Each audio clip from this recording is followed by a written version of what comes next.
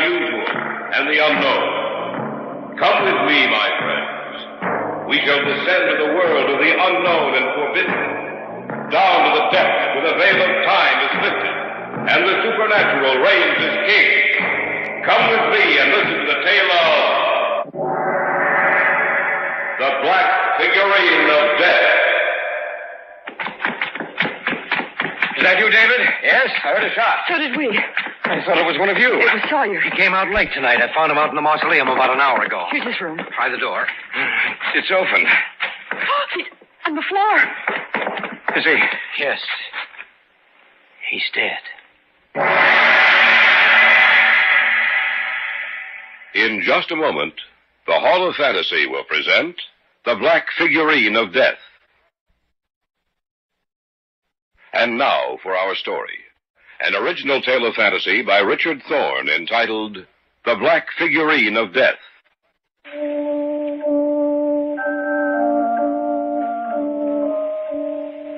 Through all the years of man's existence, no matter what he has learned or been taught from generation to generation, still he carries in the innermost depths of his mind a certain fear of the darkness. A fear of the night, which is somehow associated with death, and which in actuality is the fear of death itself.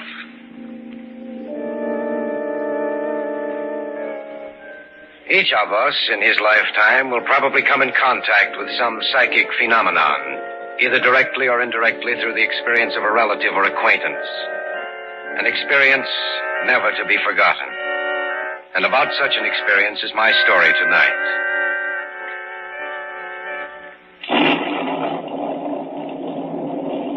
I was there with the others the night he died. We stood at the foot of the bed, Joyce and Harold and I. Amos Jansen's head was cushioned on a pillow, and in his hand he held a little figurine. You sent for us, Uncle Amos? Of course I did. Otherwise you wouldn't be here in my room, Harold. No, Uncle Amos is no... Be quiet. Be quiet, all of you. You're here too, David. Yes, sir, I didn't ask for a speech, young man. I'll do the talking if you don't mind. I must speak to all of you while I still have time. Why don't you rest, Uncle Amos? Rest? You'd like to see that, wouldn't you, Joyce? David and Harold. What? No answer from any of you? I know why you can't say anything, because it's the truth. Now, see here, Uncle Amos. Don't listen to me, young man. These last years of my life, you've all left me alone. You've had more important things to do. That is, until tonight. Tonight you're all here because you know I'm dying. You've come here like a pack of wolves, waiting for me to die, waiting for your chance to inherit my estate. Oh, that's not true, Uncle Amos. Oh, isn't it? I think it is. Don't worry. You'll inherit the estate, the three of you. But in the end, you'll wish you never had. What do you mean, Uncle Amos? That though I die, you'll see me again. All of you who've hated me. And you'll know of my presence when you see this. That's just a little figurine, Uncle Amos. You'll wish you'd never seen it before I'm through. You'll wish that you'd never known me, that you'd never been born. Before you die, you'll all learn what fear is. You'll learn how it feels to be... alone. Uncle Amos. He's dead, Joyce. Oh, no. Oh, no, he can't be. He's dead, all right. What's that? Something dropped out of his hand. Why? It's the little figurine.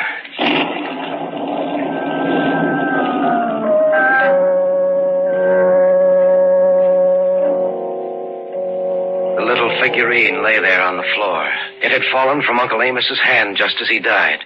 And when it struck the floor, it had broken into 3 pieces. I picked them up and held them in my hand. The pieces fitted together perfectly, much like the pieces of a jigsaw puzzle. It was a queer little figure, its arms raised in supplication, a look of fear upon its face. There was something frightening about it.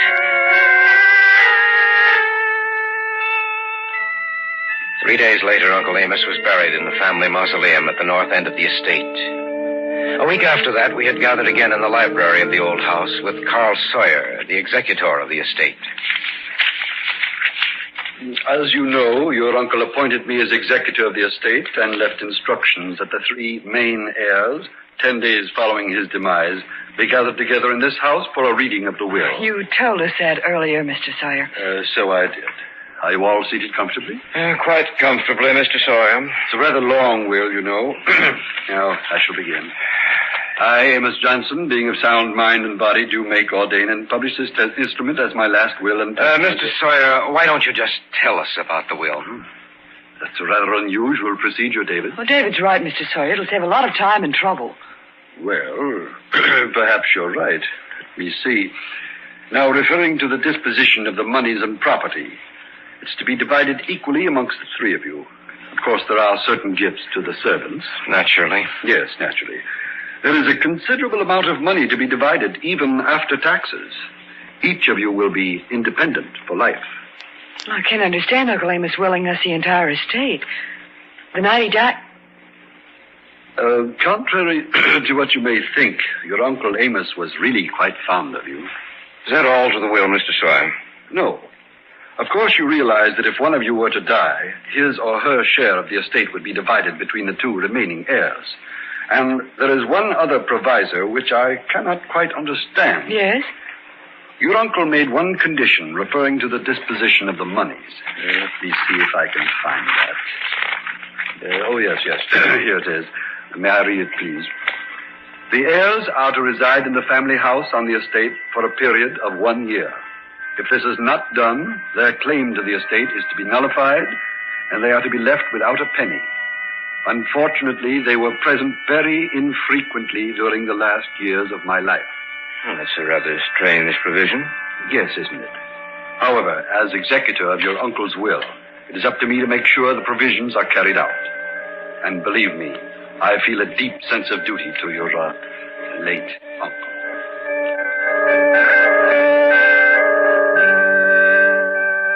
The four of us discussed the will until the early hours of the morning. We persuaded Sawyer to spend the night with us, to return to the city in the morning.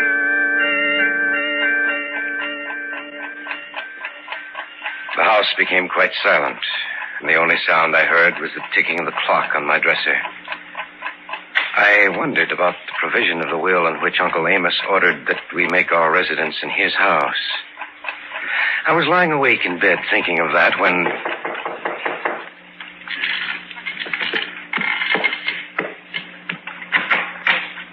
Standing outside my door in the hallway was the housekeeper. Mr. David? Yes, Emily? I found this in my bedroom tonight. Oh, let me see it. Here. Mm-hmm. It's a little black figurine, just like the one my uncle had. You can have it back now, Emily. It frightened me, so I came to you, Mr. David. How do you think it got there, Emily? Well, there's something strange going on in this house, Mr. David. And I have an idea. I know who's in bed. Who's talking out there? Oh, it's you, David. And Emily. You're up rather late, aren't you? Yes, Mr. Sawyer. I was just going to bed. If you'll excuse me. Good night, Emily. Good night, sir. I'll see you in the morning. Well, I suppose I'd better get back to bed, too. Good night, David. Good night, Mr. Sawyer. I watched him go back into his room. Then I turned and went back into mine. Emily had been on the point of saying something to me. Something that was important enough to her to make a special trip to my room. I got back into bed and wondered what she'd wanted to tell me. Little by little, sleep clouded my brain. And I was half asleep.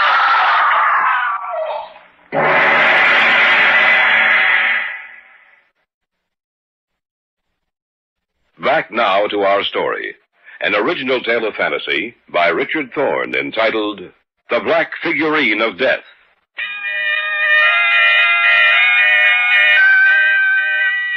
I had been just on the point of falling asleep. Sawyer, I heard someone scream. So did I, David. I heard something. I know I did. There's David and Mr. Sawyer. Maybe they can tell us what happened. Did you two hear anything? It was a scream. First, I thought it might have been you, Joyce. I think it came from the servants' quarters. Emily. What did you say, David? It'll keep. Come on. You think it was the housekeeper, David? It has to be. Maybe she was just startled or something. Well, we'll see in a moment. No, that's a room just down the hall. I hope it's nothing serious. It was serious enough to make her scream. Emily! Emily, is anything wrong? Well, try the door, David. Right. It's unlocked. The light's on in there. She's not in bed. She's... Oh, on the floor. Maybe she fainted. No. She's dead. And look, right beside her, there's a little broken black figurine.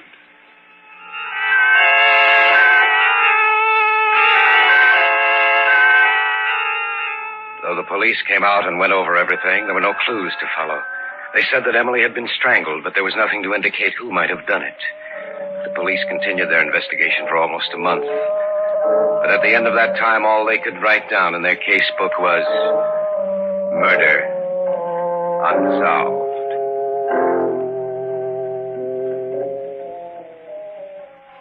One evening, about 6 weeks after Emily's death, Harold, Joyce, and I were in the living room. The police said they'd never be able to find out who did it unless something new turned up. And it probably won't. Oh, the whole thing frightens me. I still remember Uncle Amos's dying words. That though I die, you'll see me again. All of you who have hated me. And you'll know of my presence when you see this. Oh, it makes me shudder every time I think of it. I've been thinking about what he said, too, Joyce. I wonder if he could come back. You mean come back after death? Yes. Don't be a fool, Harold. Once a man dies, he's dead. Is he? I'm not so sure of that. You shouldn't talk that way, Harold. It's frightening. Would you come out with me to the mausoleum, Dave? Why? I don't know. I just want to check, that's all. Well, I don't think either of you should go. I'll go, Harold. Well, I won't. That's all right, Joyce. I won't expect you to. All right, David, let's go.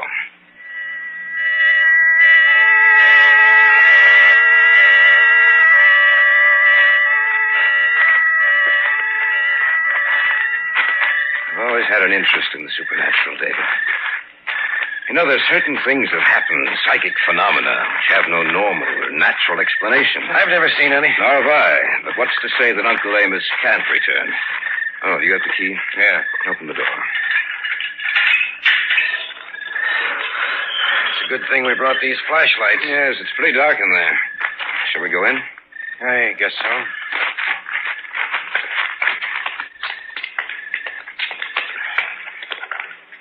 I still don't see any reason for coming in here, Harold. There may not be. Then again, He's in that crypt over there.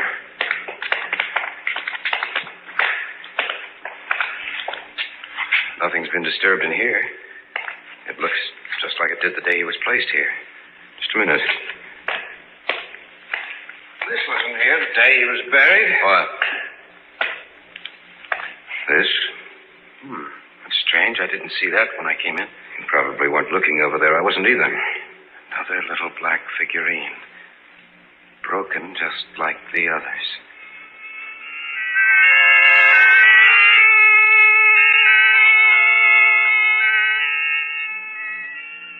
It gave me an eerie sensation.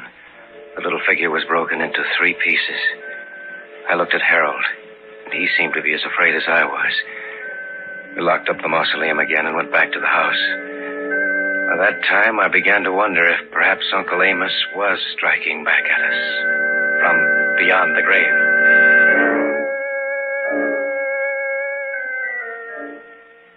We said goodnight about 11 and retired to our rooms.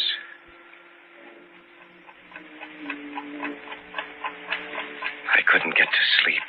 I'd fall into a half doze and then snap out of it again. I felt as if someone were watching me. That there were unseen eyes in the dark waiting for me to fall asleep. I knew it was only my imagination, yet that feeling would not go away.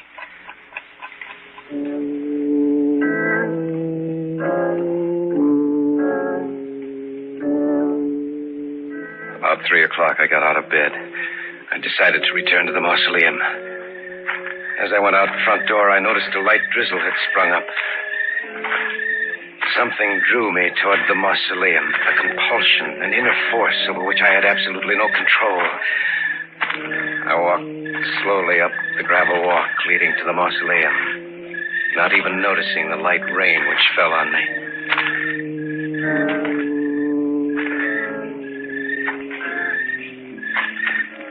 When I was close enough to see the doorway, I received a distinct shock. For the door was open, and there was a circle of light behind it. I walked to the door.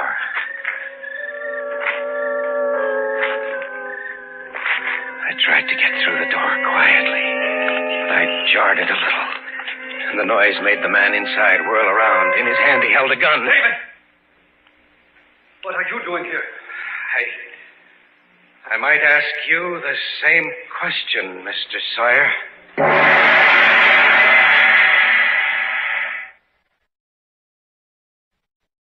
Back now to our story. An original tale of fantasy by Richard Thorne entitled The Black Figurine of Death. I had gone into the mausoleum. Standing there with a gun in his hand was the executor of the estate, Carl Sawyer. David! What are you doing here? I might ask you the same question, Mr. Sawyer. I began to wonder. I don't believe in people coming back after they die, but... Is that the reason for the gun? I didn't know what I'd find. I wanted to be safe, that's all. Now that I see it's you, I'll put it back in my pocket. By the way, David, what are you doing out here? I was restless. Harold thinks everything that's happened has some supernatural significance. All his talk made me nervous. I see. And do you think that there is something supernatural about the way Emily died? I don't know, Mr. Sawyer. I just don't know.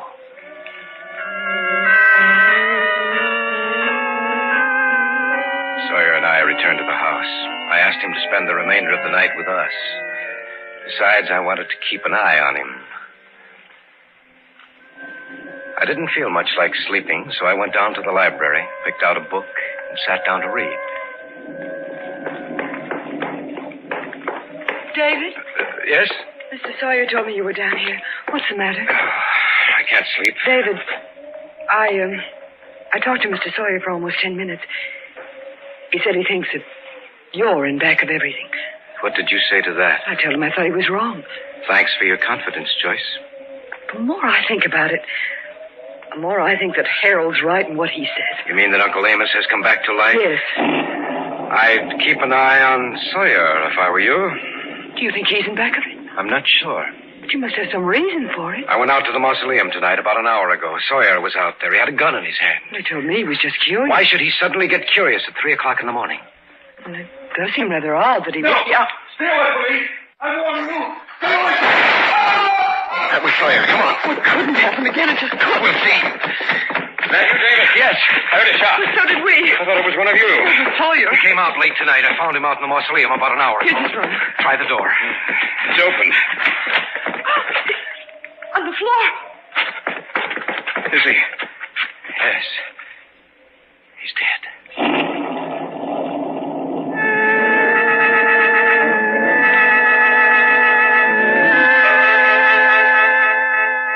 Sawyer lay there on the floor, sprawled in the grotesque position of death. By one outstretched hand was a gun, and by the other, broken into 3 pieces, was a little black figurine.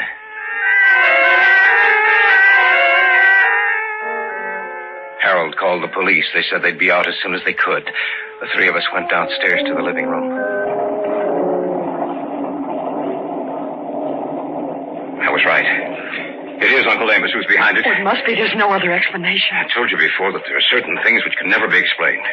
The deaths of Emily and Sawyer prove that. You don't still think that Sawyer was in back of it, do you, David? Hardly. Will or no will, I'm leaving here now. I'm not going to stay around here and be killed like the others. I'm going upstairs and back.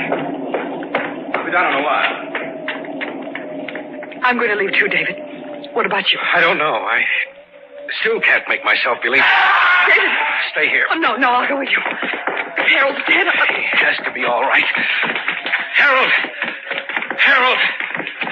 Doesn't answer. Harold! Where are you? Harold! His door's open. He'll be dead. He'll be dead just like the others. No, Joyce, he's not here. The mausoleum. Uncle Amos came and took him back to the mausoleum.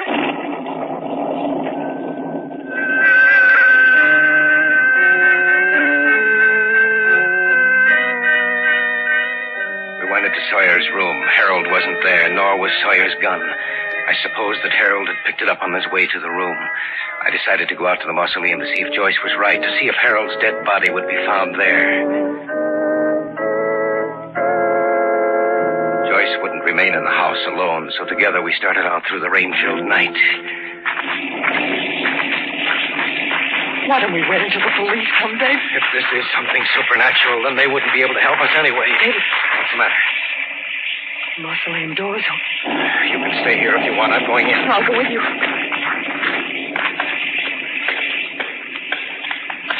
Stay close to me, Joyce. I will. I don't like it in here, David. Neither do I. But you're going to remain here for some time. That was Harold's voice. That's right. But turn the flashlight on. You can see me then. But we thought you were... Dead? Hardly. But you two will be very soon. He has a gun, David? That's right, Sawyer's gun. Plan this very carefully, David. When the police arrive, they'll find the three of you dead, and I'll be wounded. Tell them that Sawyer was behind it all, that he killed both of you out here, and that he came into the house searching for me. There was a fight. The gun went off, and he died. Then you killed Emily and Sawyer? Yes. I'm going to kill both of you, too. You don't think I believed all that hokum I fed you about Uncle Amos coming back, do you? Of course not. It served its purpose. And now you'll serve yours. Hell, look out and back up. How stupid do you think I am? Uncle Amos is coughing. It's slipping. Get out of the way, Hell. Get out of the way!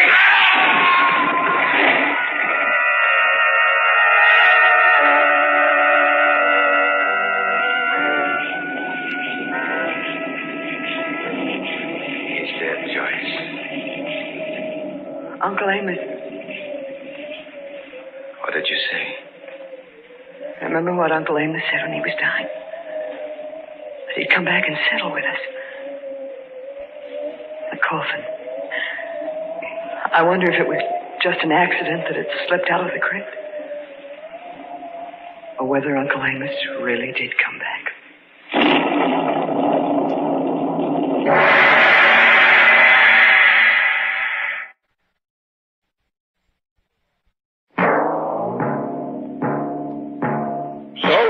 Tonight's tale of the unusual, the terrifying, the unknown. Join us again when next we journey down the corridors of the Hall of Fantasy to hear another strange tale of the supernatural.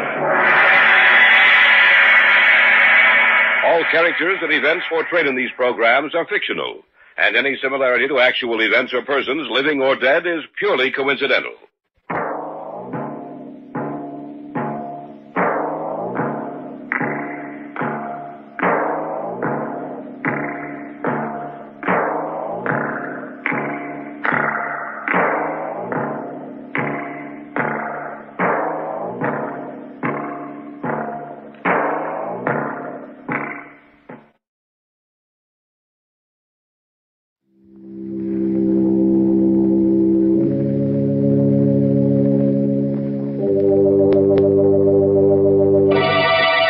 Lipton Tea and Lipton Soup present Inner Sanctum Mystery.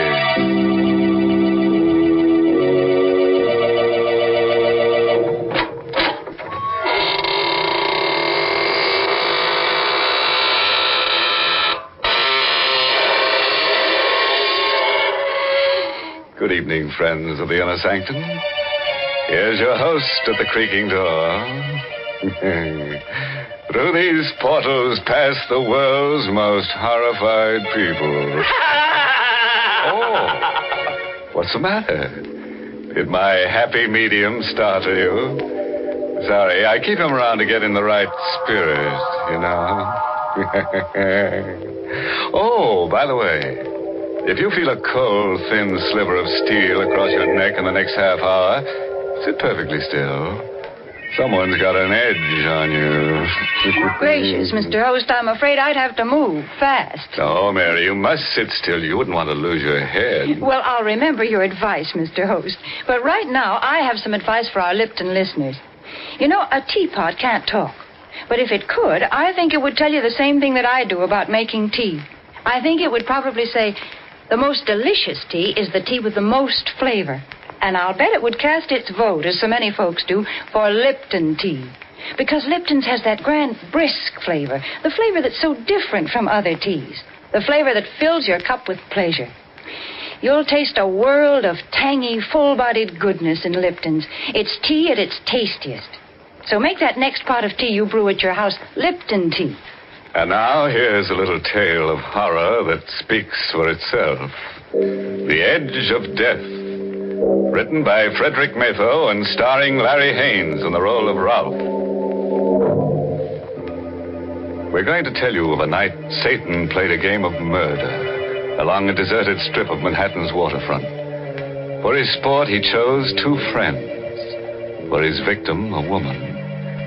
And the weapon he suggested he had long ago placed in the hands of another murderer. The weapon was a long, slender, graceful rapier, which first drew blood at the hand of Rasputin, the mad monk of Russia. Denton! Denton O'Brien! Open up! Denton! Ralph Fitkin. Well, come on in, man. What's the matter with you? You're soaked. No hat, no coat. Denton, you're my best friend, my only friend. You've got to help me. I just got back from Chicago. I was going to drop over to your shop a little later. You got back too late. You could have helped me. No, it's too late. Well, what's the matter, Ralph? What have you done? Well, what's that in the package? Why, it's the antique sword I gave you when you were married. Ralph! Naked steel always looks different. Coated with blood. Ralph, you fool. You didn't... Yes. I just pierced a woman's heart with that rapier. About 15 minutes ago. Warned you about your temper ever since we were kids. You almost killed me once, do you remember? You warned me about my hobby, too. You said I had a psychosis. That's what we psychiatrists call it. Your unnatural love of steel blades, your worship of ancient weapons and tempered steel. It's off balance. There's nothing in the world more beautiful than a piece of true hand-forged steel. It's an art as old as man. Yes, I know. We've been over all that before, but now you're a murderer. And I want to know everything that happened. It's too late, Denton. I only Maybe I can dig something out of you that might help your defense. Now, Ralph, close your eyes. Close your eyes and let your mind wander. Tell me the first image you get. Tell me every detail, no matter what. I see the wedding. Here at your house. The guests have left. Ingrid is blonde and beautiful in white satin. She's standing beside me. And you come toward me with a package. Denton. Oh, it was so good of you to make such a beautiful wedding for us. You are the best man ever. Oh, no. Maybe the second best man ever. Ralph was best today. Well, you gave me some stiff competition, Denton. I've got another wedding present for you, Ralph. I waited till now to bring it out because I didn't think the others would understand. Here, open it. Do you like it, Ralph? Is it a good one? This is a good one. Why, it's the most beautiful rapier I've ever seen. The balance and the lines. Magnificent steel. Look, Ingrid. Isn't it wonderful? It will be the very nicest sword in your collection, darling. As well as your last. His last? Oh, yes, Denton. I promised Ingrid no more auctions. And he'll keep his promise this time. I'm going to change, darling. Won't take me long. All right, darling, hurry. You really like that blade, don't you, Ralph? Like it. It's beautiful. Where did you find it? I saw it yesterday in a small, junky antique shop in the village. Little Russian fellow runs it. Oh, did he tell you anything about the blade? I mean, where he got it? No, but he said it was Russian. He said the hilt was black lacquer on rosewood and The steel was superior. He said something there. He mumbled on about wanting to get rid of it before the full moon, something about it being an evil thing. He claimed it once belonged to Rasputin, the mad monk of Russia. Say, I wonder if it did. I doubt it. Anyhow, he finished by saying that whoever owned it would have evil luck, and failing to get rid of it before the full moon, would die by violence. I'll take it back to him if you like, Ralph. No, not on your life, then. But don't mention that nonsense to Ingrid, will you?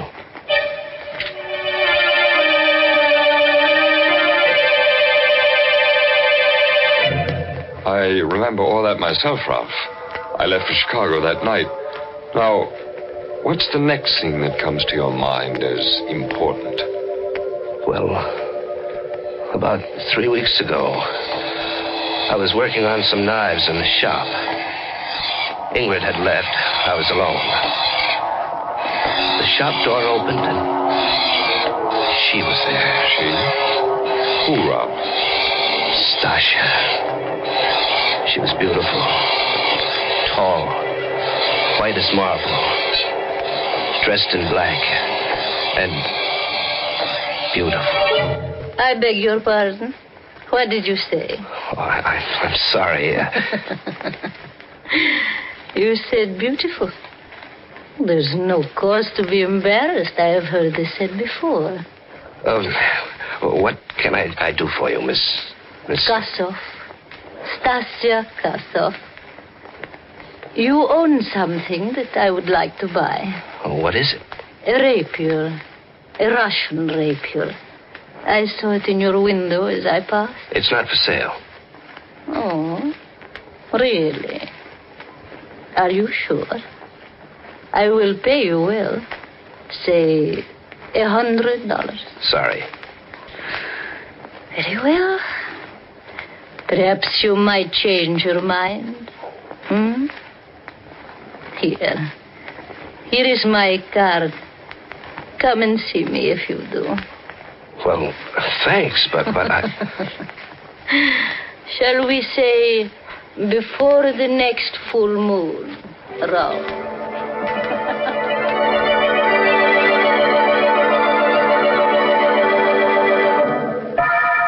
Ralph, if it weren't for that blood-stained rapier on the table, I'd say you were lying.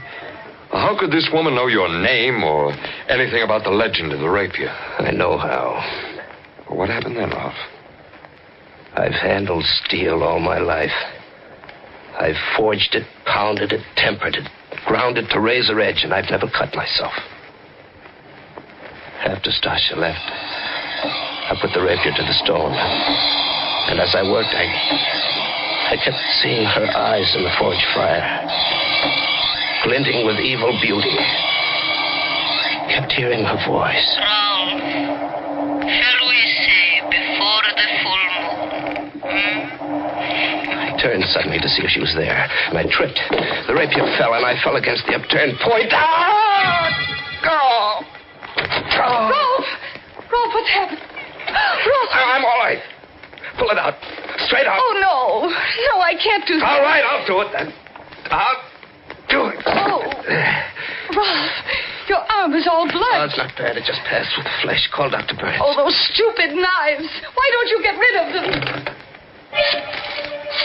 Well, Ingrid phoned. It crept over me the deadening certainty that my fate was tied to Stasha Kasov's. That death was lunging at us with Rasputin's rapier. And I was unarmed. I told Ingrid about the woman. I told her about Stasha's offer of $100 for the blade. I shouldn't have. And to turn down $100 for it, Ralph, that's the limit. Ingrid, I can't expect everyone to understand some things about my character, but I do expect you to try. I think I do understand, Ralph. I think you didn't want to sell that thing because you want that woman to come back. That was your first quarrel, Ralph? Yes. There were lots more. Things got worse. We quarreled a lot. It wasn't Ingrid's fault. I was changing. I kept thinking of Stasia. Her eyes mocked me. I tore up a card in anger, but I'd memorized the address. It was an old Dutch mansion on Littner Street. I had to see her again. There was a light in the house. And oddly enough, the front door was open a bit. I rang a long time, but no one answered. I obeyed an impulse and walked in. There was a coal fire going in the high-ceiling living room. It cast dancing shadows on a life-sized oil painting above. A cold hand gripped my heart when I saw that painting. It was the painting of a man in a monk's habit. And his gnarled hand rested on the hilt of a jeweled rapier of exquisite beauty. Yes, the man in the picture is long dead. But his mad spirit is in this room. It laughs from within you, Rolf Wittkuhn. It has seized your body. Stasia.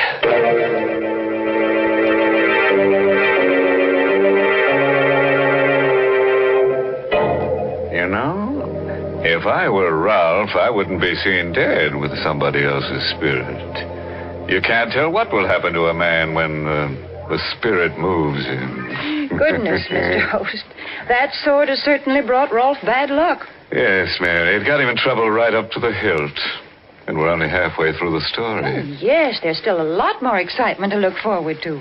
And I think looking forward to things is so much fun.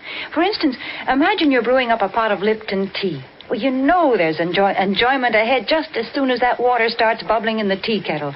The very sound of it is warm and cheerful and friendly, like Lipton's itself. And then when you lift that cup to your lips, oh, there's such a deep-down satisfaction in Lipton's brisk flavor because it's so mellow and satisfying, brimming with lively, full-bodied goodness. Yes, all those little promises of enjoyment are completely fulfilled in your first delicious sip of brisk-flavored Lipton tea. Well, you certainly have a point there, Mary. But now, back to Ralph Wittgen as he tells his friend the events leading to the murder he has committed tonight. He's telling of his first visit to the strange house of Stasia Kasov.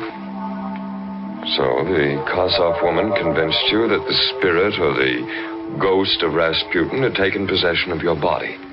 And you fell for it. Oh, I fought against believing it, Denton. But it did explain so many of the strange promptings that had been stirring me all up inside. She say anything more about it? No. I turned to face her. She was a smiling column of white beauty, sheathed in black satin. Miss Kasov, how is it? Stasia. Call me Stasia. How is it you know my name? What do you know about the rapier? Does it matter? You have changed your mind, perhaps? About selling me your rapier? No, I came to ask you about it. Oh, you came because you are confused. We will discuss it. But first, let us have some tea. Yes? I examined the room while she was out of it. On the wall across from the fireplace were 5 oil paintings. All of them portraits of men. At first, I thought the light was playing tricks. It wasn't. Each face was painted with closed eyes. Each was a study in sleep or death. You like my painting? Come and sit down. We'll have tea and talk. Who are those men you painted, Stasia? The 5 men you see in those paintings, each own the rapier you now possess. Good Lord. Then they're dead. And the dates on the paintings? Those are the dates on which they died, Rolf. Each on a day of the full moon. Each kept the rapier beyond the time he should have. More tea? Stasia's eyes were eager and wide. My ears began to ring. I recall setting the cup down. I remember Stasia's voice a long way off. Russian tea strong, my friend, and so are Russian legends.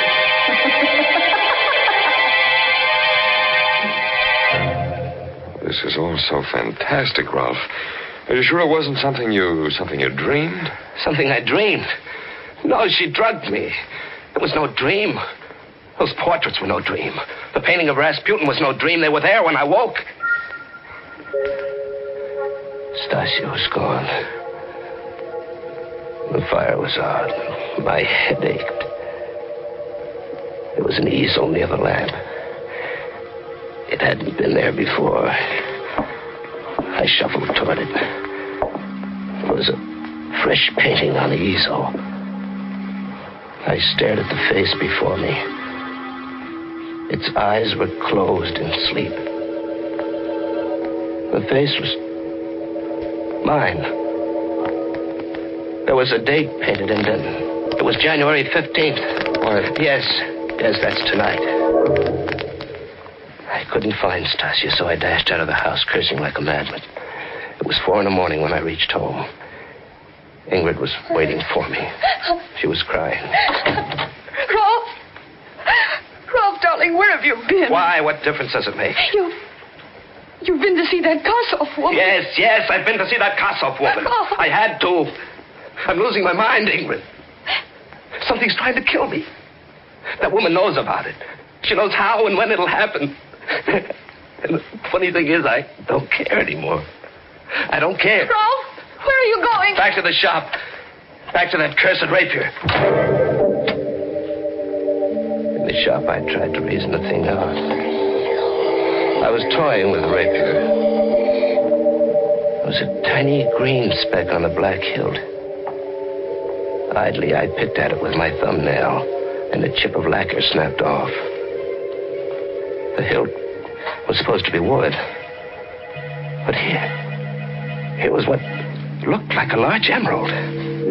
My heart pounding, I chipped and picked at the lacquer until bit by bit I uncovered the most dazzling and richly wrought collection of jewels I'd ever seen. Set in solid gold were pearls, rubies, emeralds, and a magnificent star sapphire. This was the bejeweled blade that Rasputin held in his hand in Stasia's painting. This was Rasputin's rapier. I returned to Stasia's house. Like the first night, the door was ajar. Like the first night, I walked in. I walked into the living room. I looked about. Nothing had changed. Nothing, that is, except that mine was the 6th painting, now hung beside the others. And the easel already had a fresh canvas. Stasia was already painting a new portrait. The face was indistinct, but the date was clear. 1 lunar month from tonight. I gave up and walked home with the rapier under my arm. It was drizzling and foggy along the waterfront, and I was sick inside. I kept hearing Stasia's voice locked in my brain. Tonight is the last night you may own the rapier, Rolf. But there is a way out. A way out? How? There's no way out as long as either of us lives. There is a way out, Rolf. Kill her and come to me. Tonight is the night of the full moon, Rolf. If I own the rapier, you will be safe. Kill her, Rolf. Kill her and come to me. Somebody's following me. A woman. I could hear her high heels on the cobblestones. I'd just passed that little blind alley. You know, the one about a block away from my shop. I decided to trick her. I stopped short. I spun around and caught sight of a woman in black as she darted into the alley. It was Stasia. And there was no exit from that alley. I tiptoed to the entrance and leaped into its shadows. All I could see was a large empty carton against the far wall. She had to be behind that. I gripped the jeweled handle of the rapier until it burned my hand. Only one searing thought in my tired mind. Stasia must die. I took a deep breath and drew the needle-pointed steel back, aimed at where I judged a heart to be, and thrust. Rolf. laid out, and her body slumped forward. I lit a match to see her face. But it wasn't Stasia Karsov I had killed. It was Ingrid. My wife.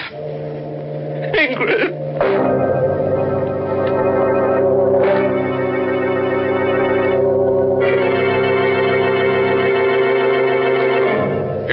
Stasia, it worked. My plan worked. Ralph reacted just as I planned it. You mean he did it? Killed A her? psychological masterpiece. He told me the whole story at my office 10 minutes ago. He killed her thinking it was you. And now that she is gone, you are happy.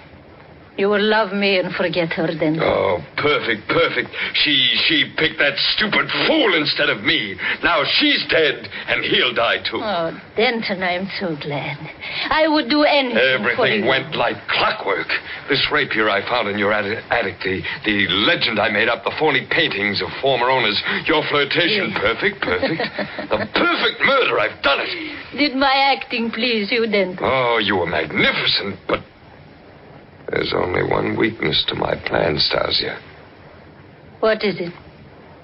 When Ralph is picked up, there must be no way for anyone to find out that you and I know each other, Stasia. I know, and no one will know, darling. Ralph's fingerprints are still on this rapier. He'll be electrocuted for one murder. Might as well be for two. Denton. No. I love you. I'm Denton. sorry, Stasia.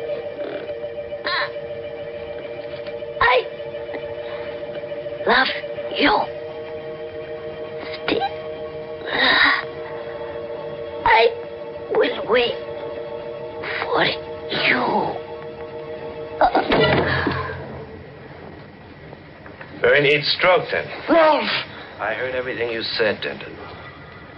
But I didn't have to, I knew. No, don't move. The gun is faster than the rapier. How did you know, Ralph?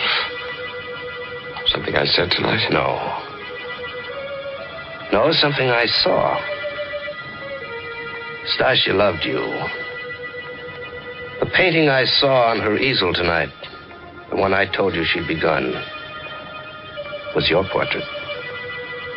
The only way I knew was because, as an artist, she was conscious of the scar on your forehead. She painted that in first. The scar you gave me as a kid. Oh, you've a lot more brains than I gave you credit for, but at least we'll burn together. Sorry, Denton. I'll have to decline that honor. Oh! Ralph, am I too late? Ingrid, no, you're dead. Ralph, everything you told me at my house tonight was a lie. No, Denton. Your plan almost worked. I told you the truth. Except for the part about murdering Ingrid. You should have studied psychiatry, Ralph. I did, Denton. I had a good teacher. You.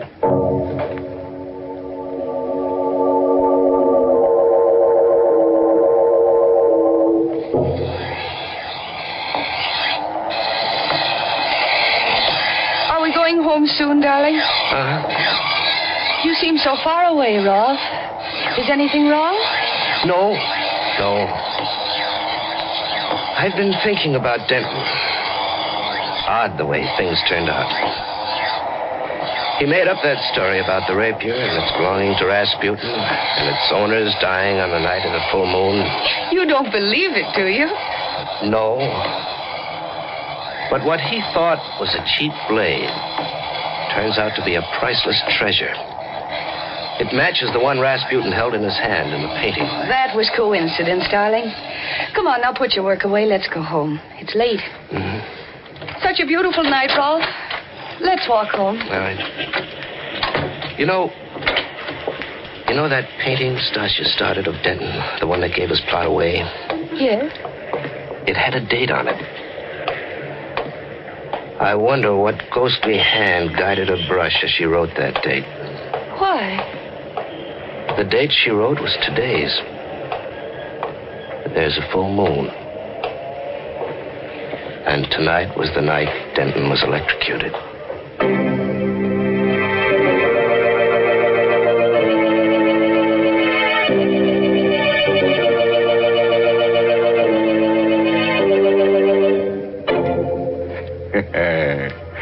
Well, wouldn't you say that's a story which gets down to fine points? Happy ending, too. Yes, you get a ghost-to-ghost hookup between Stasia and Denton. Ralph and Ingrid get an Exhibit A worth a few bucks and go back to the old grind. Well, I'm glad Denton's plot didn't work. Yes, Mary, but if it had, Ralph would have had a plot of his own, in a cemetery. After all, that's one of the best-selling plots I know of. Oh, nonsense, Mr. Host. If you think that's the kind of thought we want to leave our Lipton listeners with, you're quite wrong. Here's a much better thought for folks to carry away with them. Tomorrow, when you visit the grocer's, get a package of Lipton tea. Buy it, try it, and see if you don't agree that Lipton's brisk flavor gives you extra enjoyment. Oh, yes, there's a great treat in store for you when you first taste Lipton's full-bodied, zestful goodness. Ask your grocer for a package of Lipton tea tomorrow.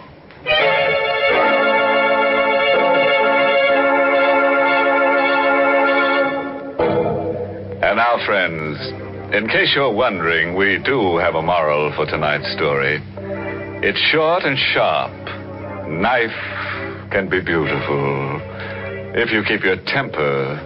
And look out for people with an axe to grind. They may be trying to get ahead of you.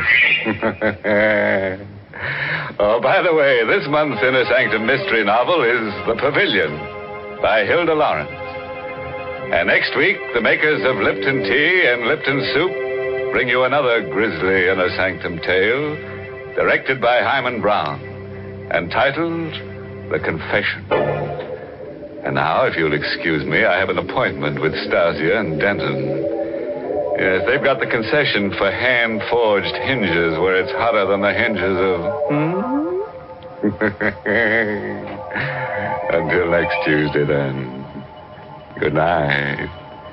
Pleasant dreams.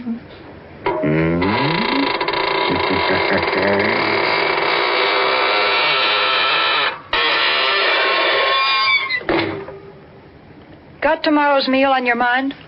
Well, how about letting me make a suggestion? Now, here's a real menu masterpiece that the whole family will love. It's Lipton's Noodle Soup, a grand soup chock full of wonderful, fresh-cooked chickeny goodness. Lipton's Noodle Soup is prepared with ease, ready to please in just a few quick minutes. It's economical, too. It costs less and makes lots more than canned soups. So ask your grocer for Lipton's Noodle Soup Mix. And don't forget to tune in next Tuesday night for another Inner Sanctum mystery. This is CBS, the Columbia Broadcasting System.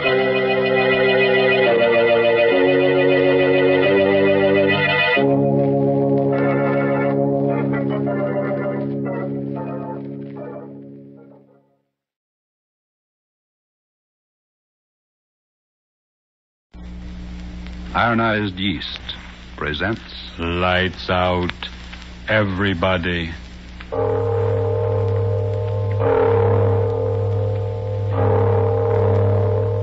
It is later than you think.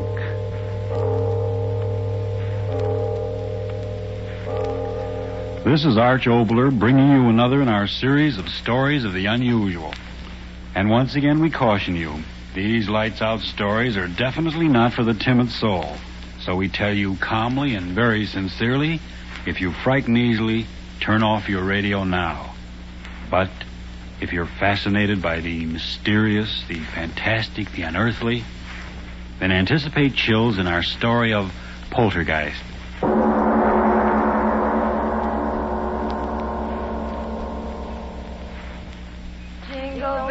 Jingle bells, jingle all the way. Oh, what fun it is to ride in a one-horse open sleigh. Hey, that was swell. Now let's go to town.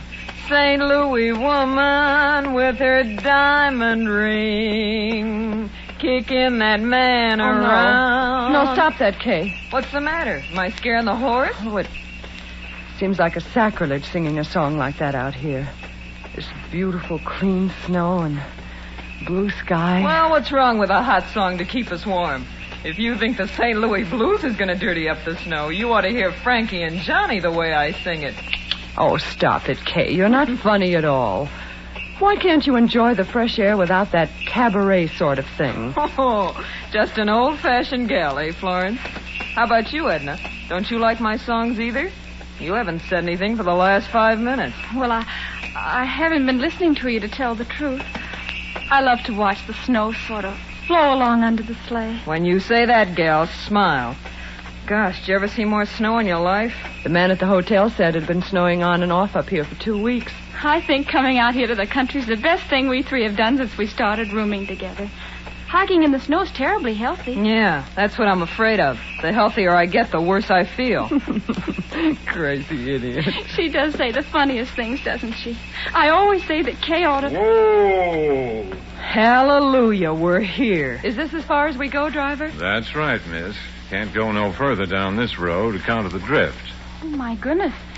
The drifts are too deep for a horse. How can we walk through them? I second the motion. Well, you young ladies don't have to worry none so long as you keep going down the valley over there. Snow ain't piled up that way all the way to Ma Jenkins. Oh, well, that's marvelous. Come on, girls. Let's get started. So long. Take care of yourselves, girls. Come on, Edna. Goodbye, Mr. Cal. Listen to the snow talking at us. It's very dry snow. Our feet rub particles of it together, and the friction makes a sound. It's kind of scary, isn't it? Why? Oh, I don't know. It's just as if the snow was sort of trying to talk to us. I mean, as if it was angry at our trespassing. Hey, don't tell me we're trespassing. I don't want any country squire taking any pot shots at my constitutional amendment with rock salt. No, thank you. Oh, don't talk nonsense, Kay. We're not trespassing. Why, this path through the valley here over to Mrs. Jenkins' house is the favorite hike of everyone who comes up this way during the winter. What's Mrs. Jenkins got anyway that makes people walk their feet off? Wait till you taste her cooking. Eat. Oh, boy, let's go. It's awfully quiet out here, isn't it? Oh, that's the glory of it. I've had the roar of the subway in my ears so long. Okay, don't walk so fast. Come on, look what I found. Oh, come on, Edna. Oh, please. Let me take your arm. I'm getting out of breath. Well, take it easy. There's no hurry. Well, what is it, Kay? Look, through the circle of trees here. Look what I discovered. Well, isn't that interesting? It's a sort of a natural amphitheater. Sure. Say, who was this guy, Daniel Boone? What's an amphitheater? Well, that means an oval circling place with rising tiers of seats. It's, you know, like that place we went to for the horse show. Oh. Back in the times of the Greeks, they had outdoor theaters. Listen to the professor. They made use of places just like this where the ground sloped up and made a sort of a natural arena or stage below. Theater. That's an idea. Sit down, gals, and I'll give you a special performance of the Kay Follies. It's awful snowy here, isn't it? I'll trample it down with my spring dance. Welcome, sweet spring. Isn't she a nut dancing in the snow? If I had that girl's energy. She's really graceful, isn't she? I'll bet if she went on the stage, she could... Kay! She fell. Kay! Oh. Kay, did you hurt yourself? Oh, did I land on my dignity? Here, give me a hand. Here, I'll help you.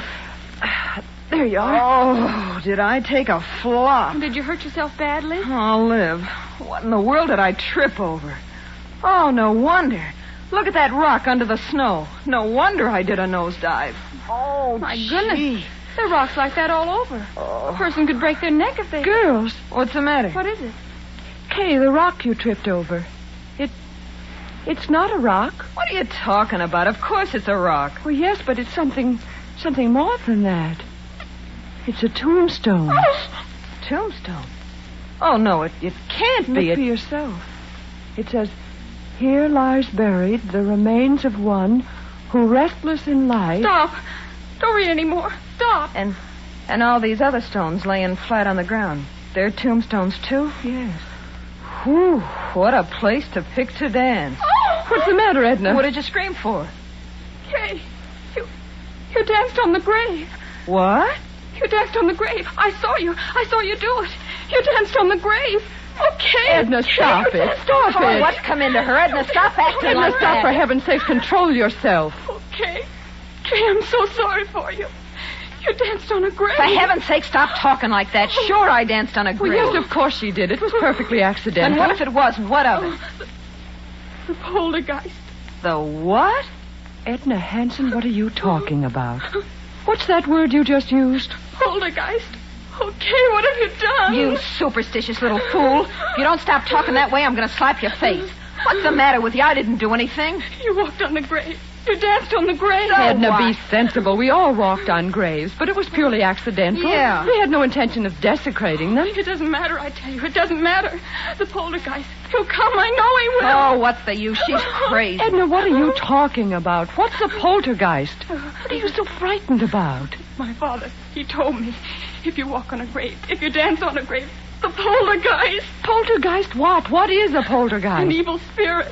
It comes out of the grave. It kills. It destroys. It'll kill us. It'll kill us all. Stop it. It throws things Oh, out. please, lay off that. Will you, Edna? But it won't get me. I'll run Edna, away. come back I'll here. run away. She's gone insane. I'll get her. Edna. Kay, catch her. Edna, don't run away. Nothing will hurt you. Nothing. Oh, Edna, look out. Kay, what happened? That stone. It hit Edna. Edna, open your eyes. Blood all over her face. Kay, who threw that stone? Who threw it? I don't know.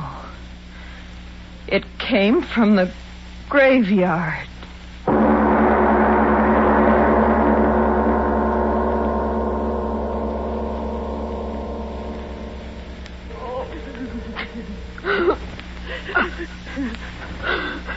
Now, girls, take it easy. Take it easy. Oh, Doctor, she won't die.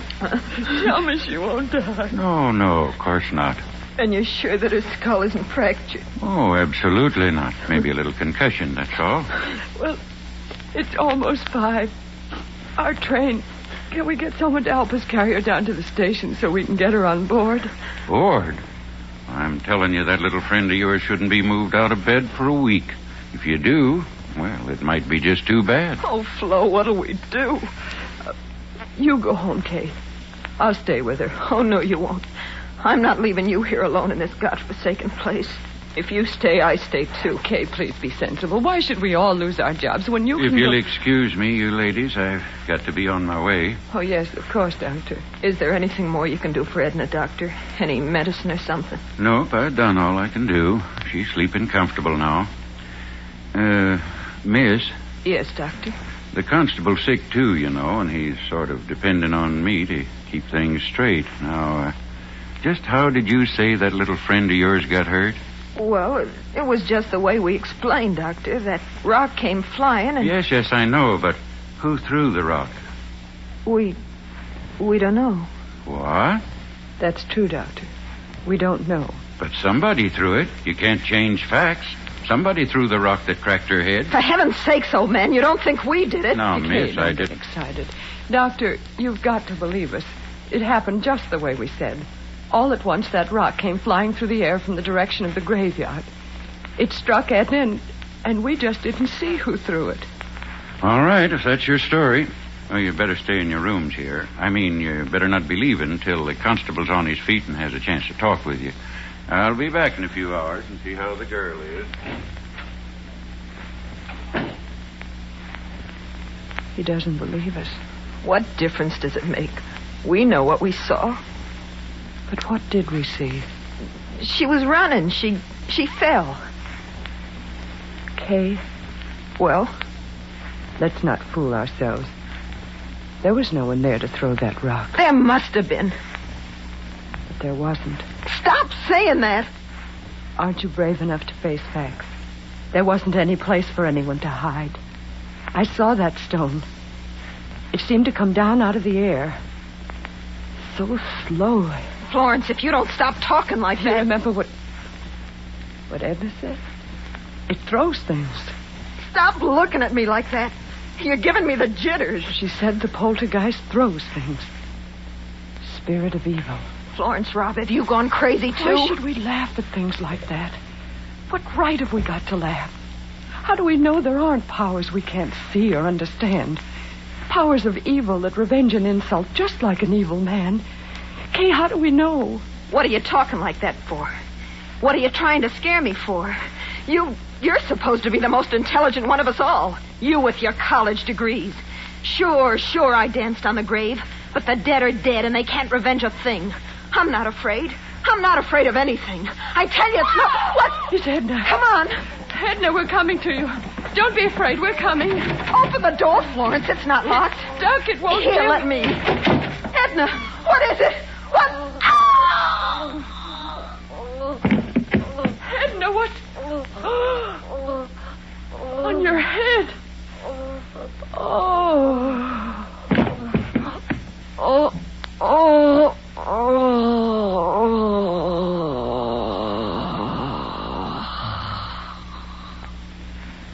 Hey, what's going on here? I run a decent place, and I don't want you...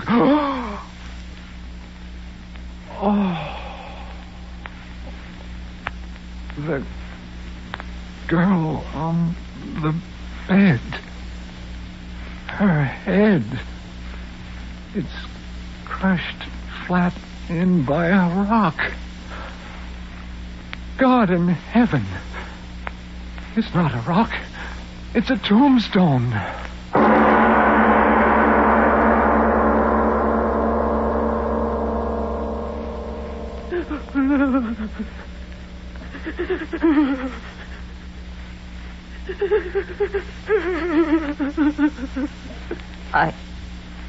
I wish I could cry, but I haven't got any more tears. Oh, Edna. Florence, darling, please. You'll kill yourself if you keep on like that. Oh, if this horrible night would only end. It was my fault. Mine. I was the one who got her out here. She didn't want to go. She hates the country. But I made her come. I made her. No, you're not the one to blame. I am. I danced on the grave. But she was so good. So sweet. Oh, why does it have to be Edna? Why? You're right. It wasn't right for it to be her, was it? No. I did it, not her. I did it. I danced on the grave. I danced on the grave. You can't deny what you see with your own eyes. But I tell you, Doc, nobody could have carried that tombstone up the steps without me seeing him, could they? But there it is, ain't it? Yeah. There it is. Either somebody's playing a terrible joke or... You don't have to say it, Doc. I know. That's just the trouble. You don't know, and I don't know, and nobody knows. Yeah. And that tombstone. Well, what about the tombstone? I ain't quite sure, but that's a tombstone out of the old burying grounds up at the bend. You're crazy. No, I ain't either. Well, that place is a good 3 miles from here. Yeah. I know. Who could have carted a heavy stone like that for 3 miles? Yeah. Who? Stop looking like that, you flap-eared old fool. Human hands carried that stone in here and killed that girl? Sure. Yeah, the constable will find out who did it the minute he's on his feet again. You wait and see. No, he won't, Doc. You're smarter than me and all that, but this time you're wrong. There ain't nobody that takes in breath and leaves out breath like you and me, or the constable's going to find out who killed that girl. You know that, Doc. Oh, stop talking. I wish the constable was here and this night was over. It's been a terrible night. Terrible.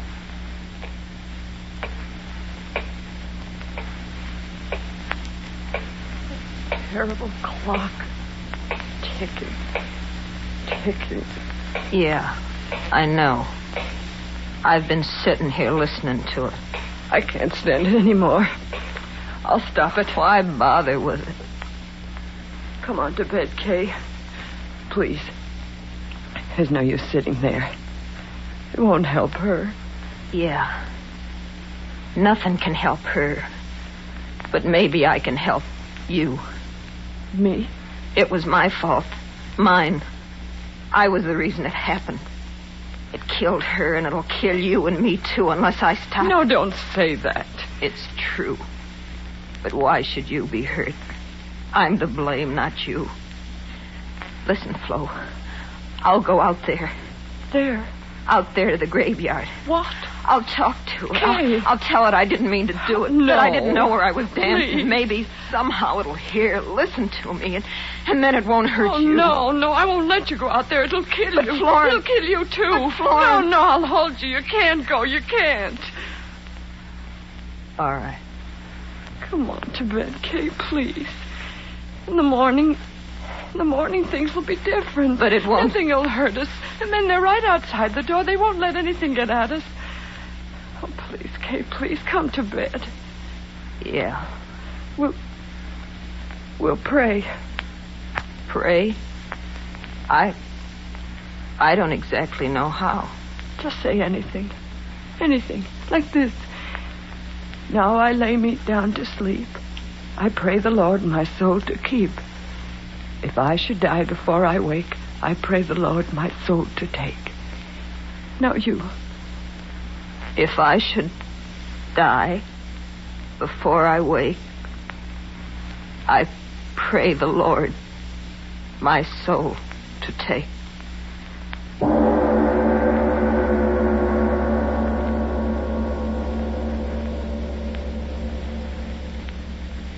Kay? Kay, are you asleep? I can't sleep anymore. Kay, tomorrow, when it gets light and everything, do you think people will believe us? Do you think so, Kay?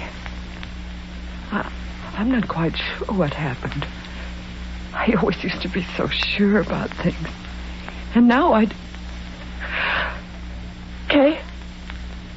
Kay, where are you? Kay, where... The window. She went out the window. She's gone out there.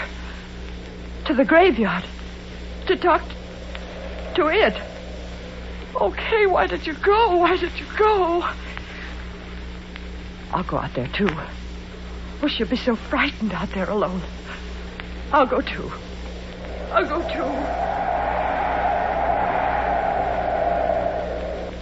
Oh, so cold.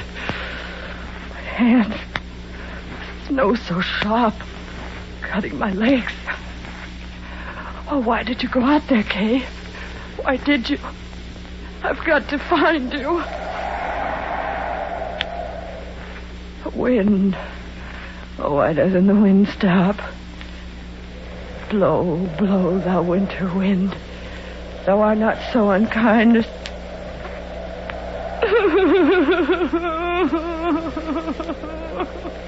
Oh, I've got to find you, kid. I've got to find you. It's snowing. I love snow. Edna didn't like snow. Where are you, Kay? Where are you? I've lost my way. I've lost the road. Where are you, Kay? Kay, where are... Oh, Kay. I heard you, Kay. I heard you. I'm coming to you, Kay. We'll talk to it. We'll talk to it together. We'll tell her we didn't mean any harm, won't we, Kay? Won't we? Poor Edna. We can't help her, Kay. We can't help Edna. But I'm coming to help you, Kay. I'm coming. I'm coming. Florence. Here I am, Florence. Yes, I hear you. I hear you. I'm coming, darling. I'm coming to help. I'm coming to help you. I'm coming. I'm coming. I hear you. I hear you calling my name. I hear you. Yes. Here we are, Florence. This way, Florence. Yes. Here we are. Yes, I hear you. I hear you. Where are you? Where are you? This way. No!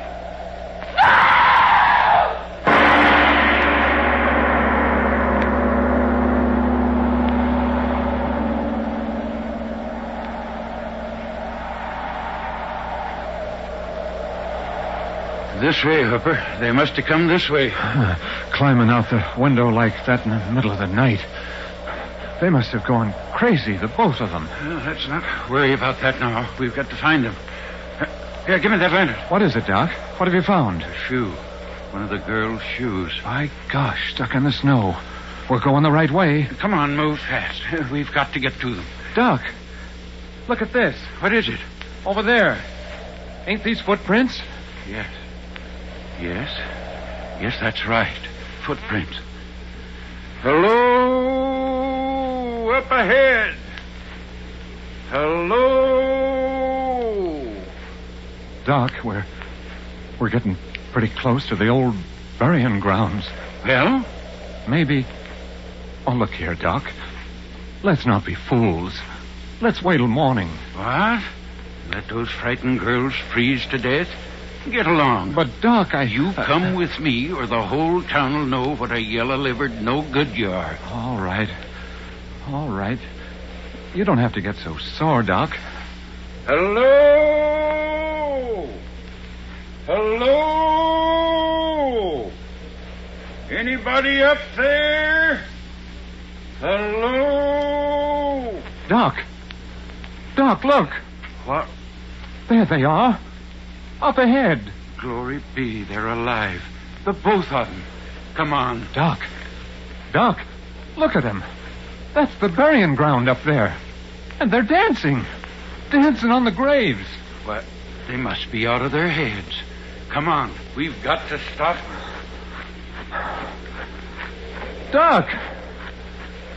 Doc, wait for me.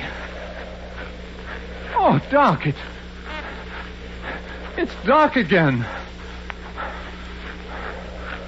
Where are they, Doc? Where are the girls? Have they stopped dancing? Yes. Huh? They've stopped dancing. Did they ever dance? What are you talking about, Doc? We saw them. We saw them dancing in this place with our own eyes. Did we? The moonlight. Here it comes again. See with your eyes again. Oh, no. Both of the girls froze stiff to the ground, each with her head crushed by a tombstone.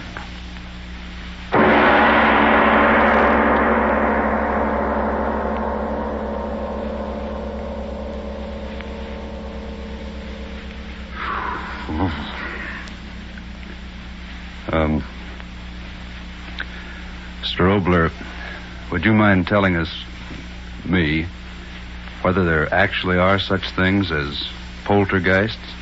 All I can tell you is this. There are authenticated records in existence that, in the city of London on the 27th day of April, 1872, from 4 in the afternoon on a Thursday until 11:30 at night, a certain room in a certain house was deluged by stones thrown from no apparent source. The London police surrounded the house, but they found no trace of whoever or whatever was throwing those stones with a murderous violence. I see. So much for poltergeist. But what about next week? Well, anything can happen, but specifically next week, Mungara. A strange title and a strange story. The power of suggestion. The dictators have shown us to what evil purposes that power can be used. Well, next week, a man who, but that, as usual, is next week. Yes. Lights Out, written and directed by Arch Oboler, will come to you again next Tuesday at the same time. Be sure to listen for the amazing story of Mungara.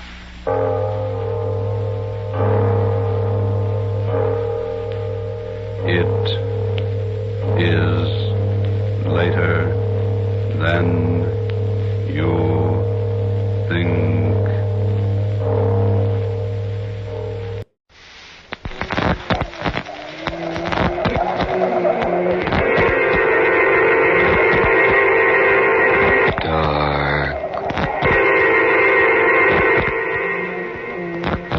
Arrangements.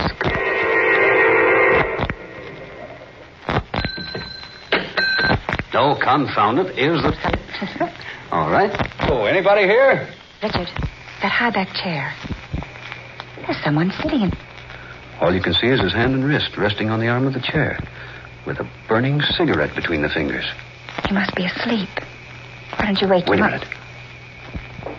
Richard. The cigarette. It's burned down to the man's fingers. What? Whoever that is over there, he's dead. Did you ring, sir? Oh, I say. Oh. Are you the innkeeper? I'm sorry I was so long, sir. We're short-handed these days. I was outside. Couldn't come any sooner. There's a dead man over there. What was that? A dead man. Sitting right over there in that chair. What? Well, he's gone. But Richard. Did you say a dead man, sir? Yes. He was sitting there in that He chair. was there. My wife and I both saw him. Must have been the shadows from the fire, sir. I say, come here, will you? Are you looking for lodging? What is it, dear? Come over here. All right. There was someone here. Certainly there was. We both saw him. Look, there on the floor by the arm of that chair. A burning cigarette. Yes, the one we saw burning in the dead man's hand. Yes. I say, innkeeper, come over here. Oh, I didn't see you follow us. Look, we saw the man from over at the desk. All we could see was his arm and hand, with a cigarette between his fingers. And that's the cigarette down there, still burning. And it was burning the man's fingers. I'm sure you're both mistaken, sir. There's been no one here in the lobby. It was merely the shadows from the fireplace. Then how do you account for that burning cigarette there on the floor? One of the guests probably dropped it, sir, by accident before retiring. But I tell you, there was someone sitting in this chair. Then, since he's not here now, it may have been the aunt. The haunt? Yes, miss. Folks call him the ghost of the Pig and Hammer. No, come now. Don't start any nonsense about ghosts. His name was Trafalgar. First or last, I don't know which. No one remembers. He built this old wayside inn more than 200 years ago. Married his girl, he did, just after it was finished. And the night he moved in, he was murdered in cold blood by one of the girl's rejected swines. Killed Trafalgar for revenge, he did. Right here in this room. While His Honor was smoking his last smoke before retiring. Oh, then it was the ghost. Could have been, miss. Could have been. Folks claim they see him every now and then, though I can't say I has. I say, look. Yes, Governor? There, on the back of that chair. Isn't that a spot of blood? Well, no, I don't rightly know, sir, but... Well, yes. I believe you're right, Governor. Oh. The man was stabbed in the back, he was. Through the heart. Seems that spot there would be just about where he would leave blood behind, was he to sit in this chair here. Oh, Richard, let's go. Oh, so you've seen him, too. Well, that makes 3 times this month. Seems like he's making quite a habit of visiting us lately. Oh, shall we go, dear? Yes, Emily. Right away. Will you two be wanting a room for the night? Oh, sir? no. No, we're looking for a place called Maryvale. Maryvale, you say? Yes, we thought we had the right directions from Effinshire, but we ended up here. We seem to have lost the way. Oh, no, Governor. You just haven't gone far enough. Maryvale lies about 20 kilometers to the west. How far is that in miles? About 12, 13. Then let's go on, Richard. We can make it in 20 minutes. The road is not so good, miss. Take probably 45 instead of 20. Besides, Maryvale hasn't been occupied for nigh on to 6 years. You say it hasn't? Oh, no, sir. But we understood it had been occupied by a Miss Priscilla Longacre. Yes. Miss Longacre died about 4 months ago and left Maryvale estate to me. When I managed to clean up my affairs in Madrid, we came up to retire and live on the estate. I was with a British concern in Spain. But now I've resigned and come up here. Till I got that message, Well, I didn't even know I had an aunt living in England. You say her name was Priscilla Longacre? That's right. She died late in December. A day or so after Christmas. Priscilla Longacre has been dead for 5 years. No. What? Indeed she has, Governor. At least folks say that. 5 years ago, she telephoned here to the inn, she did, and asked for Dr. Riley. He answered the call and found her dead. So he come back to make a report. But when the authorities got to the place, the body was gone. Some say it was stole. Some say the old lady become a zombie. Oh. Anyways, she was never seen again. And Maryvale was closed up because nobody knowed who was kin to the old lady. But that's impossible. Why, I was notified early in January of her death. Who notified you, Governor? Why, the man you just spoke of, Dr. Hiley. You couldn't have been notified by him, Governor. Why not? Because he died 2 days before Priscilla Longacre. But I have his letter. Oh, have you now, sir? Well, yes, of course. Outside in my car. He said he would meet me at Maryvale tonight. Then maybe you're going to see another ghost before the night is finished. Eh, Governor? Richard, please, let's go. Yes, dear, right away. Now, look here, innkeeper. Is what you've been telling us the truth? Of course it's the truth, Governor. Why would I be telling you things what ain't true, huh? Then there hasn't been anyone living in Maryvale for 5 years. And Dr. Hiley has been dead that long, too. That's the gospel truth, Governor. You'll see so for yourself when you get there. Well, that's where we're going. You say it's about 12 miles. About that, Governor. You'll come to a fork just around the turn, up a ways. Take the left one. The other goes to London. Right. Come along, Emily. Yes, dear. If you need anything, my name is Jason. You can telephone here if you like. Just ask for the pig on the hammer. Yeah, all right. Thank you very much. Yeah, I say, this wind's strong. Come up in the last few minutes. Richard. Yes, dear? Did you notice that man's hand? The right one? No, dear, I didn't. Why? There were deep, angry burns on top of his forefinger and the middle one. Like burns a cigarette would make.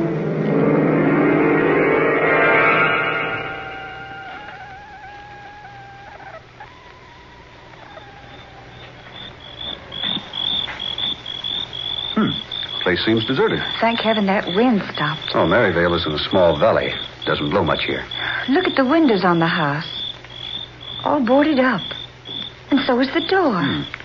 Looks weird in the moonlight, doesn't it? Richard, is there a hammer in the car? No, I don't think so. Why? Well, you'll need one if we're going to get inside the place. That's right. Those boards seem tightly nailed. There might be something in that shed. Where? Behind us. Oh, yeah, sure. Come on. Let's have a look. Look. It's not nailed up. What? The door's hanging open. Mm-hmm. Richard. Yes, dear? We're not alone out here. What? I feel it. Someone's watching us. Maybe it's the cigarette-smoking ghost of the inn. Darling, I'm serious. I feel someone watching us. You know, if I were the uneasy type, you'd scare me half to death. I mean it. I'm frightened. Oh, come now, darling. I think we'd better go back to that town where we stopped for dinner. Nothing doing. I wouldn't brave that road again for anything. Come on, here's the shed. Still got the matches I gave you? Yes, but let's don't go inside, please. Why not? I just don't want to. But we've got to find something to break away those boards from the door up at the house. Well, come on. I've got the candle. I wish I had a flashlight. Richard, don't. It's all right, dear. How about a match? Oh, Richard. Come on. Give me a match. Oh, all right. Here. Good. There should be an old length of pipe or something in here we can use. There we are. There. Candle's lit. Will you hold it, dear, while I look around? Richard. What's that? Over there in the corner. Those black boxes. Boxes? Oh. Richard. They're coffins. Coffins? Oh, nonsense. They are. They're painted solid black. Look. 3 little silver handles. You may be right. 3 handles on this side, too. They are coffins, Richard. Yes. Yes, they are. And new ones. What in the world are they doing out here? Let me have the candle. Look. Aren't those silver inscription plates on the lids? That's what I want to look at. Here now. There. Oh, Richard, I'm frightened. Good Lord. Why, this plate says Richard Longacre. Oh. And the other one? Emily Longacre. Died May 15th, 1942. Well, that's today. Richard! The light. Emily, what happened? Oh, the wind blew out the candle. Richard? Richard, is that you? What? Is that you moving about in here? No, I'm not moving. I thought it was you. Here, where are you? Richard! Emily, where are you? She's not here. She's gone. Candle. Must be on the floor here someplace. Has to be here someplace. Must have light. I say. Longacre. Who's that? Is that Richard Longacre? Yes. Thank heaven. Who are you? Quiet. Don't let him hear you talking. Who are you? Can you get a light going? Yes. I found the candle. See if I get a match. Yes, here. What? No one here. No one in the shed but myself. The door's closed now. Good Lord. The lid. The lid on that coffin. Moving. Something inside pushing it up. Slowly pushing the lid up. Pushing it up. Quiet. Fool. Take this confounded lid, will you? Well, don't stand there looking like a stupid country bumpkin. Take this lid so I can get out of this cursed casket. Who are you? How did you get in there? Will you take this lid, you fool? Sure. All right. There. Now, help me out. Sure. Give me your hand. Here. There. How long were you in that thing? Oh, heaven only knows. Hours before you and your wife came into the shed. My wife? Where is she? I have a pretty good idea. Where is she? I rather imagine he's got her. He? Who? Stuffy in that box. Who? Where's my wife? There, you fool. If he comes back and finds me here... Who are you? Tell me what you know. My name is Warren Hiley. Hiley? Yes. Dr. Hiley. The one who sent you the notice of your aunt's death. But he said you were dead. He? The innkeeper. Oh. Jason. Yeah. That was his name. Jason. I rather imagine he would tell you I'm dead. You see, he thinks he killed me. What? Yes. 5 years ago. He lured me out here to attend to the occupant of Merivale, Priscilla Longacre. My aunt? Yes. I found the woman dying. Someone had attempted to murder her. Someone did. I couldn't save her life. The innkeeper? Exactly. He attacked me. Left me for dead. But I recovered. And I hid the body of the dead woman and found a place to hide myself. But why? Why what? Why did you hide out? Why didn't you return and accuse the innkeeper of murder? I had no proof. Besides, I was always devoted to Miss Longacre. I wanted to find that motive behind the crime. I did not know it would take 5 years to do so. What was the motive? It's not a novel one. Jason wants to buy Maryvale because somewhere on this property are buried more than 3 tons of silver. Silver? Yes. It was brought to England from France during the Revolution. Its owners were captured and executed, and the silver finally became a legend. But now, I have discovered it. Here? On this property? Indeed, yes. Would you like to see it? Now, look here. I'm not interested in silver until I find my wife. Where is she? I think I can take you to her. Well, then suppose you get about doing it. We must be most careful. Here, hold the light over here. Oh, sure. Here, help move this straw aside. Hey, careful of the flame. There. That trap door. Yes. Quiet now. Very quiet. All right. I'm going to open it. All right. Careful now. Give me the light. You go first. All right. I'll follow. Be careful. Careful at the bottom. There's a quicklime pit just a few feet from the bottom of the ladder.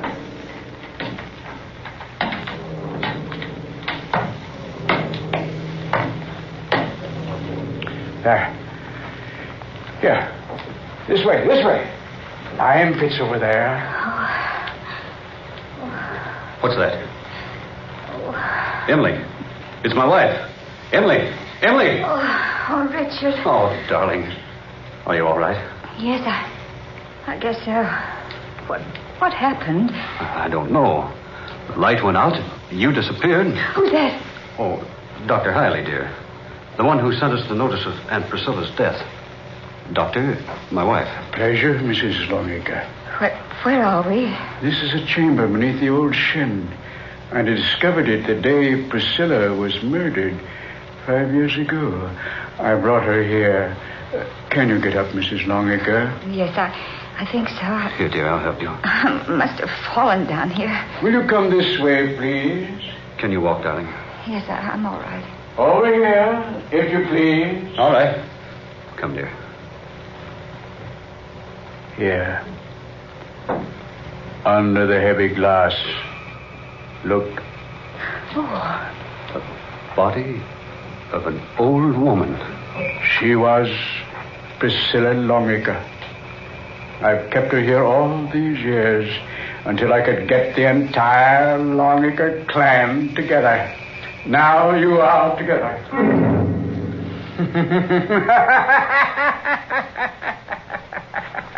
I waited for this day. 5 years I waited. Richard. Look here, Dr. Hiley. Jason. Yes, Doctor. Jason. The innkeeper. Watch them closely, Jason. I'll watch them, Doctor. Richard. You, Dr. Hiley. You told me Jason wants to buy Maryvale.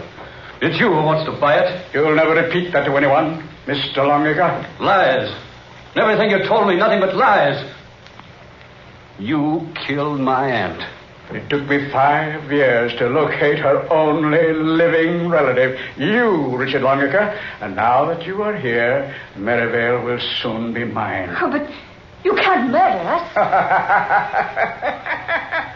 And no one will ever find either of you in the lime pit. Oh, no. No. Your coffins are prepared up above there. Tomorrow there will be a funeral, but your bodies will not be in the casket. Oh, Richard. Do I get my pie now, Doctor? Oh, yes, Jason. Of course. Here. Oh. You've killed him. No such luck. Merely rendered him unconscious. But he'll never regain consciousness. What are you going to do with him? The lime pit will take short work of him. Oh, no, no. Get back. You'll join him soon enough. Oh, don't do that. No, wait. Stop. I'm turning for for you to fall into that pit.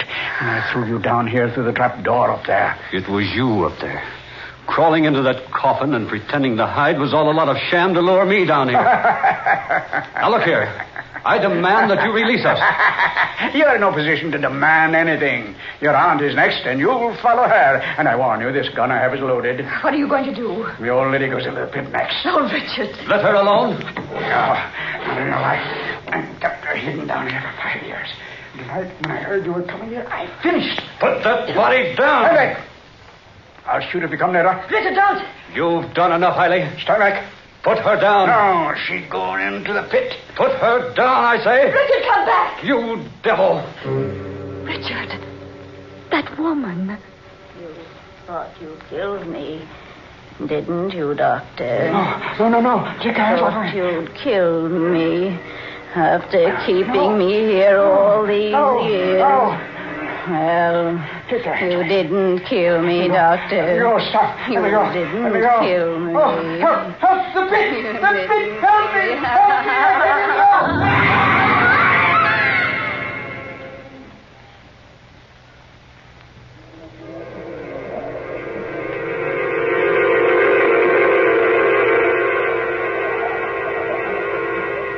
Dark fantasy.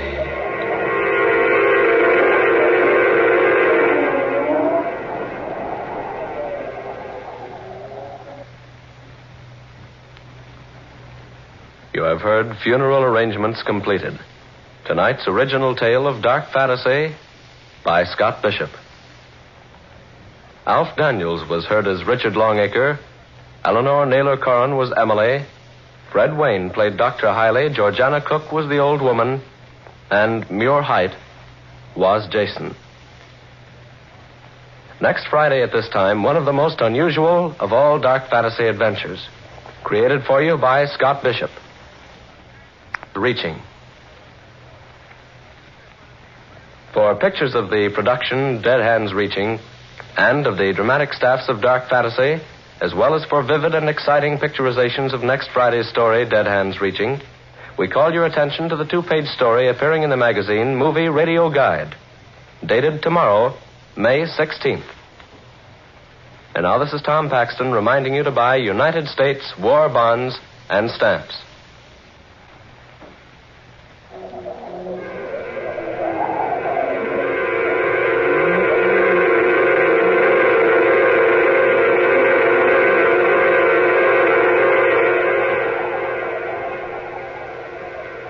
Dark Fantasy comes to you each Friday night from Oklahoma City. This is the National Broadcasting Company.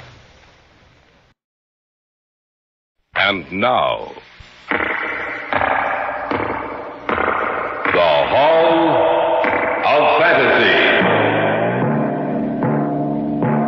Welcome to the Hall of Fantasy. Welcome to the series of radio dramas dedicated to the supernatural, the unusual, and the unknown. Come with me, my friends. We shall descend to the world of the unknown and forbidden, down to the depths where the veil of time is lifted, and the supernatural reigns as king. Come with me and listen to the tale of The Hangman's Rope.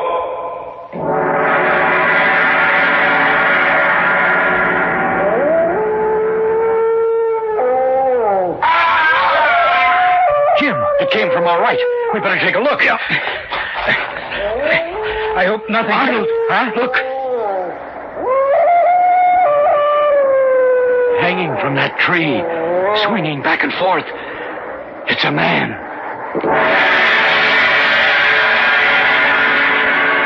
The Hall of Fantasy will present The Hangman's Rope in just a moment. And now for our story, an original tale of fantasy entitled The Hangman's Rope.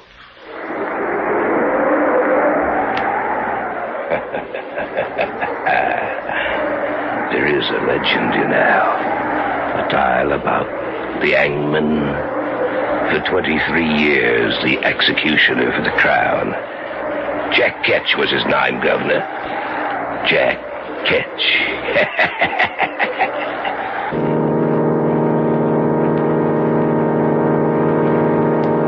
I remember We were on our way back from the lake. Jim and Carol and I. And for some reason, we started back to the city later than usual.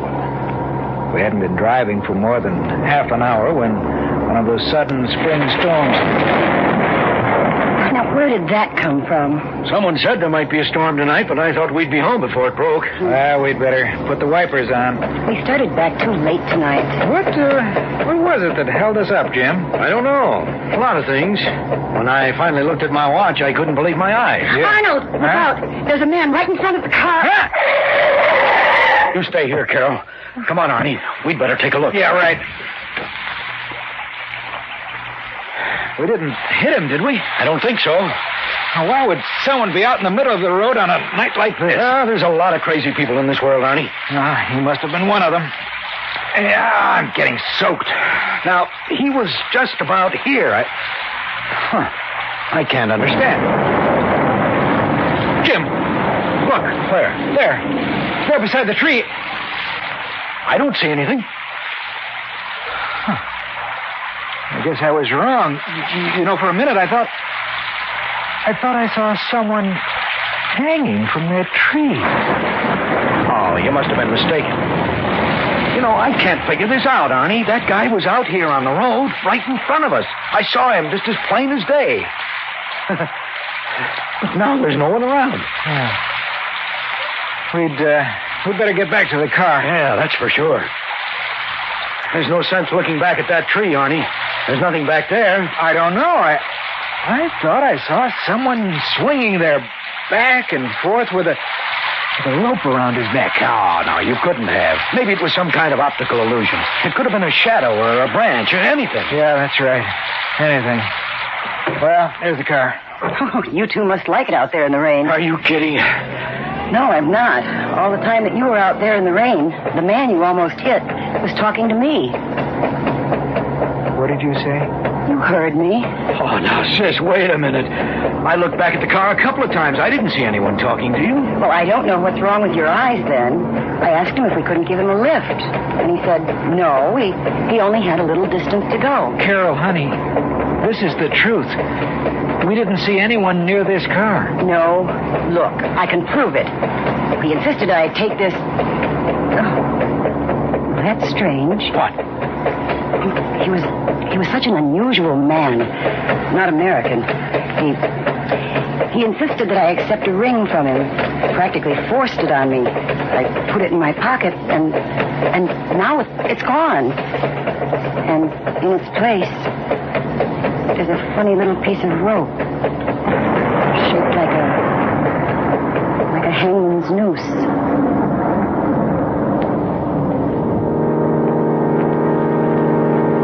I knew Carol wasn't lying to us. I asked her if she would let me have the little piece of rope. After I dropped them off at their place, I went home, took it out, and set it on the table. I can't explain it, but there was something about that rope which seemed old. It was made of hemp, the kind of rope you would imagine Jack Ketch might have used 250 years ago when he was the hangman. That night, as I slept, my sleep was troubled. In my dreams, there was a huge black gallows. I saw a man climbing the stairs to his death.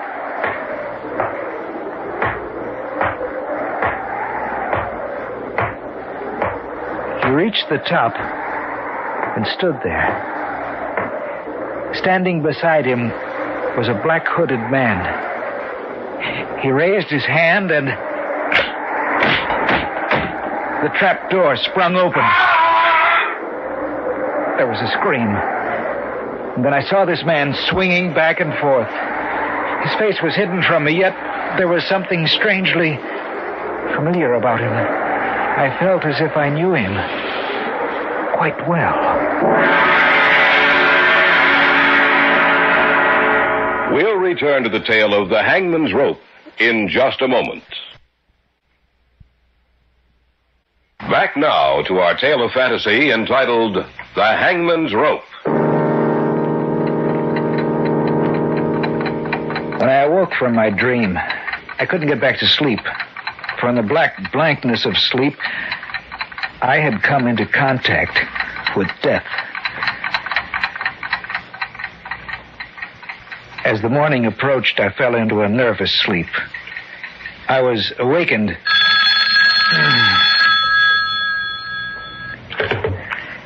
Hello? Arnie, this is Carol. Could you meet Jim and me for lunch today? What time? Oh, about 1? I hope you'll forgive me if I don't sound awake, Carol. I just couldn't sleep last night. I didn't sleep either, Arnie. I'll see you at 1. Then I guess I wasn't the only one who missed out on sleep last night, huh? That's right. I don't know what it was, but I had the craziest dream. When I woke up, I couldn't get back to sleep. That's what happened to me, too. What kind of dream was it, Carol? Well, everything was dark and gloomy. I seemed to be watching an execution, an old-time execution, maybe 200 or 300 years old. A man walked up the steps of the gallows. Another man was there with a black hood over his head. He raised his arm. The trapdoor opened, And the man swung back and forth, and there was something familiar about him. Isn't that right? Yes, but how did you know? Because my dream was the same as yours, sis. Exactly the same.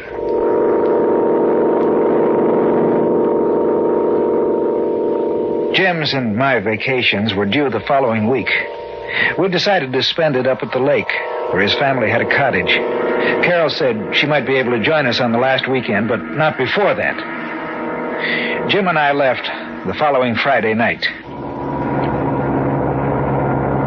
Well, I can certainly use this vacation. And maybe we can catch a few northerns this time, huh? Maybe. Is your family going to come up here while we're there? No. Carol will be up the last weekend, that's all. Mm-hmm. Well, then I guess we'll have the place to ourselves, huh? Yeah, I guess so. Hey, why are you stopping here? Last Sunday night. This is where we stopped. I'm going to get out and take a look at the side of the road for a minute. Oh, Arnie, why don't you forget about it? I just want to check it, that's all. That's the tree, isn't it? I think so. On that limb. That's where I saw him hanging. Oh, just thinking about it makes me nervous. Come on, let's go back to the car. All right. Carol said that while we were out of the car, she was talking to the fellow we saw. If that's the case, I can't understand why we didn't see him, too. You know, Jim, there just wasn't enough time for him to get away from the car without our seeing him. Unless what? Unless he was never there. Oh, but that couldn't... Arnie! Look! On the car seat. Another little piece of rope.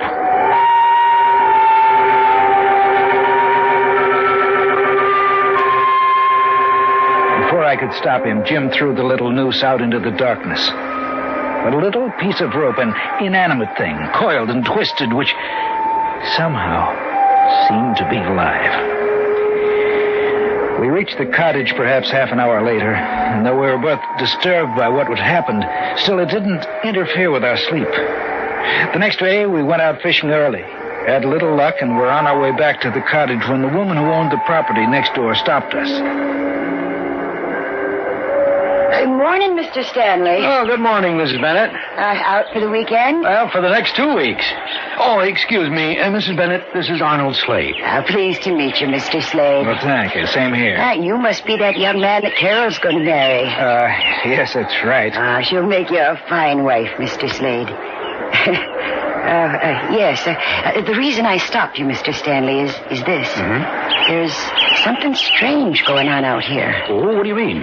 Well, the constable came by the other day and asked me if I'd seen any strangers here. A couple of people have died over on the other side of the lake. And the constable ain't been able to find out what happened. How did these people die? Well, that's what's so strange about it. Both of them were killed by hanging. Hanging? That's right. Old Mr. Taylor, who lived about a mile down by the shore, he was one of them, and he couldn't hardly walk. They found him swinging from a tree, but he was several feet off the ground, and nobody can figure out how he got up there. What the woman had said frightened me. It seemed as if we were getting deeper and ever more deeply into something from which we would never be able to get away. That night, it was Saturday, Jim and I went out for a walk. It was a particularly dark night. The moon was obscured by clouds, and as we walked along, I could hear the chirping of many crickets, and occasionally a bullfrog's hoarse voice raised in protest. Arnold, this thing has me worried. In what way, Jim? This whole thing. Last Sunday night and today when we stopped by the tree. And then what Mrs. Bennett told us. I've been thinking about it, too. Well, that's strange. What? The crickets have suddenly stopped. It's too quiet. Jim, it came from over there. We better take a look. Yeah. It's too quiet, just as you said. There must be something terribly wrong up here. I hope nothing... Arnold, huh? Look. Hanging from that tree, swinging back and forth. It's a man. What are we going to do? We better cut him down. No, we better call the authorities first. I guess you're right. Come on, Mrs. Bennett's got a phone. If we hurry, we may be able to get out a great deal of help to the authorities. Jim, did you notice how high that branch was? I saw it. Yes? Why, Mr. Stanley, it's you. Mrs. Bennett, may we use your phone? Well, I suppose so. Come in. Thanks. Thank you. But it's in the other room. Thanks. What's the matter, Mr. Slade?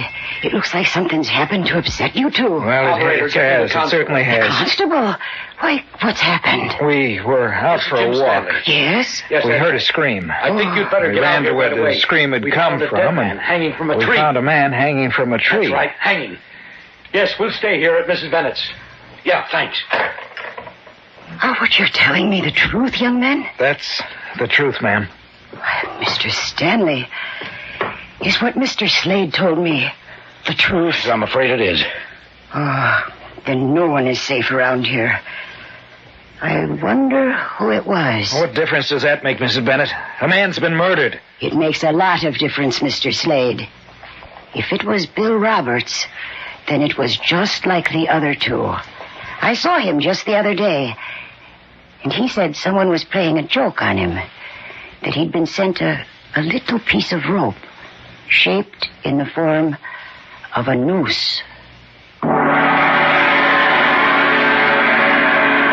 You are listening to the tale of The Hangman's Rope on this week's journey down the corridors of the Hall of Fantasy. We'll return to our story in just a moment. And now, back to our story, entitled The Hangman's Rope.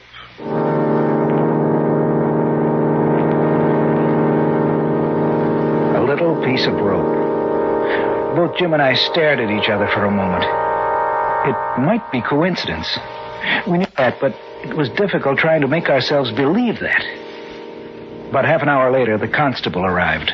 You two found him, that right, Mr. Stanley? That's right. We were out taking a walk. We heard a scream, and then we found him. Can't make heads nor tails out of this. 3 of them. 3 deaths in 2 weeks, all the same way. They all received a little piece of rope just before they died. A little piece of rope? Yeah, that's right. I say all 3. I ain't seen the body yet, but I have a pretty good idea who it is. Bill Roberts. It's enough to make a person afraid of the dark, Constable. Yeah, ain't it? Well, I want you two to take me to him. I'll go, too. No, you stay here, You stay off the phone. Oh. I don't want the rest of the people to hear anything about this, at least for the time being. Things are bad enough as it is. All right, come on, let's go. Now, remember what I said, Mrs. Bennett. Don't you worry none, Constable. I hope that woman stays off the phone. The whole county will be in an uproar if she doesn't. Do you, have any idea who's behind these deaths? No, I haven't.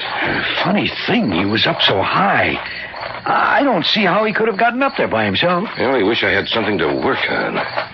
Well, we'll see if he's just like the others in a little while. How far away was he? There he is, Constable. I want to get a look at his face. Yeah, I was afraid of that. Who is it? Bill Roberts. But how did he get up there? Branch is 20 feet off the ground. It'd take an acrobat to climb that tree. Bill wasn't any acrobat. Well, how did he get up there? I don't know. 3 people received pieces of rope, and then a couple of weeks later, we find him hanging from a tree. You tell me the answer.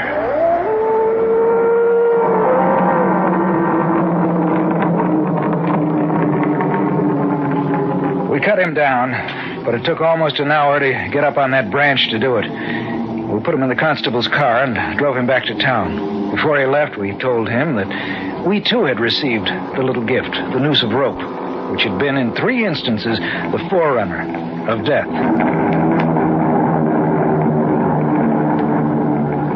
When we got back to the cottage, we had a bite to eat, and seeing as we weren't in the mood to sleep, we sat down to read. I picked up a little book I hadn't seen before and read it from cover to cover. It held an eerie fascination, and I wasn't able to put it down till the last page had been turned, the last word read. Jim? Where did you get this book? I don't know. I don't think I've ever seen it before. Why? It looks like a first edition of 200 years ago. Well, let me see it. Here. A short history concerning the mysterious reappearance of Jack Ketch, a hangman who served as executioner for 23 years.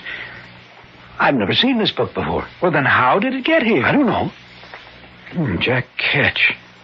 Say, he was the hangman in England who took too much pleasure in his work, isn't that right? I think so. How much of this did you read? All of it. It's not very long. And this is what I got out of it. Before he died, the book says he had made some kind of a pact with an evil power. It seems they actually do have a written copy of that agreement somewhere in England.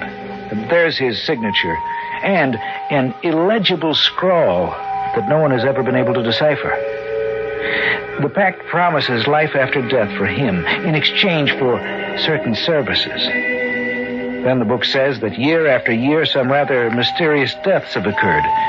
They find the victims hanging from the branch of a tree almost impossible to climb. And the book also says that each of the murdered people received a little piece of rope before their deaths, identical to the ones Jack Ketch used as executioner. That is the warning of death to follow. But that's impossible. The man's been dead for over 250 years. That's right, he's dead.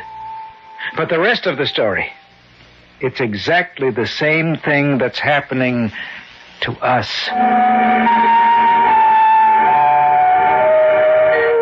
2 days later, in late evening, the rest of the story unfolded. Jim had gone down to the store to pick up some cigarettes. I'd been down to the shore doing a little fly casting and had started back up to the cottage. I was surprised at how quickly night had fallen. I wished that I'd brought along a flashlight. From somewhere across the lake, I heard the cry of a dog, and the sound of it filtered through and was carried along by the night air. For some reason, I became unaccountably nervous. I stopped walking. I felt someone was watching me. Then from the darkness of the trees, a man emerged. Here now. Where be you going? Well, back up to my cottage. I was doing some fly casting till night came. Any luck? No. I'd better be going. No need to hurry. Why? Nice out here, ain't it? I suppose so. Strange thing, you know. The little creatures, they stopped. Little creatures? That's right, Governor. Crickets and the frogs. They stopped talking. Yes, they have. You frightened me, Governor? Of course not. What are you laughing at? You wouldn't understand it, Governor. Is that you down there, Mr. Slade? Oh, yes, Mrs. Bennett. Do you mind if I join you? No, of course not. Ah, good. I'd better be going, eh, Governor? I'll see you another time. Who were you talking to? I don't know. He just stepped out of the darkness, and there he was. Well, I guess he's gone now. Yes, I guess he is. Where's Mr. Stanley? He went down to pick up some cigarettes. He should be back soon. Oh, well, the constable told me to tell you that he'd be out tonight. Oh, thank you. Would you mind walking me back to my place, Mr. Slade? It's rather frightening out here when it's this dark. I'll be glad to. That man you were talking to, what did he look like? Well, I don't know. I couldn't see his face. He had an accent. It sounded like he might have come from London. Wait a minute. Huh? I can't understand it. The crickets and frogs, they've been starting and stopping all night. They must be afraid of something. Every time they stop... What'd you say? Every time they stop, something happens. Arnold, where are you? I'm walking Mrs. Bennett back to her cottage. Anything wrong? No. I got back from the store and I was wondering where you were. It's just that I have a strange feeling that something is going to happen. Let's go up to our place, Mrs. Bennett. Maybe the constable will want to see you, too. That's a good idea. Land's sakes, Mr. Slade. The strangest things have been happening out here lately. Arnold! We'll be right there, Jim. Well, there's someone up here now. I thought I went... Jim! Something's wrong, Mr. Slade. I don't know. Jim! What's the matter? Answer me!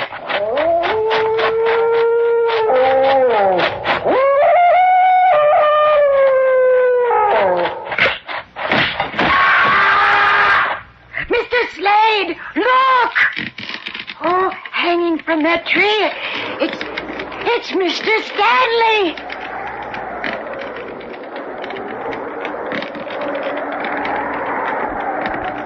There is a legend, you know.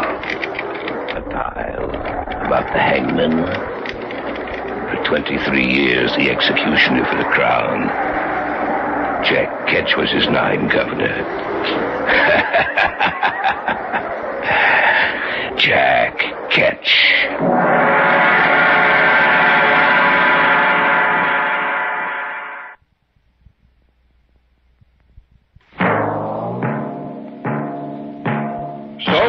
Tonight's tale of the unusual, the terrifying, the unknown. Join us again when next we journey down the corridors of the Hall of Fantasy to hear another strange tale of the supernatural. All characters and events portrayed in these programs are fictional, and any similarity to actual events or persons, living or dead, is purely coincidental.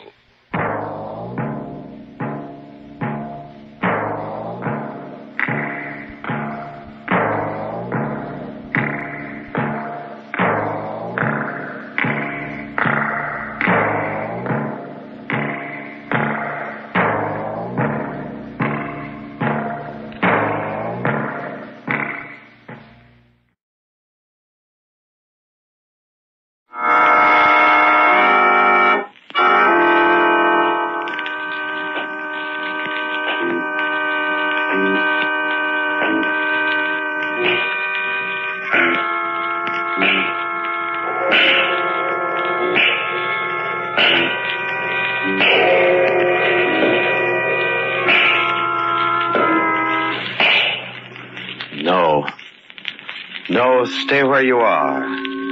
Do not break the stillness of this moment. For this is a time of mystery. A time when imagination is free and moves forward swiftly, silently. This is the Haunting Hour.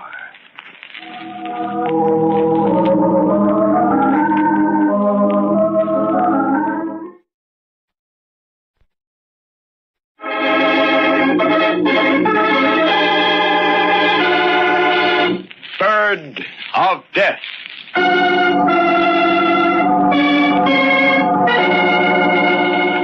This is the story of a man named Spear, of a bird, a kind of carrion crow, and of a student of birds named Victor.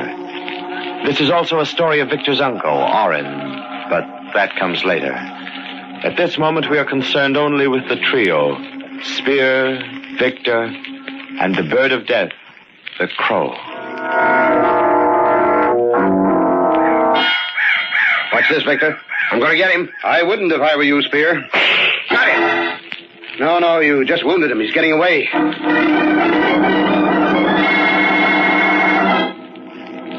Why did you object to my shooting that bird? It's a member of the Corvus Coroni family, a kind of carrion crow. So what? Well, there's an old Indian tradition about those particular birds. A tradition, eh?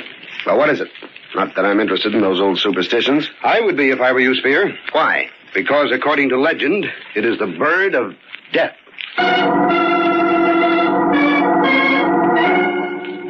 This is also the story of Victor's uncle, Orin, a man with a different kind of interest in birds, an interest that often took him and Spear to a certain marsh. Are those all the decoys we brought with us, Spear? Yes, sir. Then roll over to the blind. Never can tell when a flight of ducks will come along. Yes, sir. There's that old fishing weir. It's a pity it isn't used anymore. I hate to see anything wasted. Yes, sir. Just a lot of stakes driven into the marsh. A fish trap. They bait it, the fish get in, and they're caught. Looks like an arrow from above. Yes, sir. I'm glad we put the decoys around it. It's a natural place for them. Makes the setting perfect. No duck will be suspicious of it. Yes, sir. Will you stop that infernal yes, sir? Can't you say anything besides yes, sir?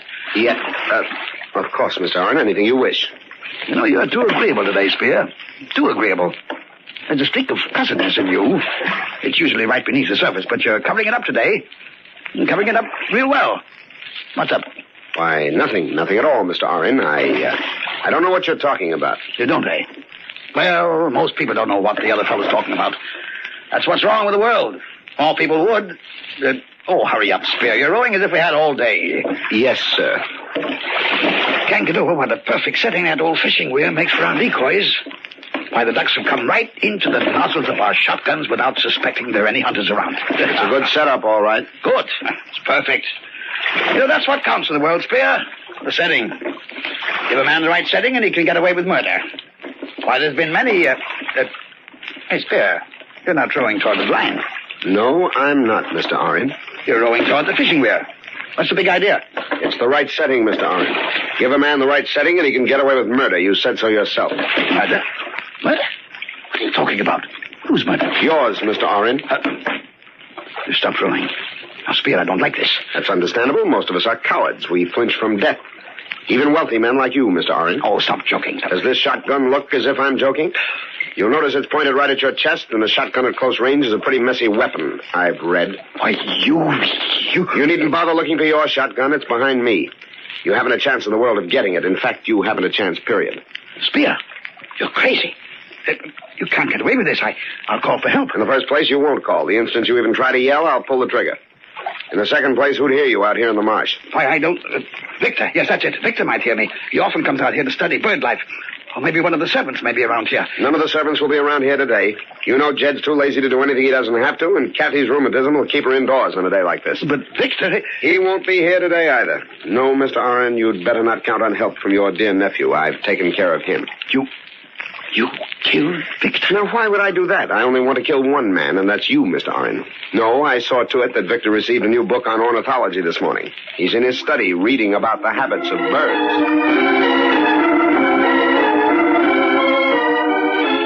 The habits of birds. Birds that, according to scientists, were once reptiles. But according to science, man was also once a reptile. So the lives of the two, birds and men, may at times be interwoven. In his study, Victor muses. Birds are strange creatures. Jed, do you know that the Ardea Herodias... What? The Ardea Herodias, the great blue heron. You mean like them that live round the marsh? Precisely. Well, the Ardea Herodias has one claw that's toothed. You don't say. I don't, but this book does. It says the middle toe is toothed. What's the bird want teeth in his middle toe for? I suppose to make it easier to hold on to the fish it catches. You've seen them catch fish, haven't you? Yeah, especially around the old fish trap in the marsh. I don't reckon I ever saw one of them lose a fish once he grabbed a hold of it. Precisely. Oh, say, I reckon there ain't much them book writers don't know. Wonder how they learn it. By observation, Jed. Oh, I tell you, this is a fine book. I just got it this morning. I don't know who sent it, but whoever did certainly knew what he was doing. It's a remarkable book. You ought to read it. Yeah, I ain't no hand at book reading. To think that a man like you or me, could learn so much about ornithology. About what, Mr. Victor? Ornithology, that's the scientific name for the study of bird life. Oh. And he learned it the right way, by watching birds in their native habitats. Yeah? They're what? Where they live. What do you want to do that for? Because it's so interesting. It's fascinating. I think I'll go down to the marsh to watch the Ardea Herodias myself. Yes, that's what I'll do this very instant. I'm going to the marsh. Oren went to the marsh to kill birds. Spear went to kill Oren. Victor is going to the marsh to observe birds. Birds and men, they're all interwoven as the threads of life and of death. But why do you want to kill me, Spear? You've been my secretary almost 10 years. I've paid you well, haven't I? I've been good to you, haven't I? But not as good as I'm going to be to myself. Why, I even made a provision in my will for you. But not as big as the provision I've made in it. As you've made? What are you talking about? I've destroyed your will and substituted one to fit my own ambitions. I'm going to inherit quite a piece of your estate. So you won't get away with it? You'll be found out. Do you think so? How many years have I been signing your name to letters? About 8. Has anyone ever detected that it isn't your signature? Fine. No, that is... Exactly. No one will ever suspect the will is a forgery. Simple, isn't it? But it is never simple, Spear. You're quite philosophic for a man who is about to die. But you overlook the fact that I've planned this carefully for 5 years. I know every detail of what I'm going to do. There isn't a chance of a slip-up. The perfect crime, eh? Yes, I suppose you can call it that. Everything will go just as I planned it, Mr. Oren. With your money, I'll be on Easy Street the rest of my life. I'm not dead yet. I'll take care of that in a moment, sir. There are easier ways of making money, Spear. I like this way better. Incidentally, that's where you're going to be buried, Mr. Oren. Over there at the fishing weir. Take a good look at it. Not every man gets a chance to see his future grave.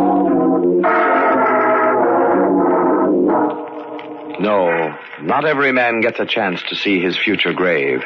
But every man has his own hopes of averting or at least delaying death. Other people may inadvertently help him. For instance, right now at Oren's house, Kathy, the housekeeper, is saying... Jed, where's Mr. Victor? In his study, I reckon. You reckon. Never seen such a man for not knowing nothing. Well, ain't he in his study? No, he ain't. Would I be asking if he was there? No, I don't reckon you would. Oh, there you go, reckoning again. Can't you give a body a straight answer? What do you always want to be picking on me for, Kathy? I ain't no nursemaid to know where everybody's at all the time. Now, Jed, you keep a civil tongue in your head. Land of Goshen, you'd think a body said something outlandish to you. All I asked... All you asked was if I knowed where Mr. Victor is. And I said... Say, I just remembered. He said he was going out to the marsh to see... Just what I thought. He's going out to see if he can get a look at some of them wild birds he's so crazy about. Oh, I might have known it. That man will be the death of me yet. Well, what you carrying on like that for? Can't a man go for a walk to the marsh without you raising a ruckus? Not without his Mackinaw on a raw day like this, he can't. That poor boy'll catch his death of cold. Goshen, I don't know what folks would do if I didn't look after him. Now, you get Mr. Victor's Mackinaw and take it to him right this minute. Oh, Kathy, if he didn't take it himself, maybe it's 'cause he don't want it. Jed, you do like I say. You take Mr. Victor's Mackinaw to him right this minute. If he had my rheumatism, he'd know better than leaving it behind. But how am I going to know where he's at? You just said yourself he was going to the marsh. Well, you go there, too. Keep looking till you find him. Oh, all right. Don't get head up about it. I reckon all I do around here is go traipsing around following.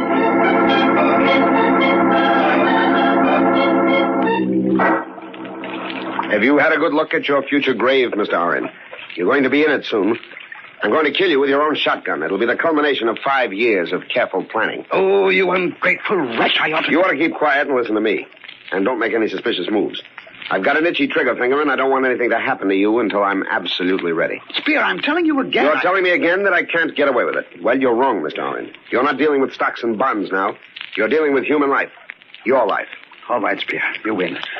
I'll make a deal with you. What kind of a deal? I'll pay you as much money as you want. If only you won't kill me. Do you understand what I'm saying? I'll make you rich. You'll double-cross me, that's what you'll do. No, honestly. Honestly, that's a laugh. What an awful sap you must think I am. Well, you turn me over to the police so fast it would make my head swim. But it's your head that's going to swim. Underwater. No, Spear, please. I'm going to shoot you, then I'm going to tie you to the bottom of one of the stakes of the fishing weir. You'll be fastened so securely you'll be there forever. No one will ever find you there. Spear, listen to me. I'll do anything you say, anything. Only don't kill me. You're stalling for time, Mr. Oren, but it won't do you any good. Listen to me. You know nothing you say will keep me from carrying out my plans. I'll sign my property over to you. I'll make it legal. You'll be rich. Now think it over. I have thought it over. For 5 years. That's a long time, Mr. Oren. Everything is just as I planned it, including your begging for mercy. I promise. I promise I'll never tell anybody about this. If only... Of course you'll never tell anybody about this. You know the old saying, dead men tell no tales. Spear, I don't want to die. No one wants to die. And no one wants to lie at the bottom of a marsh tied to a fish trap. It isn't much of a monument, especially for a rich man like you, Mr. Oren. But it's going to be yours. For eternity. Please. Your proposition, if I let you live. I'll do anything you want, Spear. Anything you want. I'll give you everything I've got. Now, you'll never regret it. Believe me, you won't. You're right. I'll never regret it. And by it, I mean this.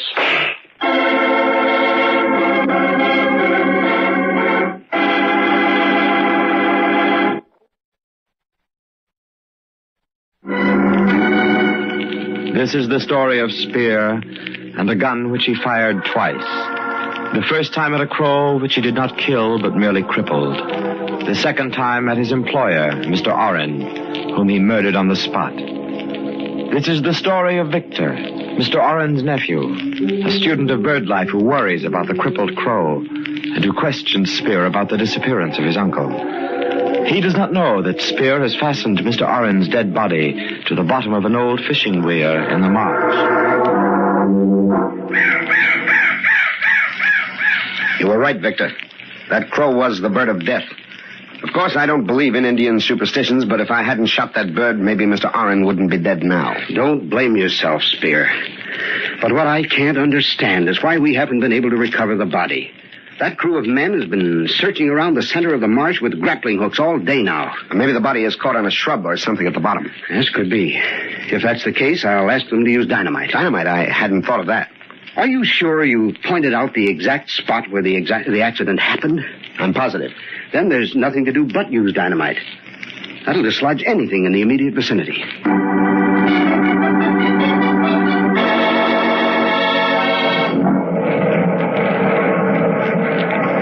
Been using dynamite and still no sign of Uncle's body. I'm just as sorry about that as you are, but as I said before, it's probably wedged between some shrubs or rocks down at the bottom. These old marshes are full of them, you know. Yes. I know how you must feel, Victor, but please bear in mind it isn't easy for me either. I can understand that, your having been with him when it happened. I'll never forget it. It was terrible. Last night I dreamed about it. I felt the water closing over me as I surface dived the last time trying to find him. My hands searched in vain. I could feel the water suffocating me, and then I awoke drenched in cold sweat. Oh, if only I could have saved him. Don't blame yourself, Spear. You did everything you could. Too bad Jed and I didn't get here about 5 minutes sooner. Then we could have helped. Yes, it's too bad. I can't get over an experienced hunter like Uncle capsizing the boat. Well, as I told you before, he was so anxious to get the duck he'd shot, he leaned way over the gunwale as he reached for it. He leaned too far.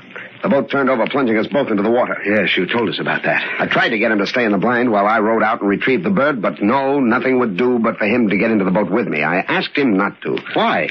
Why what? Why did you ask him not to get into the boat with you? Oh, well, I don't really know, only... Only you had a premonition.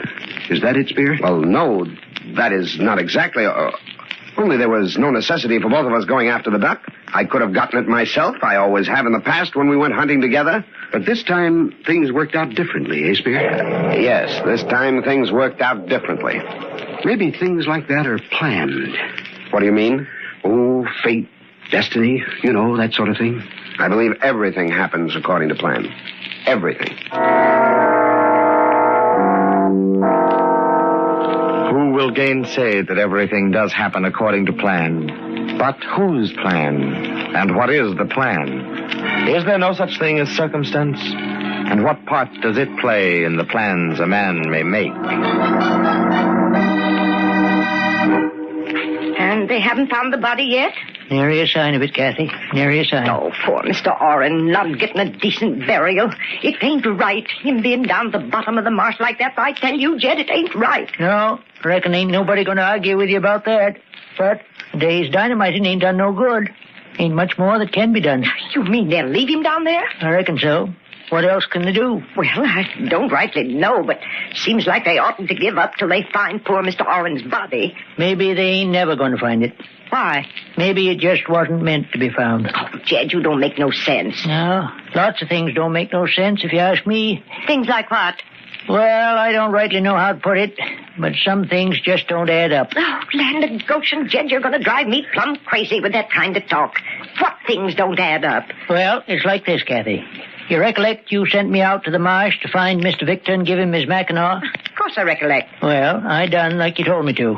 I found him moseying along toward the marsh, reading one of them books that he got the very day of Mr. Oren's accident. I know all about that. Yeah, but here's what you don't know. He asked me to go to the marsh with him. He wanted to show me something about about blue heron. And so I went with him. I know all about that, too. What of it? Hold your horses, will you? I'm coming to that. We heard a shot from the marsh, along about the fishing weir, I'd say.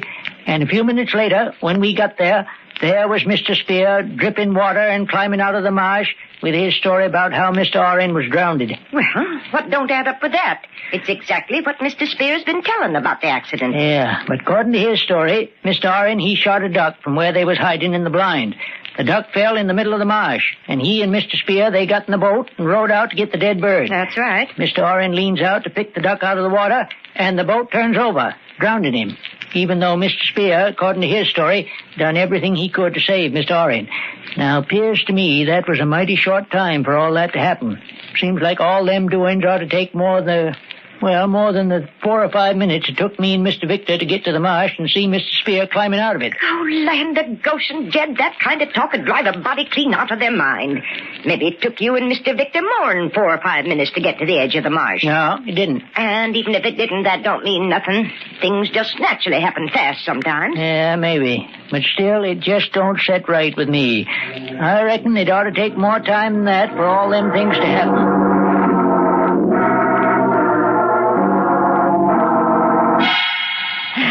So they stopped dynamiting her? Yeah, Kathy. Mr. Victor finally gave it up. Said there was no use keeping it up forever. Oh, that means poor Mr. Oren will be down there at the bottom of the marsh till doomsday. I reckon so. I still say the whole thing don't add up just right. Oh, now don't start that again, Jed. I say, Buddy just can't stand being around you when you carry on with such crazy talk. I just can't help feeling Oh, that... land of Goshen. You make even my rheumatism worse for that kind of talk. All right, then I'll keep quiet about it.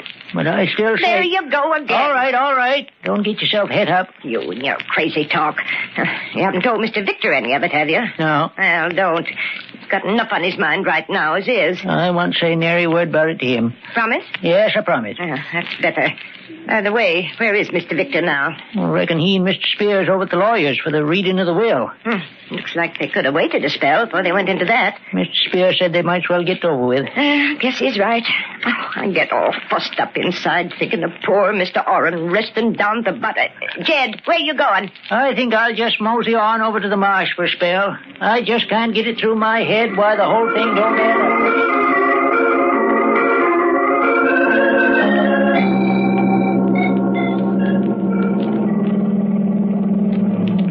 Believe me, Victor, the contents of the will are as much of a surprise to me as they must be to you. I thought Mr. Oren would remember me, but I didn't dream he would leave me the bulk of his estate. Neither did I. I'm sorry if it upset your plans in any way. My plans? Looks as though Uncle didn't think much of them. Then he knew about them? He knew I wanted to devote my life to ornithology. He gave me the impression he approved of it. He must have changed his mind. Evidently, but it doesn't change mine. I'm going to be an ornithologist. I played around with it before as a hobby, but I'm in dead earnest now. I'm going to start right away. In fact, right now. Now? Yes. Spear, I'm going to begin with the birds I've observed closely the last few days. But, Victor, you were at the marsh the last few days. Precisely. And there were birds there, birds I want to see again. Spear, drive as close to the marsh as you can, and we'll walk the rest of the way.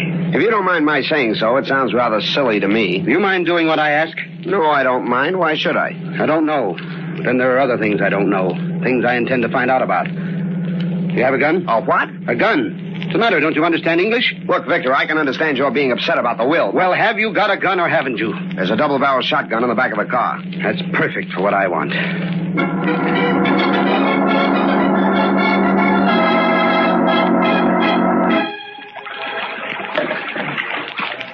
Now, row out to the middle of the marsh, where the accident happened. Very well, if that's what you want, but it seems rather... That's what I want. Okay.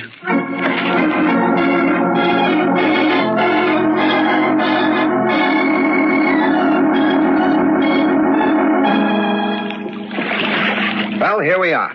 Now, what's this got to do with birds? Plenty. See that buzzard of a crow sitting there on the fishing weir? The bird you crippled? Well, watch me take a shot at him. You missed him. I intended to. Killing isn't in my line. What does that crack mean? You'll know soon enough. I don't understand you, Victor. First you try to keep me from shooting that bird. Then you take a crack at him and miss him on purpose. You must be losing your mind. On the contrary, my mind is just beginning to function. Now, Spear, I want you to row over to the fish trap. Huh? You heard me. I said row over to the fishing weir. Now, look, Victor, I've had all of this I want. You can't order me around. I'll remind you that this is a double-barrel shotgun. Only one shell has been fired, so the other barrel is still loaded, and it's pointed right at you. Do I make myself understood? Yes. All right, then. Row.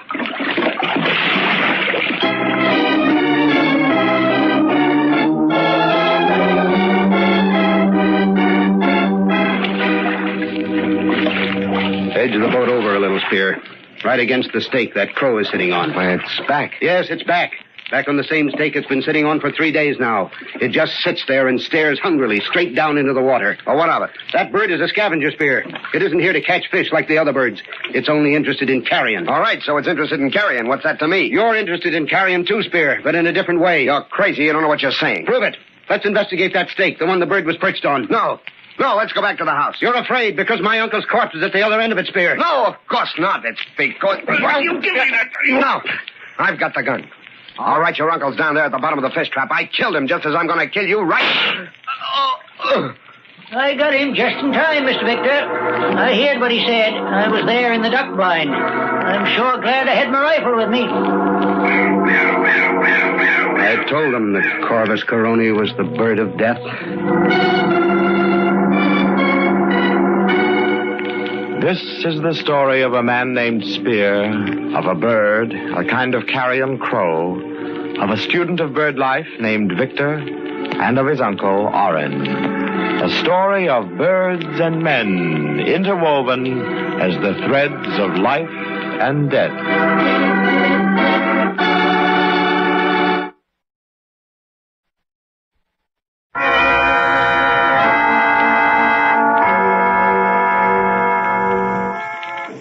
From shadows and stillness, mystery weaves a spell of strangest fascination, charging the mind with doubts and fears. For mystery is a strange companion, a living memory in the haunting hour.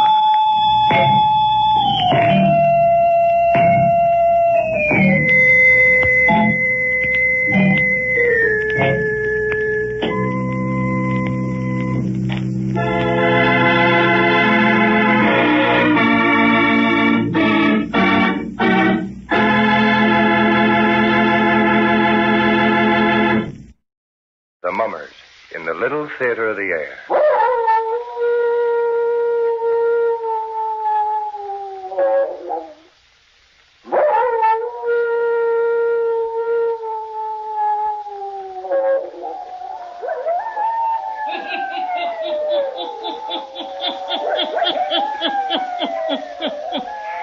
Ghost stories. Weird stories. And murders, too. The hermit knows of them all. Turn out your lights. Turn them out. Ah, have you heard the story The House of Purple Shadows, eh? Then listen while the hermit tells you the story.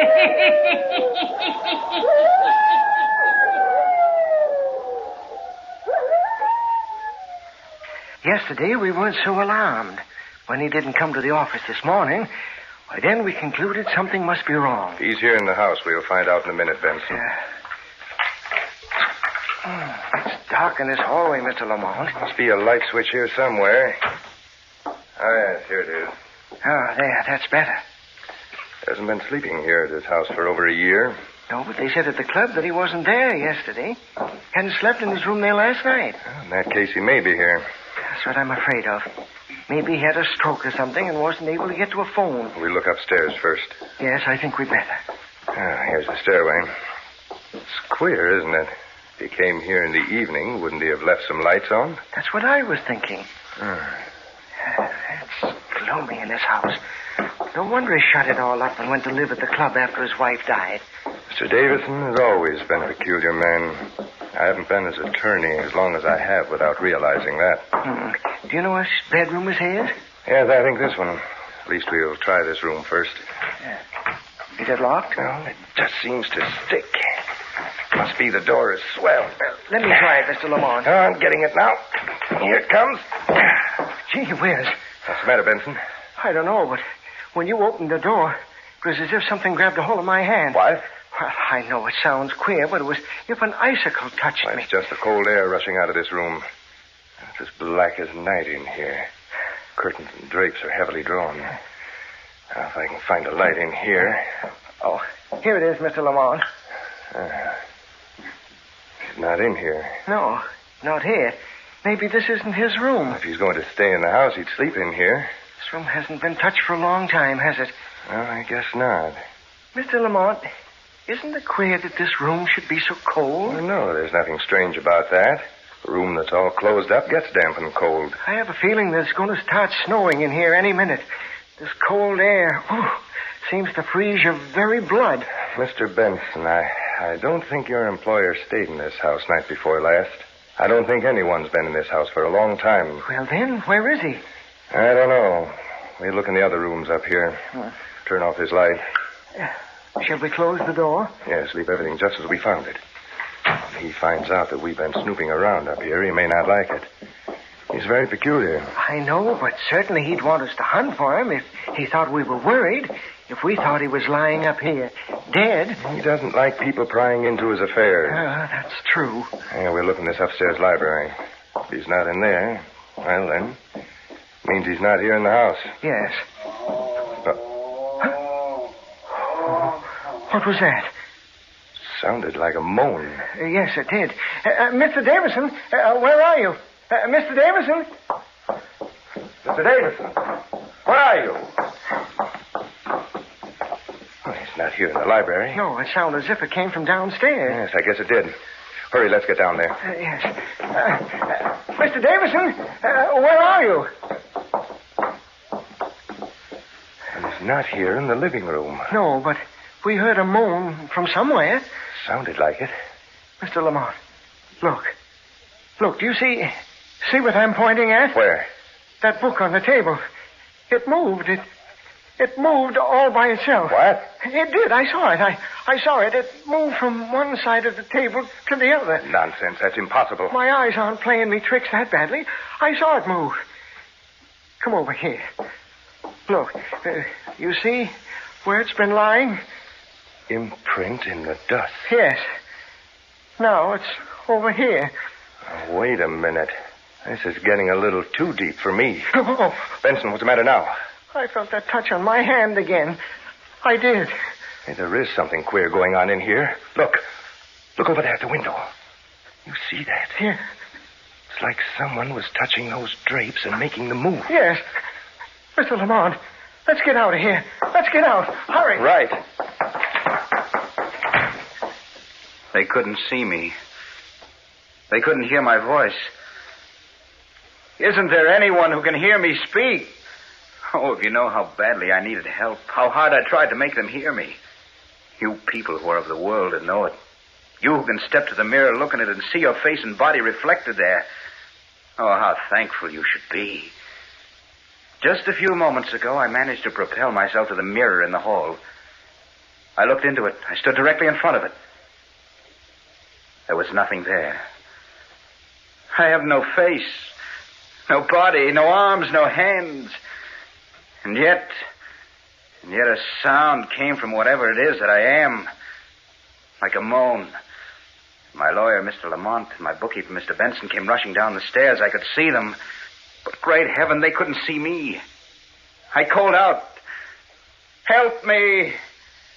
Help me!" But they went out the door, slammed it shut, left me here alone. Oh, doomed to what? Isn't there anyone who can tell me what's happened to me? 2 days ago, yes, I can still reckon days, I left the office and went to the club. It was about an hour before dinner. I sat reading the paper. Suddenly all the letters began to jump and dance before my eyes. And I distinctly heard something whispering in my ears. Go to your house. Go to your house. I threw down the paper. No one seemed to be watching me. I was so frightened I felt I must be ill. But I couldn't tell anyone in the club. There was a buzzing in my ears. And I could hear that voice saying, "Go to your house. Go to your house." I walked out the door down the street. Some power seemed to be forcing me to go. I walked fast. I approached my house. I haven't lived in it since my wife died. I looked up at it. It seemed to be weaving back and forth. Black clouds hung over it. I walked up the steps. I reached the outside door. Mechanically, I took the key from my pocket, inserted it in the lock, opened the door.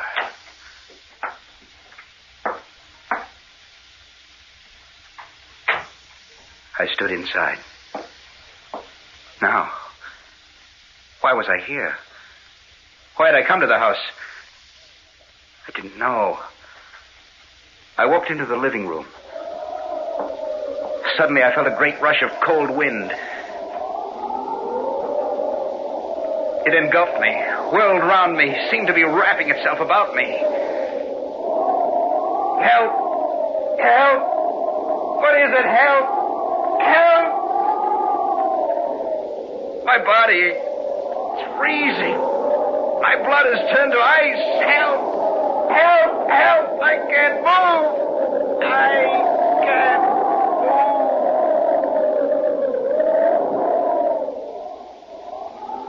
I couldn't move. The room seemed to be bathed in a purple twilight. It was then that I realized that I no longer had a physical body. I seemed to see everything in the room but myself. Look down at your hand and arm. Realize what it would mean to have the feeling of it, but not be able to see it. Can you imagine such torture? I can make things move, but I can't see the hand that moves them. Oh, horrible, terrible calamity that has befallen me. How long am I going to go on like this? What sort of a world am I living in? In the purple shadows between this and the next. Someone have mercy on me. Help me. Great heaven, someone help me.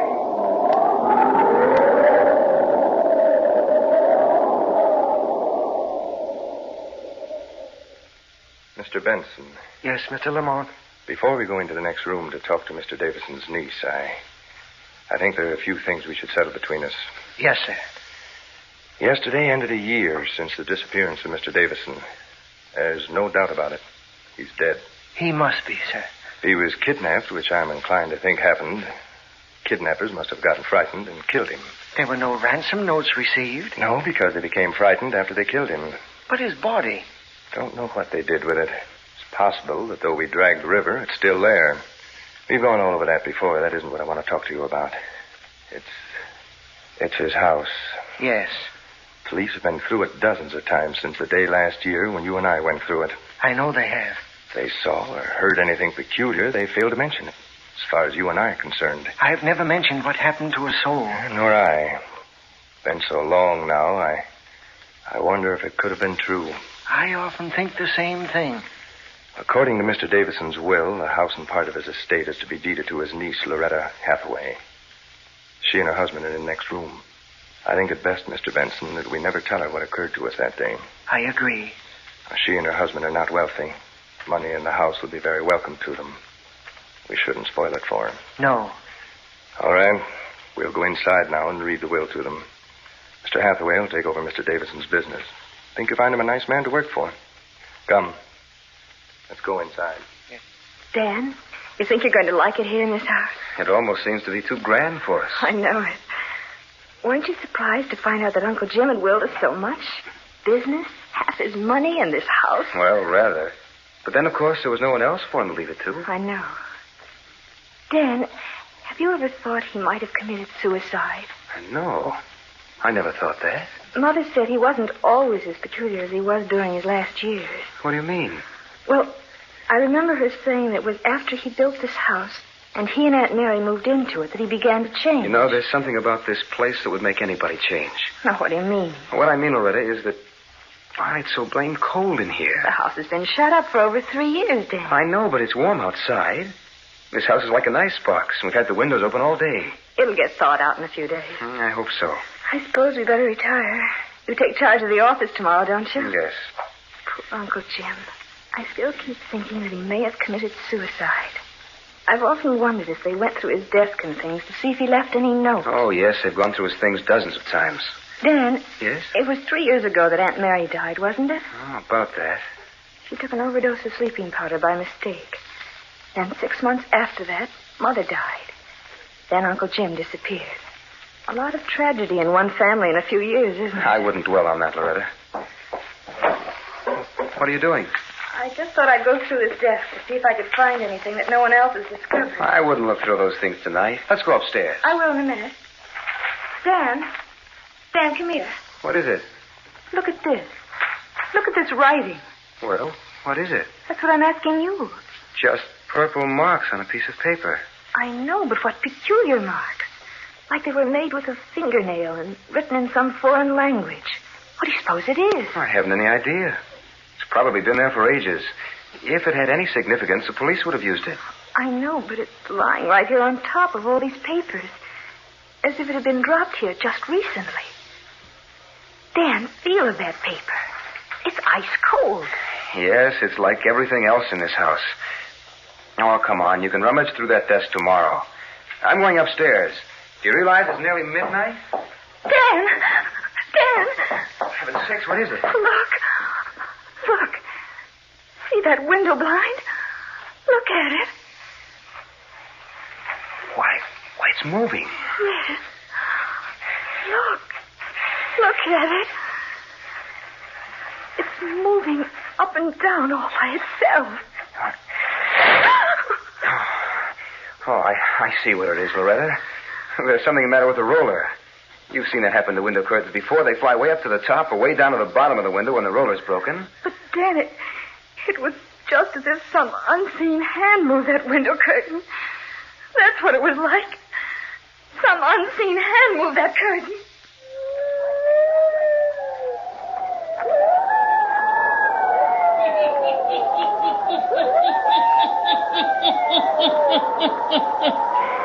Loretta and Dan see strange things, too. Can it be that Davison is still trying to make himself known to the people in his house? The hermit will tell you before the night is done. Now, the hermit again.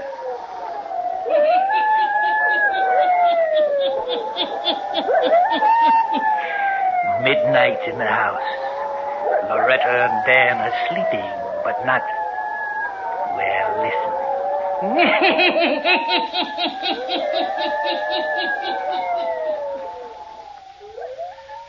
No, I am not sleeping. I never sleep.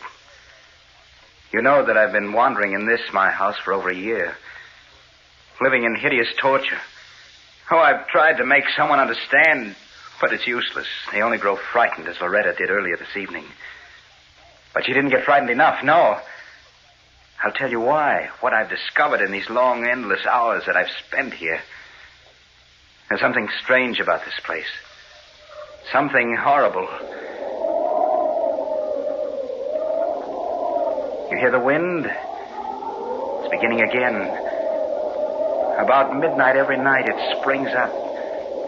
There's a queer purple glow over everything. And the cold sears me all through again, penetrating to my very marrow.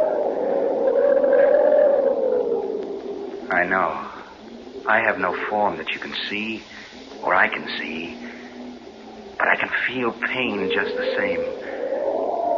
Such pain as you never dreamed of in your normal world. Loretta and Dan will suffer the same transformation as I have if they don't get out of this house. I've been convinced for a long time now that it must have been true that my wife, Mary, realized there was something wrong in this house.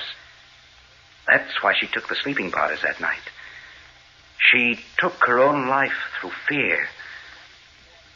But why didn't she warn me so that I could die? For as it is now, I may go on suffering like this for ages and centuries. There may be thousands of houses all over the world that are under a spell like this one is. There must be other people living in this strange world like I am. Here it comes again. This wind that lives in this world of purple shadows. I've got to warn Loretta and Dan. I've got to get them out of the house.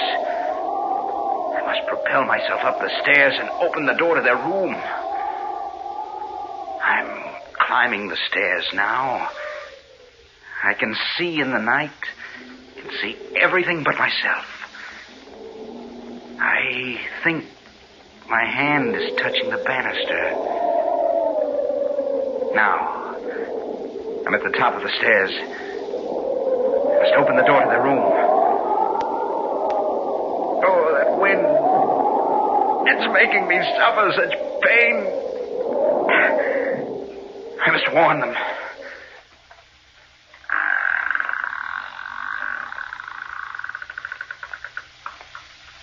Loretta.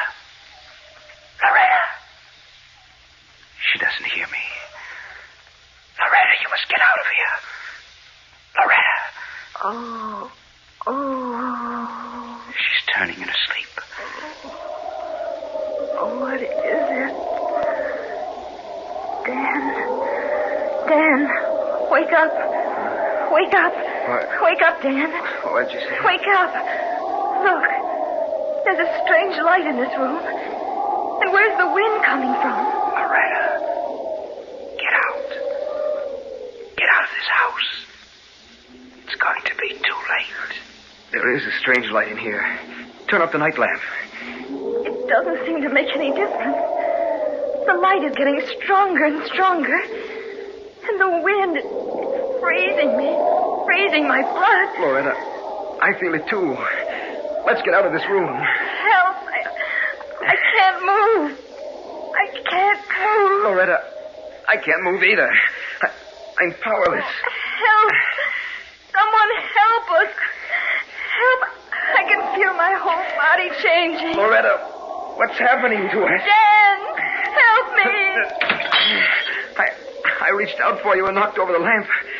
Loretta, I can't see my hand anymore. I can't see my arms or my legs. Look. Standing in this room. It's Uncle Jim. Jim Davison. Yes. You see me now. For you're changed the same as I am. What's happened to us? We've entered a strange world. It's this house. It's under some horrible spell. I've been in these shadows since the day I disappeared. Uncle Jim, is there nothing we can do? Nothing? There's our only hope, see? You knocked over that lamp, Dan. This room will soon be all afire. Yes. Let it burn. It may burn down the house and give us the freedom of death. It's our only hope, our only salvation.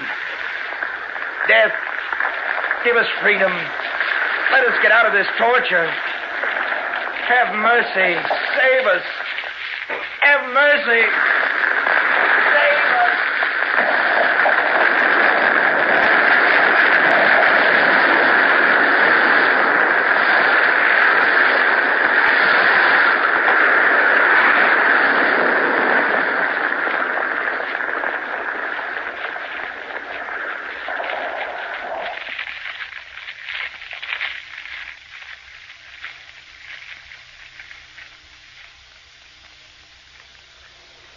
What's the news, Mr. Lamont? Did they find the bodies? They've gone through the charred wreck of that house for hours. There's no trace of a body there. Well, you think they got out before the house burned? Then where are they? Benson, I don't think they got out.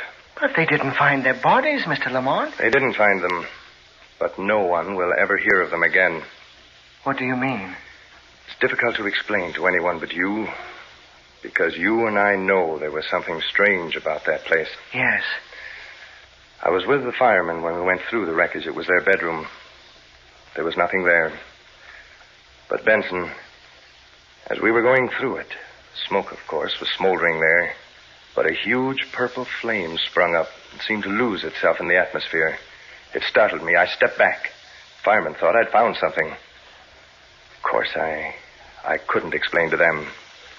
I don't know that I can explain to you. But it was as if, well, as if something registered in my mind, and a voice said to me, "You'll never find their bodies. They're gone. Gone forever."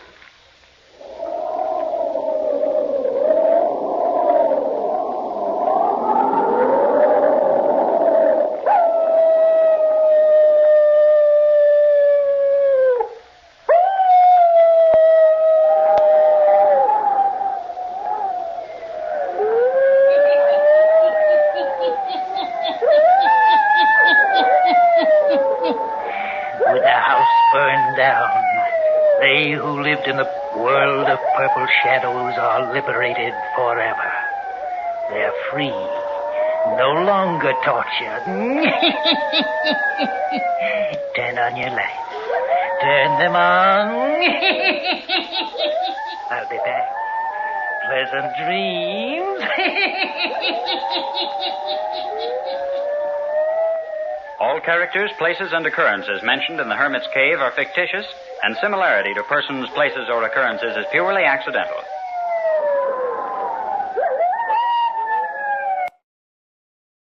And now, a tale well calculated to keep you in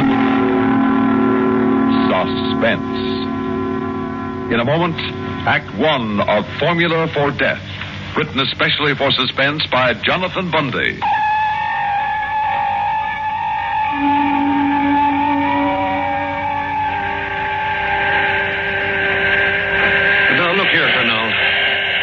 Assured us you'd begin grinding the necessary lenses days ago. Weeks ago, in fact. I know, Colonel Humboldt, I know it. Well, then why haven't you? Because, Colonel, I haven't yet received my formula from Dr. Hoffman. Dr. Hoffman? Until he brings it here, there's, well, simply nothing that I can do. You mean Frederick Bernard Hoffman? Yes. Oh, then heaven help us. Why, oh, why couldn't someone beside that old crackpot have been assigned to develop the formula for this lens system? Don't you know Hoffman, his reputation? Oh, very well. Well, then why pick him of all people? Because, sir, he's the only man we can depend on to do it properly. I don't believe it.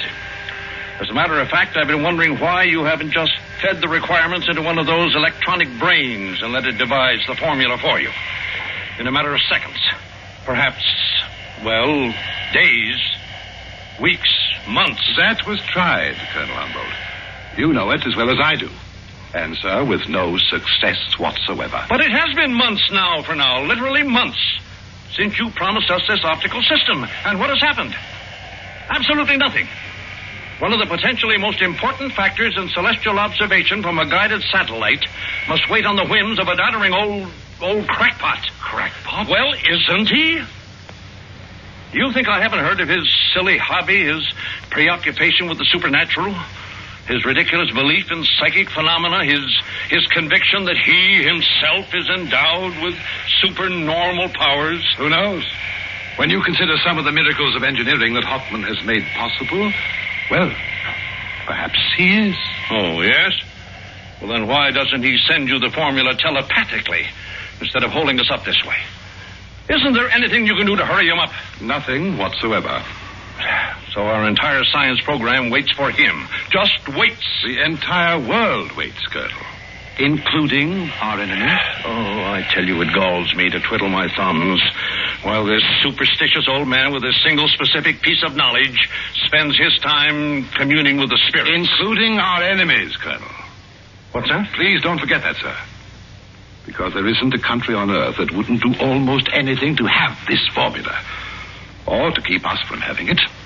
If he ever completes it. Oh, of course he will. But in the meantime, sir... Well, then why doesn't he? In the meantime, Colonel, I hope you've done as I asked. You mean the guard about that little place of his up in the country? Yes, sir. Oh, yes. We've had 2 or 3 men on duty up there 24 hours a day, watching him and his apprentice. Apprentice what? Do they work on his formula? No. All they do is putter about in his flower gardens and feed the birds. But as soon as he is ready, and it should be sometime today. Today, you say. No, next month, more likely next year, perhaps 2 years from now. Do you realize how long it took to develop the famous Dello-Car lens that first made an efficient bomb sight practical? Do you know how long it took Hoffman to develop that? Over 3 years. Hoffman provided the formula for that? Yes. Oh, I see.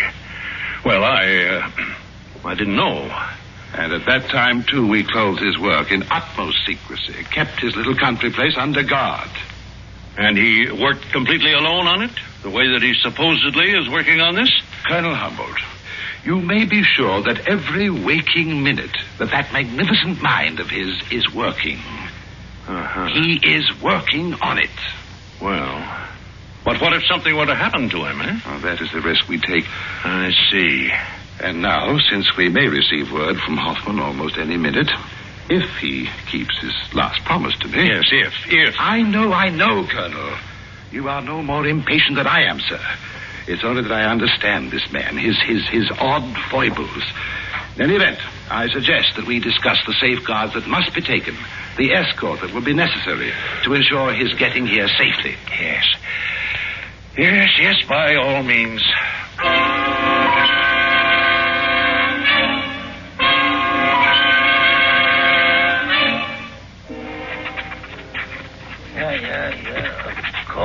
Of course. If a tertiary curvature of 16 degrees from the axis B equals 1 plus A over E to the nth power. Yeah. Then the cube of cosine R will automatically compensate for any variation in the flexing of the meniscus. Of course it will. And now, using Napierian logarithms to determine the hyperbolic function of the system, with the factor V now equal to Y equal to the secant B plus R squared over 1. Of course. Oh, I have it. Stefan, my boy, come in here. Stefan! Yes, Dr. Hoffman. Come here, my boy, come here. Look at it. I have it now. It is finished. The formula, it is completed. Excellent, Doctor. My congratulations. Thank you, my boy. And I deserve them. For this formula, Stefan, will forever stand as a monument in the annals of scientific achievement. A monument to me. And Stefan, only I could have done it. Because of my gift of communication with those who have gone before me. Because my powers are above those of normal men, are supernormal. So I must memorize it now. With the square of the factor V equal to the secant B plus R over Y. Excuse me, Doctor. What? Your copy of the formula now, so I can give it to Dr. Fernald. Give you the formula? Yes, sir. I'll need it now. No, my boy. You do not understand. I will take it to him myself as soon as I have finished memorizing it. Memorizing? Of course, my boy, so that only I will know it. I see. But, Dr. Hoffman, well. Well, what if something were to happen to you? Have no fear, my boy. Nothing will happen to me.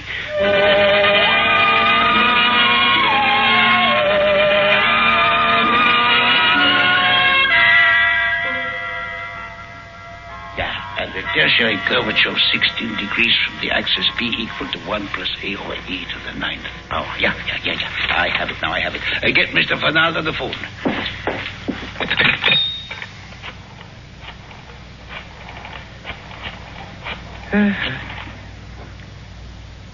Yes? Yes, hello? Dr. Hoffman?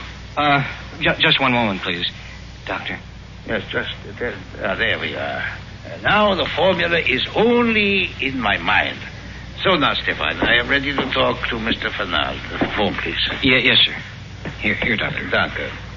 Bernard? Yes, Dr. Hoffman. You're ready now? You finished it? Yeah, it is finished. Today, as I promised you, I shall bring you the formula for the new optical system. Oh, splendid. Splendid, sir. Now, we're all set up here to begin work on the lenses immediately. Good.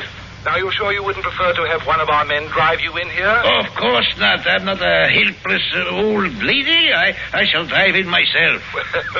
Very well, sir. Nonetheless, although you may not know it, Colonel Humboldt has arranged an armed escort for you. They're waiting in some cars outside your home right now. But of course I know it. I can see them from the window. Then you realize how anxious we are to give you every protection, sir? Yeah, to protect me or the formula? Oh, well, Yeah, I know. But you are no more anxious than I am, Fernald. For it is I who have spent so many weeks in working it out. Yes. Well, now I suggest you start immediately. As you leave your driveway, the escort will follow you. I shall leave immediately. Splendid, Doctor, splendid. I'll be waiting for you. Goodbye. Yeah, goodbye. Armed escorts, he says he has provided. I know. I can see them now, Doctor, waiting outside. Do you need them? Of course not. He is an idiot. That will only make suspicion instead of protecting me, Stefan. That will only endanger me. You think you might be in danger? With this great secret I now hold, of course I am, my boy. But danger from whom, Doctor? Oh, does it make any difference? But Stefan, my boy, instead of the guard he has sent, I have a better plan. Yes? Yeah, much better. Only one that shall completely outwit anyone who might try to intercept me on this mission. What is it, Doctor? You will see. Now, first you fetch my cloak with the hood, the big hood on it. Mm-hmm. And then? Then you tell Mario, the old gardener, that I wish to speak with him. Do you mind telling me why, Doctor? Now, just wait, my boy. Wait and see. Now go get old Mario and bring him in here. Very well, sir.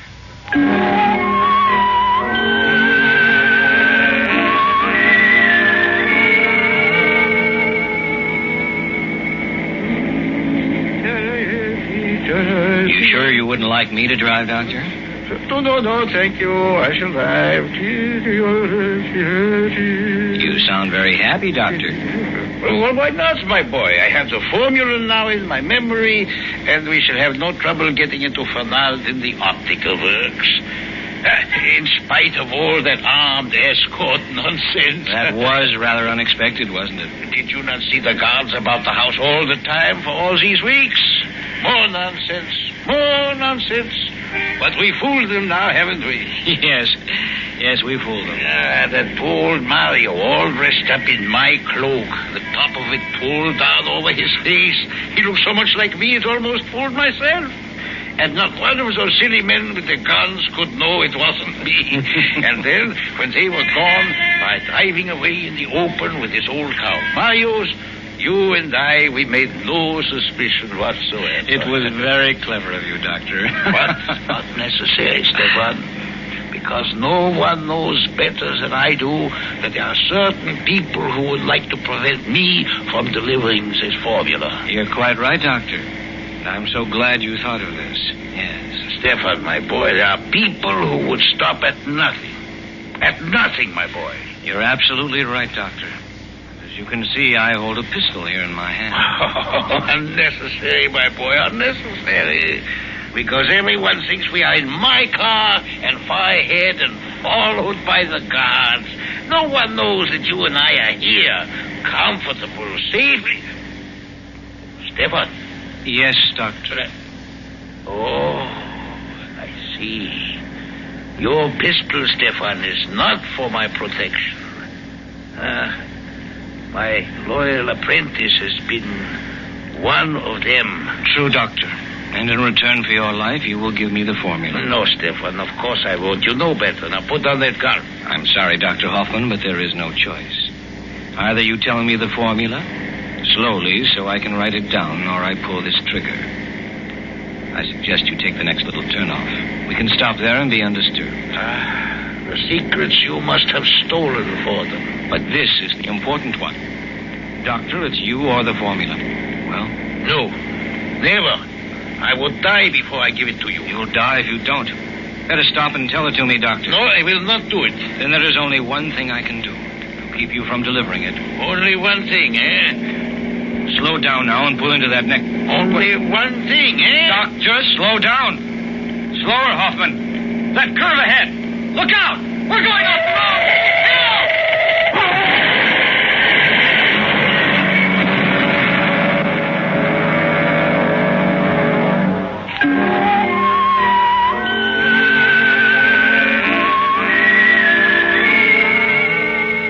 And you say that you're the what? The gardener? Yes, sir, Mr. Fernald. My name is Mario, sir. But why did he send you in his place? What's the matter with Hoffman?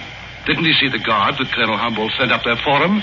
Didn't he think that we'd protect him adequately? Well, I'm sure I do not know, sir. But where is he? Where is Hoffman? He said that he and his apprentice, young Stefan, would follow along in my car, sir. In your car? To avoid any suspicion, Dr. Hoffman said. Oh, fine. He was afraid the two cars full of armed men would only attract attention, would only make it dangerous for him. Oh, he did, eh?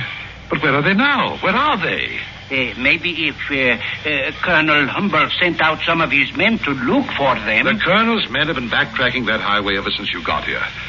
Oh, my dear, if anything happens to Hoffman... It was very amusing, though, sir.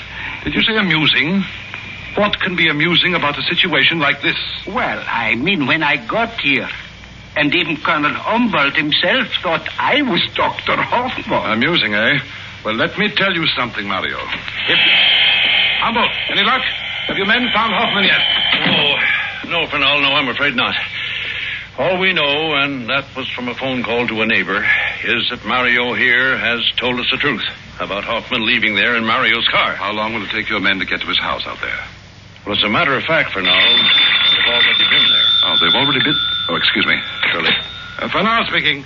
Sergeant Granby, Mr. Fernald. Yes, you found him? We found his car. Yes. Completely wrecked, sir. What? It went over a cliff at a curve. Must have gone over at a very high speed, sir. Complete wreck. And the doctor? His body was inside of it. Oh. He must have been killed instantly. I see.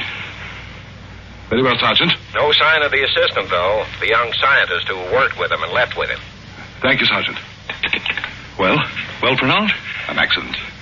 Hoffman is dead. Yeah. Oh, no. And with him, the formula. But I don't understand about his apprentice, Stefan. He's disappeared. His apprentice? Yes, Stefan was with him. He left there with him. What are you trying to do? Why isn't he dead? Of course not. You can't go in there. What is that? What is that going on? Don't you understand? I'm Dr. Hoffman. Fernald, what is this? Well, I say you're not Dr. Hoffman. Hoffman? I'm sorry, Mr. Fernald, but this man here insists that he's Stefan. Who? Wait, Stefan, what happened to you? Why do you call me that, Mario? Don't you know me? Your own employer. But you are Stefan. Of course you are. But good heavens, man, you're hurt and badly hurt. Now, what happened? What happened to you? I had to crash the car to save the formula. Must be suffering from shock. He needs a doctor, I think. Wait, Colonel. Here, my boy. Sit down. Here, over here at my desk. You're badly bruised and bleeding. Now, there. Now, Stefan, tell me. You call me that, too. What? What is the matter with you? Don't you know me? I am Hoffman. The doctor. There's no time to lose. Yes, there is no time. I must give you the formula while I can. You? Paper. Pencil quickly while I'm still able. Well, yes, of course, yes. Yeah. But how do you know it, Stefan? I tell you, I am Hoffman speaking to you. Now, quiet, please, while I still have strength to give the formula.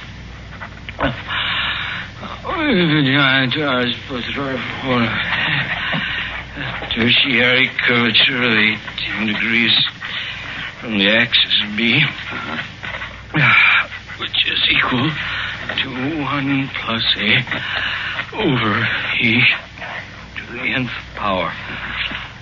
Yes. This man is out of his mind. That must be gibberish. He thinks he's Hoffman. Don't you see, Humboldt? Don't you see what he's writing? The formula. The Hoffman secret. What? You see how the various factors in it fit together almost miraculously. Look. It's as only Hoffman himself could put it down. But it's almost as though Stefan were possessed of Hoffman's spirit. Good heavens, Fernald. You really think that such a thing is possible? Well, I know that Hoffman talked about the supernatural, but this... There, gentlemen. It's finished. I promised I would bring it to you, and I have. Now, look, my boy. Look. Now I must lie down. Yeah, he's fainted. No wonder with those injuries. Mario, open that window and fetch some water. No, wait. Fernald. Yes. Look, he seems to be trying to say something more. It might be important. Well, I bring because of Gennaro, but I am sworn never to reveal. Yes, Dr. Hoffman, I will tell. I am Stefan Heron, American educated since 16. But my prior rigorous training was as a spy. I have scrupulously avoided contact with my government. Waiting for the right time. The formula for the lens system. Unbelievable. You think so, eh? Wait a minute. Here. Look at this. The empty holster on his hip. And here's a smaller gun right here inside his belt. And Humboldt is coming too. Fernand, if Hoffman is dead, it's because this man killed him. Oh, not with his gun, perhaps. It hasn't been fired. Oh, no. Do not shoot me, please. No, shooting would be far too good for you, Stefan Heron. It is Heron, isn't it? Yes. I am Heron. All right. Now, how did you do it? How did you kill him? No, I did not. He tried to kill me. To get the formula, that's why you killed him. I tried to force him, but he wouldn't tell me. What? He wouldn't tell me. He made the car go faster and faster. And then the curve, and the car went over. No. Wait, Stefan. You say he didn't give you the formula? No. But I am content. You hear me? I am content because you and your country, you don't have it either. He wrecked the car. He's dead. He can't give it to you. Nobody knows it. Wrong, Stefan. What? Because Hoffman has given it to me. He has? Yes. Through you.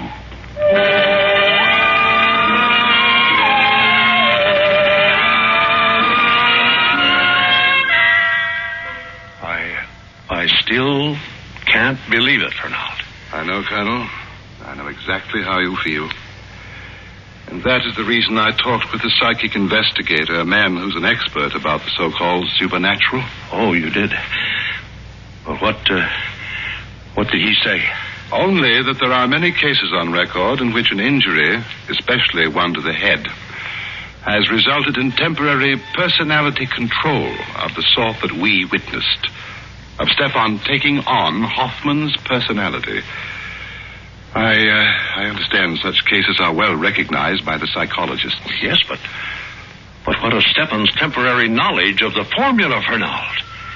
The formula that existed only in the mind of Dr. Hoffman while he was alive. Possibly, this psychic investigator told me, possibly, Colonel, it was a case of thought transference. Yes, thought transference occurring as a result of Hoffman's tremendous concentration on his formula at the moment of his death.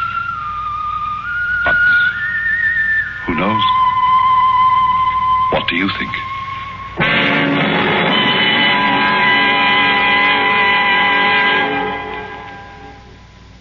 Suspense. You've been listening to Formula for Death, written especially for Suspense by Jonathan Bundy.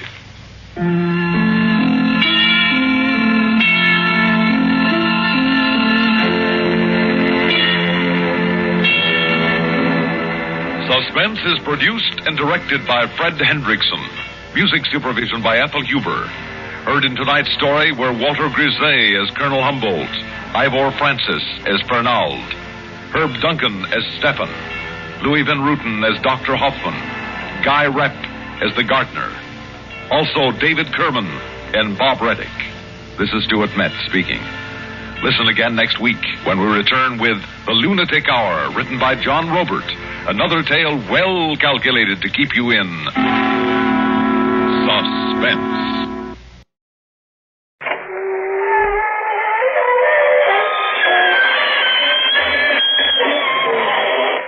Good evening, friends. This is your host to welcome you through the creaking door into the inner sanctum.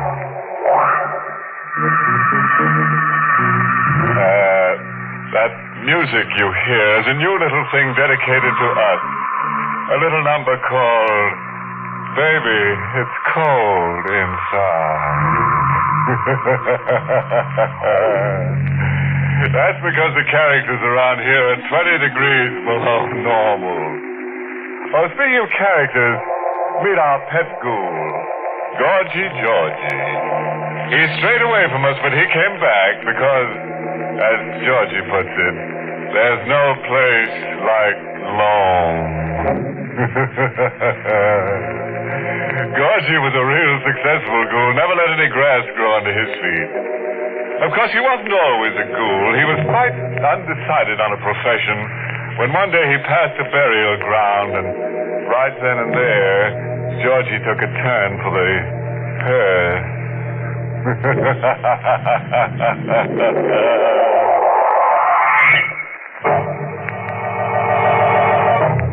Tonight's Inner Sanctum Mystery, Image of Death, was written by Ed Adamson and Bob Sloan, and stars Barry Kroger in the role of Victor, with Jean Ellen as Kitty. Before we begin, let me warn you, any similarity between the characters in tonight's tale and those in your nightmares is purely intentional. Okay, friend. Hang on to your nervous systems. The man stands in the dim-lit room, looking down at the motionless body on the floor. His large hands with the whipcord muscles are in startling contrast to his thin, sensitive face. For another moment, he stands there, staring vacantly. Then he walks to the telephone, dials the number, and waits.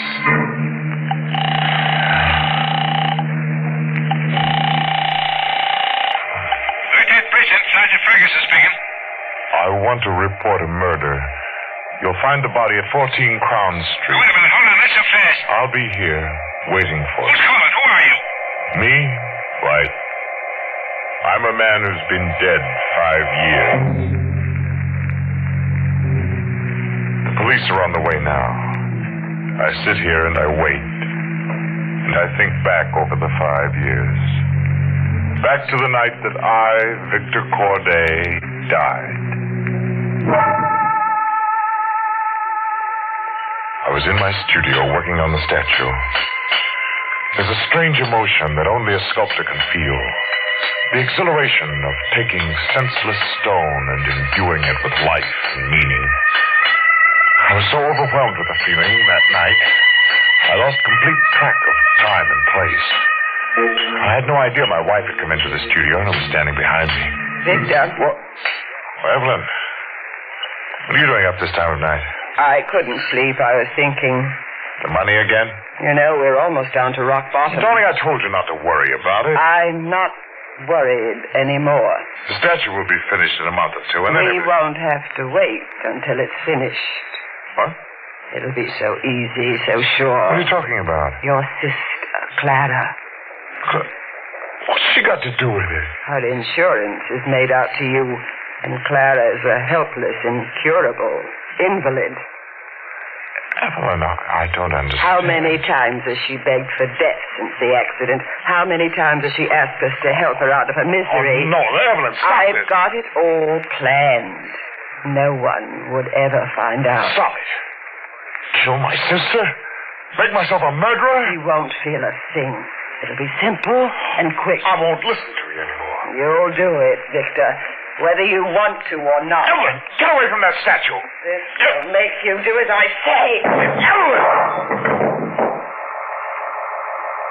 Destroying. All months of work. Destroyed. Now, there'll be nothing coming in, Victor. Now you'll have to do exactly as I... Victor! Victor! How could you do a thing like that? How? It would feel a good How? Let go! Victor! How? You're hurting me. How? Lisa!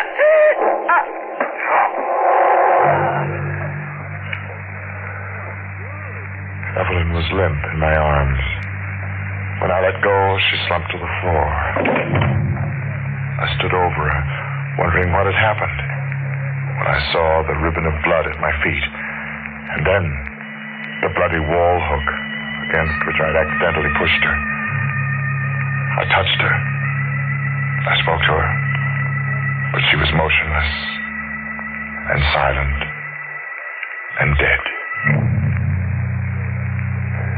And that was the night that I died, too. I didn't mean to kill Evelyn, but I knew no one would believe me. So I ran away, changed my name to Victor Carlin. I buried myself for 5 years. I became a gravestone cutter. I used these hands of mine for carving monuments to the dead. And for 5 years I hid, going nowhere, meeting no one. And then she came along. It was late one afternoon. I was in my shop near the cemetery, finishing work on a black marble headstone. Hello. What? Victor? I said hello. Who are you? Oh, now don't tell me you don't remember me. How do you know my name? I know a lot about you. I've been watching you for a long time. Watching me? Why? We could be friends, Victor. You need a friend. Will you please tell me who you are? Kitty Regan. You can just call me Kitty. I'm a waitress in a restaurant where you eat once in a while. Wouldn't you like me for a friend? What do you want, really? Oh, you shouldn't be afraid of me. I have no reason to be afraid of anybody. Oh, yes, you have. I can tell. I've watched you. When you're out of this shop, you're always looking around, like you were running away or waiting for somebody to catch you. You don't know what you're talking about. And you're always alone. You're afraid to make friends. You don't have to be afraid of me, Victor. Not as long as you give me the money. Why should I give you money? You don't have to. I can go to the police. I can always go to the police. And that's the way it began with Kitty. She couldn't have known what I'd done. She might have thought it was robbery or something like that, but she couldn't have known it was murder. She drained me of every penny I made. But strangely enough, I didn't mind. I actually started to look forward to her visits. And then one day I realized why. Kitty Regan was cheap and low and evil. But I'd fallen in love with her. Well, how do you like that? Oh, he says he's in love with me. Don't laugh, Kitty, please. I want to marry you. Marry me? Well, that's a riot. A crummy character like you. Where's my money? Kitty, it hasn't been a very good week. I only had one job. Well, whatever it is, hand it over. Kitty, I want to show you how I feel about you. You already showed me. No, this will make you really understand. I'm going to make you a figurine in ivory. It'll be very valuable. Oh, so you think you can make something that's worth a lot of money? You, a gravestone cutter. I have talent in these hands of mine. great talent as a sculptor. Oh, sure. You're a regular Michelangelo. Come on, hand the money over. All right. But I'm going to prove it, Kitty. I'm going to prove that I'm somebody you'd be proud to love.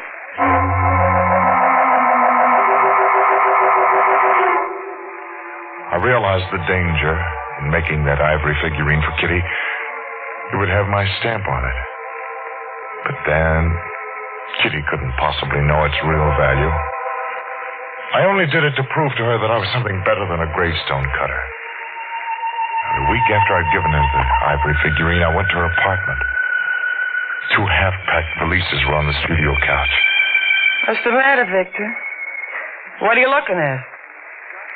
Those bags, Kitty. Where are you going? Oh, that. I'm moving away from here. This crummy room is getting on my nerves. You're running away from me. Where'd you get that idea Kitty, from? don't ever run away. Because I'll follow you wherever you go. I'm not running away. Just rented a new apartment on the other side of town in the Linda Park section. Linda Park? You've got to have money to live over there. So I have the money. Where'd you get it? It's none of your business. Let me finish packing. Kitty. Huh? The figurine I made for you. It's not on the table. What? Where is it?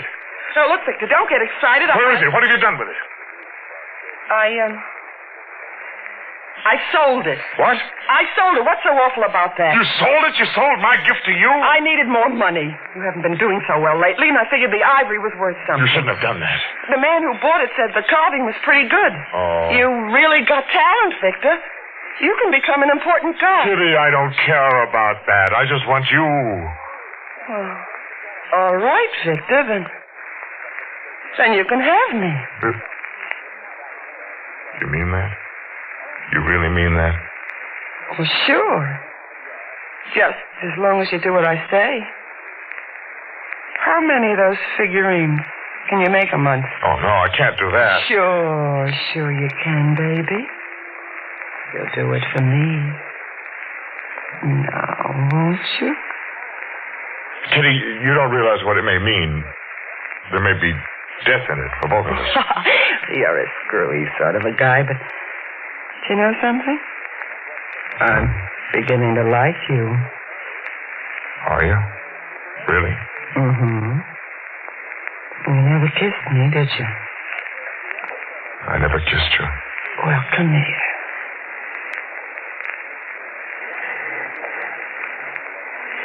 Kitty.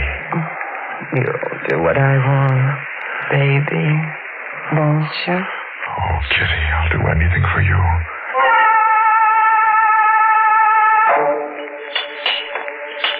I knew I shouldn't have done as she asked.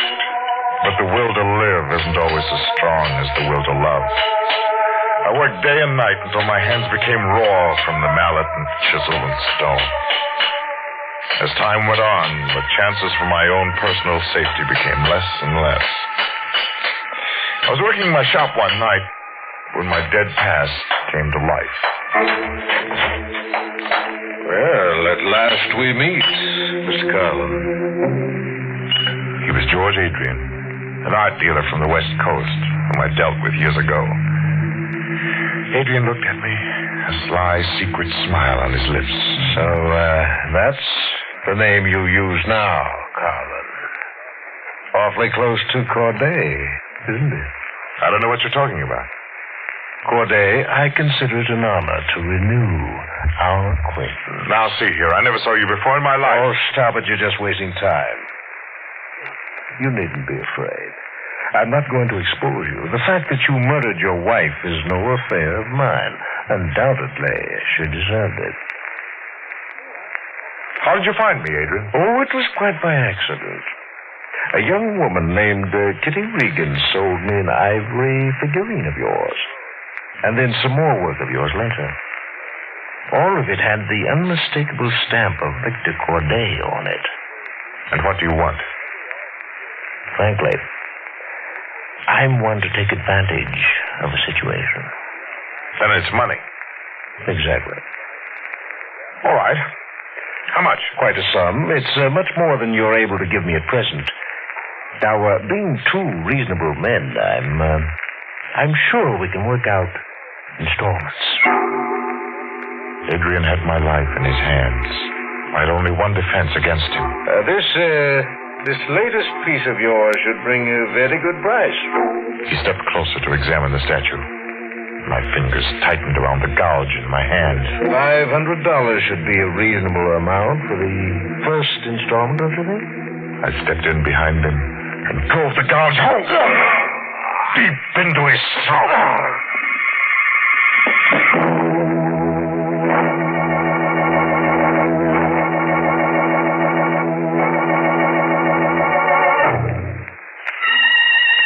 I carried Adrian's body to the cemetery near my shop and buried it in a freshly dug grave. But I had no peace of mind. In a few days, death began to close in on me again. An art critic from a Chicago paper wanted to do an article on me, and I couldn't refuse. Kitty kept egging him on, and he insisted on seeing every bit of my work, including the tombstones I had made for the dead. The night we went to the cemetery, a heavy rain was falling.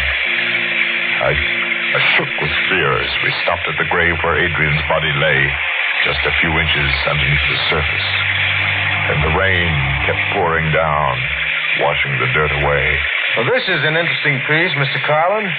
It's not really one of my important works, Mr. Rogers. Shall we go on? Oh, you mustn't be so modest. This sculpture would be worth a great deal to a gallery. Well, it's a pity that it remains here unseen. Oh, Victor, maybe the owner would sell it back. No, Kitty. I wouldn't think of asking such a thing. I still have other pieces we can sell. Let's go back to the shop, shall we? What are you looking at, Mr. Rogers? The face on this figure. It's uncanny. What do you mean? Well, it's so much like the face of a figure I saw in Los Angeles some years ago. It was done by a man named Corday. You ever hear of him? Yes, I've heard of him. Your work is very much like his, especially the face on this figure. But the face you see there is Kitty's. Oh. Yeah, but still it might pass for the model Corday always used, his wife, Evelyn. You have a great future, Mr. Carlin. Thank you. Now, shall we go? Victor, can I speak to you for a minute? Why, Kitty... Oh, don't mind me. I'll walk ahead a bit. What is it, Kitty? Why'd you lie to him? That's not my face. I never posed for you. I know that. There's some other woman, isn't there? No. There is. Now that you're making money, you'll spend it on another woman. That other sculptor's wife, Evelyn. You and Don't be she a are... fool. Evelyn Corday is dead. Dead? How do you know? Because her husband killed her.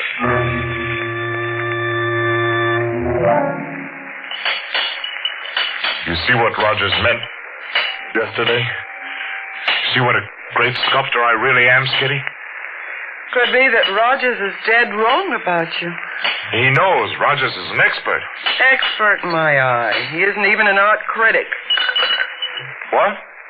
He's a phony. What are you talking about? Rogers. He doesn't work for Chicago paper. That's just a gag. He doesn't... Kitty, how do you know? Oh, I have ways of finding things out. How do you know? Oh, let go of me, Victor. What's the matter with... This is important to me. Let go. How did you find out? All right, I'll tell you. Called up the paper he said he worked for. Yes? I got something invested in this thing, too, you know. And? They never heard of him. There's no reason for you to get all hot about it. Don't you understand, Kitty? If he isn't an art critic, why is he posing as one? I don't know. Well, I do know. Only I've got to make sure. Well, what difference does it make? He's probably just an agent trying to get a line on your work. An agent for whom? The police? What? I never thought of that. Victor, I know you've been hiding for some reason. You're in some kind of trouble. What kind? Let me alone. I've got to think. Kitty. Yeah? Go back to your apartment. Stay there until I call. Why? What are you going to do? That's none of your business. You just stay there and wait. I may need you later on. I went to the hotel where Rogers was staying and climbed down the fire escape to his window. I opened the window carefully and went into the room. I could hear the water running in the shower. I quickly found out what I wanted to know. The identification was in his pocket. Frank Rogers, Los Angeles Police Department.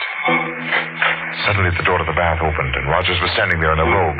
What are you doing here, Carlin? I knocked, Mr. Rogers, but you didn't answer, so I just came on in. Oh, I guess I couldn't hear you from the shower. I thought I'd locked the door. No, the door was open. It's funny, I was sure I'd locked it. Well, however, it doesn't make any difference. You're here, and that's the important thing. Isn't it? Corday. Thanks for coming over and saving me the trouble. It's good you didn't try to run away. I'd have gotten you anyway. You're quite wrong, Rogers. I have you. I found this gun in your pocket. Put it down, Corday. You haven't a chance. A shot at this time of the night will bring everybody in the hotel here. Thank you for warning me. Killing me won't help you. I sent my report to headquarters.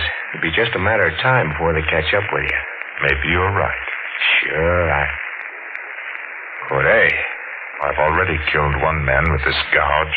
Put that down, Corday. Stay where you are. I'll have to do this quietly, Rogers. You warned me. Corday, don't.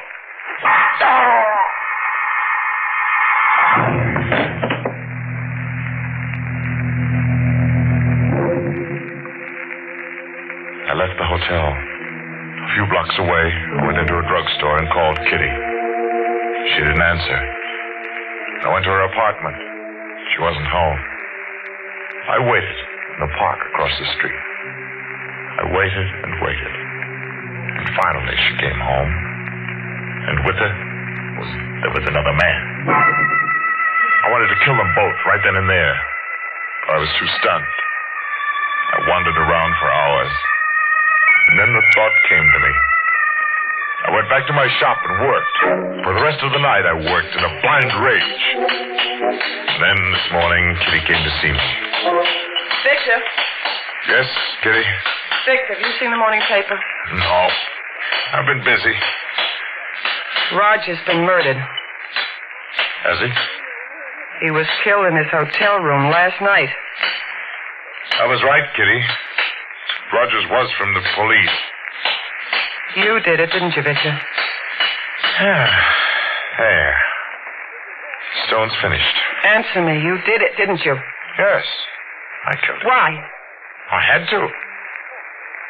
But you won't tell on me, will you? What makes you think I won't? Because I'm too valuable to you. I can give you the things you always wanted. A lot of good you are to me now. You're a murderer. We could run away. We could hide. They could never find us. Not on your life. I'm not running away with you from now on. I'm running from you. I only came here to say goodbye. Yes. I had an idea that's why you came. There's somebody else, isn't there? No. You don't have to lie to me. I saw you with him last night. What? I was outside your house last night when he brought you home. All right, so there is someone else. You're no good to me anymore. Oh. Kitty. What do you want? Just one more thing. Well, make it snappy. I have a gift for you, Kitty. Parting gift that will stay with you long after I'm gone. Gift? What kind of a gift? A figure in black marble. This one? Yes. I worked all night on it. I think it's the most beautiful figure I ever made. It's a tombstone. Mm-hmm. See here? Your name engraved? And there's a date. Yes. Today's date. Yes, Kitty. Today. The date of your death. No! You mustn't be afraid to die. Victor, just one thrust of this gouge and it'll be all over. No, Victor, wait. Listen to me. I won't leave you. I won't ever leave you. But you don't love me. I do. I'll prove it to you. I'll go with you. I'll run away any place You're you want. only saying that because you're afraid to die. No, it's because I want to be near you. No, Kitty. Victor, put your arms around me. Kitty. Put your arms around me. I'll show you how much I care. You're just saying. No, I'll prove it. Hold me tight. Isn't this nice, Victor, isn't it? It's wonderful, Kitty. Now, kiss me. You see, I mean it. Kitty. Kiss me, Victor.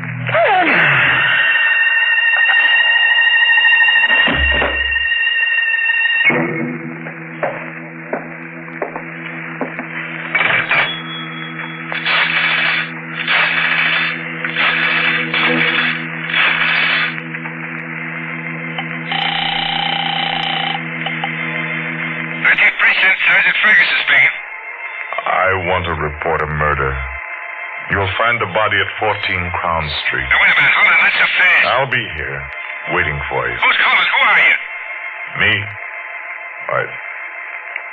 I'm a man who's been dead 5 years.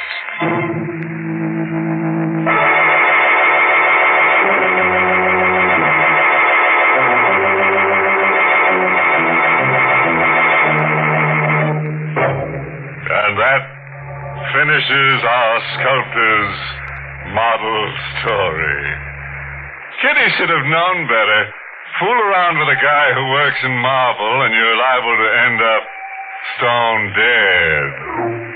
Well, that's what happens to you when you can't keep your chisel out of other people's heads. Well, friends, as we say here in the inner sanctum, it's all over but the screaming. Now, it's all over.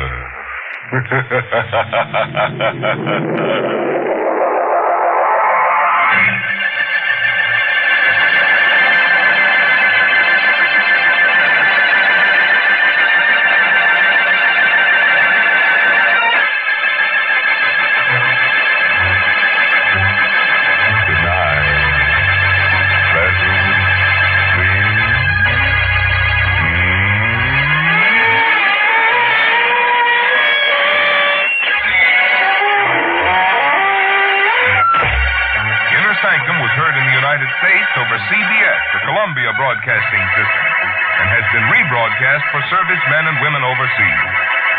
This is the United States Armed Forces Radio Service, the voice of information and education.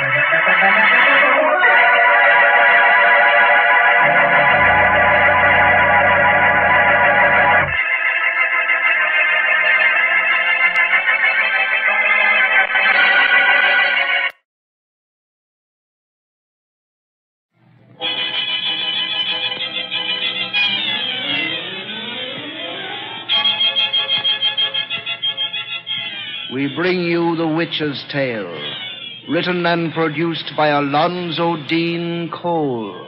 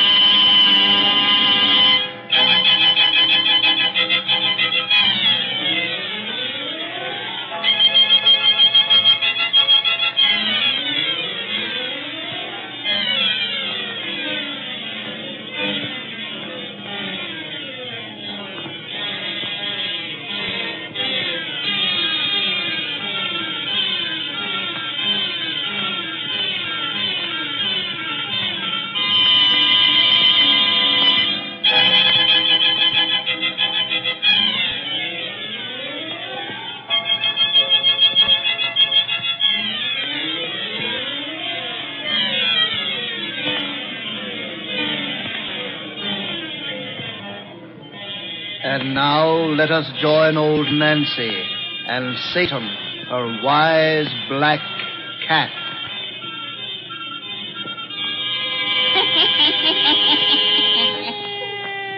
Hannah and 17-year-old I be today.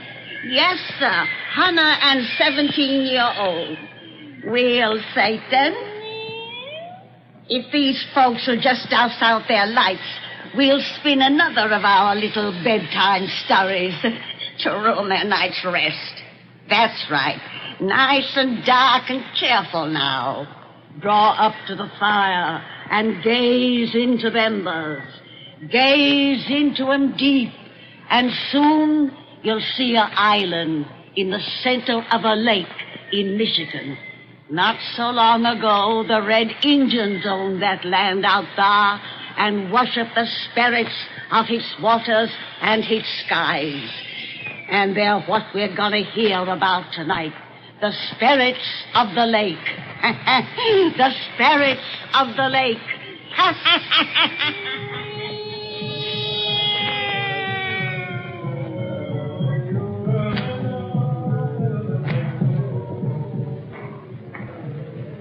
Those filthy Indians intend to keep that racket going all night? Surely their chanting doesn't annoy you, Dick. I was just thinking how weirdly beautiful it sounded coming across the water. Beautiful. Oh, I'm sorry you don't like it. You'll hear it every evening, as long as the new moon casts its reflection on the lake. That's a pleasant prospect. You're terribly bored here, aren't you? Oh, naturally I'm bored. I'm not accustomed to living in a wilderness where I see no one but stupid savages all day. Now you say I'll have to listen to them all night. But the reason I purchased this island, so close to the Indian reservation, was because I thought you'd find their customs interesting and picturesque. Roger, why don't you take a trip east? Then come back to me when you're over your restlessness. Fine idea that would be. My friends would crucify me for leaving you alone. Is that the only reason you stay here with me? You do love me, don't you? I'm married to you. Husbands are supposed to love their wives. I'm in no mood for romance this evening. I don't suppose an invalid can expect her husband to be in a mood for romance, ever. But I won't be an invalid much longer, dear. I'm getting better every day. It's really very seldom that I cough anymore like that, but in a little while I'll be completely well and we can return to New York together or travel in Europe. Anything you want to do. Oh, I mean to give you such a good time, to make up for the dreary months you've spent out here because of me. Thanks for reminding me that to have a good time, I'm dependent on your money. I didn't mean that. You know I didn't. Oh, all right. Let's not talk anymore about you and me. No. We don't seem able to talk of you and me. God. I have to listen to that savage caterwauling much longer, I'll go stark raving mad. Perhaps if you know the reason for the chanting, it might interest you a little. Two horses told me all about it this afternoon. You know, he's the old Indian who comes to see our housekeeper. She's his cousin, I think. And, Roger, it's the funniest thing, but they call me White Goose. Well, what about the chanting? Oh, yes. Well, it's a ceremony the tribes hold each year at this time to appease the spirits of the lake. The Niba-Norbegs, they call them.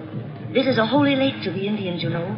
And they say that if anyone affronts it or harms its friends, the Niba-Norbegs take terrible vengeance. Two horses spoke so convincingly of its terrors, I made a peace offering. Peace offering? What do you mean? I cast a bouquet of flowers on its water and said a prayer Two Horses taught me. God. No wonder he calls you White Goose. Another month in this wilderness and you'll be going about clothed in a blanket. Roger. Oh, I'm going out. I'll prowl around in the canoe and try to work my nerves off. Nama can sit with you. You'll enjoy her Indian grunting more than you would my conversation anyway. Now, Nama. Nama. Huh? Come in here with Mrs. Benton. I'm going out. Huh?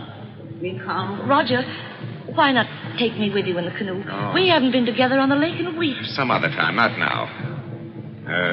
Don't wait up for me. I may be late. Good night. Roger, wait. Well? You're not going to the Johansson's farm again? What do you mean again? Why, I know it's quite all right, dear, but, well, there's been a little talk about you and that girl there. Oh, there has, eh? I'm having an affair with Hilda Johansson, I suppose. Oh, no, dear, no. Oh, so that's what you have in your mind. It isn't bad enough that I have to be cooped up with you among these dirty Indians, but now I mustn't even look at a decent-looking white woman. Roger. Oh, how I hate it all. This beastly island, these stupid savages, this slimy lake. How I hate... George! Oh, I didn't say I hated you. I'll see you later. Good night. Oh, no. Oh, White Goose. My husband doesn't mean anything when he speaks angrily to me, Nama. He's really a very good man underneath. He'd better be good if he go out on lake. What do you mean? You give flower to lake today. You say Indian prayer.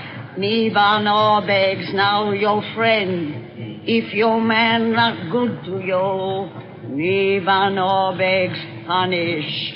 Niba-Norbegs punish. Ah.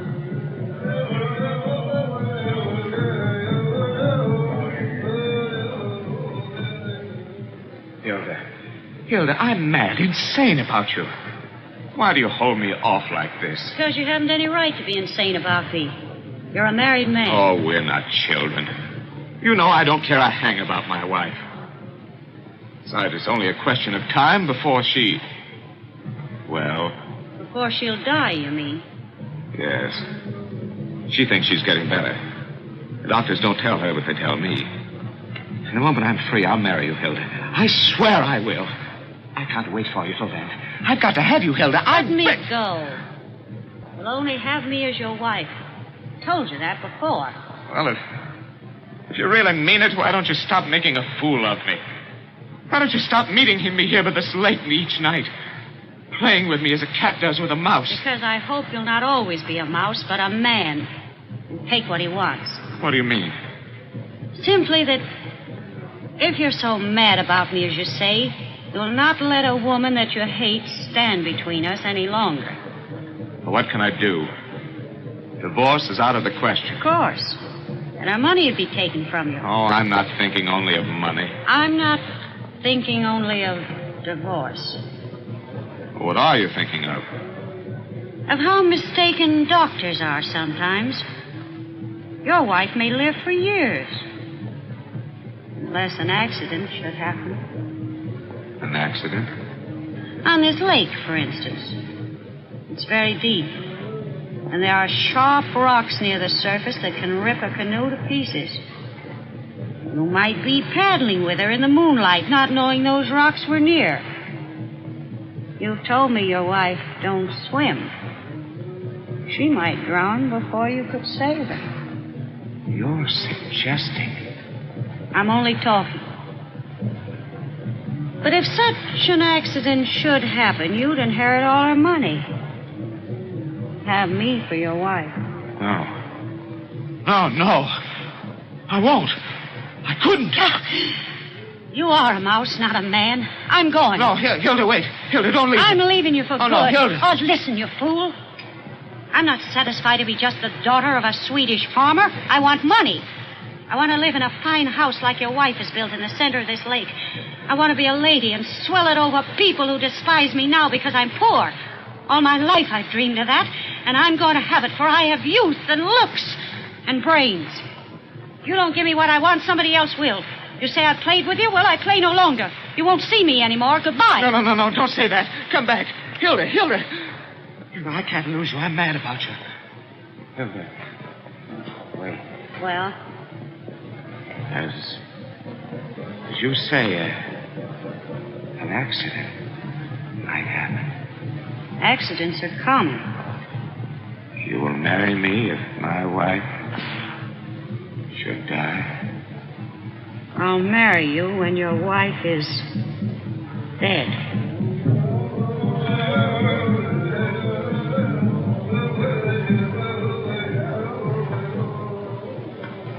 Oh, Roger, it's wonderful to be on the lake with you again. It's been so long since we've been in the canoe together. I feel as though we were on a second honeymoon. Aren't you enjoying it too, dear? Yes. Oh, the world has never seemed so lovely as it does tonight. Isn't that distant chanting restful? You haven't complained about it this evening, so it must make you feel as I do. It sounds the prayer it really is. A prayer for the dying. Yes. Is that what they're singing? A death song? Yes. This is Indian summer. The moon of falling leaves. Of dying things. Moon of falling leaves. Of dying things. Dear, why, you're frightfully nervous tonight. Your hands are shaking as they work the paddle. No, I'm all right. You're not. You're so unhappy here. But soon we'll go back east. We'll only come to the island for a day each year, so that I can renew my offering to the spirits of the lake. I've taken the Nabag very seriously, you see, for I'm under their protection now, according to Nama and 2 horses. Oh, dear. Oh, be careful where you guide us. We're close to the sharp rocks the Indians call the Spirit's Challenge. They say the road to the villages of the happy dead lead over such rocks as that. Rocks with a knife-like edge on which only the good can keep their footing. The bad fall off into an abyss of eternal torment. Stop talking that savage rot. Stop, I tell you. It can't frighten me. Dear. I'm not afraid of spirits. They can't hurt me. And men will say it was an accident. Roger, you're mad. An accident. That's what they'll say. An accident. You're making for those rocks purposely. An accident. You mean to drown me. Roger, don't. Turn back. Turn back. We're going to strike. Oh! Roger! Save me! Don't swim away from me! I'm sinking! Roger, come back! Oh, God, I pray thee! Oh, spirits of the lake! Punish! Punish!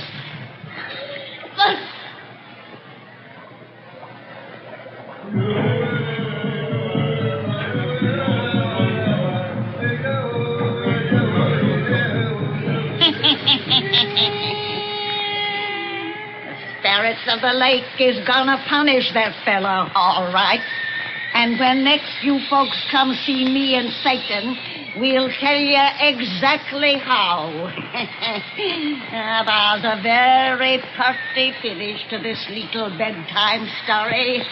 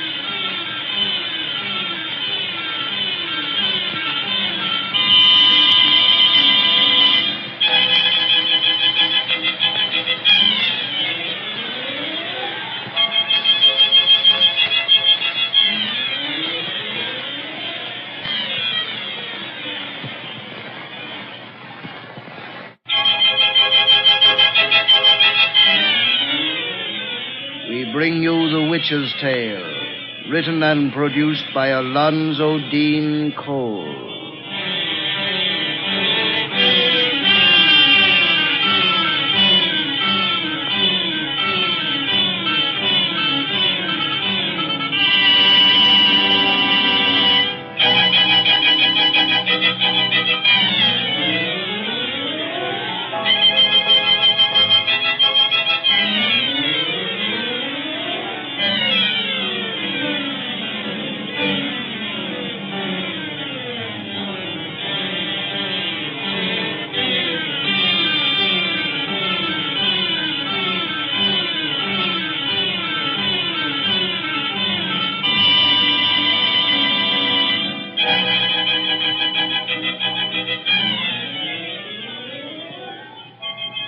And now let us join old Nancy and Satan, her wise black cat.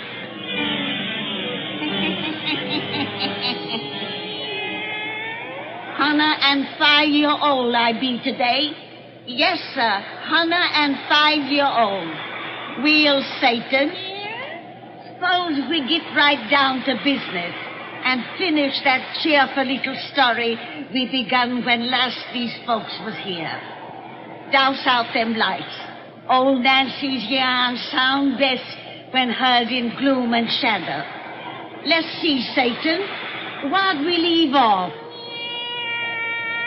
Oh, yes. We told about that married couple who was living on an island in a spirit-haunted lake a tribe of Indians worshipped. The wife, who was an invalid, was pretty friendly with the Indians, and they taught her to make friends with the Neva Norvegs, which is their name for their water spirit.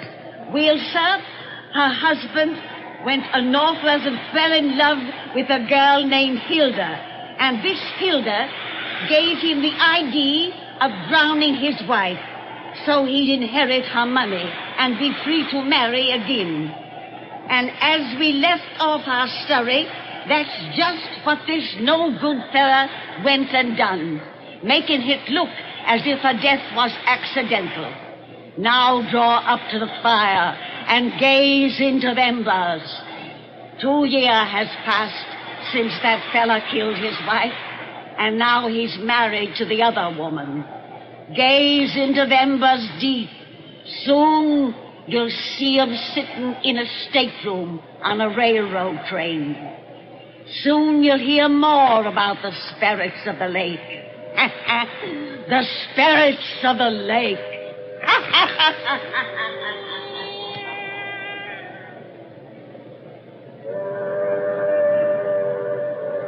It's the next station. Only a few miles now. Anyone would think something was going to happen to you on the island, the way you're whining about going back there. Oh, I don't want to go back there, Hilda. If you were anything but a human cake of ice, you'd understand my feelings about the place. What a durable conscience you have. After 2 long years, the accidental death of your former wife bothers you as much as ever. Hilda, for God's sake, don't talk like Oh, that. don't worry.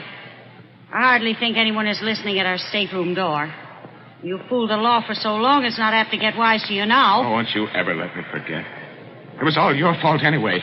You planned it. You drove me I to had it. nothing to do with it. I wasn't even there. In fact, I know nothing about it. God. Snap out of this and get our bags together for the porter. If my folks are at the station to meet us, I don't want them to see you looking like a frightened cur. Hilda, couldn't we stay with your family while we're here instead of on the island? Live in a dinky farmhouse when I can swell it over the neighbors in that big house on the island? I guess not. But, Hilda, I've told you I'd buy you a nicer place somewhere else. Hilda, I'll buy you anything you want, but don't make me go back You could there. buy me the most expensive mansion on Park Avenue and wouldn't give me the kick of living on that island, owning that big house there, swelling it over the people who knew me when I was poor. You kept it from me for 2 years, but now at last I'm going to have it. You don't understand. Oh, yes, I do. It isn't just conscience that troubles you. You're afraid of the place. Afraid of an Indian superstition. No, You are. Your other wife made you believe there were spirits in that lake. Some sort of Indian goblins who'd make you pay for what you did to her. You said she called upon them as she sank beneath the water. Yes. With her last breath, she called on them to punish. I'll go with you, Hilda. Just let's not talk any more about it. All right. We're coming in. If my family are waiting here, they can drive us to Two Horses' place, and he can row us to the island. Get those bags together. Coming back in Indian summer. It's just the moon, all the leaves. What about it? Time. 2 years. Oh, quiet. Who's there? Hold him, ma'am. We've come to your station. We're ready. Open the door and help him get the bags. Yes. The moon of falling leaves. The time of the dying things.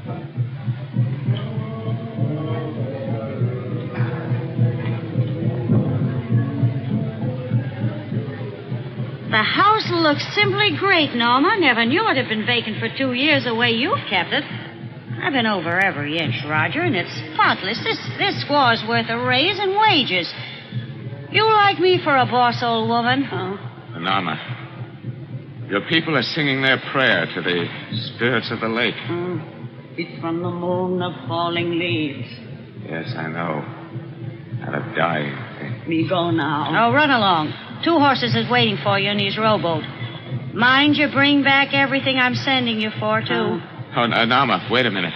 Is the canoe in good shape if we wanted to leave the island? What do you mean, if we want to leave the island? Hilda, No, all Go right. on, get out. Me go. Haven't you any sense at all? The way you've acted since we landed here, even those stupid Indians know you're scared to death of the place. You want them to suspect the reason why? Oh, I think they've always suspected. Now we're alone here. You and me. Well, what of it? Let's get out of this kitchen. You better lay down a while and see if you can pull yourself together. I'll try. Wait till I put down this window. I can't stand that noise of those drums, that chanting. Well, I'm not crazy about it myself.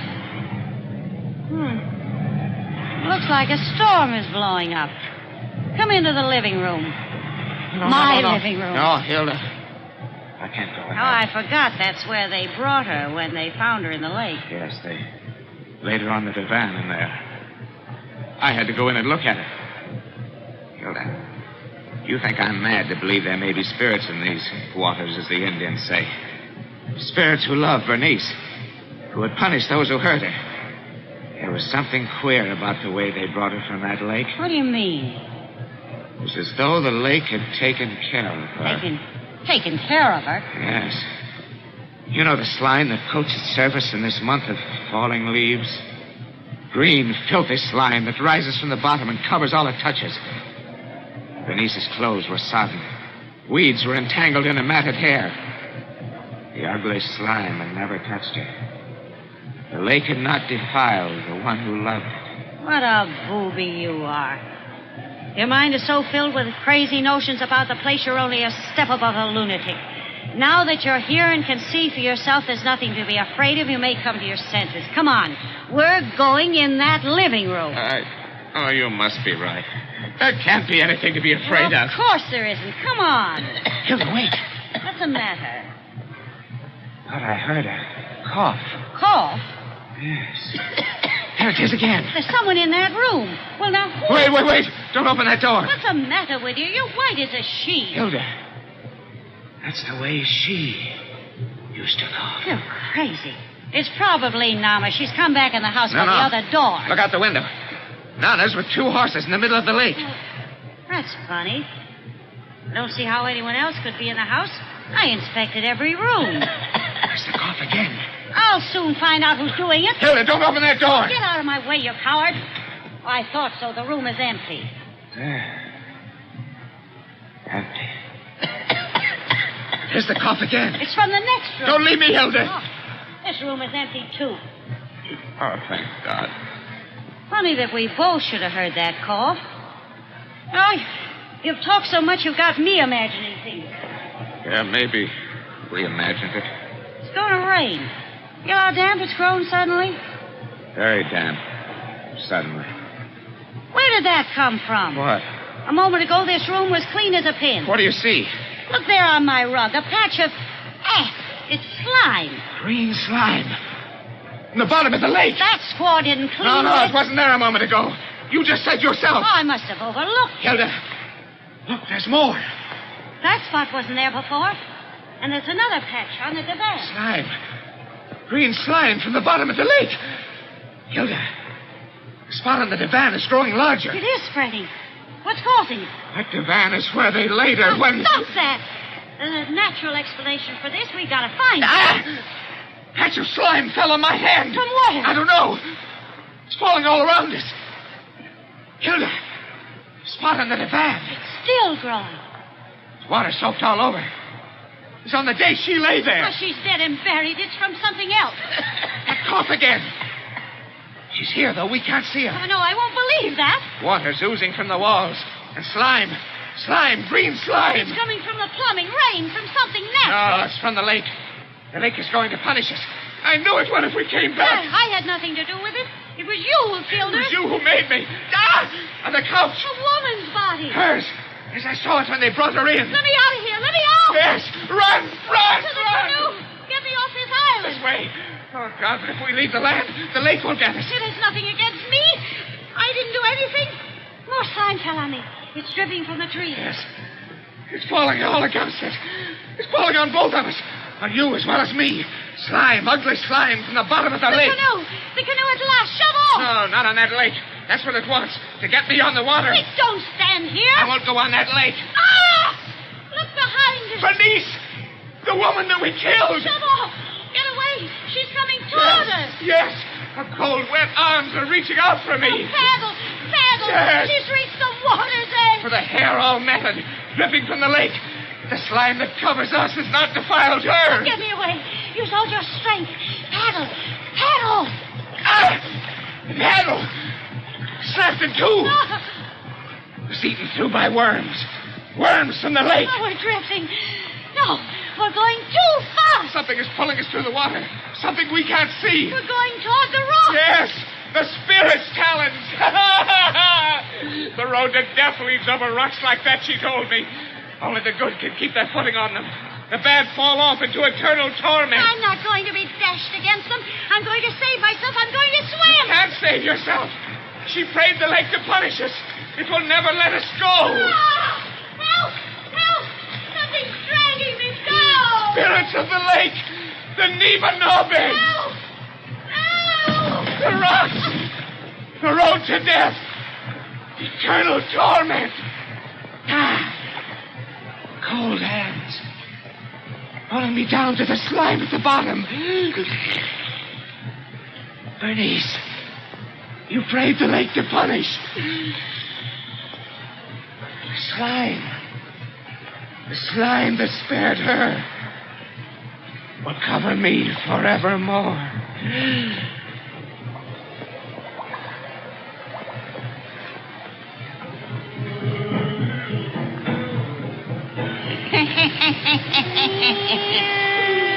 Well, Satan, the moral of this story is that crime don't pay, especially if you lives around an Injun lake.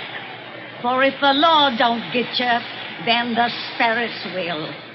Come see me next time I has a birthday, and we'll have another Percy yarn to spin you.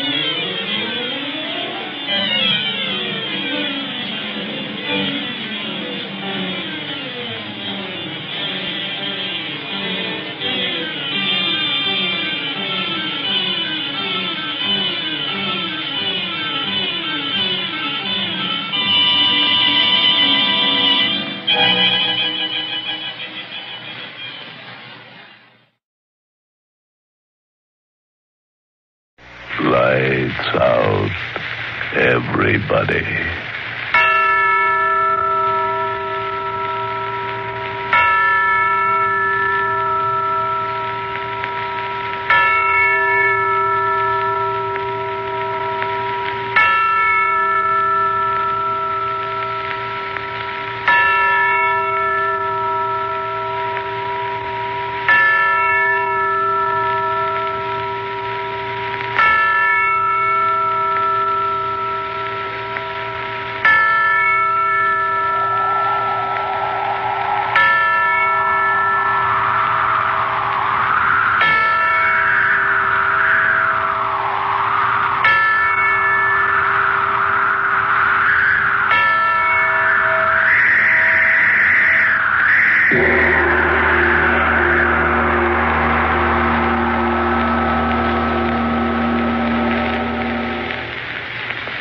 Her name was Jean. You will hear not only the voice in her throat as she speaks, but also the voice in her mind as she thinks.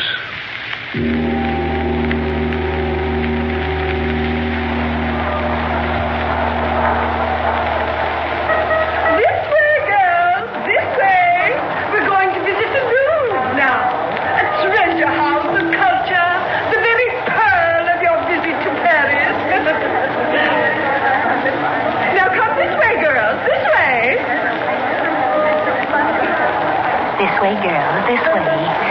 Prune-faced old maid. Makes me sick. Who cares about the Louvre and scummy pictures and junk like that? Fun. I want fun. Now, Jean Taylor, why do you always lag behind? You know that makes my task of shepherding you girls infinitely more difficult. Do I have to be shepherded? Do I look like a sheep? Now, Jean, my dear, please don't take that attitude again. Your father... My father. What does my father understand about me? Now, Jean... What does anybody understand about a girl like me? My dear child, for 20 years I've conducted young ladies... For 20 years you've been a pain in the neck. Jean Taylor. A pain in the neck, that's what you are. Here we have the Mona Lisa. She's got a pan like a hunk of cheese. Culture, girls. Culture. Culture. Jean Taylor. You make me sick. Jean Taylor, how could... Oh, don't pop up like that. You'll blow something. Cable. A cable to your father. Go ahead, cable him, send for him. Who cares? What good's Paris if I don't get any fun out of it? You dried up prune. I've never been talked to like this in all my life. Well, that's what you are, a prune. A little dried up prune. The other girls... The other girls make me as sick as you make me sick. Fun. Fun's what I want. And neither you nor my father nor anybody else is going to stop me from having it. Now I understand how you broke your mother's heart. Oh, cut it out. That tune's made me sing in the choir long enough. I'm sick of it. Money's for fun, and life's for fun. I'm young. My father's got plenty of what it takes. So starting right now, the devil with sculptures and paintings and all your culture. This is Paris. Paris. And I'm going to have fun. Fun. Fun. And I'm starting right now. Jean, come back here. Jean. Jean, come back here.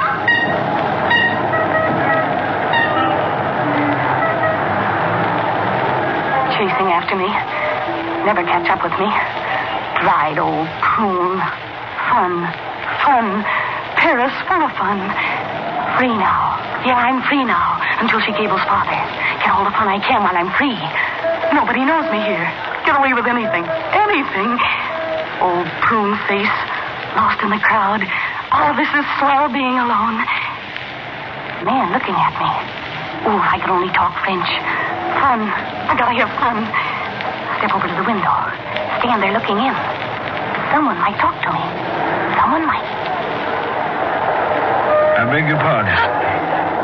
Do forgive me for startling you. Well, I'm not startled. Aren't you Jean Taylor from New York? Well, yes, I am. This is a coincidence. Sam Edwards, the name. I know you? Not exactly. I know your father. Oh. He often spoke to me of you. His favorite daughter, aren't you? Am I? I get it. Sort of holds you down, doesn't he? You mean he tries to? Well, I can see he isn't very successful now, is he? Oh, I do all right. Alone? Certainly. Going someplace in particular? Why? Why not go places with me? Then to my father's. What'd you say? Nothing. I wish you would say something. For instance, that you'd like to have me show you Paris. The real Paris. Real Paris? Of course. The Paris the tourists never get to see. The Paris you read about. A living, lusty Paris. You go with me? Oh, mister, I'd love it. Excellent. Shall we go? You really mean the real Paris? Pure and unadulterated. And not so pure. Mister, you're the answer to a maiden's prayer. Yeah.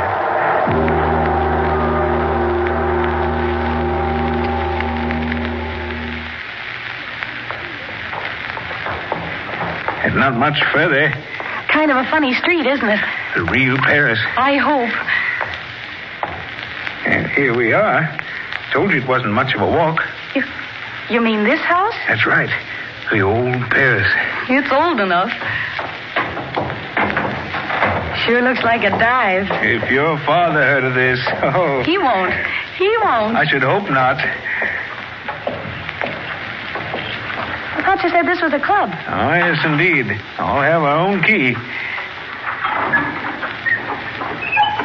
Here you are, my dear.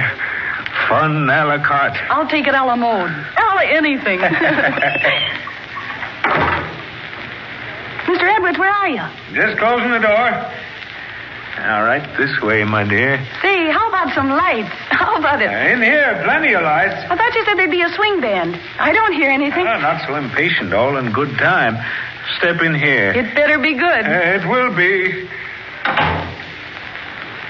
Say, there's nothing in here. But, Mr. Edwards, locking the door. Say, what's the idea? It seems like a good idea. I said, what's the idea? And I said it seems like a good idea. You lied to me. I'm an opportunist. And if you think you can get away with anything, you're crazier than you look. Am I? You said you were a friend of my father's. I am. I am indeed a friend of his money. What? Money. You little sap. You don't think I'm interested in you? Don't you talk to me like that.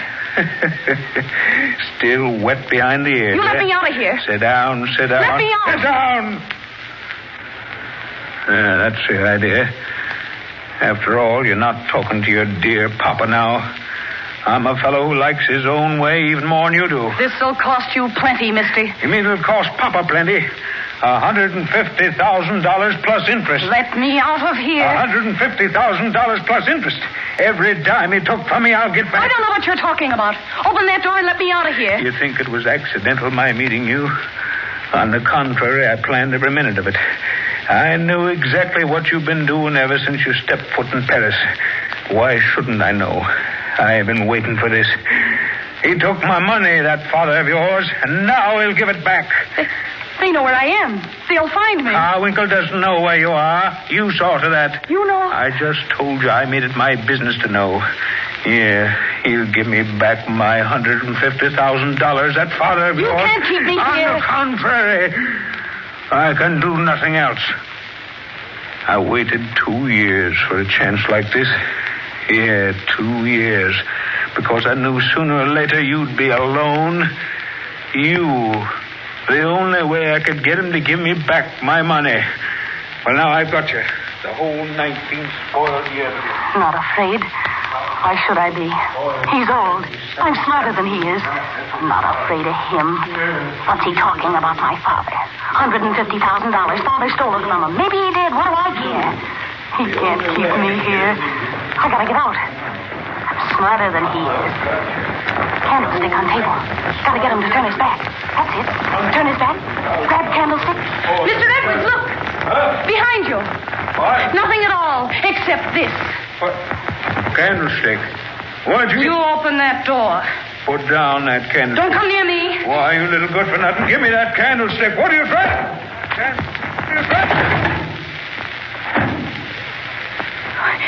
What did I do?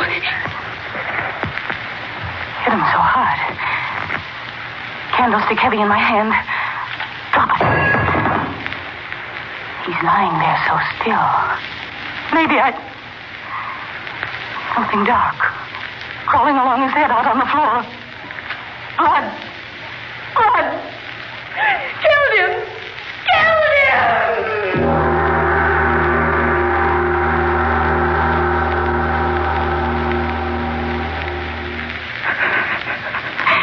Gotta get out of here. Which key is it? Which key? I can't find the right one. Which is it? I gotta get out of here.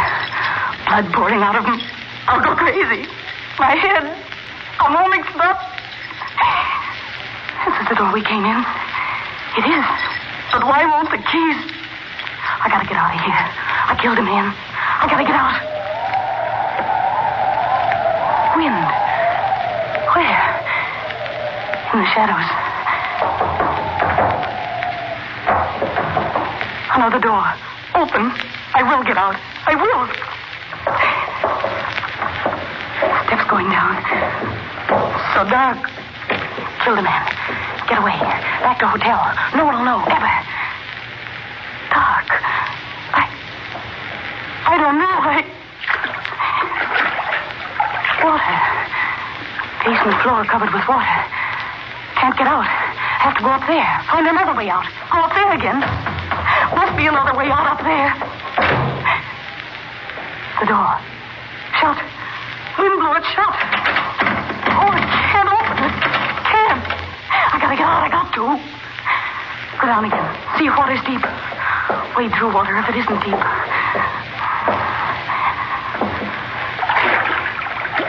Only up to my ankles. I will get out. I will. Must be a basement door. So dark. Killed him.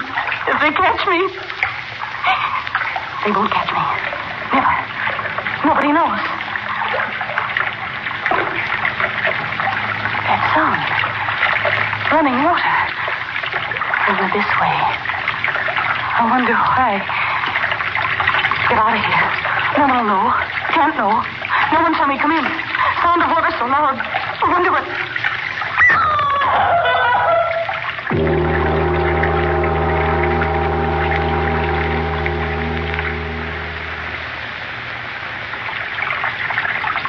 Water.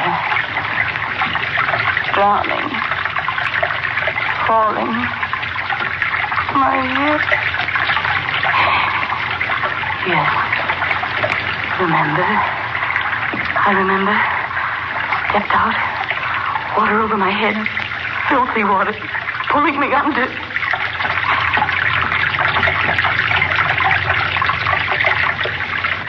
I hear it.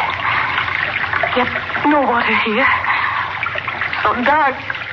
Where am I? Where? Gotta get out of here. Gotta get out.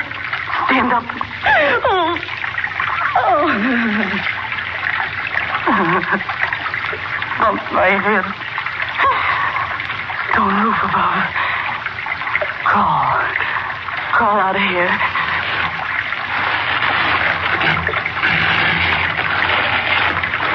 Kill the man. Gotta get out of here. Smashed his head in. Gotta get out of here! But not that way, mademoiselle. Another foot in that direction, and you would have fallen many feet into the water. Where are you? Beside you. I saved your life, mademoiselle. What? You floated by, drowning. I saved you. You saved me? Oui, I did. In the dark, I saw you. Dark. Water. Where am I? Where am I? You do not know? Where am I? Wet stone. Smell. Sound of water. You've got to tell me where I am. Oui. I tell you, mademoiselle. You are in one of the great sewers of Paris.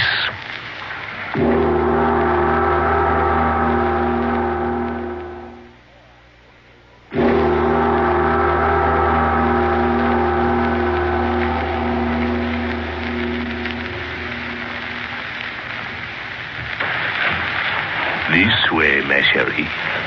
This way. What's the matter with you? Do you have to walk so fast? But I walk slowly, mademoiselle. So dark. Haven't you even got one match? I see quite well, mademoiselle. If you will follow me. And then walk slower. You're just a shadowy something. Walk slower, I tell you. I am a busy man, mademoiselle. You fool. Don't you understand? The quicker you get me out of here, the more I'll pay you. I'll give you more than you make in a year. The sewers run beneath the streets like fingers of outstretched hands. Some of these tunnels are so old that all the world has forgotten them. There's no water here. Oui. That is true. Abandon this one. How much further? A step, merely a step. You said that half an hour ago. Turn here. Turn here, eh? Up the steps. Turn, and here we are. What are you talking about? It's still dark. We're still underground. We are here. What are you talking about? My workroom. Workroom? Who cares about your workroom? Out of here. You said you'd get me out of here. No, mademoiselle. I take you away from the water. Here. But I want to get out. Out where there's decent air. Out where there's light. Do you hear me? You've got to get me out of here. Oh, no. No. Whoever meets old Louis down here stays here.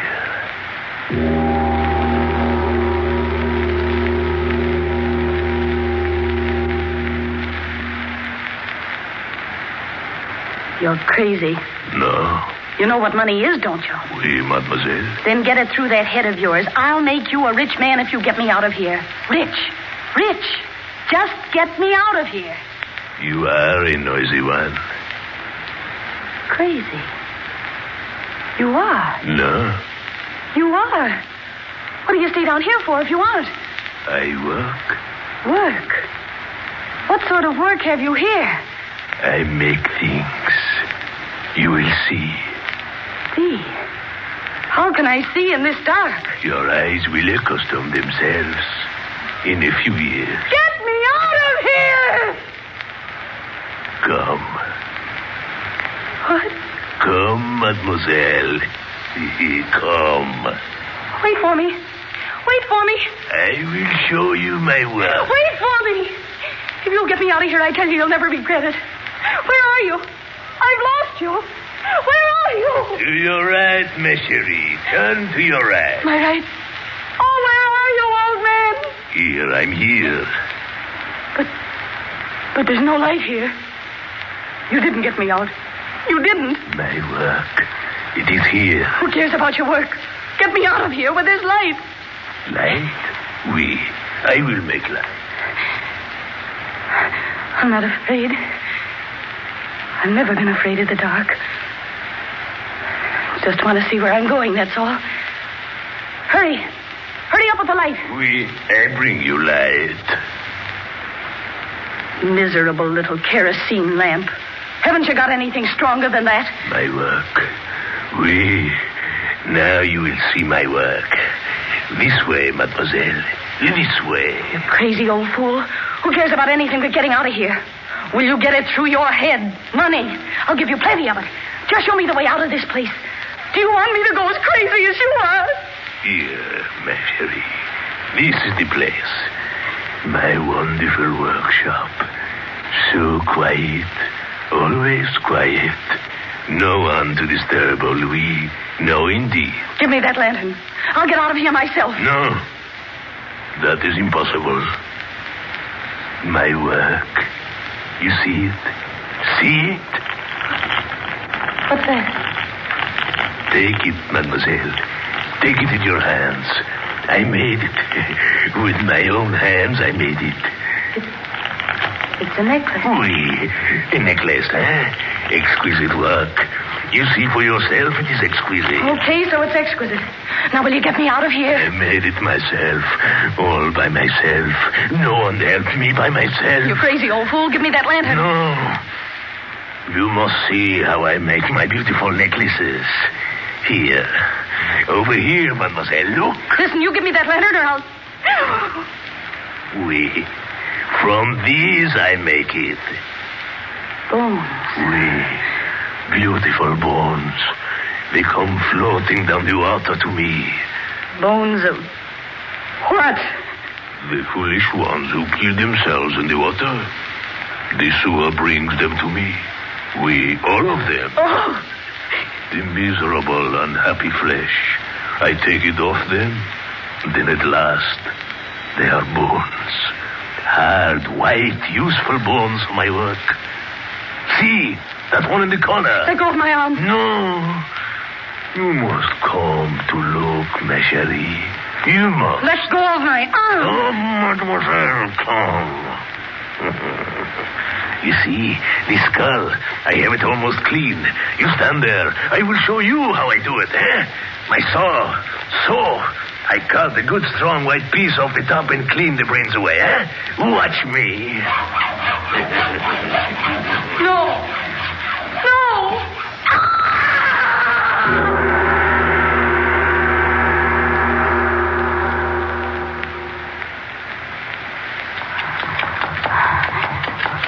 Get away. Gotta get away. Chasing me. Old man. Can't run as fast as I can. Get away. Just get away, that's all. Sawing that skull. Dead man. I killed a man. Mademoiselle! Still after me. Get away. We'll get away. Nightmare. Gotta get out. So dark. I gotta get the light.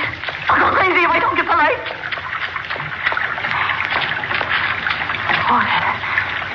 Water again. Gotta be careful. Maybe if I yelled, someone would hear me. Workmen. Someone in the sewer. If I yelled. Help! Help me! Help me! Help me! Is there someone down there to help me?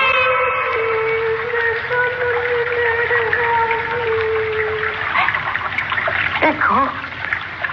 Only Echo talking back to me. Oh, if only someone was here to get me out of here. Someone. I am here, mademoiselle. Why did you want to run away from me? It was quite useless. Let go of me. Let go. It is no use to struggle, my chérie. Let go of me, you crazy fool. Let go of me. Do you hear? Take your hands off me. Let go of me. No. You come with me, mademoiselle. With me if I have to drag you along.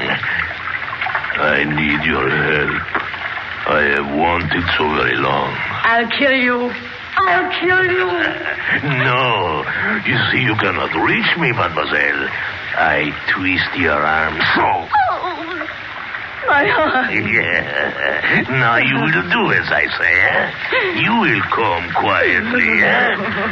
Oui, ma chérie. You will help me too. Always help me. There is so much work to do.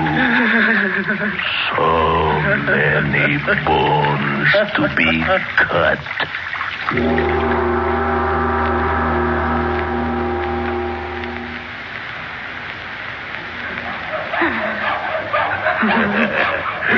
You are doing very well, mademoiselle. Oui, very well indeed. Stop! Fool! That is not the way to cut. Crosswise! Crosswise? If you cut the other way, the bones will split.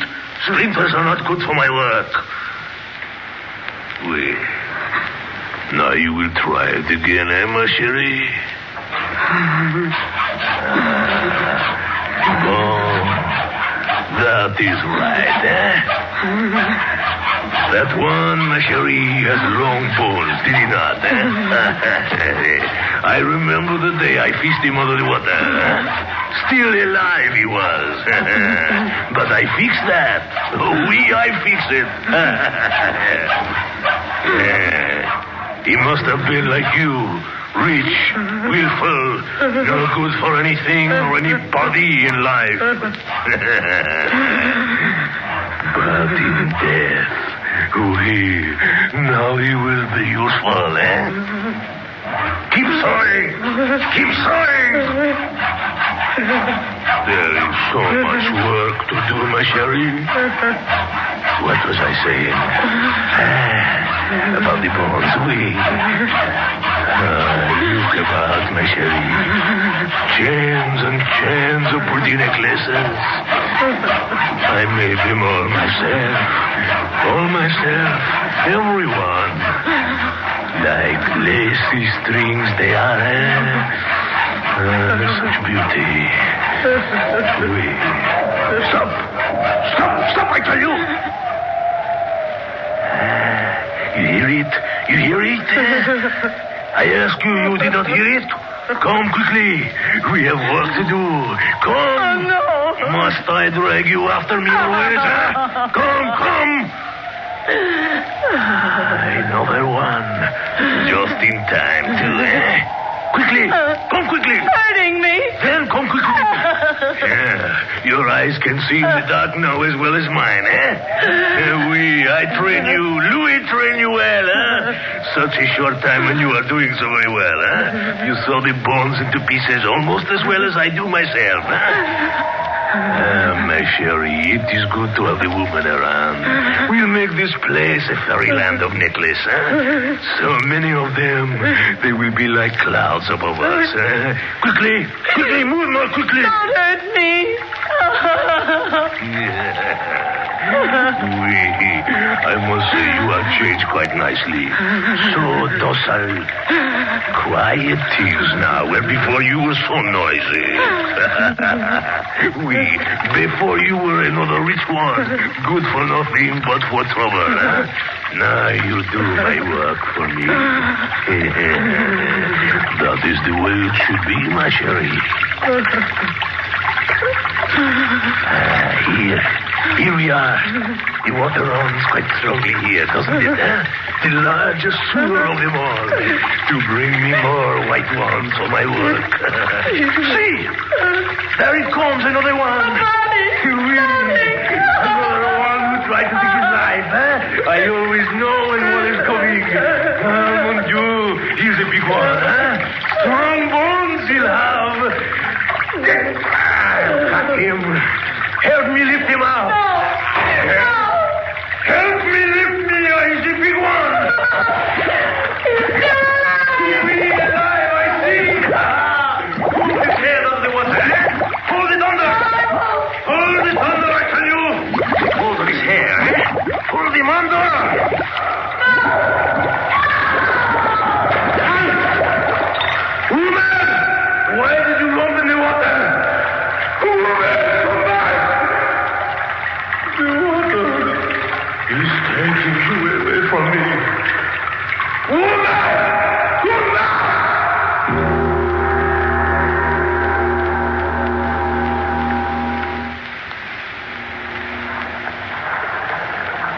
is the fishing, my friend? How could I fish, leave it this? In my time, the Seine is full of fish. In your time? Look, see where it's pouring in? Where is that for a fish to live? I tell you. Monsieur. Look, what? In the water. Voilà. It's a purpose. She's a woman. The current will take her right by her. Hold on to my arm. I'll get you. Hold on. Oh, not too far. Oh, you will fall in. A little more. A little more. I got you. Pull me back. Pull me back now. Help me lift her up, boy.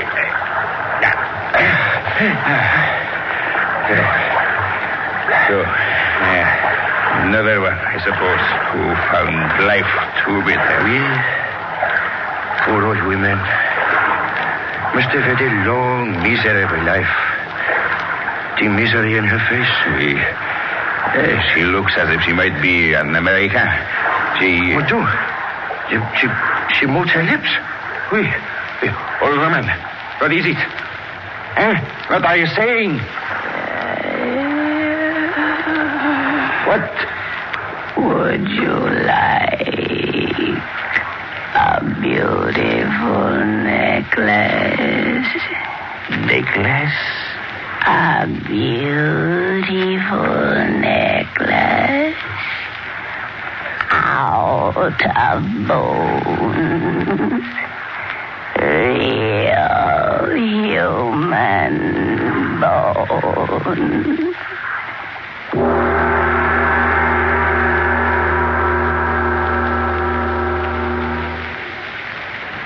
Lights Out, written especially for radio by Arch Obler, comes to you each Wednesday from our Chicago studios. This program has been heard in Canada over the facilities of the Canadian Broadcasting Corporation. This is the National Broadcasting Company.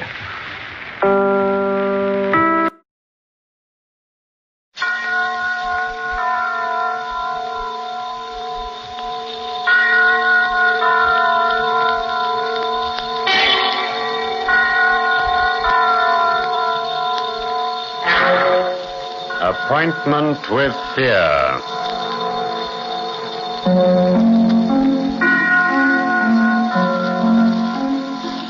This is your storyteller, the man in black. Here again to bring you another far-side tale. I have told you many stories to chill the spine since first we met. But there is one particular subject I have rather neglected. Insanity. I could unfold many charming tales of the mentally unstable, but I've chosen one tonight that will appeal to the more subtle listener. So while I tell you of Gerald and Adela Madelon and the provocative Pauline, we trust we shall keep our promise to bring you An Appointment with Fear.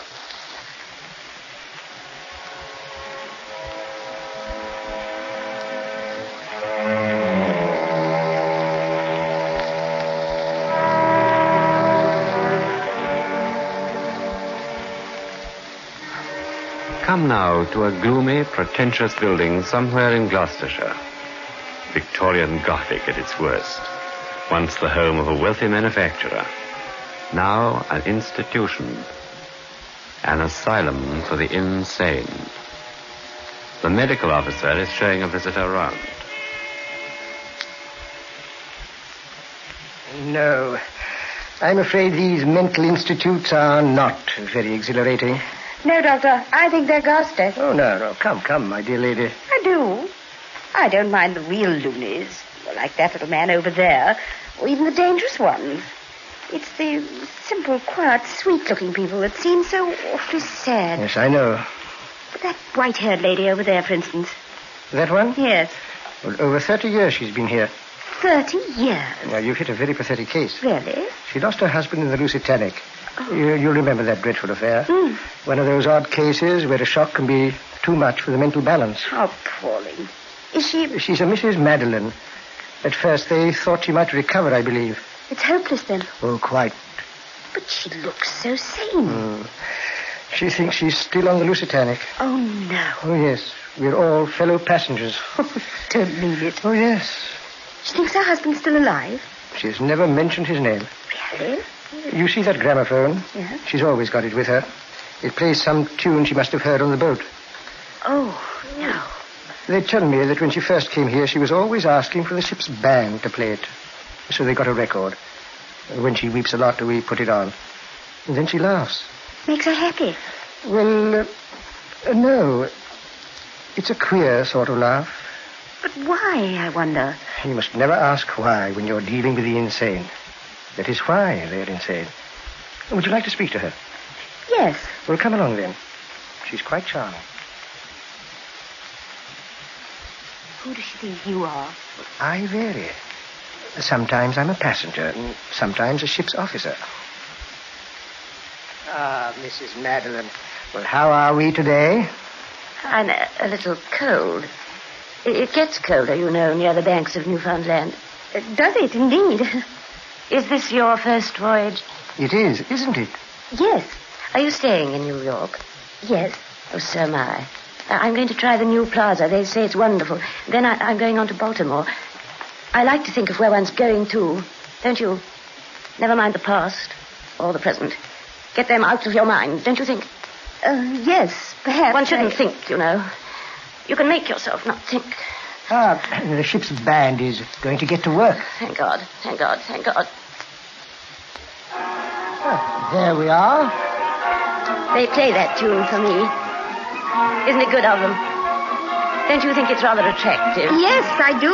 Rather consoling, don't you think? And yet rather cynical, so to speak, or shall we say sardonic.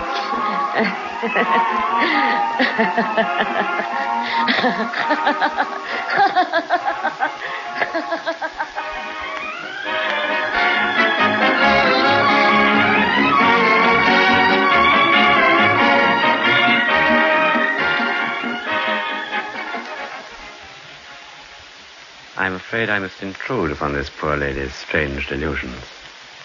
You heard that mental expert tell his visitor that no one dreams of asking why in his domain. Shall we ask why on this occasion? So be it then. We will. So come with me along the years. The mid-Atlantic, a mighty vessel, 2,000 souls aboard. A still, calm night. And then, disaster. Laughter and life and wealth and glittering glory, and then nothing. Nothing. I would recall those words of Dante Gabriel Rossetti, if we might pause a moment. The ship was gone. The crew was gone. And the deep shuddered, and the moon shone.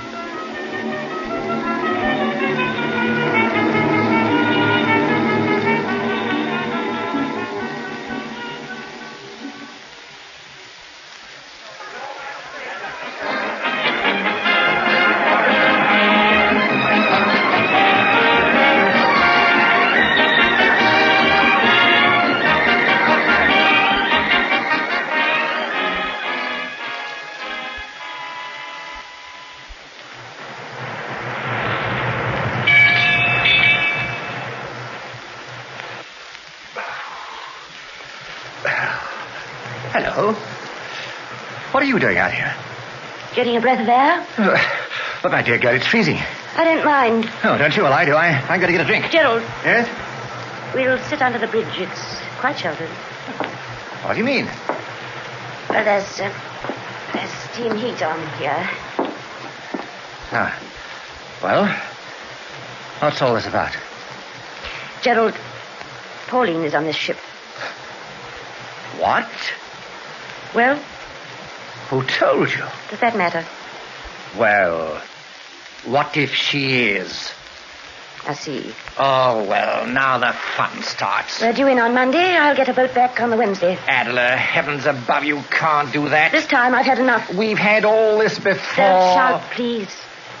I see you booked her in the second class so that we should meet, I suppose. Oh, to hell. Just one moment. I finished with you after your last bout. I've come with you this trip for the sake of your mother and father. That was all. And now at this moment, I wouldn't speak to you. If it wasn't for this wretched little fool you've dragged out. I love her. Cut that out. And she loves me. I'll admit it. I fooled you all right. My dear man, I expect to be fooled. You fooled me from the very day we met. If you're going to drag out the past... I'm not. Listen. That last bout of yours, what the doctors called nervous breakdown. All right, D.T., go on. Well, it shook you. You said you'd pull yourself together. I was sorry for you. You did pull yourself together. And I did truly believe we were going to make a fresh start. So this trip was arranged. And now you've carted out this woman to keep on tap because you can't help cheating. Because you're vile. Utterly and completely vile. I see. We're not going to make a song and dance about it or anything of that sort. I'll go to some hotel by myself and book the passage home. That's all, Gerald. Goodbye. Right-ho, then. I very glad to hear you've got enough cash. Oh, madam, the purser's just gone into his office. Oh, thank you. Here, I want a double whiskey and soda. Yes, sir. Where is the purser's office? Will you follow me, madam? I'll have that drink in the smoking room. Very well, sir.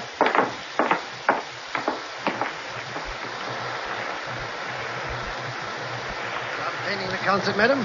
No, I may go in later. It's pretty cold, madam. Yes.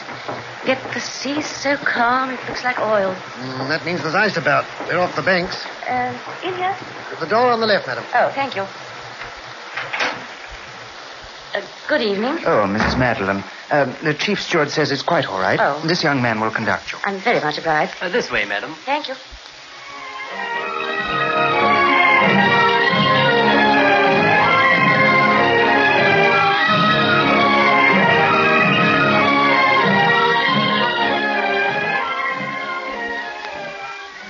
Hello, Madeline. How about a little poker? No, I don't want any blasted cards. Well, look here. All the girls want to dance tonight. It's as smooth as a skating rink. Righto. And let's be festive. Come on, Madeline. Where's your missus? Oh, go to blazes. Oh, what's the matter with you? Oh, I say, Lord Alcaster's getting up an auction for the Sailor's Home. You know, autographs and things. Oh, blast the Sailor's Home. Oh, what's the matter with him? Don't say he's started again.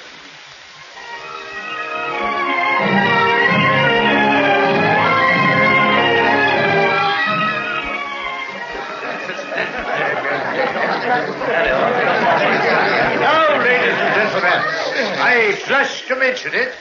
The next valuable souvenir I am about to auction is a garter. Worn by a famous actress of the motion picture.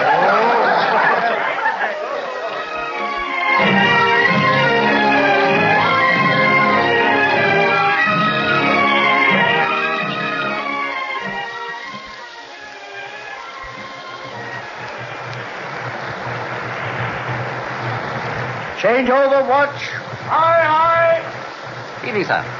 Evening. We're running into ice. Yes, sir. I think we are. It's pretty clear, sir. I know, but double the lookout. Double the lookout. Aye, sir. Double the lookout.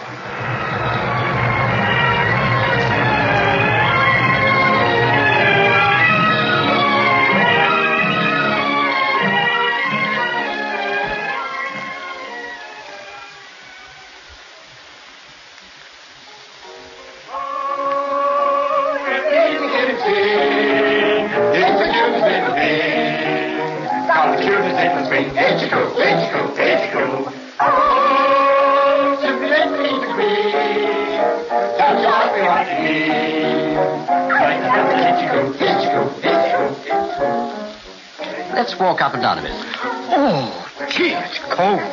Look at the sea. It's like oil. Well, now, talking of oil, if Pierpont Morgans are going to take that issue up, I'll be prepared to name a price on your holdings. Without the current dividend? No, with it. Not on your life. If you share the bonus? Oh, well, now you're talking. You're a smart fellow, Walter. Let's get inside. It's too darn cold. Sure. A couple of $100,000 is not worth double pneumonia. Right ho, bright boy. Let's go. Come on. Let's go.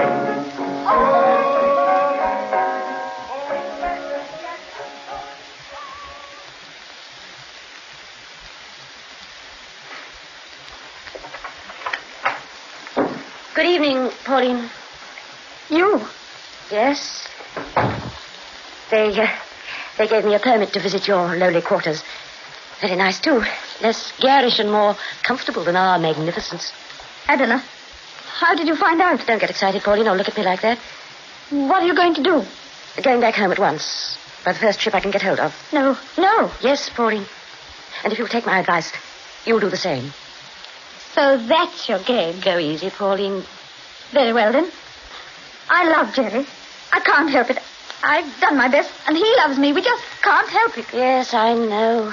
I must say it, I must.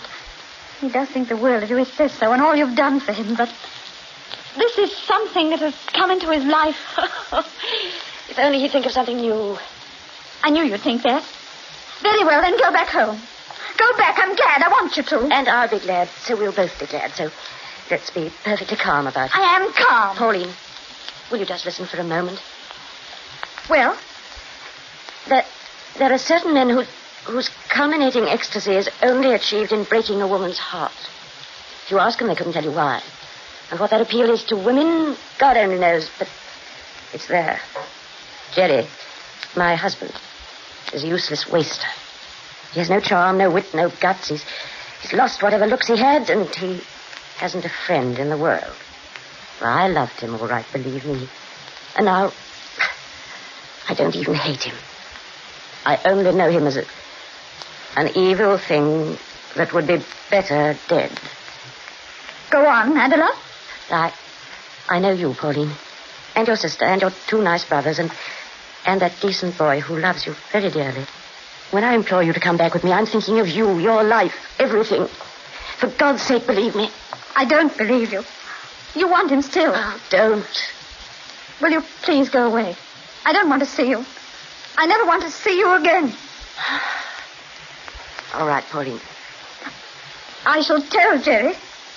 Do whatever you like. Goodbye.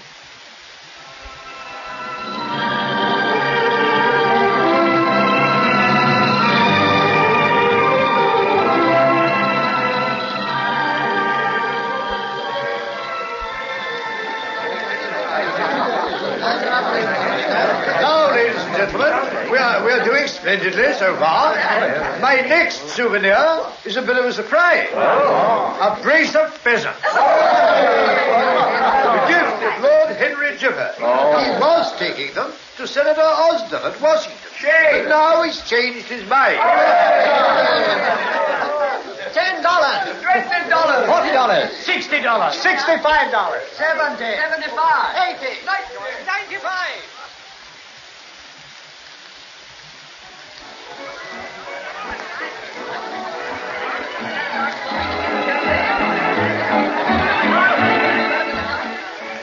I love this foxtrot. I love anything with you. So perfectly steady. Might be the Carlton. I don't care where it is with you. Now, be good.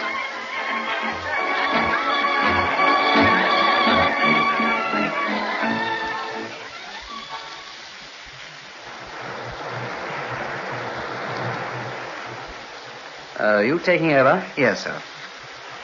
I'll stay up a bit, I think. Not too good, is it? No, we ought to slacken down a bit.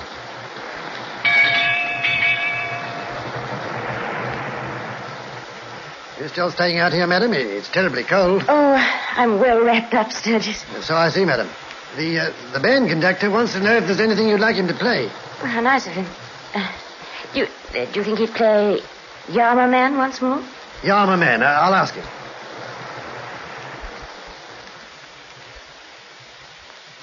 Retiring early tonight, sir.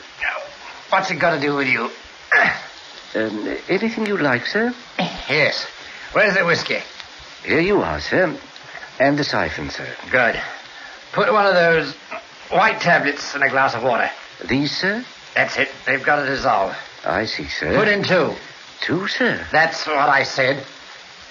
Has Madam gone to her stateroom, sir? I don't care whether Madam's got to her stateroom or at the smokestack. I see, sir. Good night, sir. And I don't want to be disturbed, see? And what's more, I'm not going to be disturbed. Very well, sir.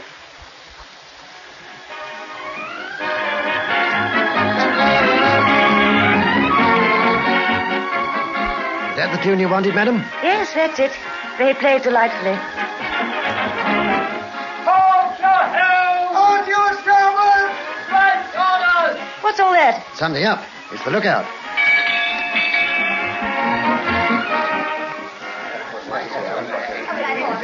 Now, any further bid for this lovely colored photograph of Gary DeLean? $60. $70.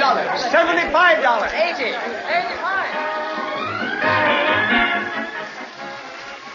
I raise you another 20. I'll raise you another 10.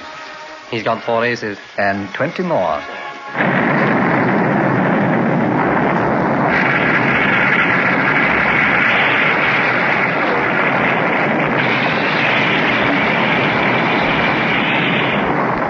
We're struck amidships. Full speed astern. Take collision duty. Mr. Page, the passengers. All quartermasters to their stations. My God, man.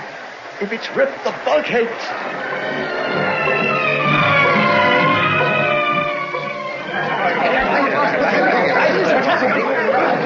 Don't get excited, please. We're making the examination.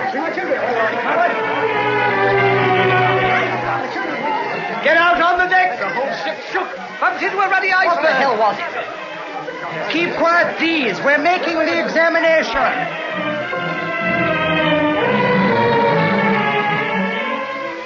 Are you all right, madam? Yes.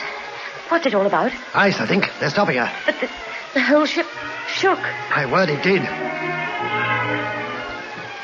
Wonder why they've stopped. Well, they would. They'd have to. I don't think it's anything much, you know. She'd have shown her list by now. Oh, yes. Oh, let's pick up the counters and start again. Do you know, I had a flush. Go on. Yes, I had. What about a jackpot? And what about another drink? No drink, sir. Oh, why not? What darn nonsense. Well, are we going to stick here all night, I wonder? Perhaps something's gone wrong with the works.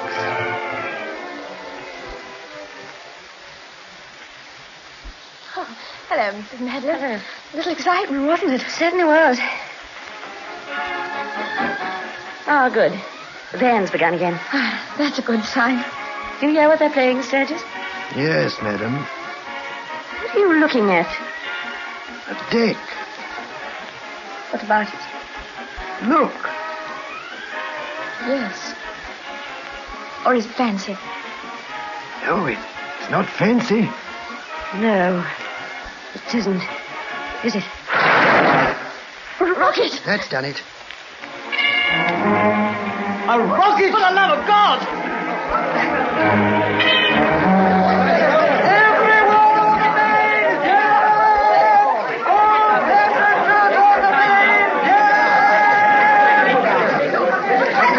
Gerald! Wake up! Gerald!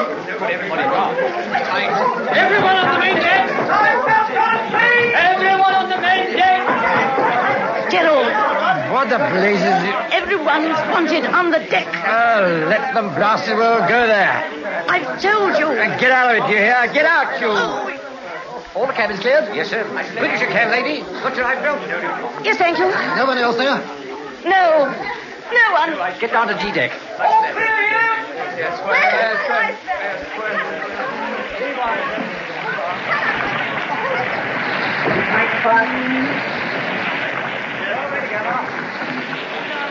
Oh, miss, there you are.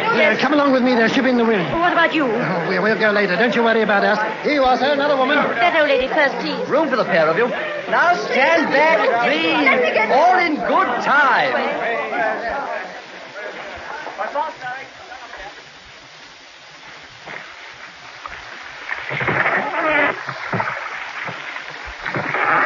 Hard at it, boys. 1 and 2.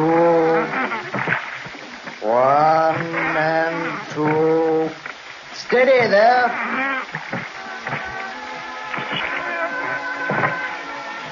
Listen. The band's still playing. You hear what they are playing?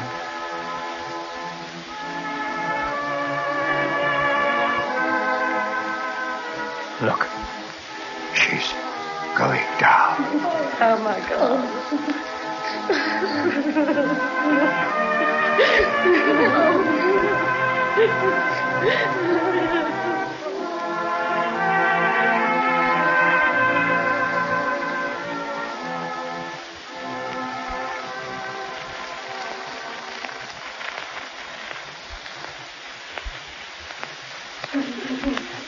The ship was gone. The crew was gone. And the deep shuddered. And the moon shone. We will not linger on the dreadful scene. It is the next morning. Yet one more boatload of the few survivors are being gently conveyed to the deck of the rescue vessel.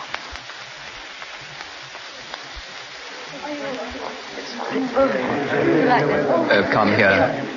Please, madam, I'm a doctor. Oh. That's a bad cut. Oh, no, it's nothing. But please attend to these others. Adela. Pauline. Where is he? I don't know. What? Why should I? But I got to his cabin. I dragged him on deck. It was the last boat. They were shoving us in. He wouldn't go. He wouldn't go. He went back to look for you. He went back to look for me. Yes. Yes. He went back to look for me.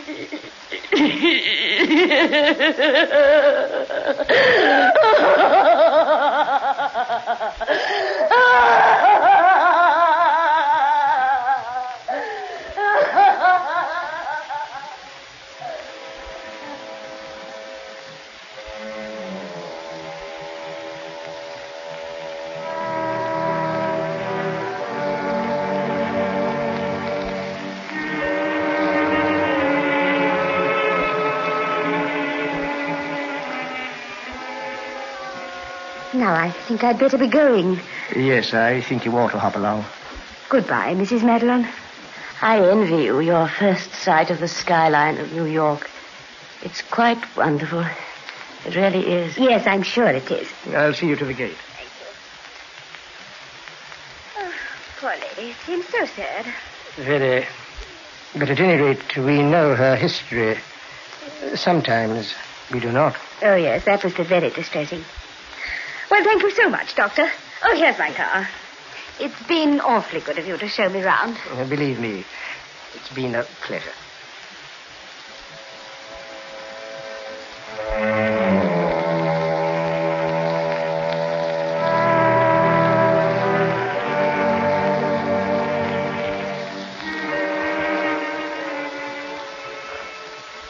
And that is the end of the story and the deep...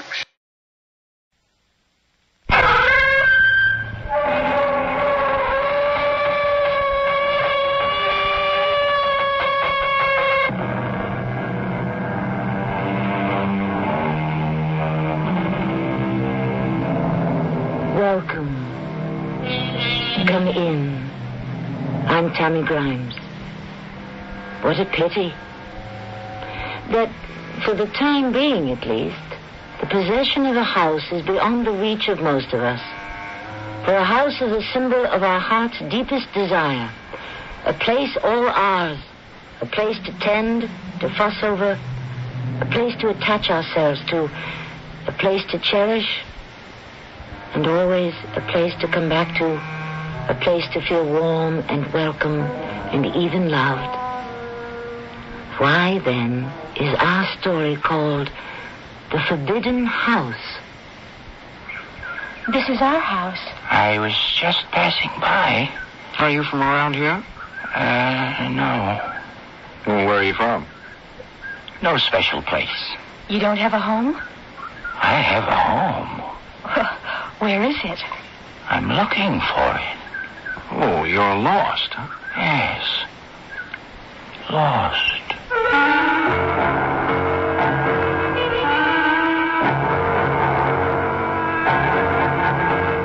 Our mystery drama, The Forbidden House, was written especially for the Mystery Theater by Elspeth Eric and stars Tony Roberts and Diane Kirkwood. I'll be back shortly with Act One.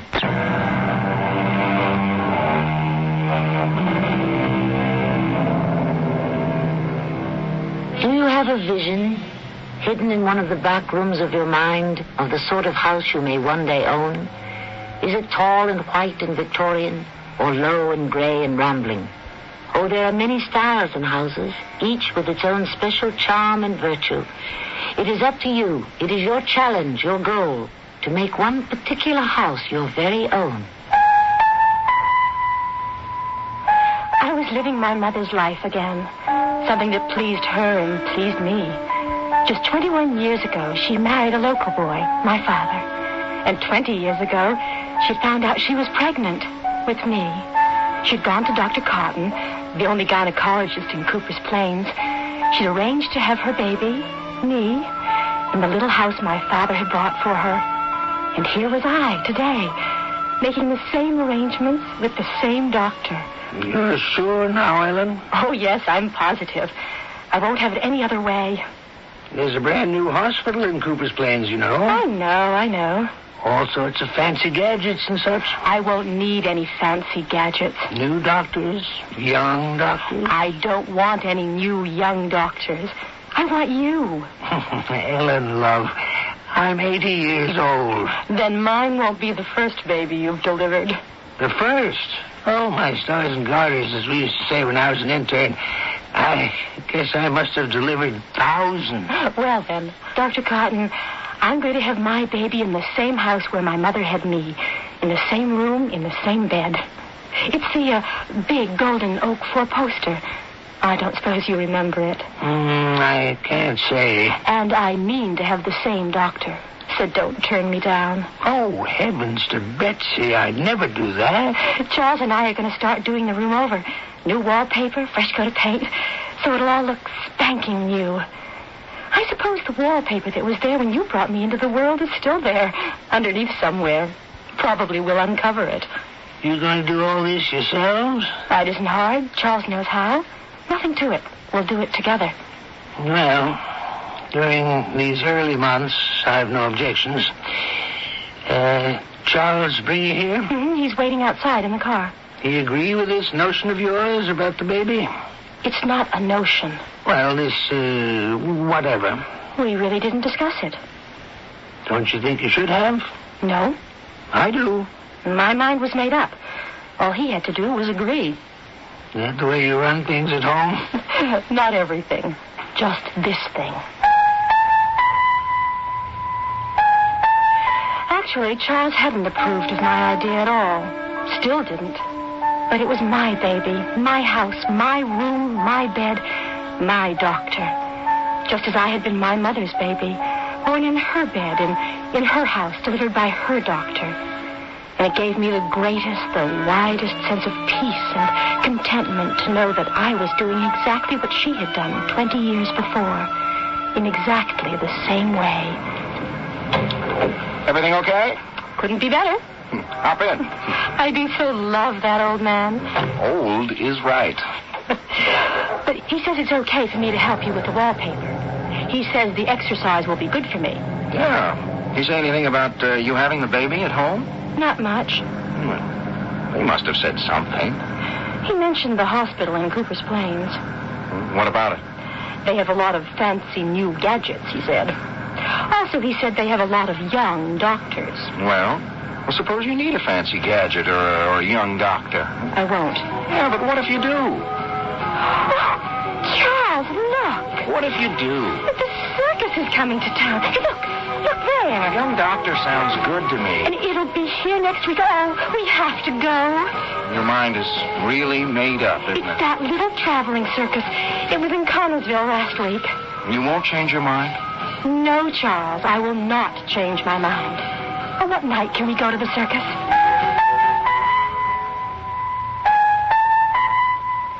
Charles more or less sulked all the way home. I chattered on about the circus, and by the time we approached our little house, I'd pretty much got his mind off my decision to have my baby in my own home. And the mere sight of our house brought that feeling of peace and contentment again. It washed over me like a blessing from heaven, a special grace. Isn't it sweet? What? What's sweet? Our house. Sweet. It's sweet. Don't you think it's sweet? Well, I never thought of it as sweet exactly. Well, it is. It's sweet. And I'm going to have a sweet baby because I have a sweet husband. You know what? You're sweet. Hey, look. There's somebody on our porch. Oh, you're right. So there is. I wonder who. Delivery man, maybe. Probably the wallpaper. Hello there. But the store said not till next week. Something we can do for you? We live here. This is our house. Yes, we're the owners. I was just passing by. Saw your hammock. Thought I'd try it out. Just, resting up? Yes, just resting up. Are you from around here? Me? No. Where are you from? No special place. You mean you don't have a home? Oh, I have a home. Well, where is it? I'm looking for it. Oh, you're lost. Yes, I'm lost. Charles, why don't you make some coffee? I'd like some, and I think this gentleman would. You would, wouldn't you? You look a little tired after your walk and all. Charles, coffee? Okay. Or would you rather have a drink? We have some wine and some beer, I think. Oh, coffee would be fine. Oh, Charles, will you make it and bring it out here? Well, why don't you? No, I'd rather you did. Please. All right. It won't take but a minute. He'll be right back. My name's Ellen Conway. That was my husband, Charles Conway. Oh? What's your name? If you don't mind my asking. My name? Well, if you feel like telling me. They call me Billy. Just Billy? That's all. Just Billy. Who calls you Billy? Why, everybody at the circus. They all call me Billy. You're at the traveling circus. Oh, why, isn't that wonderful? Well, I think it is. Coming back from the doctor. Oh, I'm going to have a baby. So we went to see Dr. Cotton. He lives down the road. Well, coming back, we passed a calliope. I guess that's what it was. We didn't actually see it, but we heard it. And it sounded so wonderful. We're planning to go. It's just a little circus. Oh, even so. It has only one ring. Any circus is wonderful. We set up out of doors. Under a tent. That's where a circus should be. Under a tent. You have to sit on folding chairs. Oh, I won't mind. I'd stand up for the circus. We'll only be here 2 days. What do you do in the circus? Are you a performer? Oh, no. No, I take care of the animals. Really? But that's wonderful. That's really wonderful. You think so? Oh, I certainly do. I love animals, don't you? Yes, I do. Not that we have so many animals, just a few, 2 elephants, an ocelot. Oh, of course, we have horses and some performing dogs. They do an act. When the baby's born, we're going to get a dog. A dog and a baby at the same time. Don't you think that's a good idea? Yes, I do. So neither one is jealous of the other.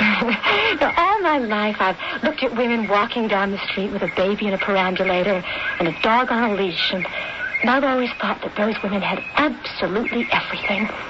Of course, you need a husband to have both of them.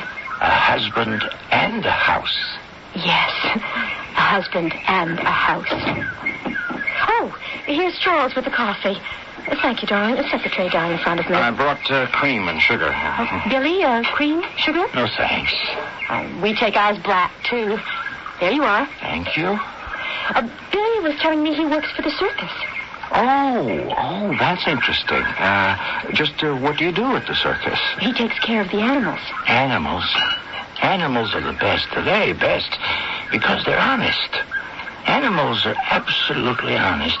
They give you the very best of what they have to give, and they give it honestly and openly without any pretense, any pretending it's what it isn't. There's nothing hypocritical about animals. I love them. I love all of them. And I hope they love me. I'm sure they do. I'm sure they all do. Yes, certainly. I guess I'd better get back to them. Well, if you think you should. Yes, I should. Thank you. Thank you for the coffee. Well, you're very welcome. Come back sometime. Thank you. Thank you very much. Why did you ask him to come back? I don't know. He looks so unhappy, so haunted. Yeah, so screwy is more like him. Look, he's coming back. He's turned around and he's coming back. Good Lord. Oh, don't be mean to him, Charles. Please don't be mean to him. I won't. Forget something? Please. Don't make me leave. Don't make me go away. I have to stay here. It's important. Believe me, it's very, very important that I should stay here.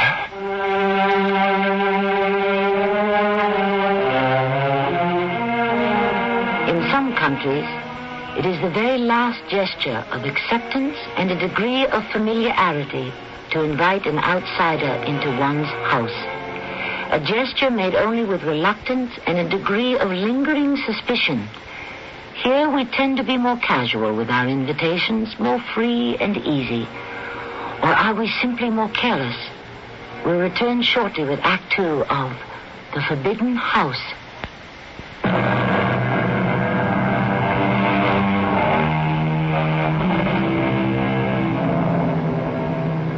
Ellen Conway has decided to give birth to her first child in the same bed, in the same room, in the same house where her own mother gave birth to her. And in that way to establish the continuity of life that we all long for. Ellen's decision to duplicate the experience of her mother has this final addendum. The child will be brought into the world not only in the same bed and house where she was delivered, but by the same doctor. I'm Dr. Cotton, and I should have retired long ago. But I do so love to practice medicine. So when Ellen Conway said she wanted me to deliver her child at home, in the same house, the same bed where I delivered her, well, after a modest demurral, I said I would. But I wasn't prepared for what happened next. Is Dr. Cotton? Doctor, this is Charles Conway. Oh, yes, Charles? Could I drive over to see you, Dr. Cotton? Why, yes, certainly. Anything wrong? I don't really know. I mean with Ellen. Well, Ellen's all right, I think. Well, she was here only a week ago. Well, that was a week ago. Well, what's changed? Any symptoms? No, it's nothing like that. Will you be bringing Ellen with you? No. She doesn't even know that I'm making this call. I don't want her to. I wouldn't be calling, except I need someone to talk to, and I can't talk to her. Not about this. You understand?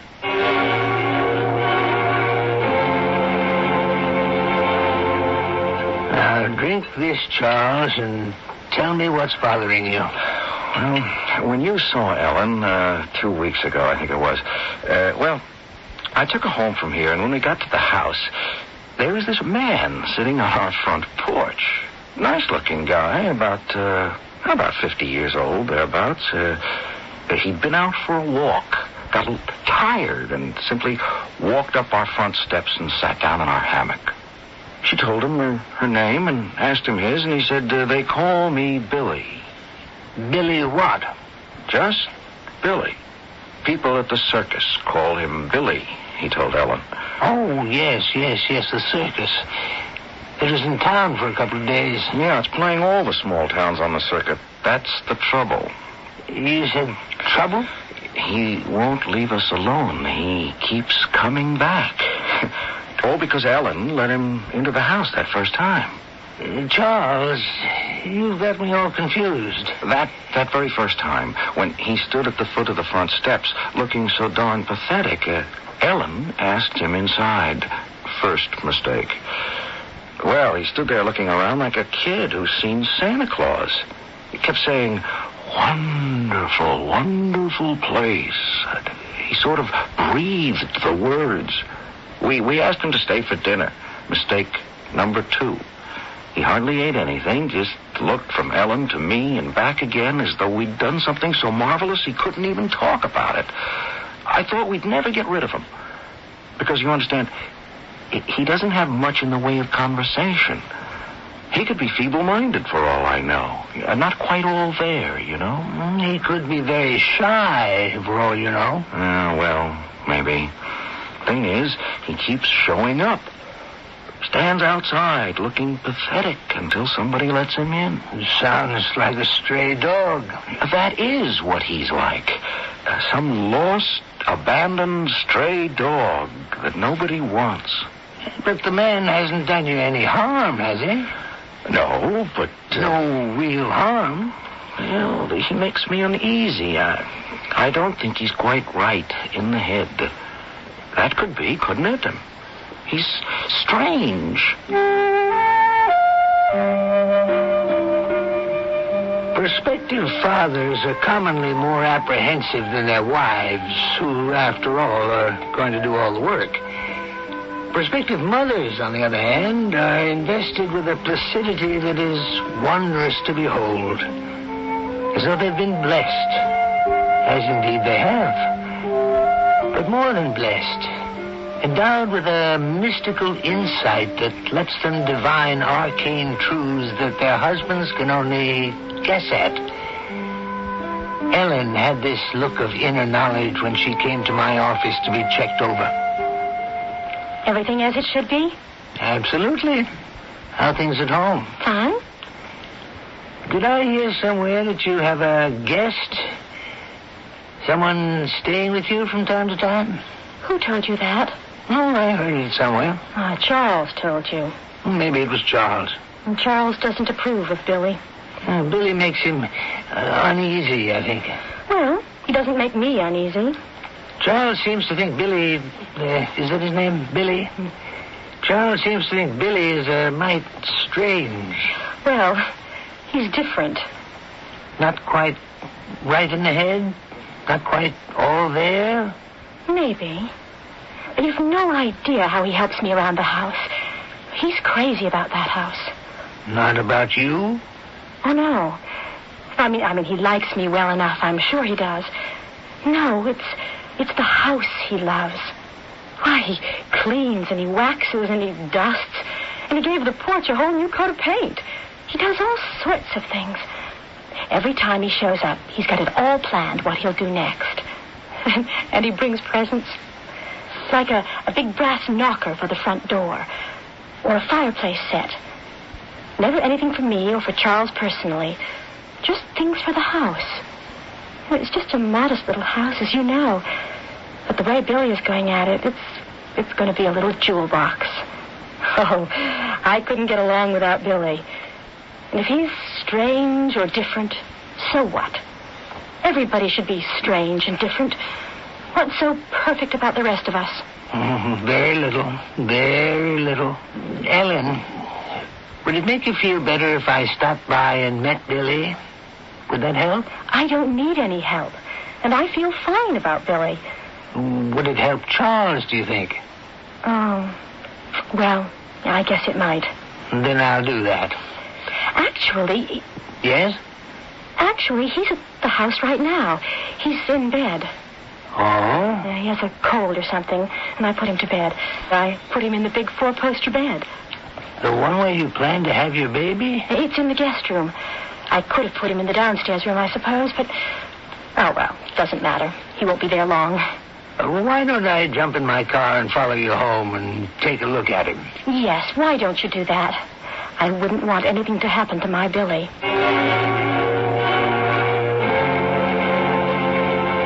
Cotton's my name, Dr. Cotton. Mrs. Conway thought it'd be a good idea if I stopped by and took a look at you. I just have a cold. She shouldn't have. Let me pop this into your mouth, will you? That's it. Under the tongue. Now close your lips. Now, let's see about your pulse. Thank you. They tell me you work for the circus. Every boy's ambition, and you made it come true. So few people do that. Most of us give up the dreams of youth and do what's expected of us. Although I can't say that about myself. I wanted to be a doctor almost from the age of 5. But no, that's not quite true. At 5, I wanted to be a veterinarian. Oh, you like animals? Keep that in your mouth, please. Yes, I like animals very much. I find I can count on them. Great thing to have something you can count on. Okay, I'll take that thermometer now. You know, there's a dog at the circus. He's part of the dog act, but he doesn't perform very well. I think they'd let me have him, and when Mrs. Conway's baby is born, I'll give him to her. That's a nice idea. Well, your pulse is steady, but you're running a slight fever. Okay, now, tell me something about yourself. I know your name is Billy, right? Well, I don't know if it is. It's what they call me at the circus. Mm-hmm. Well, where do you come from, Billy? I travel around. With the circus? How long you been doing that? A very long time. A very, very long time. All your life?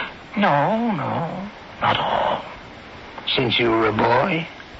Something like that. Yes, but before the circus, where was your home? What was your life like? Oh, beautiful. Really? Tell me about it. I lived in a house. With your father and mother? Yes. But you ran away, didn't you? Ran away and joined the circus. Yes, I did that. Why? Why did you? It was a long time ago. I don't remember.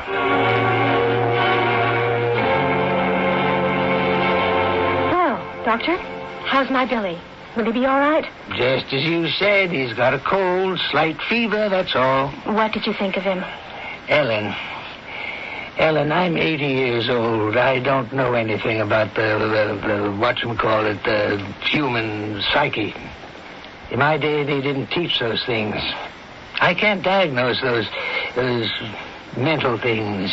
I'm good for delivering babies, taking care of mothers. But you liked him, didn't you? Sure, I liked him. He seems like a very sweet, very gentle man. Wouldn't hurt a fly.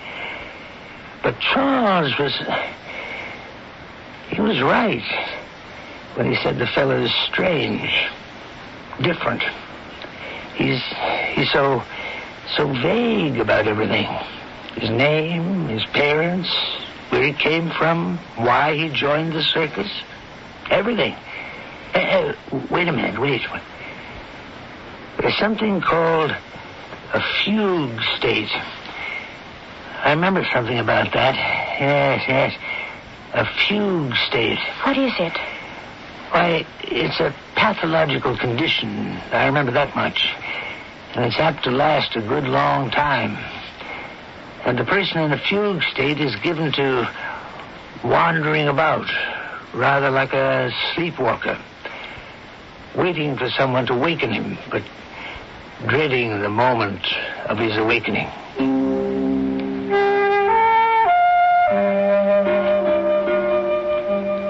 I was simply saying whatever came to mind, just letting my thoughts, my feelings pour out. Not like me at all. Could it be that I felt some kinship with this strange, this distinctly different man? That I felt myself to be, as the book of Exodus says, a stranger in a strange land?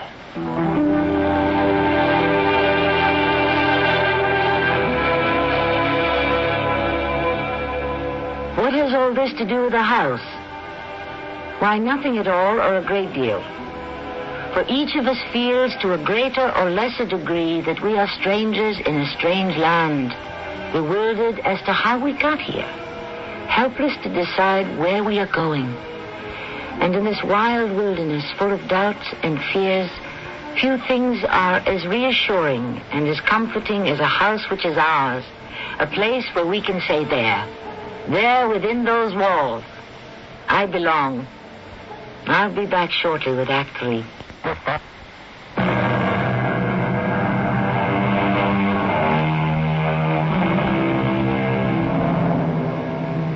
Thus far, we have heard from Ellen Conway, who first invited the stranger into her home, and from Dr. Cotton, who has declared the errant visitor to be in a fugue state, A pathological condition characterized by wandering. One which can last a good long while. It is time now to hear from Charles Conway, who from the start has viewed the wanderer with suspicion and mistrust, calling him strange, different, and possibly deranged. The whole thing was getting ridiculous. Hardly a week went by that we didn't get a visit from this Billy character. And now he was tucked up in bed in the guest room, with my wife waiting on him hand and foot. She even had Dr. Cotton come to see him. He isn't doing any harm, Charles. It's not as though he was living here. Well, he might as well be. He shows up at least once a week. But now he's got a cold, and Lord knows how long he'll be around. Not very long. Well, why don't you call the circus and tell them to come and get him? The circus is in a tent. I don't believe they have telephones in tents. Well, you could drive over there. To wherever it's playing. Charles, please. It's not like you'll be here forever. When the circus moves on... When will that be? I don't know. Soon, I imagine. Have you asked him? No. I can't. Well, I can. Oh, please don't. Please. It means so much to him to be here. Yeah, our free room and you to wait on. No, it isn't that. I'm sure it isn't. It's the house. He never talks about me or you, just about the house. You mean he's in love with the house? Well, something like that. He's nuts. He's completely out of it. No, he isn't. He's just not what we're used to. He's different. Would you like to know what Dr. Cotton said about him? Not particularly. Well, I'm going to tell you anyway. Dr. Cotton said he might be in a fugue state. Fugue? I never heard of it. Well, it's not exactly normal. It's pathological, Dr. Cotton said. The guy's crazy. I told you that. That's not what Dr. Cotton said. He said pathological. A fugue state is characterized by wandering. Not the same as sleepwalking, but something like it. He's attached himself to the circus, so he's been safe. You see? No, I don't see anything except that I want him out of here. Oh, you can't just throw him out. Why can't I? It's too cruel. Like waking a sleepwalker too suddenly or too roughly. No, I won't let you do it. Okay, now look, how would it be if I went in and told him we'd decided to put up the new wallpaper? Now, how would that be? I mean, he can't want to stay in the room while we're scraping off the old wallpaper and putting on the new, can he? I guess not. All right, then. I'll go up there now and tell him.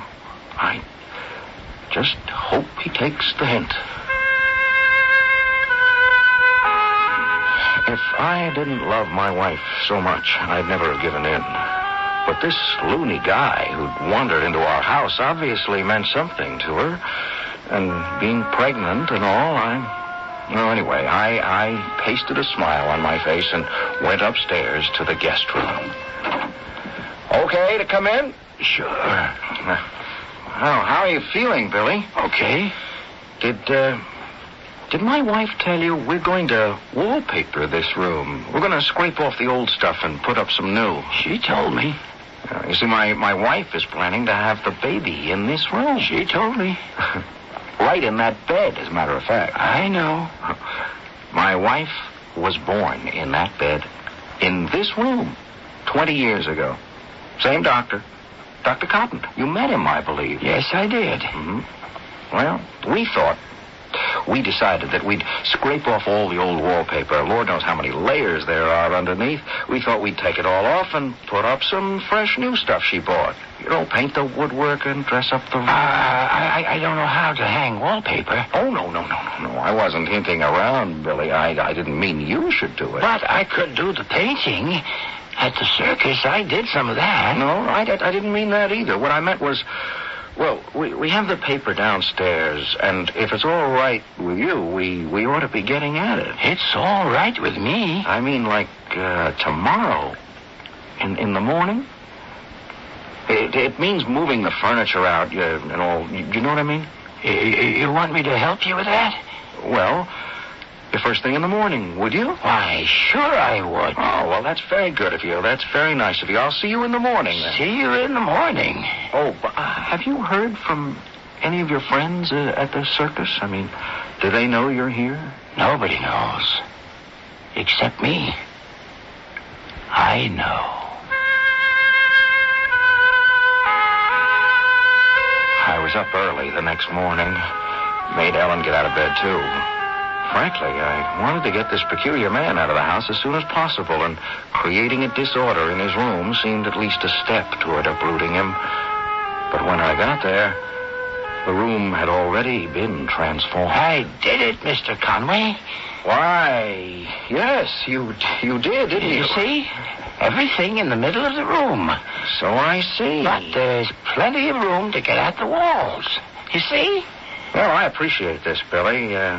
My wife is bringing up some hot water and some rags and brushes, and all we have to do is soak the old paper, soak it good. I've got those scrapers. Oh, for goodness sake. Look at all you've done. No, Billy did it all by himself. No fooling. I got up early. You must have. Well, here's the hot water. Let's get started.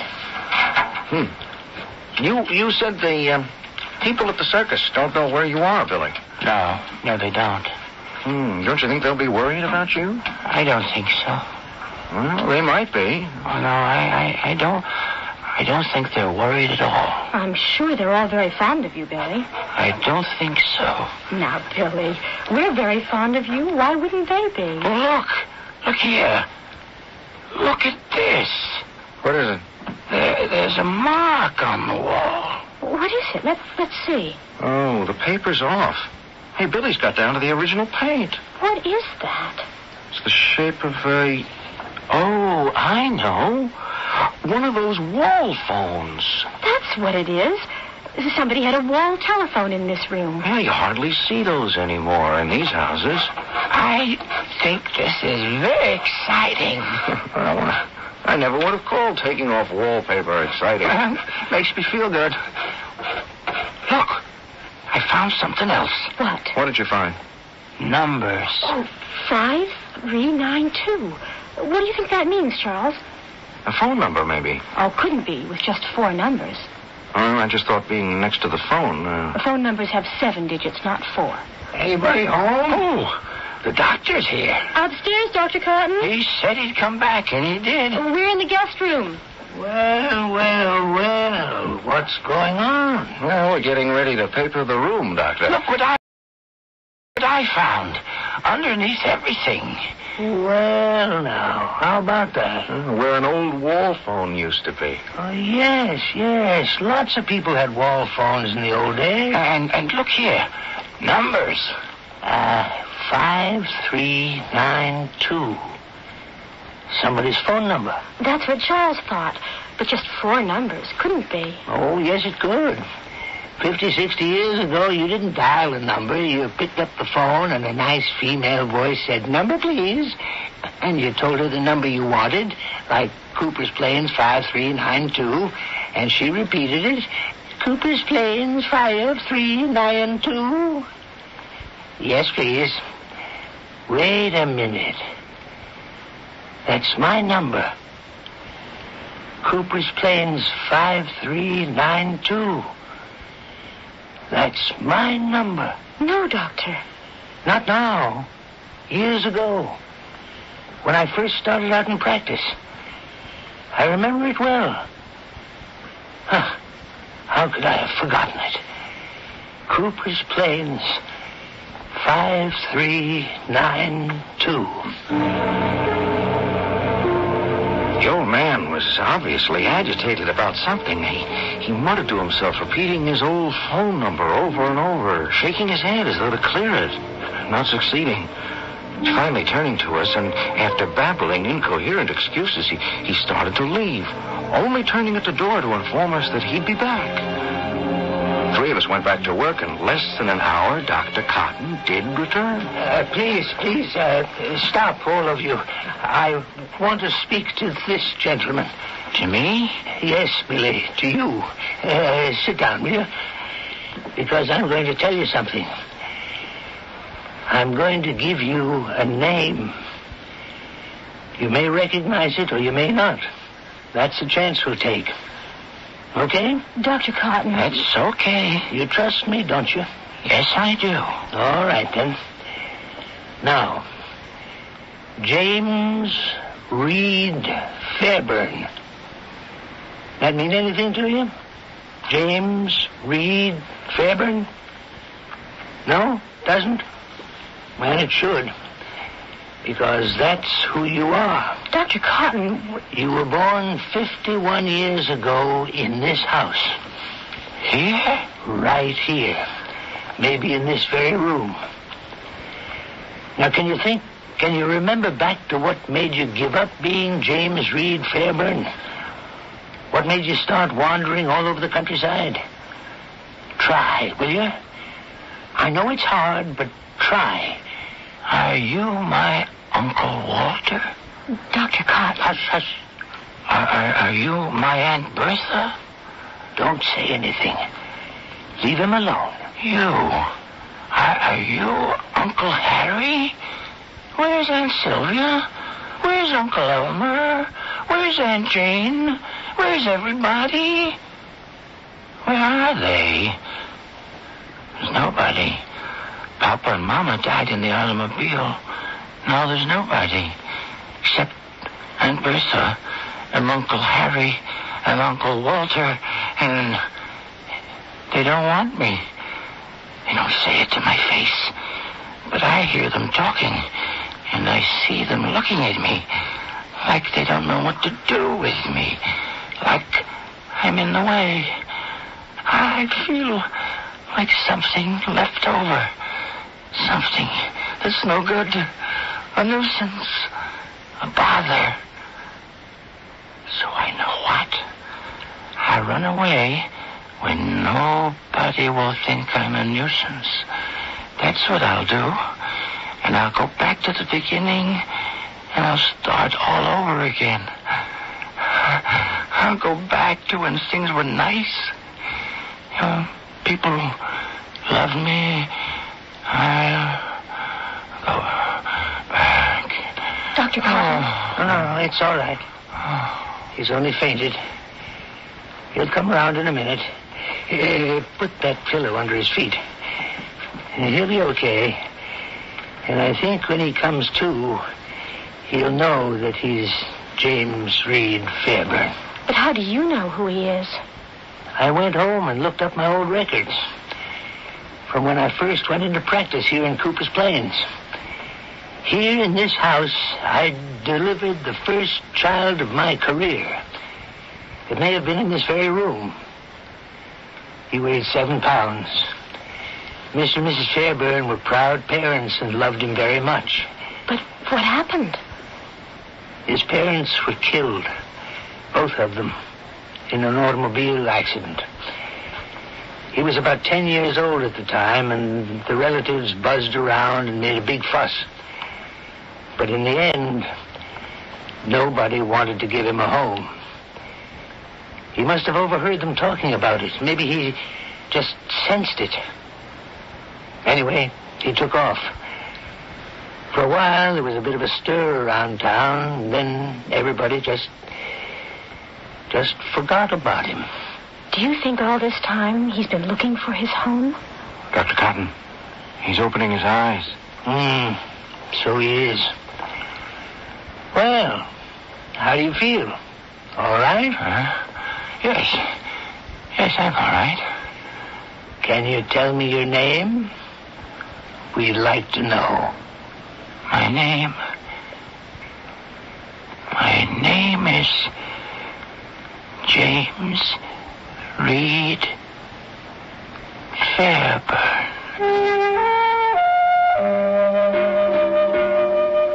He went back to the circus that same day. The week after, the circus moved to another state, and he went with it. We had postal cards from him from time to time, all signed, Sincerely yours, James Reed Fairburn.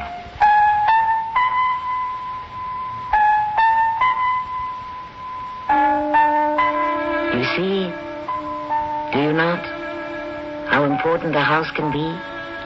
How the memory of the first one lingers for years? Perhaps that is because it is not the first dwelling place, but the second. The one that accepted us when we were summarily evicted from our mother's womb. I'll be back shortly.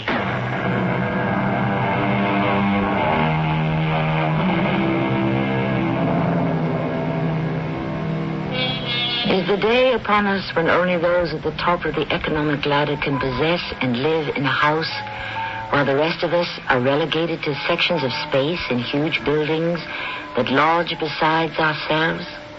People who are strangers to us? Oh, I do hope not. For the enfolding arms of a house can be as precious and perhaps as necessary as a mother's embrace.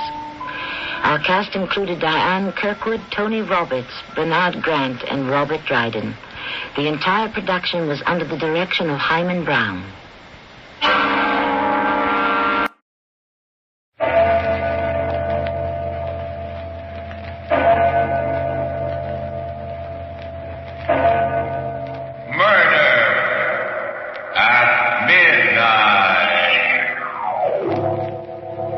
It's not just an ordinary cane, my dear. Alec. It's a sword cane, see? Calhoun used it when he killed his wife, right where you're standing. Alec, you killed Sanders. Exactly. And now you're going to kill me. Yes. No. Keep away from me. Sorry. Keep away.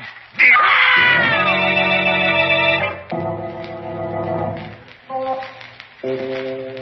Midnight, the witching hour when the night is darkest, our fears the strongest, and our strength at its lowest ebb.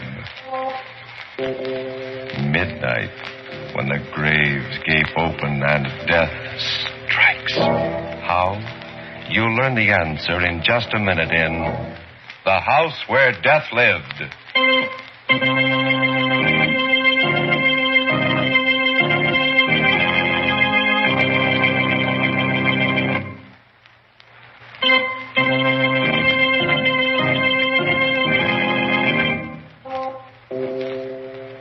And now, Murder at Midnight. Tales of mystery and terror by radio's masters of the macabre. Our story is a ghostly nightmare by one of radio's best-known mystery writers, Robert Newman. Its title, The House Where Death Lived.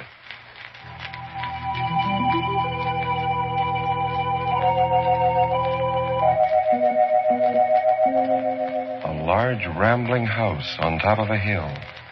A house whose windows are either shuttered or broken. A rusty iron fence surrounds it, and its grounds are waste and uncared for.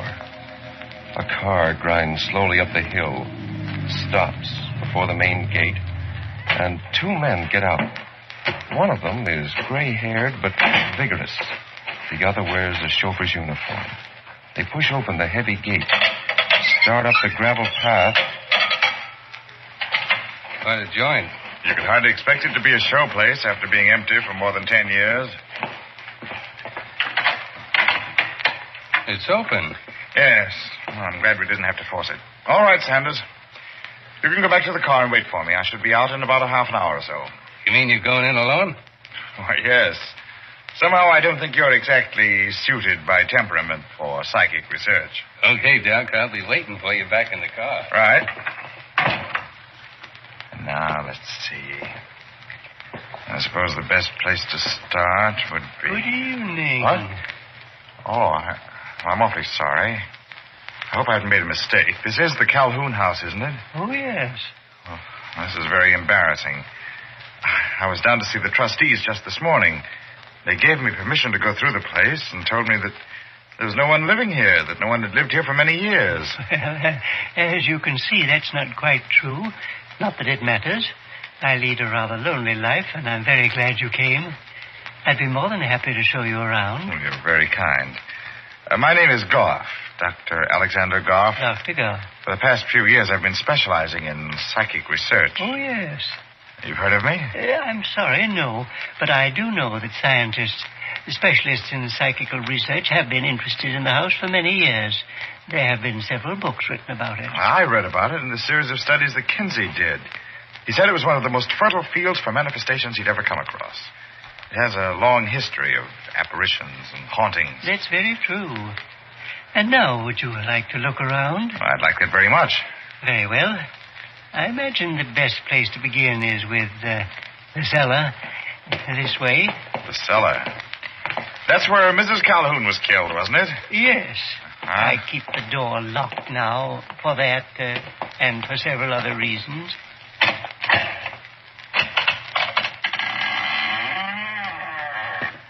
May I? No, wait.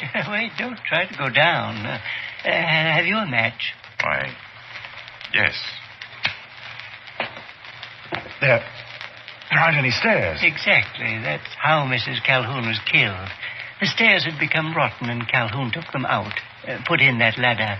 Mrs. Calhoun didn't know it, and she tried to go down, fell, and broke her neck. But she wasn't just killed. She was murdered, wasn't she? Well, that's hard to say. I don't think even Calhoun could tell you whether it was deliberate or not. For a long time, people didn't even suspect what had happened. They thought that she'd run away and disappeared. However, after she was killed, Calhoun buried her down there in the cellar. You see, over there, near that big flagstone. Oh, I see.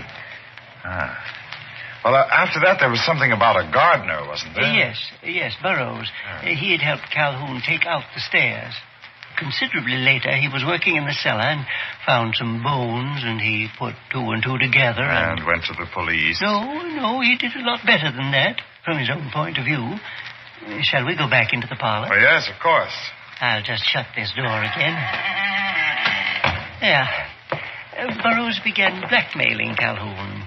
Calhoun paid for a while, and then one day he called Burroughs in here, into the parlor. He was sitting over there at that desk. He had his cane with him. The cane that's on the desk there now. You can look at it if you like. Oh, thank you. I would like to look at it. Twist the handle and pull on it. A sword cane? Yes. He killed Burroughs right here in this room. That stain on the carpet, there's his blood. This time he didn't even try to get away with it. He called in the police, and he was tried and sent to an institution. Yes, but that's what I don't understand. If Calhoun had committed 2 murders, why wasn't he sent to jail or hanged? Because no one knew whether he was sane or not. As a matter of fact, I don't think Calhoun knew himself. You see, when they asked him why he had killed his wife and Burroughs, he said he had to, that he'd been told to. Told to? By whom? Well, he wasn't sure. By voices. He said they told him that they lived here in this house before him, that they had killed, and that he would have to kill too. Excellent. Just what I've been looking for and what I've hoped for. A house with a tradition of hauntings, where each generation is affected by that tradition and adds to it. What's the matter? They've come for me. They're weighing me down, dragging me back. They? Who? Oh, you're ill. Here, let me help you. No, it's no use. You can't pick me up. It's too much on my hands. On my head.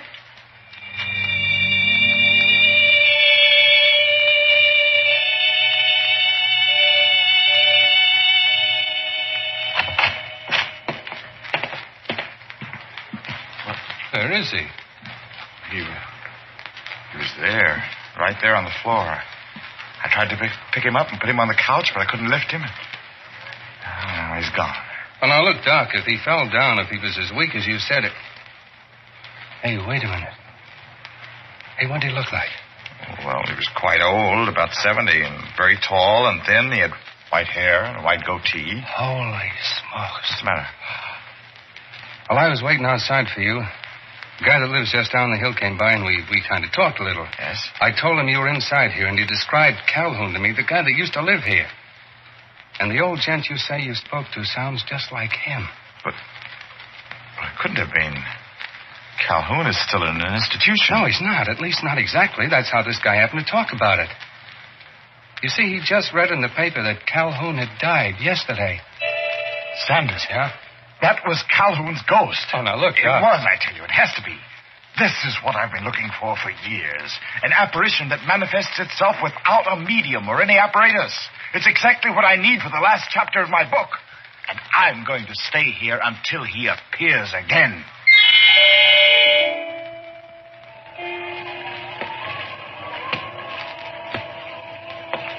Calhoun? Calhoun? Where are you? Why don't you come back? I'm waiting for you. Oh, it's no use. 2 days now and not a sign of him. Maybe Sanders was right. Maybe I did imagine the whole thing. Either that. Wait a minute. He didn't die here. He died at the asylum. He'd lived here all his life, committed 2 murders here. Perhaps the aura, the forces here, were strong enough to evoke him once, but not to bring him back again. His wife and the gardener, they did die here. If I could establish contact, I might be able to evoke them. Or else if someone else died here, someone I knew and someone that knew me. Calhoun! Is that right? Is that what I have to do? What? Who's there? Me, Doc. Sanders. Oh, just a second. Oh, what a night. It's blowing like all get out. What do you want, Sanders? Well, the missus thought she'd get a little worried about you. Thought you might be running low on food. Oh, no, I still have plenty. I haven't been eating much. Any luck? No, he hasn't materialized again, but I'm sure he will. I know he will. If someone else died here, someone you knew, and someone that knew you.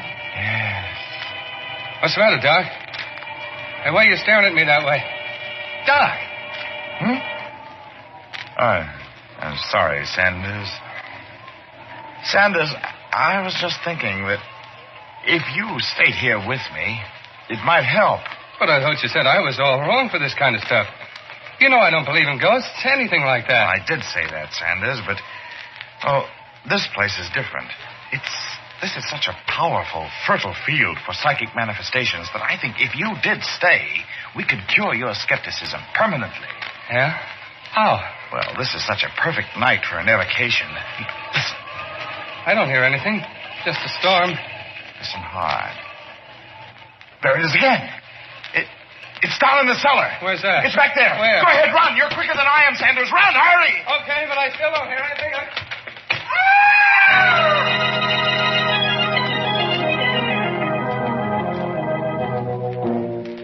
A man with an obsession in a haunted house. A man with a corpse on his hands as the clock strikes 12 for... Murder at midnight.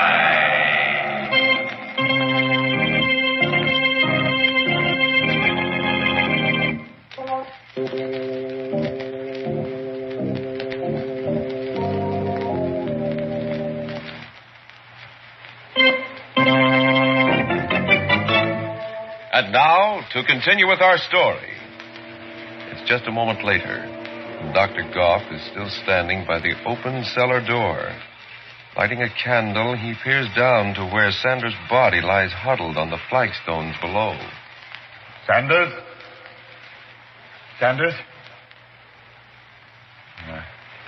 I think I'd better make sure.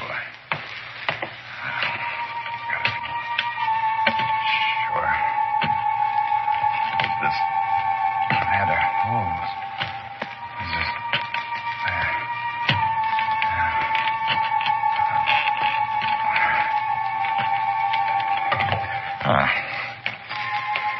Well, now, let's see. He's dead, all right. Very dead. Neck broken in 2 places. I'm sorry, Sanders. Very sorry. But science is a hard mistress. I've been working on my book for 7 years. This is the first chance I've had to make detailed and objective observations on a specific set of phenomena. And when Calhoun didn't materialize again, I'm sure you understand. The only problem now is the police. They're apt to be very uncompromising about something like this. If there were only some way I could... I know. The car. It's quite late and the storm blowing. There's not likely to be anyone around. Yeah. Oh, come on, Sanders. You and I are going to take a a little trip.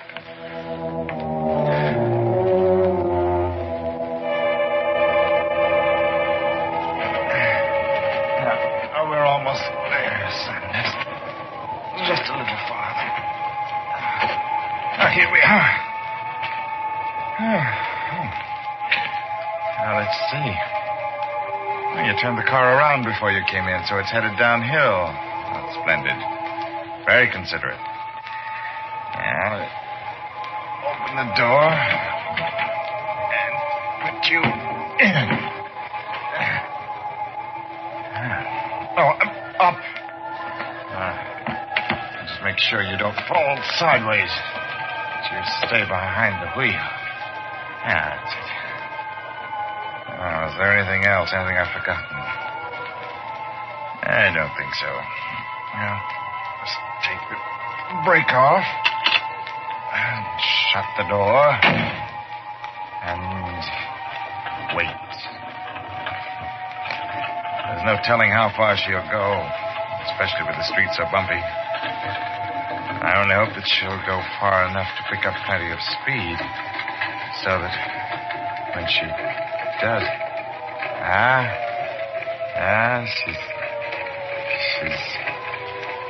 She's swinging. Swinging to the right. Yeah?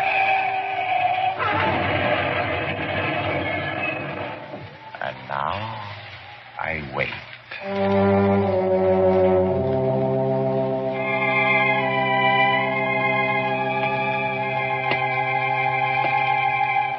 Sanders? Sanders! Where are you? It's been 4 or 5 days now. Why haven't you come back? Haven't you wanted to? Or haven't you been able to find a way? This is where you died, remember? Down here in the cellar. Are you down there? Sanders? Are you down there? No. Not down there. Not anywhere.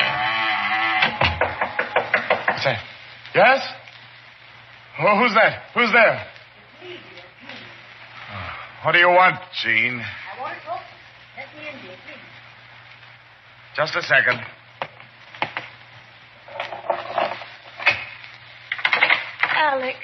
Oh, I'm so glad to see you, dear. I asked you, what do you want? Why did you come here? Why? It's been almost a week now since you've been home. Have you any idea how worried I've been? You didn't even phone me after Sanders was killed. I'm sorry. I just never thought of phoning you. I had other things on my mind. How did it happen, Alec? You read the verdict of the inquest. You probably fell asleep at the wheel waiting for me. The brakes slipped. The car rolled down the hill and crashed. Poor Sanders. Somehow I can't help feeling... Feeling what? I don't know. Perhaps it's this horrible old house. Everything about it. It's just plain evil. Oh, Alec, why don't you give it all up? Give what up? This obsession of yours. You started writing a book, doing psychical research to prove that there were no such things as apparitions or ghosts. Suppose now... I found out that I was wrong. What? Yes, what would you say if I told you that I'd already seen one apparition here, and that I was expecting to see another one? Alec, oh, no. Oh, yes, gee. The first evening I came here, I saw Calhoun. I talked to him. He showed me around the house. And later on, I discovered that he had died the day before. I waited for him to come back again, but he never did. And I finally realized why. He couldn't come back because he hadn't died here. He had died at the sanitarium. But now, I'm waiting for Sanders to come back. Sanders? But he didn't die here either. He died? Yes, Jean. I don't like it here, Alec. I'm afraid. I'm going. No, Jean. Don't go. You can help me. Huh? Come on in here. Into the parlor. But Alec... Come on, Jean. Later I'll tell you a very interesting story about this room, about something that happened here a long time ago. But All right, Alec. That's a good girl.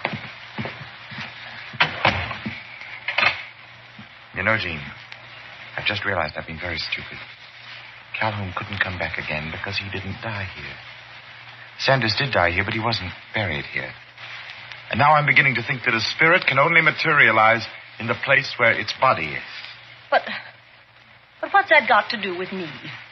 Dear, does anyone know that you came here tonight? Why, no, but... Good. What do you mean? And what are you doing with that cane? You remember I said I was going to tell you a story about something that had happened here in this room? Well, this cane played an important part in it. You see, it's not just an ordinary cane. This is a sword cane. It's what Calhoun used when he killed his wife, right where you're standing. Alec, you killed Sanders. Exactly. And now you're going to kill me. Yes, dear. I am going to kill you. And I'm going to bury you right here, down in the cellar where Calhoun buried his wife. Oh. Then at least you will be able to come back. No, don't try and run away. It won't do any good. You see, I locked the door. No. Keep away from me. I'm sorry. Keep away. My help! Dear. No!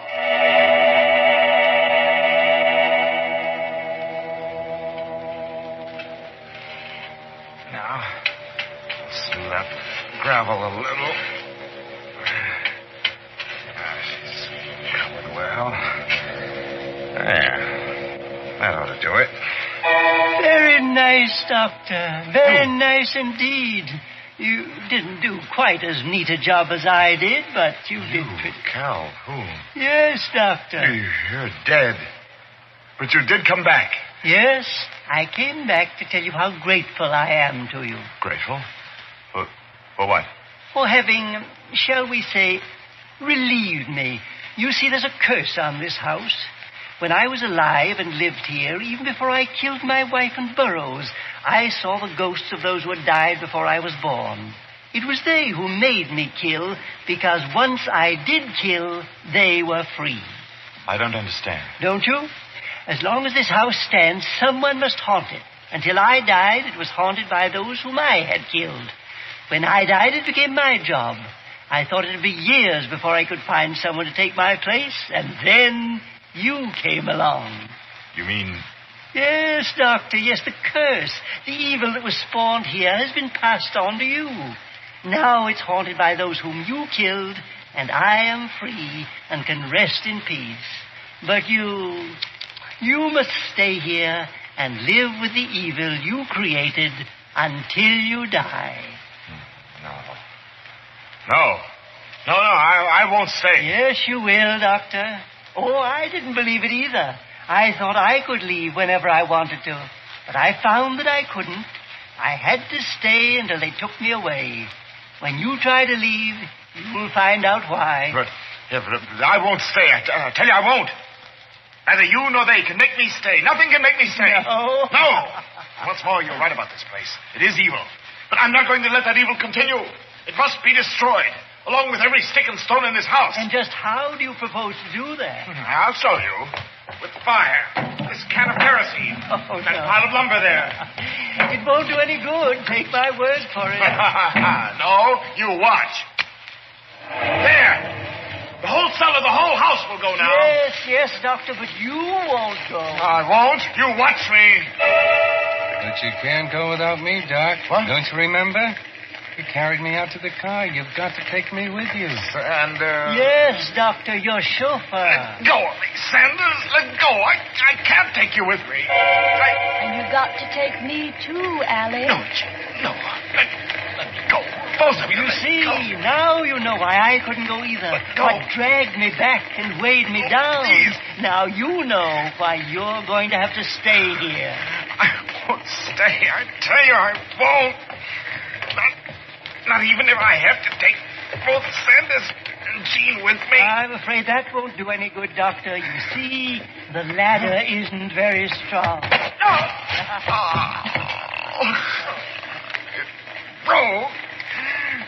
broke. I'm trapped here. Goodbye, Doctor. If you don't mind, I'll leave you now for good. No!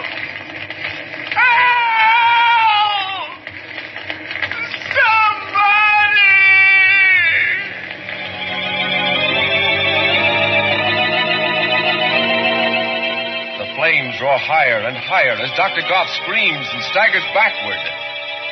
Far away, a bell starts tolling for Murder at midnight.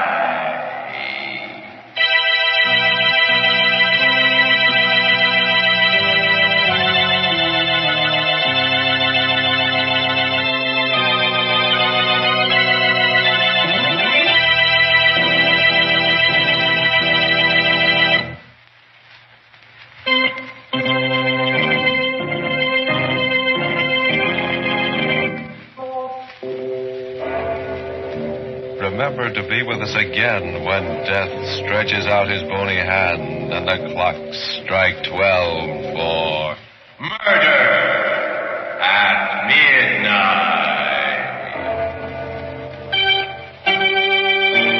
The part of Dr. Goff was played by Barry Kroger. With music by Charles Paul, Murder at Midnight was directed by Anton M. Leader.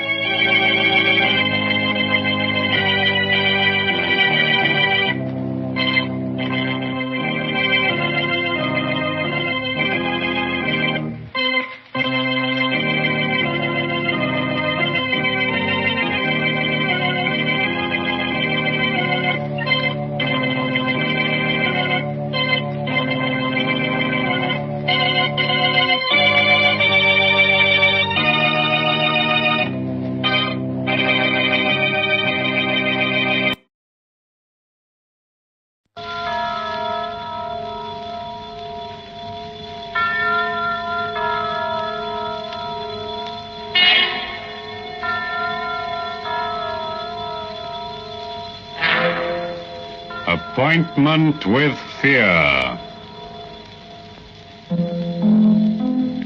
This is your storyteller, the man in black. Here again to bring you another placid evening in our Far Side series, Appointment with Fear. Loss of memory, the eerie darkness which closes down on the brain, is a subject which has often amused me, and that is why I have brought a guest tonight, Dr. Gideon Fell, the celebrated schoolmaster turned detective, to tell you about the Barton case. There sits Dr. Fell himself, all 20 stone of him, with his 4 chins, his bandit's moustache, his eyeglasses on the broad black ribbon, his face fiery with controversy. And when he tells you about the Barton case, as he told it to me, we trust we shall keep our promise to bring you An Appointment with Fear. The Clock Strikes 8 by John Dixon Carr, produced by Martin C. Webster.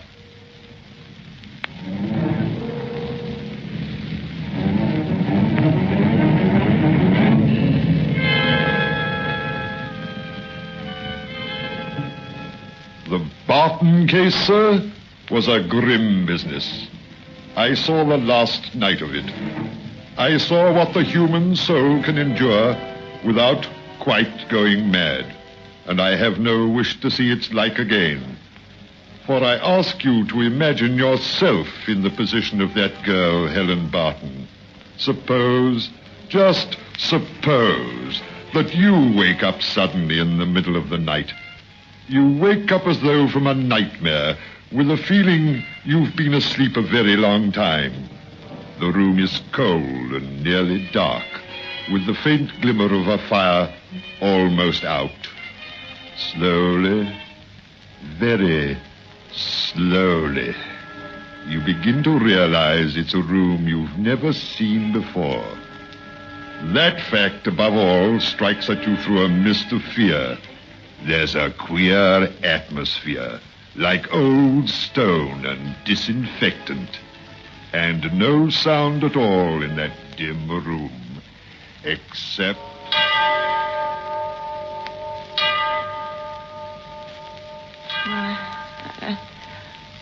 What is it? What was that noise? Now, lean back in your bed, my dear. It's all right. That's good advice, Miss Barton. You take it easy. I think I must have been dreaming. You were having a nightmare, but it's all right now. Nothing's going to hurt you. Not yet. Be quiet, Hannah. No offense, I'm sure, but some people who occupy this room get on my nerves. I don't want to seem stupid.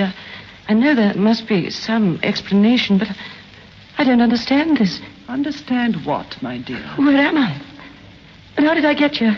And who are you? Now, please, miss, whatever else you do, don't start that all over again. Start what all over again? Telling us you've lost your memory and don't even know what your name is. Are you insane? Of course I know what my name is. I'm Helen Barton. Well, it's a mercy you admit that at last. At last? But I've never spoken to you before in my life. And where am I? Why on earth is it so cold? Well, it's pretty hard to be cozy here in the middle of December. Did you say December? That's right. The 18th of December. You're fooling me. You're playing a trick on me. Oh, my head feels queer and I want to cry. I won't. Could we have some lights? Of course, straight away. It can't be December, I tell you. That's impossible. It was only yesterday and all the flowers were out. I was going up to see Philip. That's it. I was going up to see Philip. Philip who? Philip Gale, the man I was going to marry. It's coming back to me now. It was yesterday, and I started up to see Philip. Oh, for heaven's sake, miss. Be quiet, Hannah. And don't turn those lights yet. Oh, she's having us on. Hannah, this girl's shaking all over, and she doesn't know where she is. Now, miss. Now, listen to me. I'm going to sit down on the bed beside you. Now, just take my hands and hold them. Tight. What's wrong? Why are you looking at me like that? I've got something to tell you. Is it about Philip? It is about him. Yes, in a way. I want you to keep tight hold of my hands. You see, Miss Barton, this is Maidhurst Prison. Steady now, steady. I'm still dreaming. I must be. It was the end of August, and I started up to see Philip. You can't mean I'm in prison. Now listen, my dear. I'm afraid it's worse than that. Worse than that? Look over there. You see where there's a little bit of fire in the grate? Well, and paper on the wall, and pictures, and a carpet on the floor. Why can't you come out straight and tell her? They're going to hang you in the morning, Miss Barton. This is the condemned cell.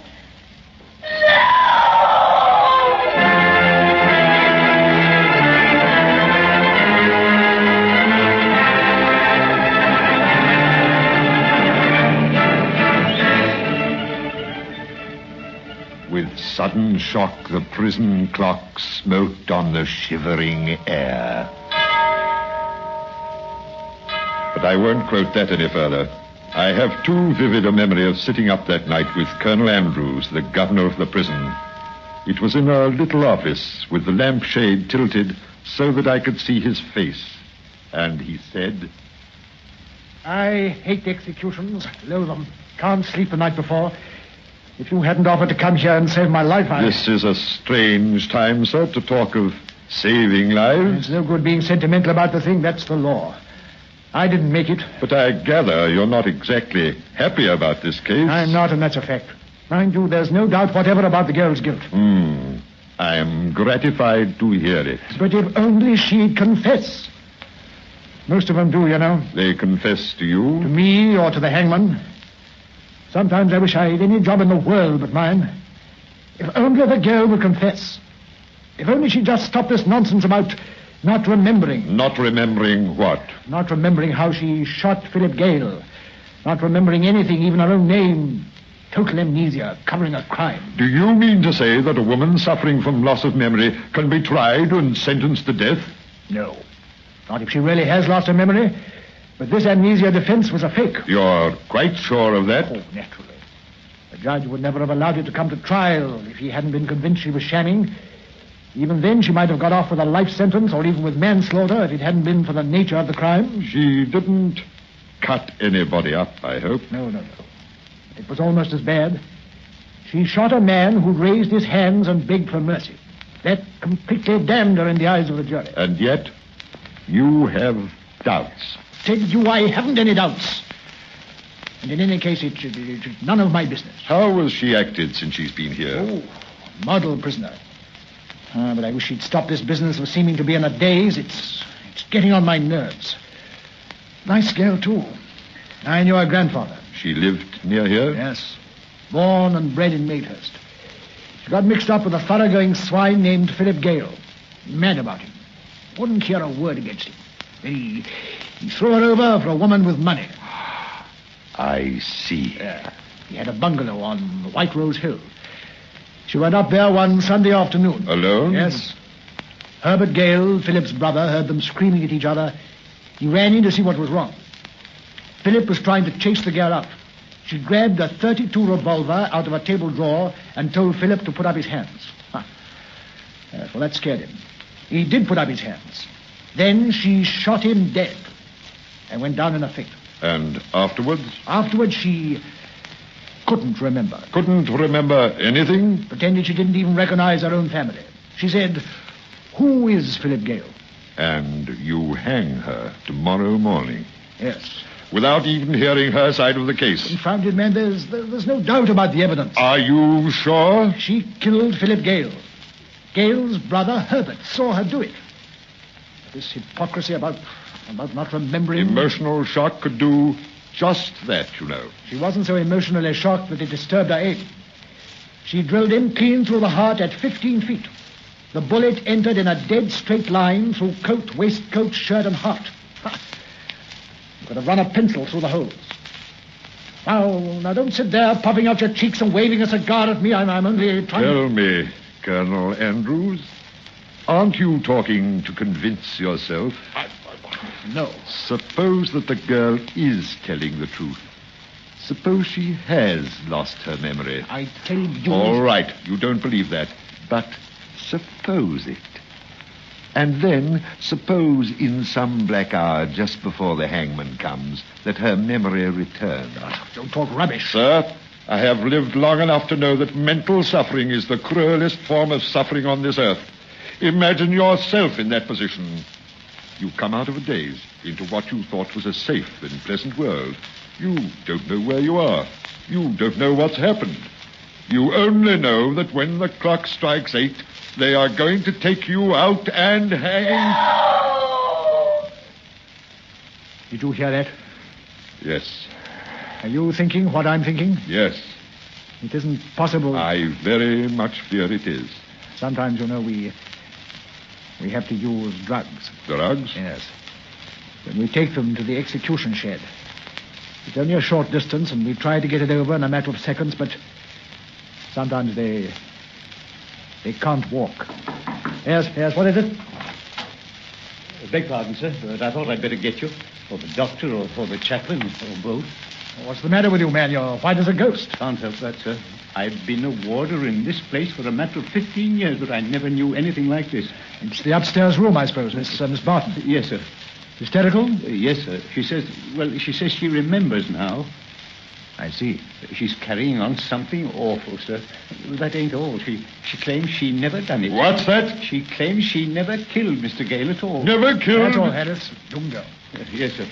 Any other disturbances in the building? Well, sir, they're a bit restless in Wing A. Well, that's usual. Yes, sir. And there's a bloke outside the prison, who keeps hanging about in front of the main gate. You can see him by the street lamp. First he'll take a few little quick steps back and forth, and then he'll run and stick his face against the bars of the gate. And then he'll go back to the pacing again. Fair gave me the creeps even before this other thing. You don't happen to know who it is? It's the other Mr. Gale, sir. Herbert Gale. I hadn't the heart to chase him away. All right, Harris, all right. Go ahead. I'll be along in a minute. Yes, sir. So the girl claims to be innocent. You heard that? Yes, I heard it. What do you mean to do? Well, I'll see her, of course. But it won't affect the issue. Not even if she does happen to be innocent? Well, in the name of heaven, try to understand my position. I'm dreading this interview. It's against regulations, but I wish you'd come along with me. If there were only something... Well, there isn't. Now, where's that whiskey? I think a little stimulant. She will need the stimulant. Well, it's a cold night. It will be colder yet where she's going.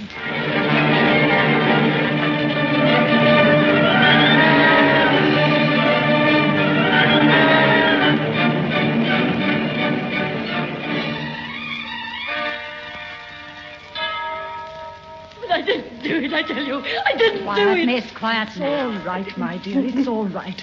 The governor and the other gentlemen, they believe you didn't Oh, no, do they it. don't. You needn't try to fool me. Look at them over there in the corner whispering. Fell, she's lying. I heard that. You said, Fell, she's lying.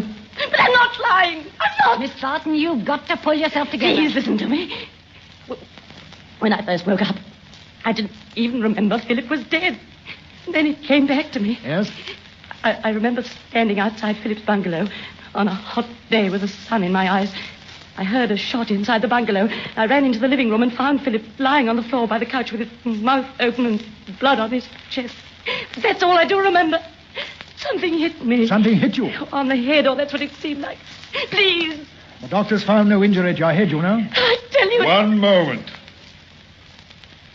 Miss Barton, can you forgive the intrusion of an old buffer who sincerely wants to help you? Oh, I'm sorry, Dr. Bell. I'll try to be sensible. Now tell me, when you arrived at the bungalow, Philip Gale was already dead? Yes. You didn't go up there to quarrel with him? No. And why should I have killed him anyway? I only went to tell him I was through, finished, fed up with him. Oh, what's the use? They haven't told you, then, that there's a witness who claims to have seen you shoot Gale? A witness? Who? Herbert Gale. But that's a lie. You didn't take a .32 revolver out of the table drawer? Oh, it's the first time I've even heard of any revolver. Please believe that. You didn't order Philip to put up his hands, and then when he did put up his hands... High above his head? You didn't shoot him from a distance of about 15 feet? No. Your fingerprints were on the revolver. You were still holding it in your hand when Herbert brought a policeman. It looks as though you've got me, doesn't it? I'm afraid it does. Just who is this brother, this Herbert Gale? He's the good member of the family. Now then, my dear, now then. I can't help it. Steady. Herbert is the good boy, where Philip was the bad one. Younger than Philip, horribly respectable. Pillar of the church, never smokes or drinks. Has to work hard because Philip inherited what money they had. Oh, let me laugh. You don't know how funny it is. Herbert's word certainly carries weight. It's carried weight against me, hasn't it? Why should he want to get me hanged? Why should he tell such a complete bag of lies? Yes, I wonder why. Every second I imagine I'm going to wake up and find myself back in that living room again, looking at Philip's body, just standing and staring at it and feeling sick.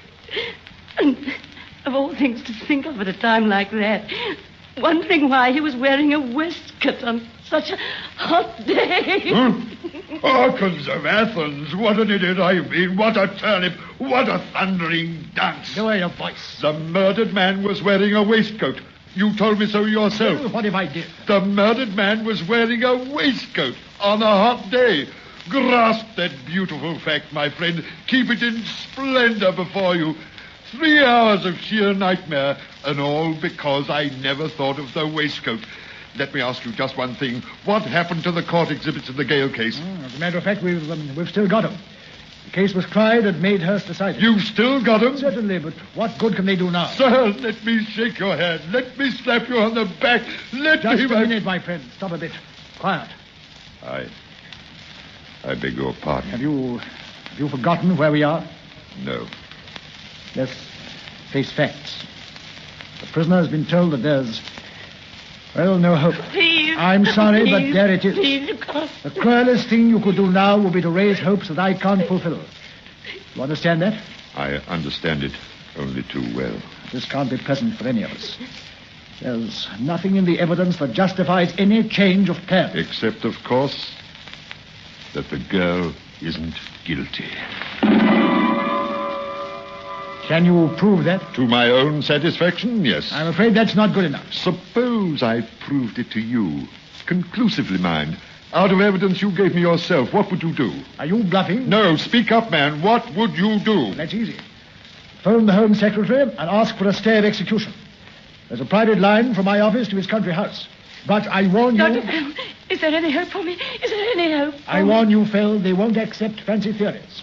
They'll only accept facts. Tell me, Miss Barton, how tall is the estimable Mr. Herbert Gale? How tall? Yes. Is he anything like the same height as his brother, Philip? They're about the same height, 5 feet 10, but I don't see... If I remember correctly, one of the warders told us that Herbert Gale has been hanging about the front gate all night.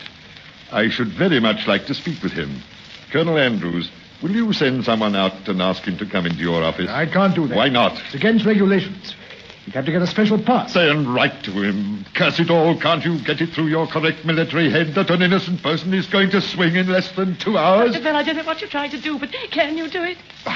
Dear, I can't But tell. you are going to try. I'm going downstairs now. Maybe in a very short time, a certain gentleman will be entering this institution without any need of a pass. But don't hope for anything, my dear. Don't hope for anything.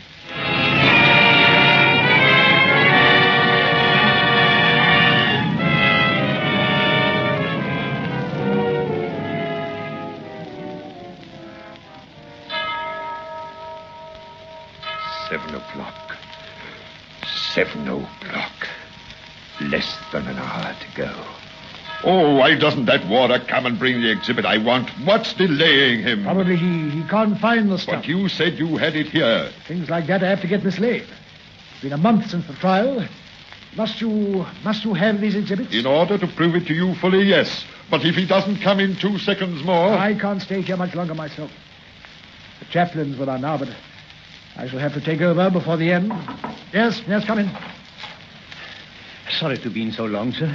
I could have sworn it was in one place, and lo and behold, it turns up somewhere else. Never mind that. Did you get the exhibits? It's all here, sir, in this suitcase. Where shall I put it? Put it on Colonel Andrews' desk.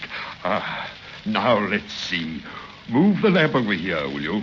And about Mr. Herbert Gale, sir. Where is he? Out in the hall, sir. You want to see him now? Yes, my lad. Very much so. Ask him to come in. You can come in, sir. This way. Thank you. Morning, Herbert. Glad to see you. Sit down. Thank you, Colonel Andrews. Let me have your hat and coat. This is Dr. Gideon Fell. How do you do? The warder said you wanted to see me. I came, of course, but do you think it was quite the right thing to do? Well, why not? Well, people might think I was holding a grudge against Helen. Because of Phil, you know. And you don't hold any grudge? No. I pity that poor girl from the bottom of my heart. I only wish I hadn't had to testify against her. But what else could I do? You mean you'd like to help her, even now? Of course I would. If there's anything I can do to soothe her last moment... There is something you can do, Mr. Gale. Well? You can come with us to the condemned cell. Are you joking? No. But wouldn't it be horrible for Helen? Yes, probably. But as you point out, she has only a very short time to live. Yes. Excuse me, but what have you got in that suitcase? In this suitcase, Mr. Gale? A flattened bullet. The bullet that killed your brother. A .32 revolver. A tweed coat, bloodstained. A tweed waistcoat, also bloodstained. Fell, what do you expect to prove with that stuff? Will Mr. Herbert Gale go with us to the condemned cell? Of course, if you think I can do any good there. Then, with your permission, I propose to prove that a straight line is the shortest distance between 2 points. Will you walk into my parlor?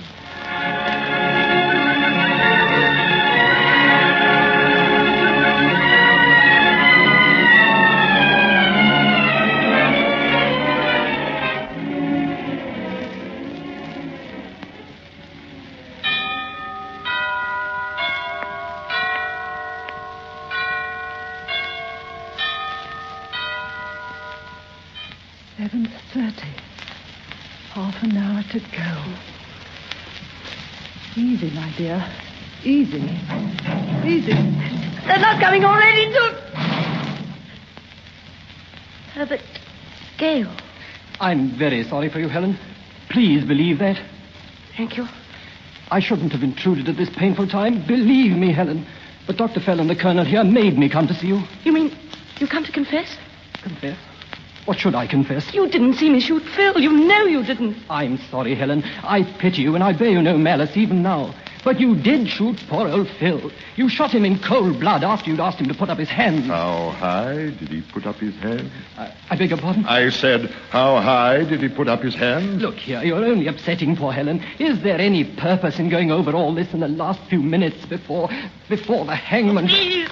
We might even illustrate what happened with a little experiment.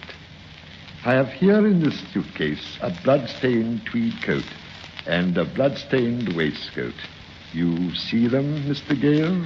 I see them, yes. I should like you to take off your own coat and waistcoat. I should then like you to put on this coat and this waistcoat. I do no such thing. Why not? Haven't you tortured poor Helen enough? Colonel Andrews, I appeal to you. Well, I don't see what the game is, but where's the harm in it? Helen's feelings. Never mind my feelings, Herbert. And I've only got a few minutes left. Put on the coat and waistcoat. You hear a condemned person's last request, Mr. Gale. Will you do it? Yes, if you insist. I still don't see what this is all about. If something isn't done very soon... Colonel Andrews, sir? Yes, Harris? I thought I'd better tell you, sir, that the chaplain's here and the witnesses are ready and the other person, too. You mean the hangman, don't you? You mean the... Dear, easy. He's got to come and bind her hands, sir. It's 5 minutes to 8. Sorry, Phil, but this has got to stop. I must ask you to clear out of here immediately while we... For God's sake, man, wait. I can prove it now. You can prove what? I can prove Mr. Herbert Gale lied when he sentenced this girl to death. You must be out of your mind. You can't do any such thing. Oh, yes, I can. Do you notice, all of you, that he's wearing the dead man's coat and waistcoat? All right. Suppose I am. What about it? You will imagine, Mr. Gale, with this powerful imagination of yours, that I am threatening you with a revolver. Now, hold up your hands. What the devil are you gabbling Hold about? up your hands, sir, high above your head. I won't do it. You'd better do it, Herbert. You'd better do it. Do as I told you, man. I'm asking you now. That's it, Mr. Gale. Don't let your hands tremble when you raise them. Just lift your hand higher, higher still, while I'm threatening you with a revolver. Now look at his coat, everybody. Look at the coat. I refuse to... Don't lower your hands, Mr. Gale, and the rest of you. Look at his coat. The coat, it rises when he lifts his hand. But of course it does.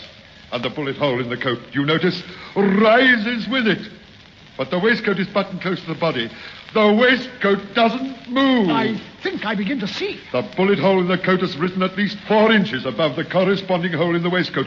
Yet, the bullet, you told me, penetrated in a dead straight line through coat, waistcoat, and shirt. Therefore, Philip Gale could not possibly have had his hands raised when he was shot. It's a damned lie. It was a damned lie, sir. You killed Philip Gale yourself.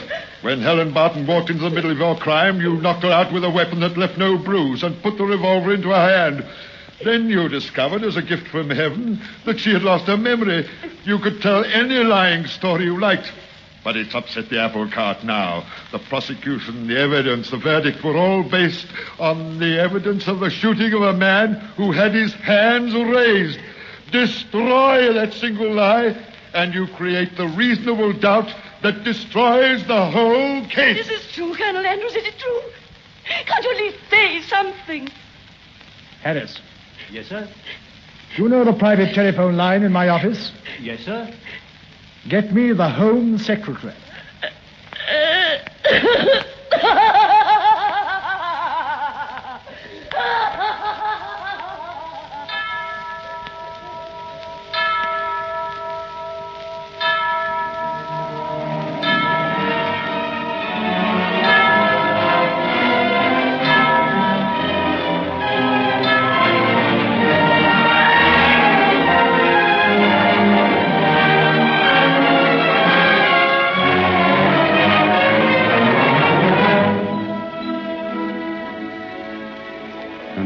With the end of the story, the clock strikes 8.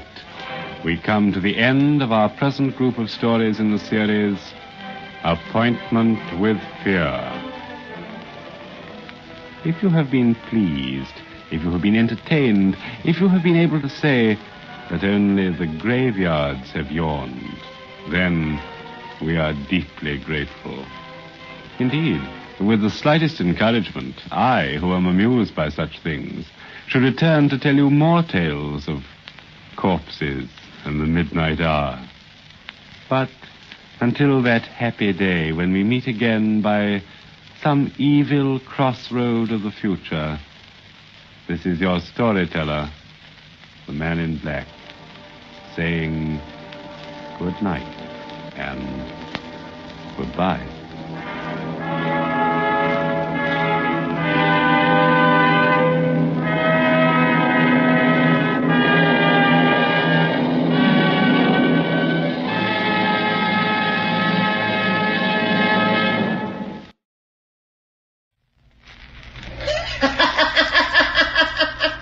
The sealed book.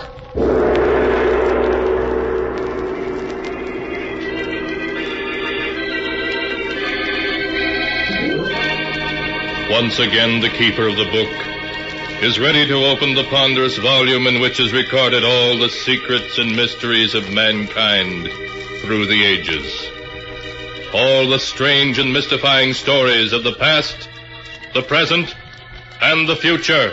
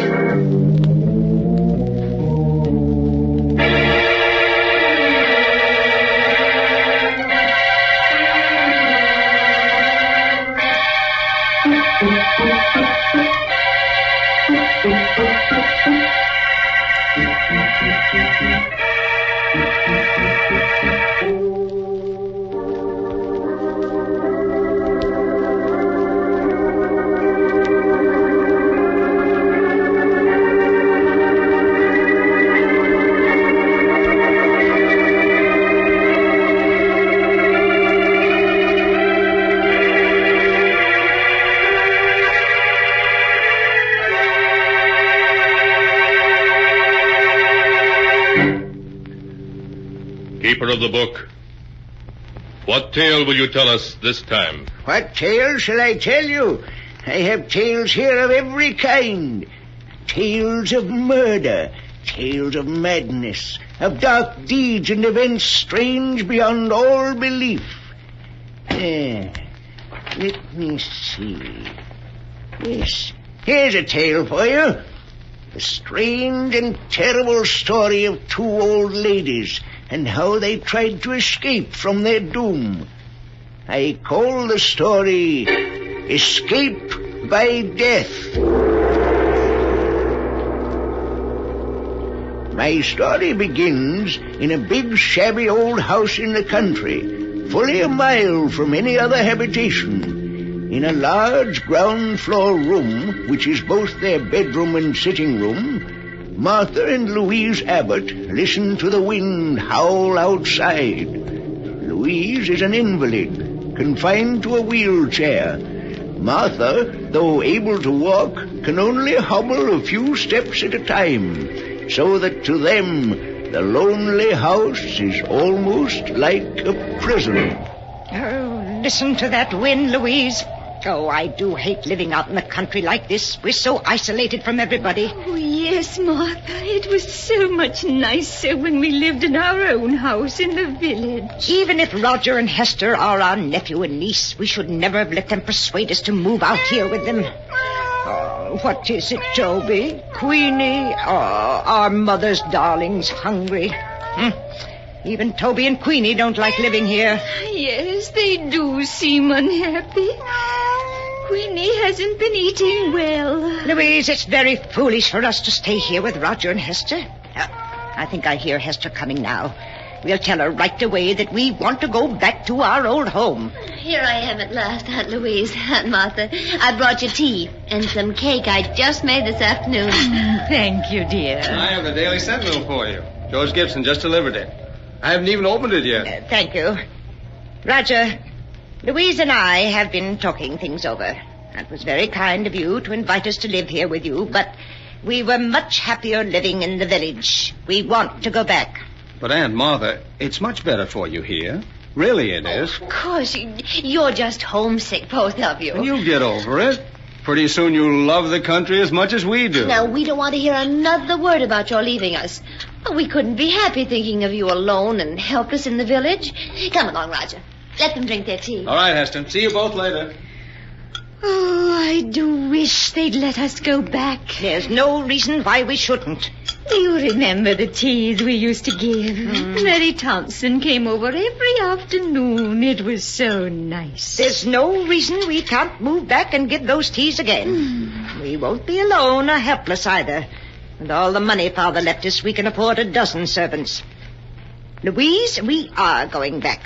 I've made up my mind. Oh, Martha, I'm so glad. Listen to Toby and Queenie. They're glad we're going back too, aren't you, you fat old darlings? Oh, they understand you, Mother. They know we're not going to stay here much longer. Of course they do. Well, now that's settled. Let's see what's in the Sentinel. Let's see now. Oh, Martha, let's look at the obituary notices first. Just what I was turning to, Louise. Here we are. Did anyone we know die? Now, let me see. Yes. You remember Amos Wilson, don't you? Yes. He died 2 days ago. Oh, poor Amos. He was about your age, wasn't he, Martha? Certainly not. He was a good deal older. Oh, Martha, look at this. Why, it says that Mary Thompson is entering the county home for the infirm. The poorhouse? Oh, no, it can't be. You can read it for yourself. Oh, that dreadful place. I'd rather be dead than in that home. Poor Mary. Martha, after we move back to the village, can't we have Mary come to live with us? Yes, of course. Why, going to the poorhouse would be the death of her. No, it can't be. What can't be? Read what it says there in the real estate column. The old Abbott mansion, owned by the Mrs. Martha and Louise Abbott, has been put up for sale by their nephew, Roger Clark. What? But it must be a mistake. We never told Roger to sell our house. Roger! Now, Martha, we mustn't get excited. But why should he want to sell our house? I won't permit it. You calling me, Aunt Martha? Yes, Roger. What's this in the Sentinel about our house being up for sale? Oh, is it in the Sentinel? Oh, I'm so sorry. It is a mistake, isn't it, Roger? Well, no, Aunt Louise.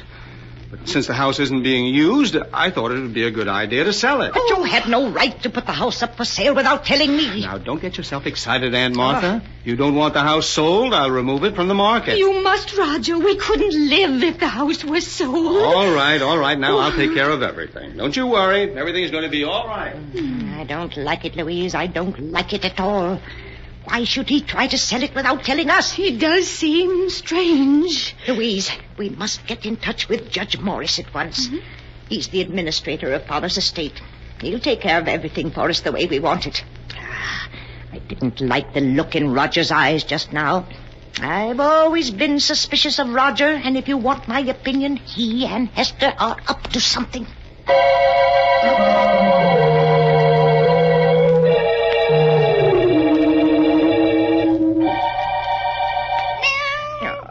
Is Mother's beautiful Queenie hungry? Well, here's a nice piece of meat from the lovely supper Hester just brought us. Oh, Queenie is hungry, Martha. She's got her appetite back since she learned we intend going back to the village. Yes, she has, but where's Toby? I don't see him around any place. Probably in the kitchen. Martha, when are you going to speak to Roger and Hester again about our leaving? I'm waiting until we can get in touch with Judge Morris. He'll come get us whether Roger wants us to go or not.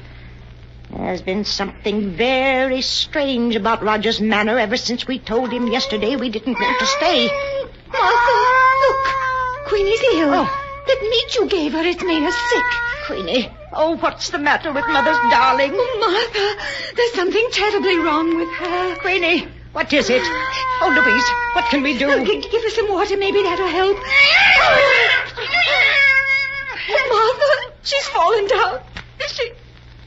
She's dead, Louise. Queenie is dead. Oh, no, she can't. But she is, though she was perfectly all right until I gave her that meat. She was so hungry, she just bolted it down. Oh, Martha, she must have choked on it. She's choked to death. Did she? I'm not so sure. Martha, what do you mean? What else could it have been? She acted more as if she were poisoned. Poisoned? Yes, I'm sure of it. The meat was poisoned. That's why Queenie died. But how's that possible? It was poisoned because that meat was meant for us. Martha, you don't mean that Roger and Hester... Yes, Louise. Oh, I see it now. That's why they brought us out here. Why they won't let us leave. They're planning to kill us. They're after our money. Oh, Martha, what are we going to do? We've got to get in touch with Judge Morris right away. He'll save us. But, Martha, how can we? The telephone, it's upstairs in Hester's room, and neither of us can climb stairs. I know that. We've got to figure another way to reach him. Louise, our lives depend upon it.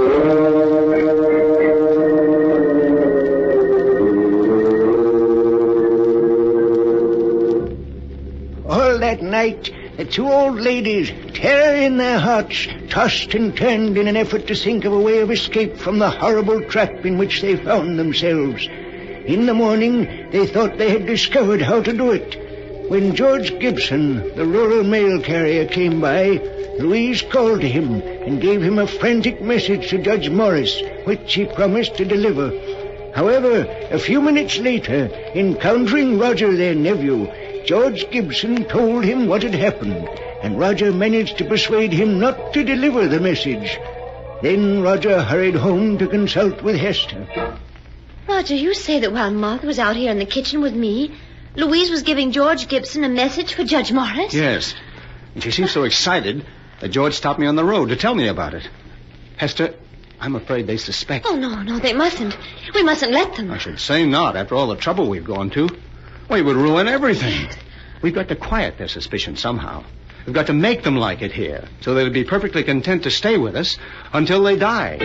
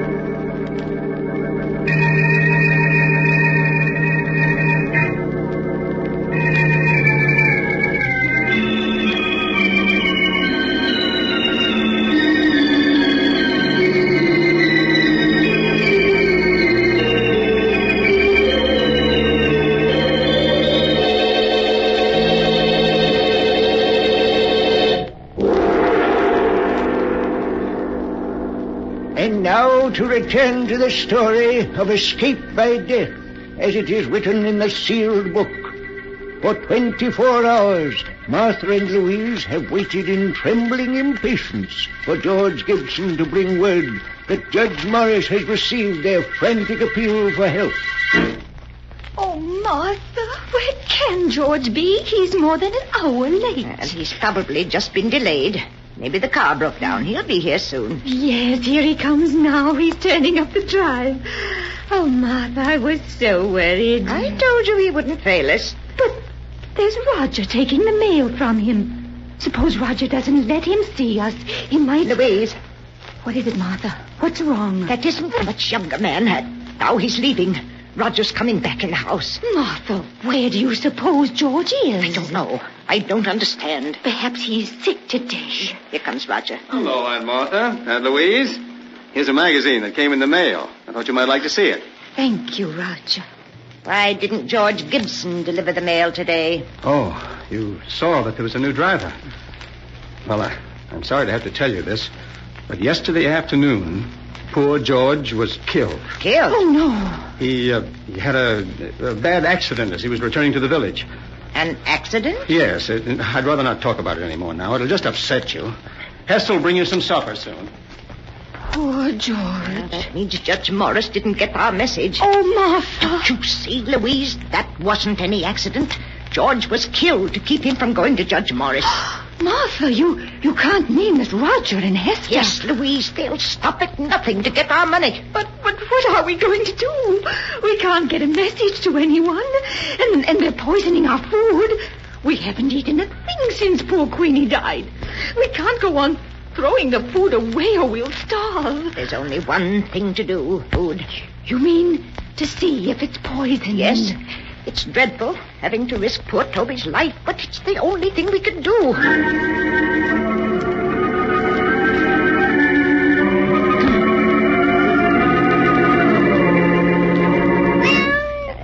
Here you are, Toby. A nice piece of meat for Mother's darling. Martha, I get so frightened every time I see Toby eating something. I keep remembering Queenie. The dreadful way she died. Now, Louise, we mustn't think of that. Here, Toby, dear. Martha, why are you feeding Toby? Well, he gets plenty to eat in the kitchen. He'll die of overeating if you aren't careful. I've always fed Toby from my own plate. He expects it. But, Aunt Martha, if you feed that meat to the cat, there won't be enough for you. No. And if you're to get well, you need all that food. Now, I don't want you feeding Toby any more of it. Here, Toby. Come on, boy. Come on. Come on out the kitchen there. Martha and Louise, eat their supper.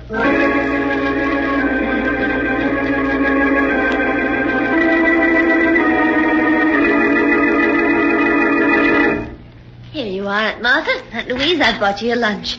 Doesn't it look good? Yes, Hester. It's very nice. Here, Toby. Here, kitty. Hester, have you seen Toby? No, Aunt Martha, I haven't. Oh, but where could he be? Toby's always on time for meals. Oh, he's probably someplace around the house. Now, eat your lunch before it gets cold. Oh, Martha, where can he be? Toby'll be along in a few minutes. We won't touch a bit of this food until he's eaten some of it. I do wish he were here. I'm so hungry. Louise, don't touch a thing on that tray. It isn't safe. Here, Toby. Here, kitty.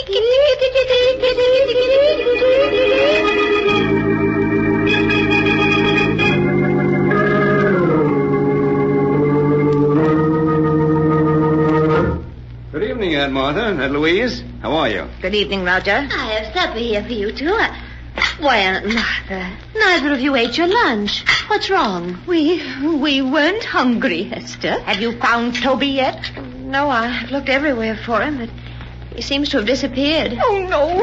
Now, you mustn't worry. I'm sure he'll turn up all right. Aunt Martha, you and Aunt Louise can't afford to miss meals in your state of health. Certainly not.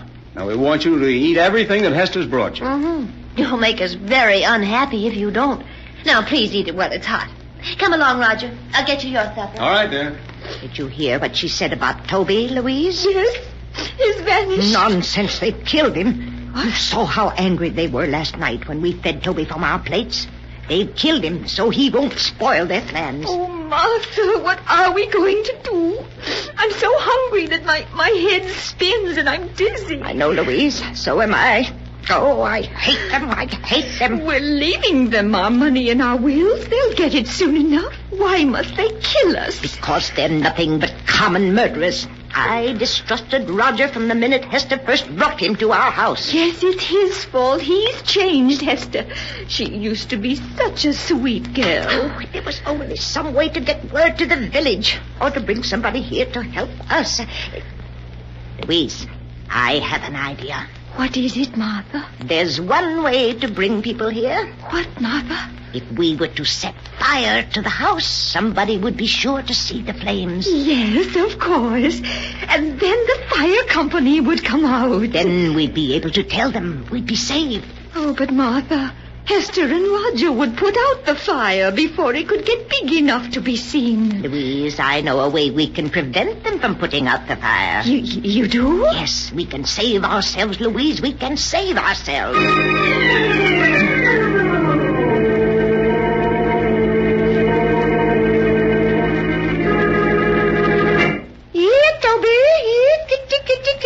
Martha, why are you looking down the cellar stairs like that? Now, you should be in your room. Certainly should. It's drafty out here in the hall. Now close the cellar door and go back to your room. But I heard Toby crying. He's down in the cellar, and I won't go to my room until I get him. But Aunt Martha... Roger, just to put Aunt Martha's mind at ease, why don't you go down the cellar and see if Toby is there? Oh, all right. But if you ask me, it's such a waste of time. Please help him look for Toby, Hester. You'll find him so much quicker if you both look for him. Please. Martha... Oh, very well. But you go back to your room so you don't catch cold. Roger, do you see him? Doesn't seem to be any place here in the cellar. Now we'll see just how smart you are, trying to poison us. You won't stop us from escaping now. Now let's get Louise. Louise, it worked. You mean you were able to lock them in the cellar? Yes, and with the door locked, they can't get out. They found out they're locked in. Oh, don't you worry about it, Louise. I'll take care of everything. What are you doing with that kerosene lamp, Martha? Pouring the kerosene around the room so it will burn better. There. Are you ready to leave, Louise? Yes, Martha. Now strike a match and start the fire. How quickly it's starting to spread. Yes, we've got to leave. I'll push your wheelchair, Louise, and you try to help by rolling the wheels. Yes, Martha. Well, we're coming along nicely. Come on, dear. Come on. Just a little bit more. Martha, I do hate to do this. Louise, you mustn't waste any pity on them. Even if they are our niece and nephew, they're nothing but common murderers. Yes, I suppose you're right. Now, I'll just open the front door, and we'll be free. Now, roll the wheels a bit, Louise. And just a few feet more, and we'll be safe. Yes, that's it. There. Now we're far enough away from the house to be perfectly safe. Oh, my. The whole house is on fire. Do you think they can see it in the village by now, Martha? I'm sure they do. Now remember, Louise, when the fire company gets here, we don't know what happened to Roger and Hester. We just managed to get out ourselves. Yes, Martha. If we told them what we were forced to do to escape, we'd have to reveal that our own niece and nephew were poisonous, murderers. We don't want to disgrace the family name, Louise. Oh, no, Martha, of course not. Look, Martha, look! The boat is going! Oh, and here comes the fire engine. Louise, we're saved. We're saved.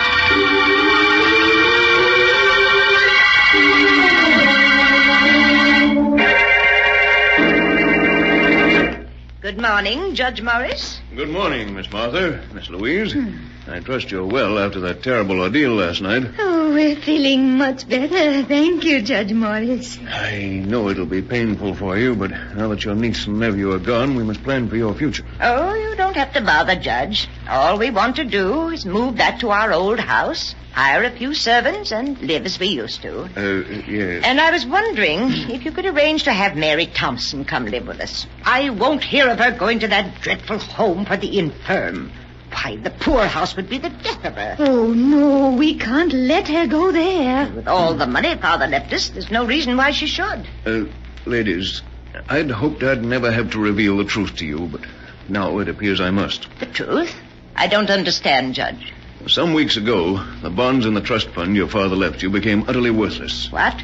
Your nephew and niece were afraid the shock of learning you were penniless would be too much for you. So it was decided to keep the news from you. That's why the three of us persuaded you to move in with them. Your house here in the village had to be sold to meet the debts of the estate. But that can't be. Father left us so much. It's all worthless now. Perhaps I should have told you this a month ago. But your niece and nephew wouldn't hear of it. In spite of the fact that they had only Roger's salary to live on, they were determined to prevent you from ever learning of your misfortune. Oh, but the deaths of poor Queenie and Toby, of George Gibson. George Gibson? Yes. I'm afraid I don't understand. Surely you heard that he was killed. A tire blew out and his car turned over. You mean he wasn't murdered? Certainly not. Oh. You feeling well? Has my news been too much for you? No. Well, now that your niece and nephew are gone, there's no one to support you, I'm afraid there's only one thing left. One thing left? What's that? I'm sorry to say, believe me, I am. The county home for the infirm. Oh. The poorhouse.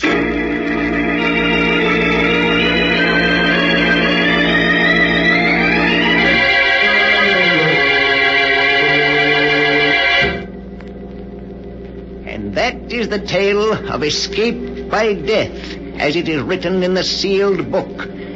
Louise and Martha, because they could not believe that the death of their cat was an accident, convinced themselves that they were in danger of being killed, and in their frantic efforts to escape, ruthlessly destroyed their only protectors. Strange are the ways in which fate plays tricks on mere mortals. The sound of the great gong tells me it's time to close the sealed book once more. One moment, Keeper of the Book. What story from the sealed book will you tell us next time? Next time? What kind of a tale would you like? A story of ghosts, of vampires, of werewolves howling in the night? A tale of dark plots and evil deeds? Of a strange fate overtaking the guilty? Let me see. I'll find one for you in just a moment.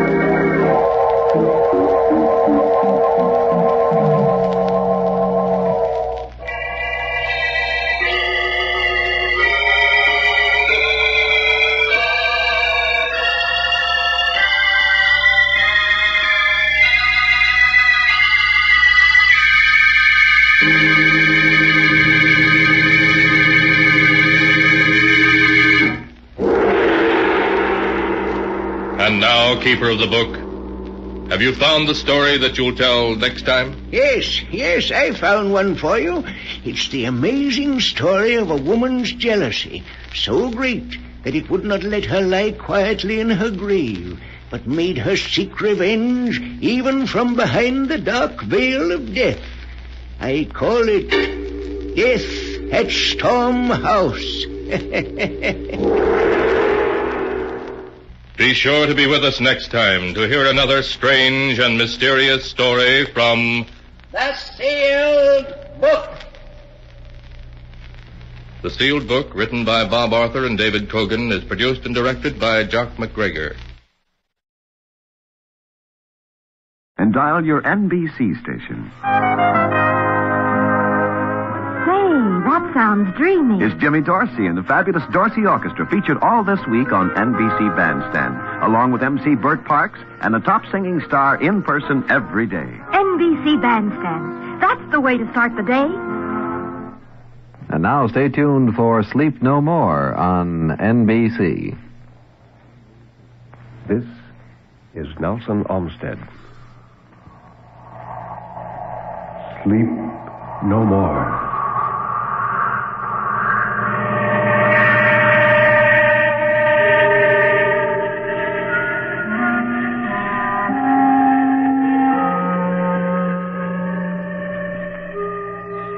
No more. Turn down the lights. Sink back in your chair and don't look into the shadows. In the shadows, there may be moving things. Tonight, it may be you will sleep no more.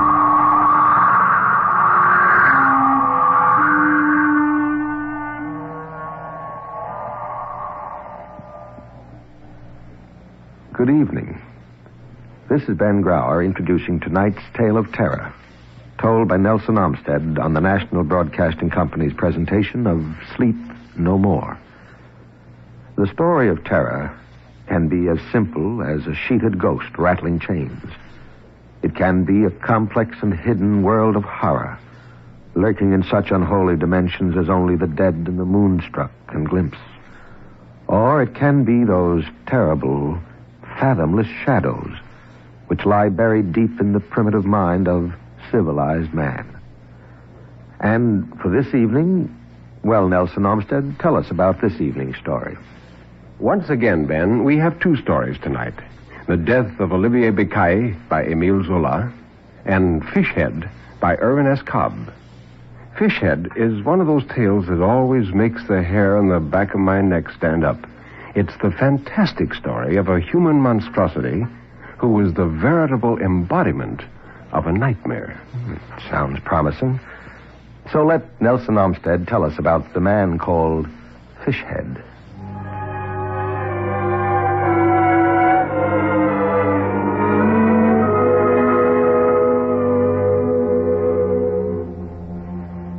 It goes past the powers of my pen to try to describe Reelfoot Lake for you, so that you, hearing this, will get the picture of it in your mind as I have it in mine. It's the largest lake south of Ohio, lying mostly in Tennessee, but extending up across what is now the Kentucky line. It is, and always has been, a lake of mystery. In places it is bottomless.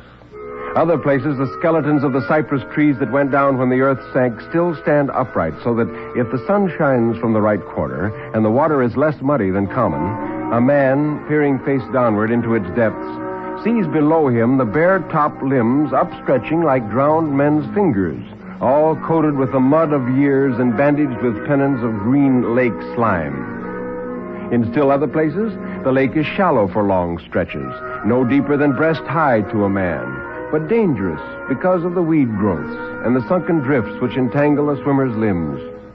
Its banks are mainly mud. Its waters are muddied, too, being a rich coffee color in the spring and a copperish yellow in the summer. And the trees along its shore are mud-colored clear up to their lower limbs after the spring floods, when the dried sediment covers their trunks with a thick, scrofulous-looking coat. There are stretches of unbroken woodland around it, and slashes where the cypress trees rise countlessly like headstones for the dead snags that rot in the soft ooze. There are long, dismal flats where in the spring the clotted frog spawn cling like patches of white mucus among the weed stalks. And at night, the turtles crawl out to lay clutches of perfectly round white eggs with tough, rubbery shells in the sand. There are bayous leading off the nowhere, and sloughs that wind aimlessly like great blind worms, finally to join the big river that rolls a few miles to the westward.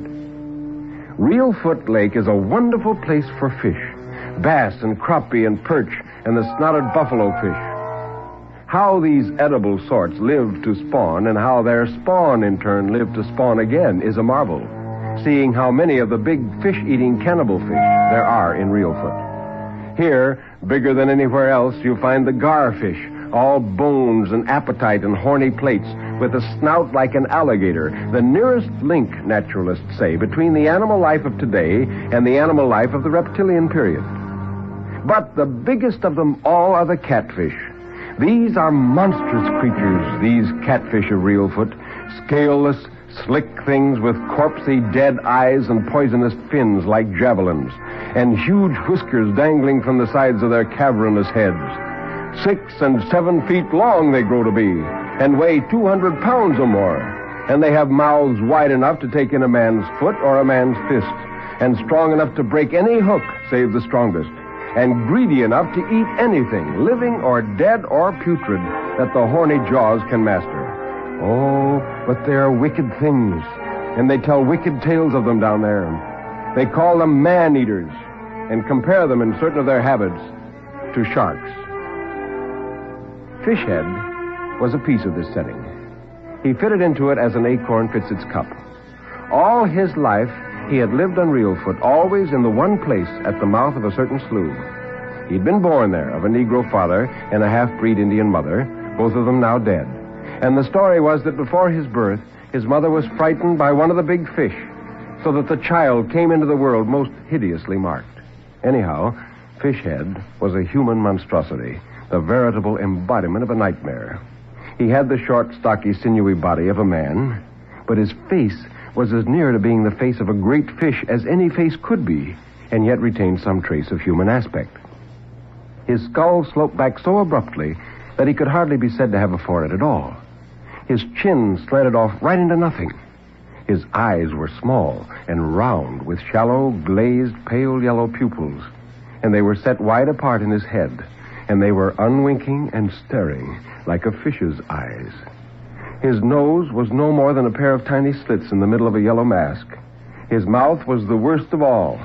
It was the awful mouth of a catfish, lipless and almost inconceivably wide, stretching from side to side. Also, when Fishhead became a man grown, his likeness to a fish increased, for the hair upon his face grew out into tightly kinked, slender pendants that dropped down either side of the mouth, like the beards of a fish.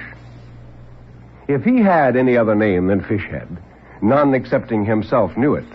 As Fishhead he was known, and as Fishhead he answered. Mainly he kept to himself, with no kith nor kin, nor even a friend, shunning his kind and shunned by them. His cabin stood just below the state line, where the mud slough runs into the lake. It was a shack of logs, the only human habitation for 4 miles up or down.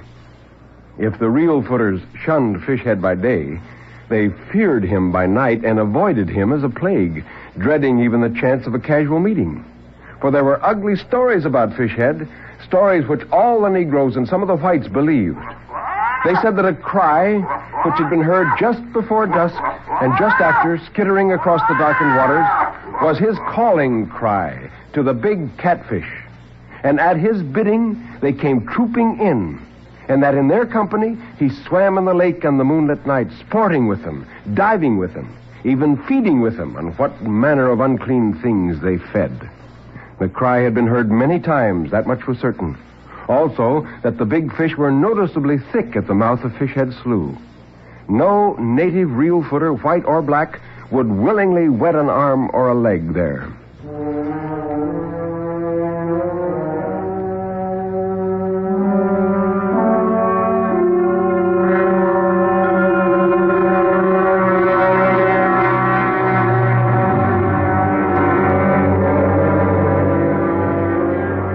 Here Fishhead had lived, and here he was going to die. The Baxters were going to kill him, and this day in late summer was to be the time of the killing. The 2 Baxters, Jake and Joel, were coming in their dugout to do it. This murder had been a long time in the making. The Baxters had to brew their hate over a slow fire for months before it reached the pitch of action. They were poor whites, poor in everything, repute and worldly goods and standing. A pair of fever-ridden squatters who lived on whiskey and tobacco when they could get it, and on fish and cornbread when they couldn't. The feud itself was of months' standing. Meeting Fishhead one day in the spring, the brothers had accused him, wantonly and without proof, of running their trout line and stripping it of the hooked catch, an unforgivable sin among the water dwellers and shanty boaters of the South.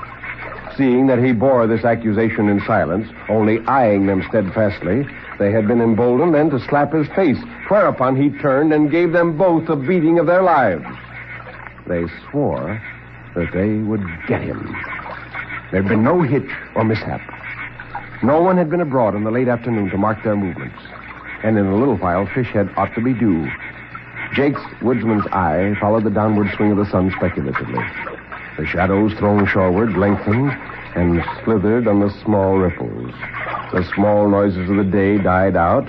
The small noises of the coming night began to multiply. The green-bodied flies went away, and big mosquitoes with speckled gray legs came to take their place. The sleepy lake sucked at the mud banks with small mouthing sounds, as though it found the taste of the raw mud agreeable. Bull bats began to flitter back and forth above the tops of the trees. A pudgy muskrat, swimming with head up, was moved to slide off briskly as he met a cottonmouth moccasin snake, so fat and swollen with summer poison that it looked almost like a legless lizard as it moved along the surface of the water in a series of slow, torpid S's. Directly above the head of either of the waiting assassins, a compact little swarm of midges hung, holding to a sort of kite-shaped formation.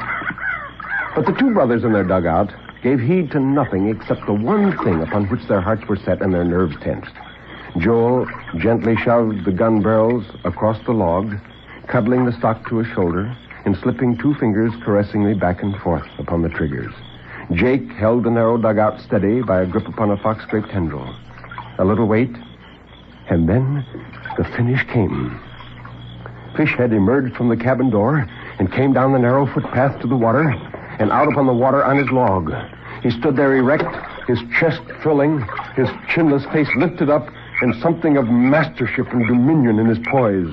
And then his eye caught what another's eyes might have missed, the round twin ends of the gun barrels, the fixed gleam of Joel's eyes aimed at him through the green tracery. In that swift passage of time, too swift to be measured by seconds, realization flashed all through him, and he threw back his head still higher and opened wide his shapeless trap of a mouth, and out across the lake he sent skittering and rolling his cry.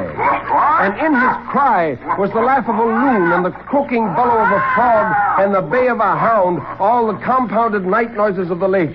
And in it, too, was a farewell and a defiance and an appeal. The heavy roar of the duck gun came. At 20 yards, the double charge tore the throat out of him. He came down face forward upon the log, and then the blood came out of his mouth. And Fishhead, in death still as much fish as man, slid, flopping headfirst off the end of the log and sank face downward slowly, his limbs all extended out. One after another, a string of big bubbles came up to burst in the middle of a widening, reddy stain on the coffee-colored water. The brothers watched this, held by the horror of the thing they had done, and the cranky dugout, having been tipped far over by the recoil of the gun, took water steadily across its gunwale. And now there was a sudden stroke from below upon its careening bottom, and it went over, and they were in the lake. But the shore was only 20 feet away, the trunk of the uprooted tree only 5. Joel, still holding fast to his shotgun, made for the log, gaining it with one stroke. He threw his free arm over it and clung there, treading water as he shook his eyes free. Something gripped him. Some great, sinewy, unseen thing gripped him fast by the thigh, crushing down in his flesh.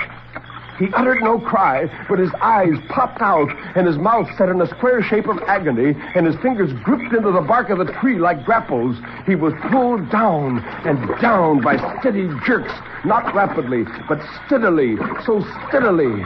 And as he went, his fingernails tore 4 little white strips in the tree bark. His mouth went under. Next, his popping eyes, then his erect hair, and finally his clawing, clutching hand. And that was the end of him. Jake's fate was harder still, for he lived longer, long enough to see Joel's finish. He saw it through the water that ran down his face, and with a great surge of his whole body, he literally flung himself across the log and jerked his legs up high into the air to save them. He flung himself too far, though, for his face and chest hit the water on the far side.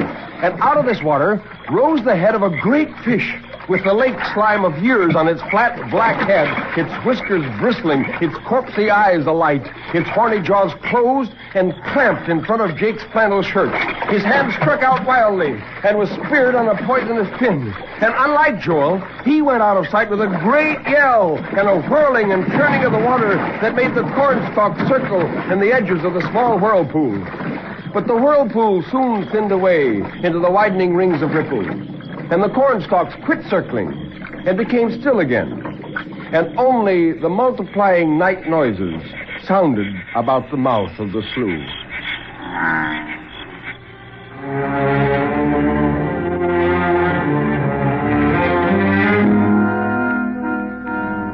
The bodies of all three came ashore on the same day near the same place. Except for the gaping gunshot wound where the neck met the chest, Fishhead's body was unmarked. But the bodies of the two Baxters were so marred and mauled that the real footers buried them together on the bank without ever knowing which might be Jake and which might be Joel.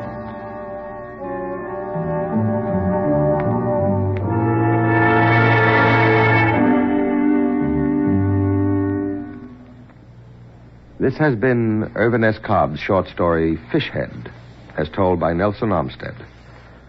Now, Mr. Armstead, about the second story? Well, have you ever experienced the terrifying thought that someday you might, by some accident, be buried alive, abandoned, given up as dead?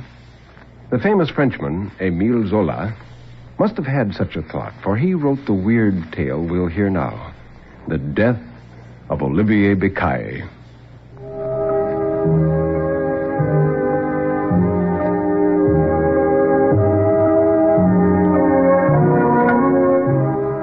It was on a Saturday at 6 o'clock in the morning that I died. My poor wife had been bending over a trunk where she was looking for some linen. When she straightened up and saw my staring eyes, my rigid body, my chest quiet, she ran to me thinking I had fainted. She pressed my hands and looked into my face, and then a terror took hold of her, and she cried, oh, Lord, he's dead." I heard everything, but the sounds were faint and seemed to come from a distance. Only my left eye still perceived a confused light, a whitish glimmer, in which the objects of the room melted together. My right eye was completely paralyzed. This swoon, which overtook my entire body like a thunderbolt, prostrated me completely. My will was dead, not a fiber of my nerves obeyed me. Only within my impotent, inert frame, thought remained, slow, languid, but perfectly clear. Could this then be death? Even as a child, I was afraid of death. I had always believed I wouldn't live and that they would soon bury me, and this thought of the soil horrified me. I could never accustom myself to it, even though it haunted me constantly. And in growing up, I had always retained this fixed idea and this fear. All this was passing through my mind while my dear Marguerite continued to weep beside me. It troubled me, not knowing how to calm her, not being able to tell her that I wasn't suffering. If death was nothing but this swoon of the flesh, then indeed I was wrong to have feared it so. It was actually a feeling of well-being, a great repose, in which worry and trouble were left behind. Poor Marguerite. Now she was alone. She kissed my hands and cried out repeatedly, "Olivier, answer me, answer me. Oh, he is dead." But I couldn't possibly be dead. I would wake up soon, surely. Yes, presently I would lean over and take Marguerite in my arms. Presently, when she came to me again, I would murmur very low so as not to frighten her while I kissed her cheek, "I'm only sleeping, my dearest. Don't you see that I'm alive and that I love you?" The next moment, I heard a voice which I recognized. It was that of the old lady, Madame Gabin, who lived in the same floor. I felt her approaching. She looked at me, touched me, and then murmured gently, "Oh, my poor child, my poor child." Madame Gabin took possession of the situation and quieted Marguerite as much as she could.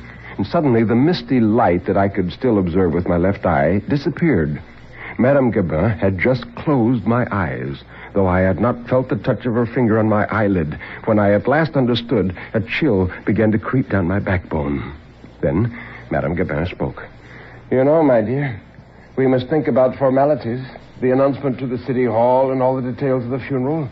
You're in no state to think about that now, and I don't want to leave you alone, but if you will permit me, I'm going to see if Monsieur Simoneau is at home. Well, Marguerite didn't answer. However, I wished that she would have refused the services of this Simoneau. I had seen him 3 or 4 times during my short sickness. He was a big fellow, very handsome, very strong. I detested him, perhaps because of his manly appearance. The evening before he had come in, and it had pained me to see him sitting next to Marguerite. She appeared so pretty, so white beside him. Simoneau came, murmured his sympathy, and left to make arrangements. As the room became silent again, I asked myself whether this nightmare would last very long. I must be alive, for I sensed everything that was going on. I tried to imagine exactly what had happened to me. It must be one of those strokes of catalepsy about which I had heard. When I was very young, I had experienced trance-like fits which lasted several hours. Evidently, it was a crisis of this sort which now made my body rigid, as though life had left it, and which deceived everyone around me. But my heart would begin beating again. Blood would course through my veins once more. I would awaken, and I would console Marguerite. In reasoning thus, I found some peace for myself.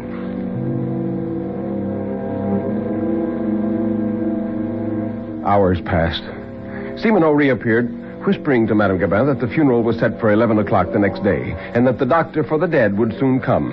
The doctor for the dead. He would do what would be necessary to revive me. I waited for him with great impatience.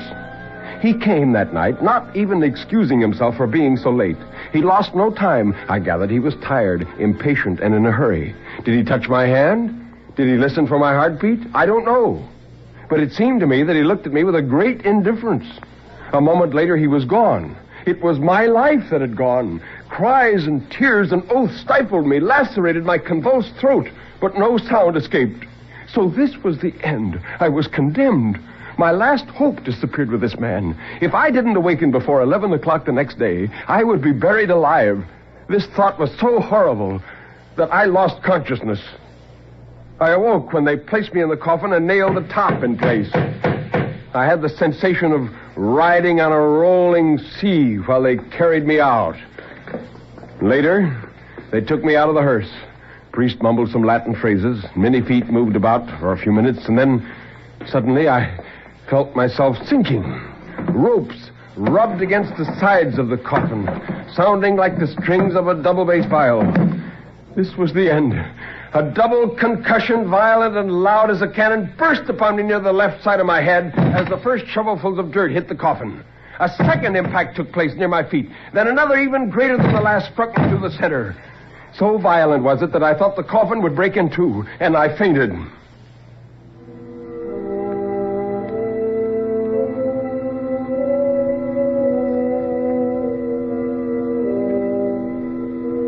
How long did I remain thus? I could not say. In nothingness of whole eternity, and a single second had the same duration. But little by little, confusedly, the consciousness of being came back to me. I tried to rise and struck my head violently. Was I finally coming out of the catalepsy which had for so many hours given me the appearance of one dead? Well, yes. I could move. A last test remained to be made. I opened my mouth and screamed, "Marguerite!" My voice inside the closed box took on such a hollow sound that it frightened me. Almighty God, was it true? I was able to move. I was able to cry out loud that I was alive, and my voice would never be heard. I was completely surrounded, stifled inside the earth. Finally, in a fit of hopeless anger, I kicked both feet out terrifically and was amazed to hear part of the wood give way. Another sturdy kick, and my feet shot out into an open space. Next to me was a recently dug open grave. Just a small partition of earth to dig through in order to roll out into this empty space. Oh, God be praised. I was saved. Oh, but it was good to live. My first thought was to find Marguerite. But as I reached the road, a weakness came over me, and I fell forward heavily.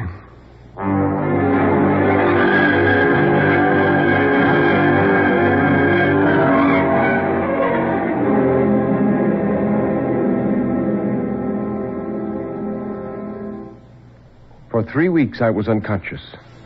When I finally came to my senses, I found myself in a strange room. A man was there taking care of me.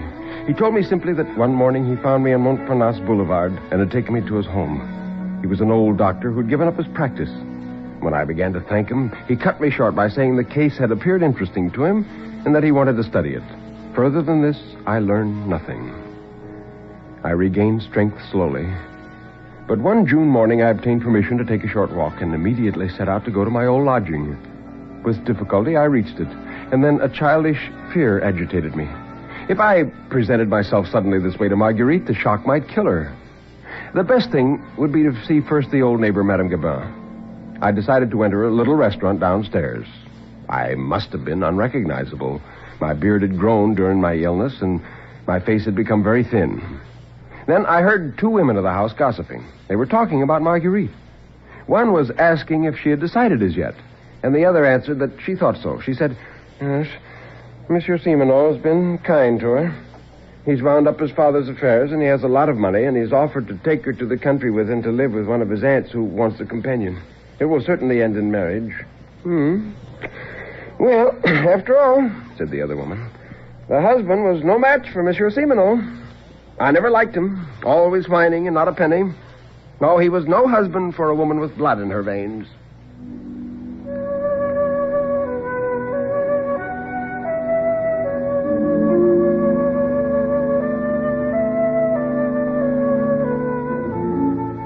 When I again found myself in the street, I walked slowly and with difficulty. I didn't suffer much, however. I even smiled when I saw my shadow in the sun. Certainly, I was very thin.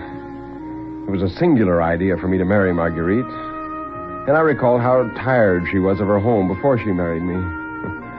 Oh, the dear creature was always so good, but I'd never been her lover. It was a brother whom she mourned.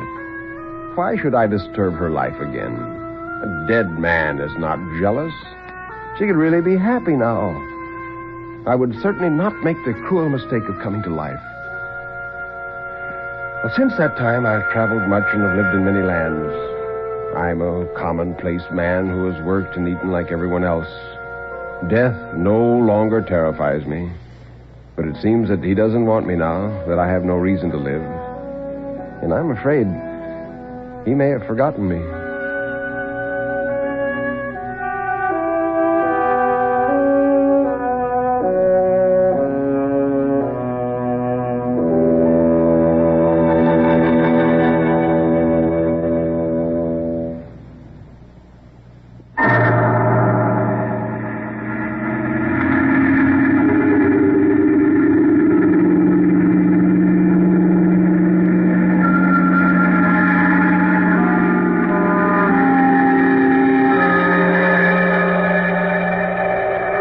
You can turn up the lights now.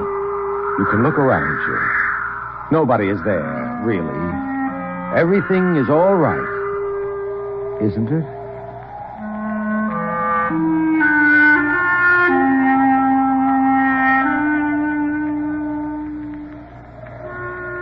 Well, Nelson Olmsted, what's on the story list for next week? 2 quite different stories, Ben. The first, The Horsehair Trunk by Dave Grubb, is a story of revenge calculated to chill your spine. The second, A Friend to Alexander, is by James Thurber, who is noted principally for his humorous writings. Although I doubt if you'll find anything to laugh at in this little gem. And if you meet me here next week, I'll prove it. You've been listening to Sleep No More, an NBC Radio Network production directed by Kenneth McGregor. Mr. Olmsted's albums are recorded exclusively for Vanguard Records. Until next week, when Nelson Olmsted will again be here in person, this is Ben Brower bidding you good night.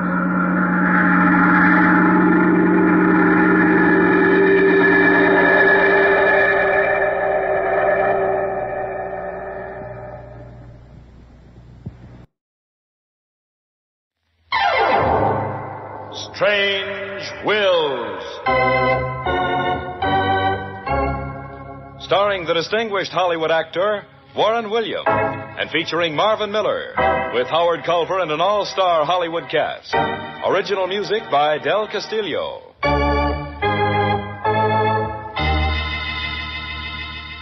Dead men's wills are often strange.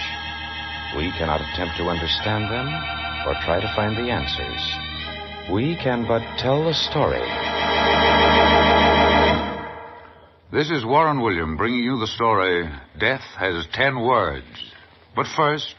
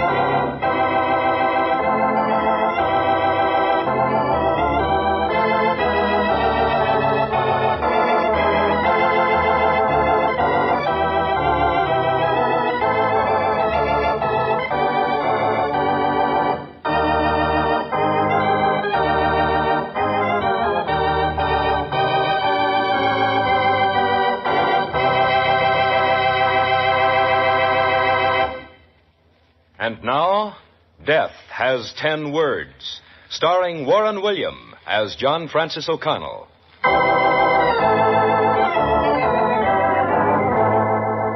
The annual police benefit at the Civic Auditorium was a great success. I started out for the auditorium that night. In fact, 3 of us did. In our party was Police Commissioner Jack Wilson, Michael Flanagan, crime reporter, better known to the boys as just plain Mike, and myself. Around 8 o'clock, we left the commissioner's home in Pinewood and began the long drive along the river into the city. I remember the commissioner and I were kidding Mike about his work as crime reporter on the Daily Tribune. As we crossed Canada Boulevard, something happened to alter our plans. Something entirely unexpected. Well, Commissioner, you're making pretty good time. Commissioner Wilson. Oh, press that button for me, Mike. There on the dash. This car has two-way communication. Oh, modern, huh? Anybody think you had a real police department, Commissioner? Sergeant, can you hear me? This is Wilson. I can hear you, sir. Here's something hot. We just got a tip that Lefty Light is sitting in his car out in Beverly Glen Canyon. Oh, can't a guy do a little necking without the police picking him up? Is Lefty wanted by the department, Sergeant? He won't be anymore. Why? Guy that phoned in the tip said he's dead as a mackerel. Lefty Light dead? Hey, let me out of this crate. I gotta call the paper. Boy, what a scoop. Can't you see that headline? Lefty Light, boy bandit of the Badlands, bumped. Quiet, Mike. Sergeant, where can we find Lefty? You'll find him in his car about 200 yards north of the Beverly Glen Roadhouse. You know where that is? Beverly Glen Roadhouse? Yes, Sergeant. I'm not far from there now. Send out the boys and notify the coroner's office. They're already on the way. Good. I'll meet them there. If anything more comes up, contact me. I will, sir. Well, boys, you heard. Did we hear?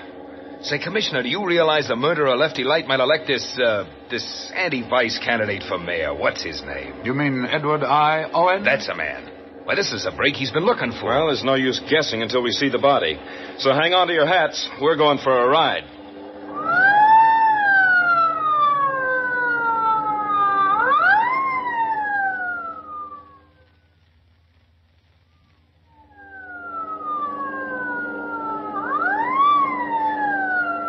Hey, look, Commissioner, up ahead, crowds of people. Yeah, I see them. This must be it.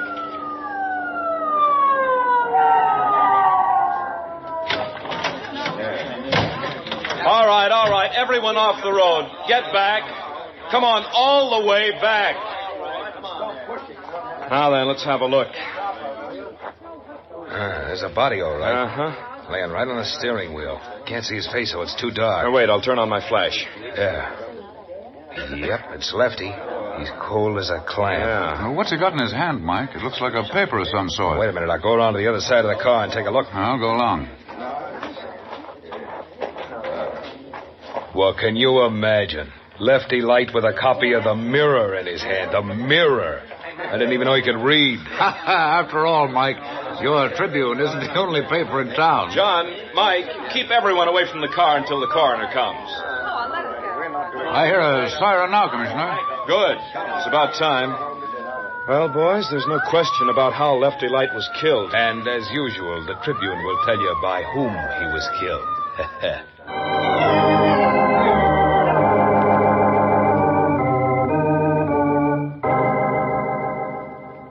Much later that night, Mike Flanagan, the crime reporter, came over to my apartment. I could tell by the look in his face that he had news. He had 3 slugs poured into him. That's official, right from the coroner's feed box. That's no news. Come on, Mike, what's on your mind? I brought along something for you to see. Here, take a look. What? Another mirror? It's the one Lefty had in his mitt, remember? But why bring it here? What's so important about it? Open it up. Well, if you insist. Well, there's something written on it in pencil. Okay, John, read it. To Kitty L. Letterby. Everything I own. Gabriel Lefty Light. Good heavens, Mike, it's a will. A last will and testament. You don't have to be a lawyer to figure that one out. But how did you get it? Why didn't you turn it over to the police? It may have fingerprints. I've already checked. But, Mike, this will have to be filed in probate. It will be. But first I want to think about it for a while. What's there to think about? Well, first, why did Lefty make a will when he was dying instead of writing the killer's name on a newspaper? Oh, I can't answer that, Mike. Second, why did Lefty leave his dough to a girl named Kitty Letterby when he's already got a wife? Why don't you ask Kitty Letterby? I intend to. How did you manage to steal it, Mike? Oh, I wouldn't say I stole it. When the photogs opened the door to take fingerprint pictures, this newspaper fell out of the dead man's hand right down into the street. Right out of his hand into yours, you mean? It's an old newspaper man's trick, Mike. Well, as soon as I find out a few answers, I'll deliver it to Commissioner Wilson personally. Now then, how about a ride? A ride? At this time of night? Where to? To get the answer to one of the questions. I've located this Letterby dame. Already? Why not? That's part of my business. Where is she? She's a cigarette girl over at the Blue Fountain nightclub. But isn't it too late to see her tonight? If we see her now, maybe her resistance will be low. I want to talk to her. But plenty.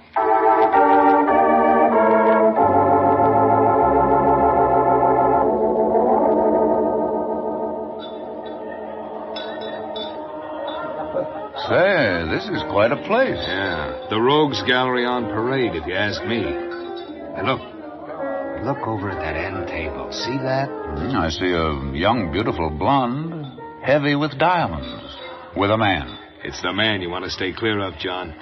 It's Spiderlegs Kratz. Spiderlegs Kratz? Yeah. Isn't he a sort of rival gangster to Lefty? He controls the biggest mob in town. He's a beer baron of the West Coast. Cold-blooded as a toad and deadly as a rattler. Could he have killed Lefty? Could he? More than anybody else I know. Now he'll run both mobs. He'll be a real power. Well, just by way of diversion, who's the blonde? I don't know. Looks like an imported article, doesn't she? Oh, I'd give a month's pay to have Spiderleg's wife walk in here now. She'd clunk him right over the head with a beer bottle. She's nuts about that hyena. Cigars, cigarettes, Say, that must be Kitty. Well, let's find out. Hey, over here, please. Coming. Well, what'll it be? I'll take a pack of these. Here, keep the change, Kitty. You know me? Only by reputation. Say, who are you, cop? No cops, Kitty. I'm Mike Flanagan of the Tribune. This is John Francis O'Connell, attorney at law. Hello, Kitty. Oh, just imagine. Celebrity. Oh, not half the celebrity you're going to be, young lady. What's the big man trying to do? Kid the little cigarette girl?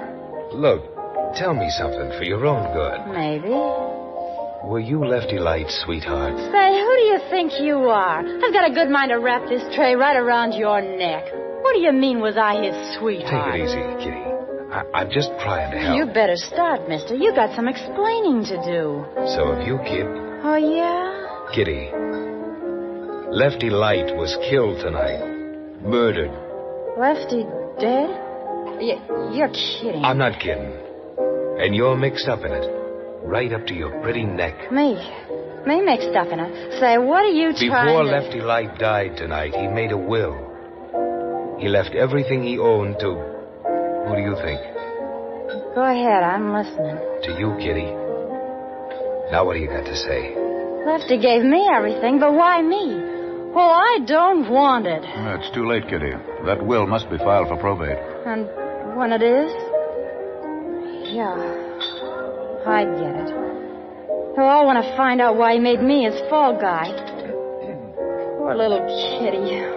One jam after another. Well, maybe you can stay clear of this jam, Kitty, if you tell me what you know about Lefty. That's just it.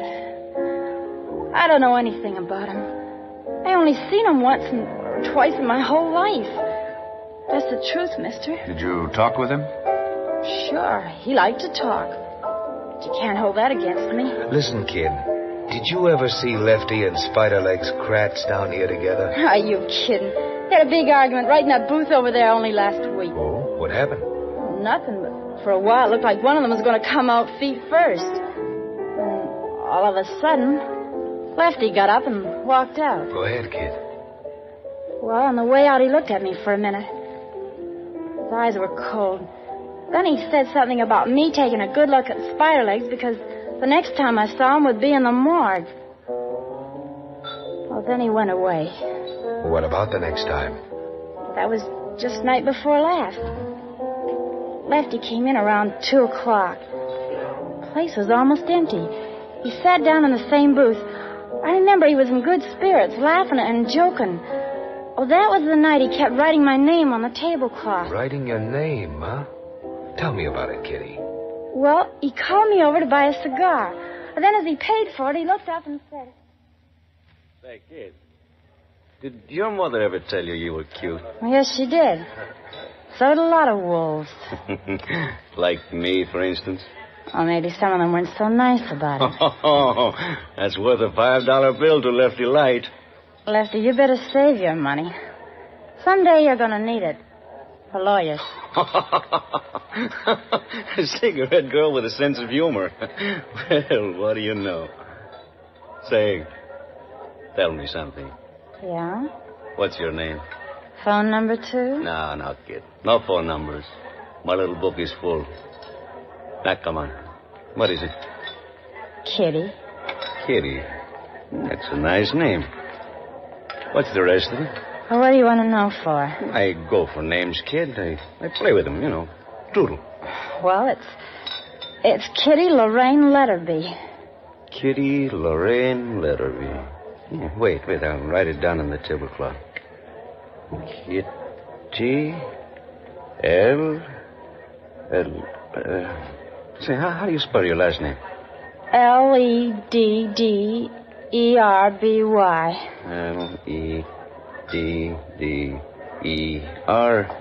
Ledderby. There it is. Kitty Lorraine Letterby. Well, Lefty, you go ahead and doodle, and I'll make the round. All right, Kitty. Oh, say. Yeah? Here's the fin I promised you. That's for being a nice girl.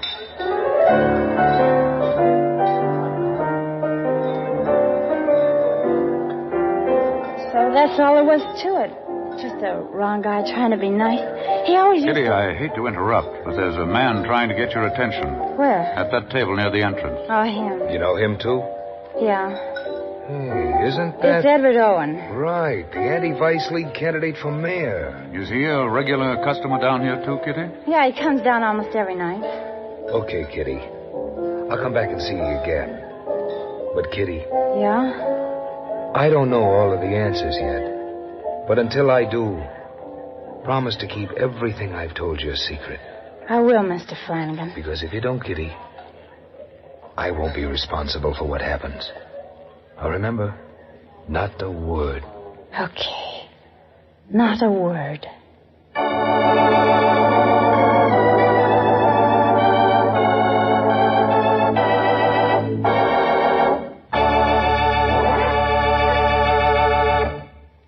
Act 2 of Death Has 10 Words, written by Ken Crepine and directed by Robert Webster Light, in just a moment. First, here is a word from your announcer.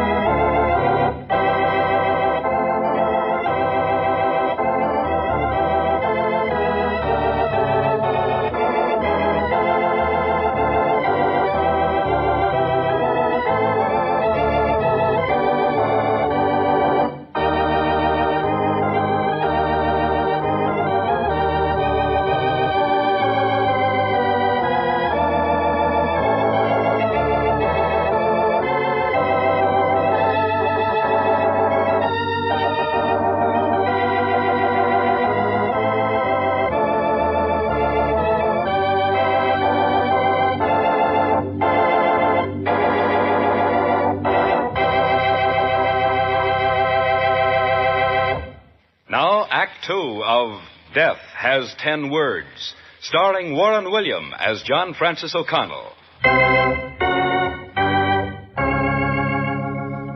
Lefty Light's murder brought reverberations everywhere, from the mayor's office down to the lowliest citizen.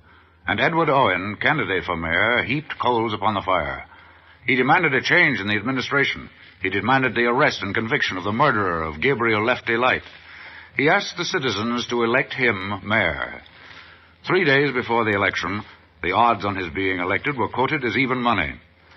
On Monday afternoon, the day before the election, Mike Flanagan and I were together in Commissioner Wilson's office talking over the case. The commissioner was at his wits' end. Spiderlegs Kratz is an airtight alibi for every minute of the night Lefty was murdered. They always do, Commissioner. But there must be a loophole somewhere. I wish I knew where to find it, Mike. What about the will, Commissioner? Now that Mike's been a good boy and handed it over to your office, you can't keep it buried much longer. That's the thing that's got me puzzled. I've studied it for hours. It's just a will scribbled by a dying man. I can't agree with you there. Lefty liked to doodle with names. Isn't there any chance of finding out why he used Kitty's name in it? Oh, maybe he just liked her, John. What better reason is there? But Kitty told me... Maybe she's telling you a good yarn, too, Mike. Girls will be girls, you know. How do we know she wasn't Lefty's girl? We have no proof to the contrary. Only the way she looked at me when she said it, she wasn't, Commissioner. Well, we've got less than 10 hours to clear up this mess. Tomorrow, an angry citizenry will march to the polls. Yes? Mr. Owen in the outer office, Commissioner. Oh, tell him to...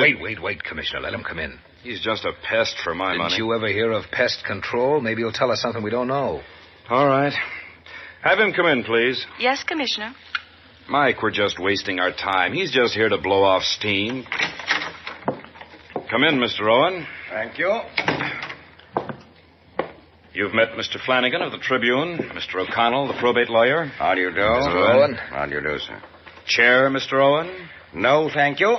What I have to say, I can say standing up and to your face, Commissioner. Go right ahead, then. I charge you, Commissioner Wilson, and the entire administration with malfeasance in office. Now, just a minute, please. Let him spout, Commissioner. I charge you, sir, with collaborating with the crooks, criminals, and murderers running rampant throughout this city. I demand that you arrest this notorious character, Spiderlegs Kratz, for the murder of Gabriel Light. And I demand that you indict him for murder. Murder in the first degree. Is that all, Mr. Owen? No, sir. And I warn you now, Commissioner, that unless you arrest Kratz today, when I am elected mayor, I shall have you removed from office. Do I make myself clear? Quite, Mr. Owen. Well, that is all, gentlemen. Good day.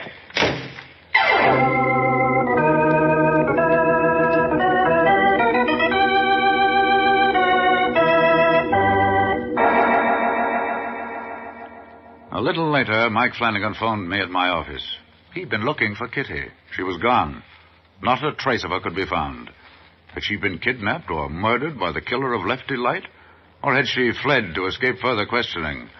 I wondered.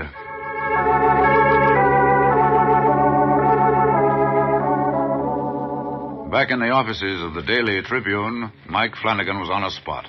The final edition was ready for the presses, and the solution of the Light murder case was still as far away as ever. Oh, come in. Hi, Mike. So you're taking up doodling, too. Oh, well, little Patsy Brown, the Tribune's own sob sister. Come on in, kid. Sprinkle a few tears in my beer. You're slipping, you big He-Man reporter. Haven't you broken the case yet? Not only not broken it, but nowhere near it. Here, come on over and sit down next to me. I need sympathy. Okay. Gee, your desk looks like a crossword puzzle. I feel like one. Patsy, my queen, here is a copy of the last will of Lefty Light. Mm-hmm. In it are 10 words, including a middle initial. You still think there's more in it than just a... I think Lefty Light left something more behind him than just a will. But no matter how I arrange the letters, nothing happens. Kitty L. Latterby. Everything I own. Gabriel Lefty Light. Huh. Looks all right to me, Mike. Maybe I'm off on a tangent. Have you separated all of the letters? 1,000 times. Come on, kid. Let's do it together for the 1,001st time. What do you say? Well, give me a pencil and some paper, Mike. Time's a-wasting.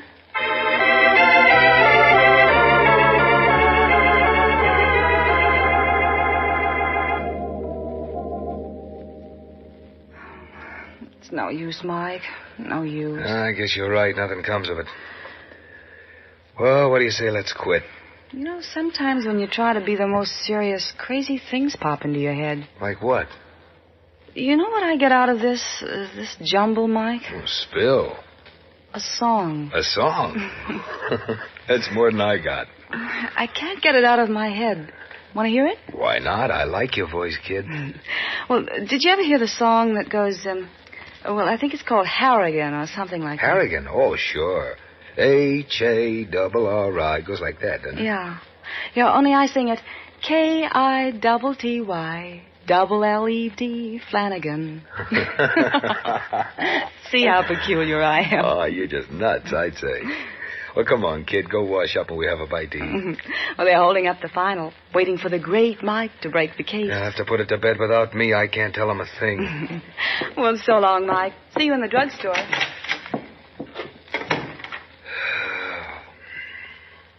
Kitty LED Flanagan. Kitty LED. Double LED. LLED. KILLED. Killed. Killed. I got it. Oh, let me see. Letter B. B-Y. By. Killed by. Oh. Chief. Yes, Mike, what's the matter? Hold up the presses. Get ready for a page 1 replate. Why? Call Commissioner Wilson. Tell him I'll pick him up in 10 minutes. But, Mike, who... Hold everything till I get back. I know the killer, Lefty Light.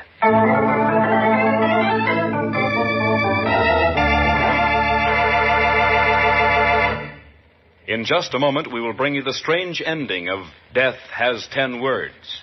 First, a brief message from your announcer.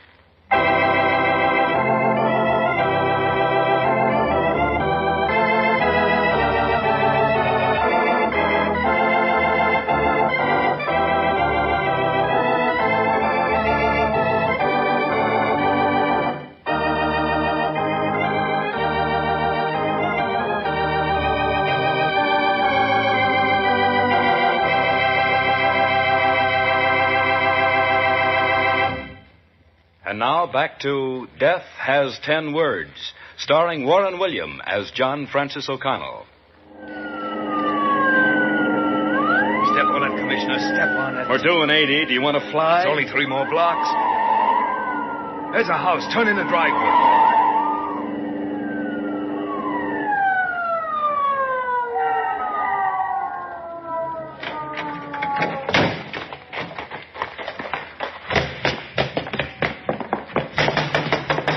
He'll never have an alibi for this, Commissioner. Yes, gentlemen? Show him your identification, Commissioner. There. Oh, police will come in, please. Where is he? I'll tell him you're here, gentlemen. Won't you sit down, please? We'll wait right here if it's all right with you. I'll call him. Lefty Light was a smart crook. Much smarter than this. Shh. Here comes our man.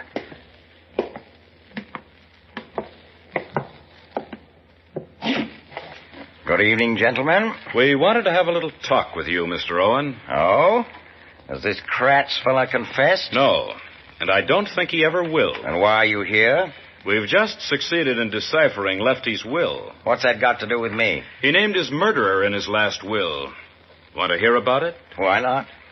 We found a will in Lefty's car. It was written the night he died. Go on. He named Kitty L. Letterby as his sole heir. Well, that was his own affair. But you see, Owen, Lefty wasn't really interested in giving his estate to Kitty. He had a wife. Why did he do it, then? He was a doodler, Owen. A guy who liked to play around with words. He liked to take one word and make other words out of it. The name Kitty L. Letterby contains the words, killed by. Now do you understand? Well, these words themselves mean nothing. Right. But when you take the first letter of each of the next 3 words, It means plenty. What were they? Everything I own. E-I-O. Does that shape up, Mr. E.I. Owen? Maybe you'd better start talking. What is there to say? Seemed to have it all figured out. Why did you kill him, Owen?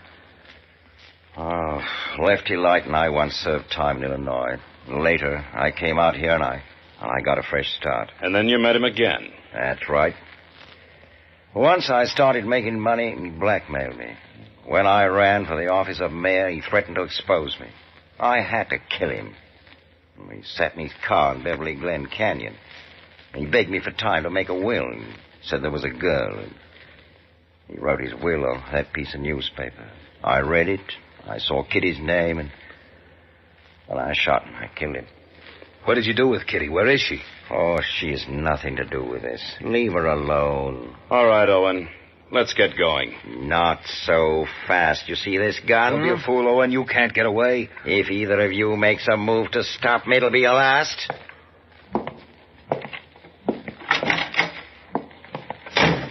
Come on, Mike. There he goes. Look out, Mike. You got him, Commissioner. Watch out, Mike. He may not be dead. You're right. He's breathing. You haven't much time, Owen. Is there anything you want to say? Kitty's innocent. She worked for me in the nightclub. She got information for that campaign. Where is she now, Owen? Is she alive? Yes. I sent her away. Don't cause her any more trouble. She's had a lot of tough breaks. What are you so worried about, Owen? Why does Kitty mean so much to you? Kitty was my wife.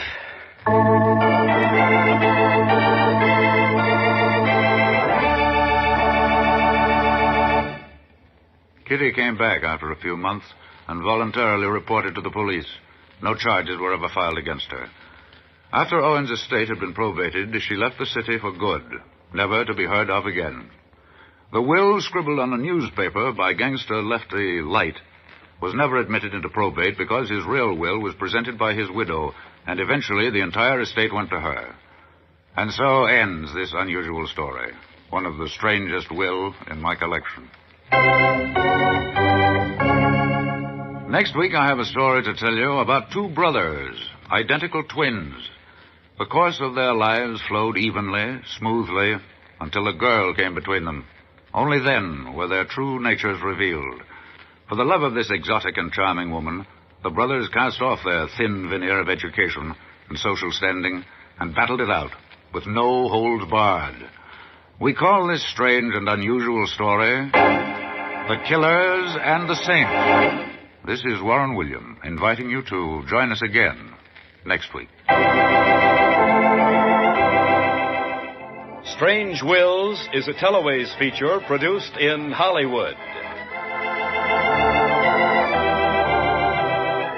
Names, places, and time have all been changed so that no reflection can fall on any person or persons living or dead.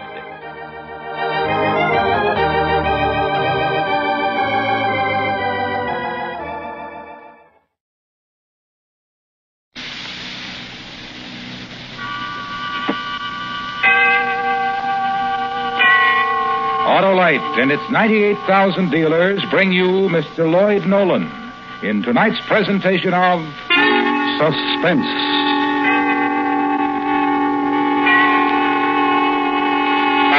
Tonight, Autolite presents a story based on fact. The documented report of a man who lost a jar which contained the destruction of a city. Vial of Death. Our star, Mr. Lloyd Nolan.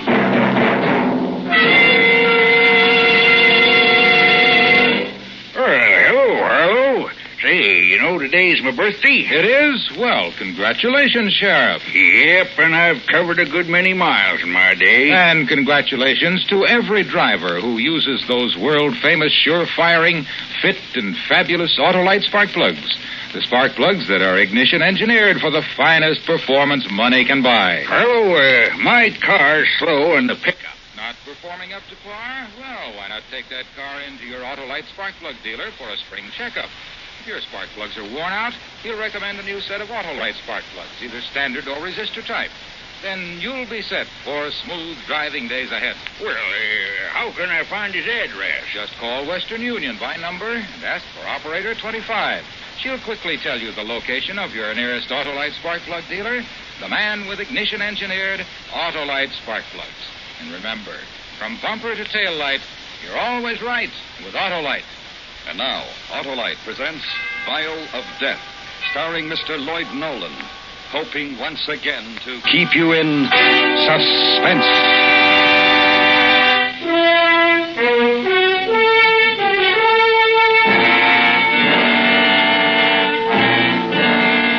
When it happened, you knew nothing about it.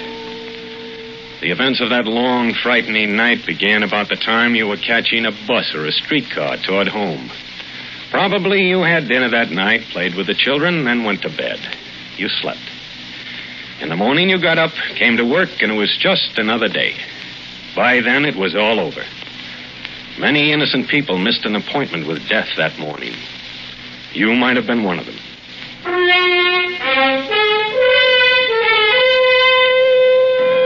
It was 5 o'clock on that particular night as I climbed the stairs of the downtown Central Station. I'm Lieutenant Joe Holloway, acting chief of detectives during the night watch. Most of the men on the day watch had deserted their desks and were climbing into overcoats as I passed them in the hall. Hi, Joe. Evening, Lieutenant. Sam? Hey, weren't you off yesterday? Yeah. Have a nice day. I guess so. I stayed up when I should have been in bed. Took the kids out to the zoo. And when I should have been up, I went to bed. Today, instead of going to bed, I was up. But to answer your question, Lieutenant, I enjoyed my day off, but I should have stayed in bed. Well, I guess I should spend more time with my kids, but I don't. Working nights 6 days a week, I never have time to see them. I can understand that, Lieutenant, but today... Yeah, I don't. Maybe next week. There, anything interesting on the hot shot sheet? Nah, nothing exciting. Hey, does a Ruby come in here? On a stakeout tonight. Oh. Well, might as well make out the watch for tomorrow. Evening papers come in yet? No. Excuse me. Is this the office of the chief of detectives? That's right. Lieutenant Holloway? Lieutenant? Yeah? This is Lieutenant Holloway, mister. Are you in charge here? That's right. I'm Professor Harold M. Froelich. The officer at the front desk told me to see you. What can I do for you, Professor Froelich? Well, I'm afraid I'm going to need your help, Lieutenant. You see, my car was stolen a few minutes ago. Oh, you want the Auto Theft Division. It's right down the hall to your right. No. You see, I was on my way to the university at Brenton for some lab analysis, and I stopped at a drugstore just a few blocks from here to buy some pipe tobacco. Yeah? Well, when I came out of the drugstore, my car was gone, stolen. And I'd left my satchel in the car, too. It contained various instruments and a sizable amount of narcotics. Oh, I see. No, you don't. I'm not so concerned about the loss of my car nor the narcotics. Well, then, what are you concerned about, Professor Froelich? The vial. That's what worries me. What vial? There was a glass vial of bacteria in my satchel, too. You see, my work is developing antibacteriological techniques, protective methods against germ warfare. In this work, I use living microorganisms, bacteria. And the vial contained an extremely large amount of these bacteria. Oh, I see. Now, what kind of bacteria did the vial contain? Cholera bacteria. Cholera? Cholera? Yes. Enough to start a cholera epidemic throughout this city in a matter of hours. If the thief finds that vial and opens it. How contagious is it? Oh, if the slightest amount gets on the thief's hands or clothing, sooner or later he's certain to get it into his food or drinking water. In which case he would undoubtedly develop cholera and then could pass it on to others. Or, thinking the vial is worthless, he might throw it away on the street and break it. Or he could easily throw it into one of the reservoirs around the city, not knowing what it is. Do you understand, Lieutenant? Yeah, I understand. Animals and rodents present the greatest danger of all. If they become carriers, an epidemic is inevitable and almost impossible to curb. Wouldn't the bacteria die if they were exposed to air? No, they wouldn't become exposed even if the vial were broken. You see, the vial contains a peptone broth, a milky substance. The bacteria are in this peptone broth like bees in a honeycomb. It not only protects them, but it nourishes them as well. I see. Lieutenant Holloway, you must find my automobile before the thief has a chance to get at that vial. You can't imagine the horrors this city... Where was your car stolen? At the corner of 10th and Main Streets about 15 minutes ago. It's a blue sedan, 4-door. Get this, Sam. Right. What year? 51. License number? 6N16837. What about the satchel? Black, usual doctor's bag with my initials on it in gold. HMF. Describe the vial. Oh, let me see. About 8 inches long, diameter 2 inches. A silver pressure cap with a lump on top. It can't be opened without pressing the top. The contents are milky fluid. It's about the size of a baby's feeding bottle. Sam, get Lieutenant Ruby off that stakeout right away. Tell him to meet me at 10th and Main. Okay. I'll put an APB on the car.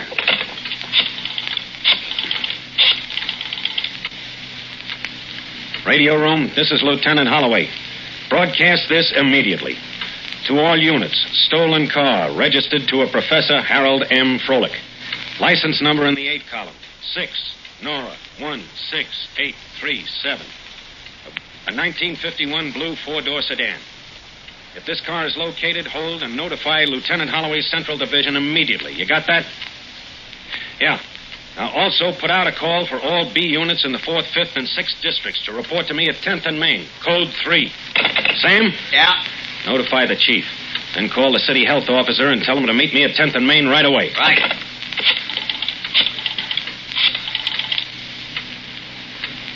This is Holloway. Send every available man to 10th and Main. Code 3. I'll be there in 5 minutes.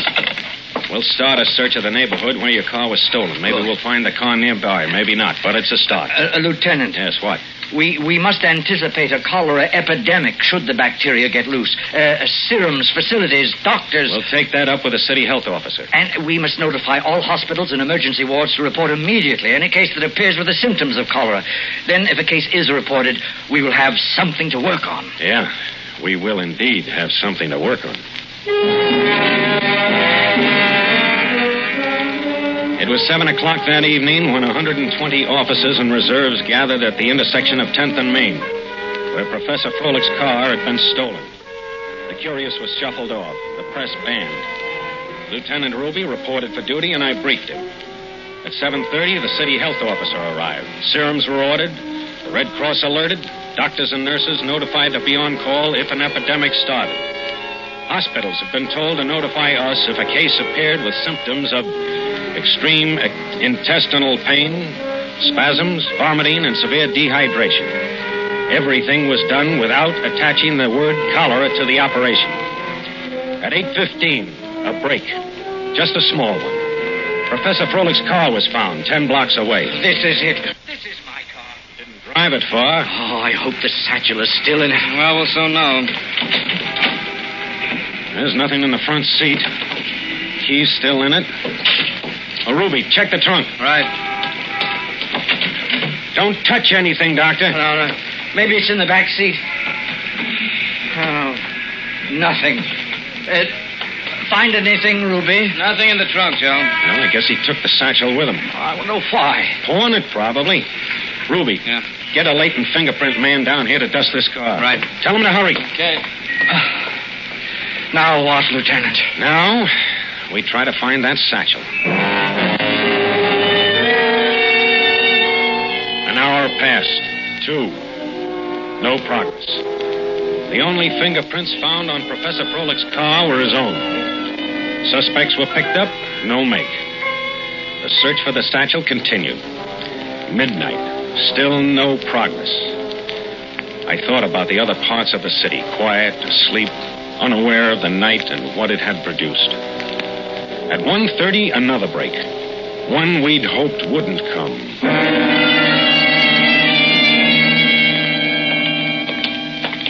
When was he brought in, nurse? A little after 12. His condition? Critical.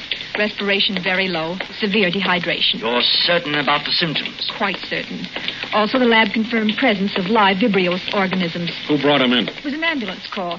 The patient had been in one of those awful bars down the street. He suddenly became ill, delirious, then fell to the floor with intense spasms of the intestinal tract. Better get the health officer on that bar right away. Yes, it must be quarantined at once. In here. I thought it best not to put him in a ward.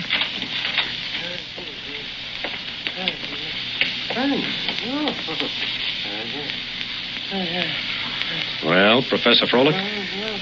Can you visualize this happening all over the city? Your wife, possibly your children. Any chance of a mistake? Presence of live vibrous organisms? There's no doubt now. Nurse, was there any identification? Just the wallet there on the stand. Anything there, Joe? His name was Al Walker, 8200 Carl Street. I don't know. Al Walker. Can you hear me? Al, listen to me. I've got to ask you some questions. Try to answer me. Al, did you steal a car tonight? It's pretty weak, Joe. Al, can you hear me? Al? Look, Professor, can I do any harm now? Do what you must, Lieutenant Holloway, but hurry. He's almost... All right, Al, listen to me. Answer me. Did you take a glass vial out of that car tonight? It was in a satchel, a glass jar in a black satchel. Al! Glass jar? Yes. Did you take it, the jar? I can't breathe. Al, did you take that satchel out of a car tonight? Oh, really, Lieutenant? Keep quiet, nurse. Can you hear me? What did you do with that glass jar that was in the bag? Did you open it?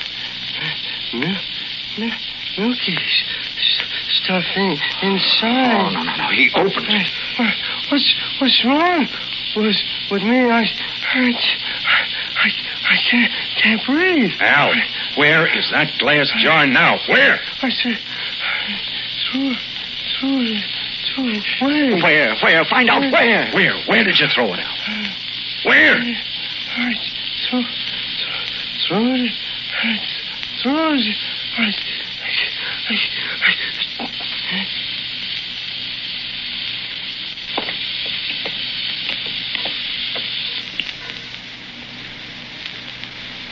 Well, they're loose. Enough cholera bacteria to start this all over the city in the morning.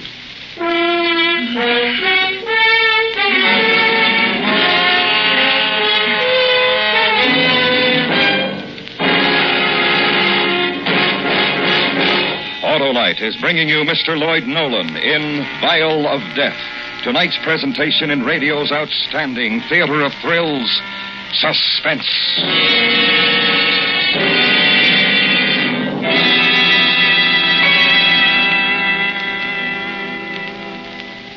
Hey, Harlow.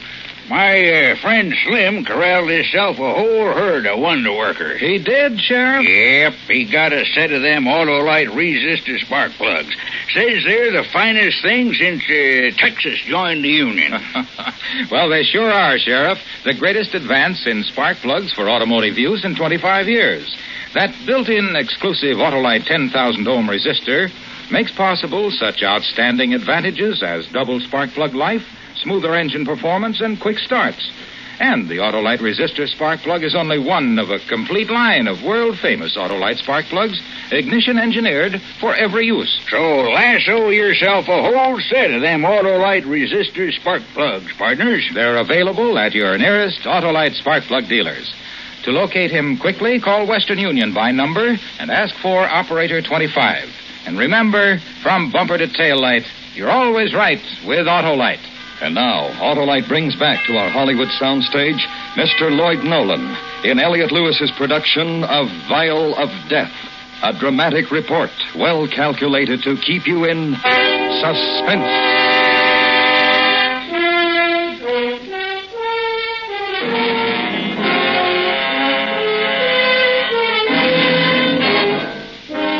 Al Walker was dead. Not knowing what the stolen vial contained, he had opened it and exposed himself to disease. Then he'd thrown it away.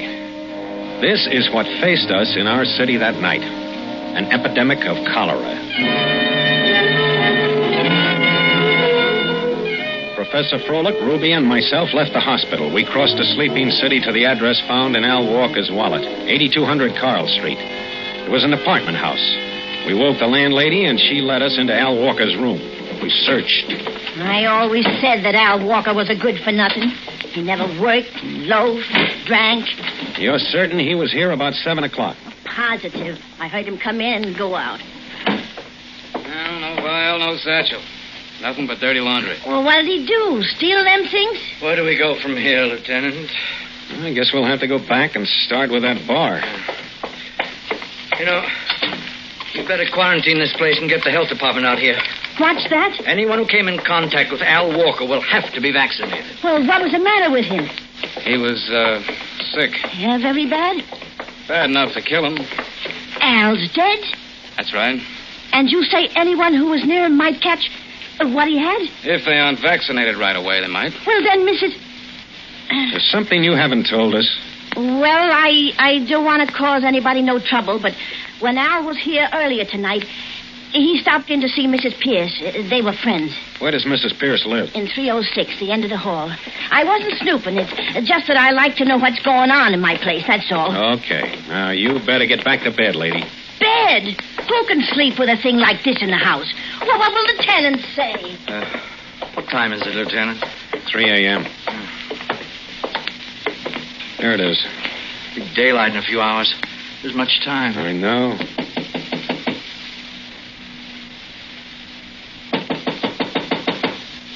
Asleep? Wouldn't you be? Who is it? Police, open up. Police? Open up. Hold it, I ain't decent.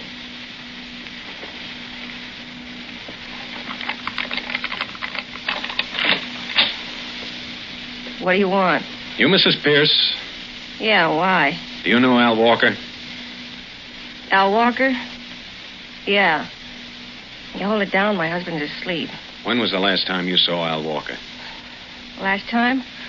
I couldn't say. A week ago, maybe. Evie, what's going on out there? Nothing, Klaus. Go back to bed.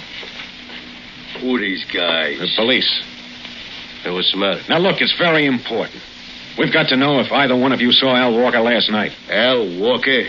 I told you no. We ain't seen him. Evie, you ain't been seeing that punk again, have you? I ain't seen him. I told you I wouldn't. Mrs. Pierce, last night Al Walker stole a car. When he left it, he took some things with him. Among them, a black satchel containing a small glass vial, a jar. This vial was filled with a milky substance. That milky substance would... Well, because of it, he's dead now. Dead? He died a few hours ago. Al? Dead? Anyone who came in contact with Al last night after he opened that vial can expect the same thing. Oh, no! You saw him. What? Yes. I thought you promised me you wouldn't see that punk no more. Shut up, you big ape. Mrs. Pierce, did Al have that vial when you saw him? Yes. What did he do with it? Well, he opened it here in this apartment. He opened it and smelled it. Oh, good Lord. He put the top back on because he said it smelled like rotten eggs. What was it? Will I get it, too? Will I get it? Hey, Ruby, call downtown. Tell them to get out here fast for vaccination. Right, Joe. Now, Mrs. Pierce, what did he do with the vial? Oh, he took all that stuff with him to a pawn shop at 3rd and Lark, and the old man there is a fence. Al takes all the stuff to him. Look, you stay here. The health department will be here pretty soon to vaccinate you. Don't try to leave the building. Am I going to be okay? I won't get it, will I? I don't think so. So you've been seeing that punk after all, after what I told you. Will you shut up? I hope you get it. Whatever it is, I hope you get it good. Serves you right. Come on, we'll try the pawn shop. 3:30 a.m. We pulled up in front of the pawn shop at 3rd and Larkin. The shades are down in the windows, but there's a light somewhere in the back.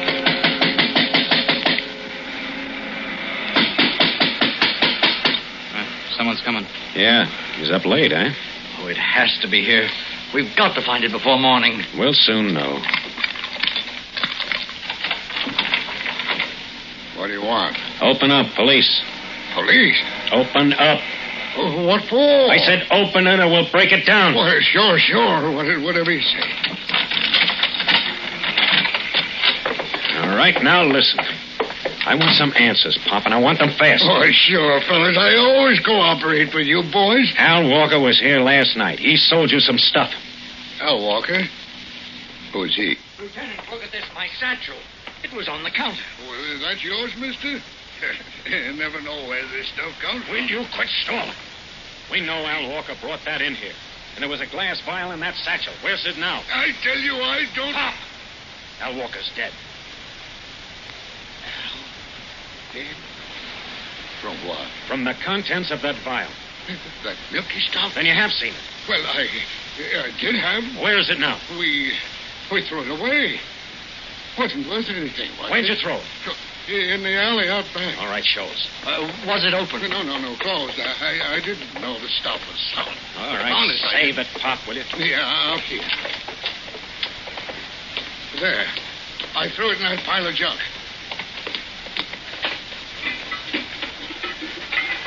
I don't see it. I don't either. Are you sure you threw it here? Oh, right up top. I'm trying to cooperate with you boys, honest. How it isn't here, Lieutenant? Keep looking, it has to be. But he threw it there. Threw all the junk out there and... Damn kids. What kids? Well, some kids were playing here late last night. Always play here, and they're always picking things up and taking them away. You say kids? Do you know any of them? Oh, I don't know for sure. Joe, look at this chalk drawing on the wall. What about it? Well, them kids drew that there, always doing it. Under this face it says Louis is a gooey. Louis? Sure, I know Louis. He was one of them. He lives over there, in one of them apartment buildings. Which one? I don't know which one. I seen him go that way sometimes. It's nearly 4 o'clock, Lieutenant. Can we get through all those buildings before morning? Well, we'll have to try. We'd better get Pop here vaccinated before we run him in. Say, Joe. What? Don't you think it would be a good idea if we got vaccinated, just in case? Well, sure, yeah. But we haven't got time, Ruby. Come on.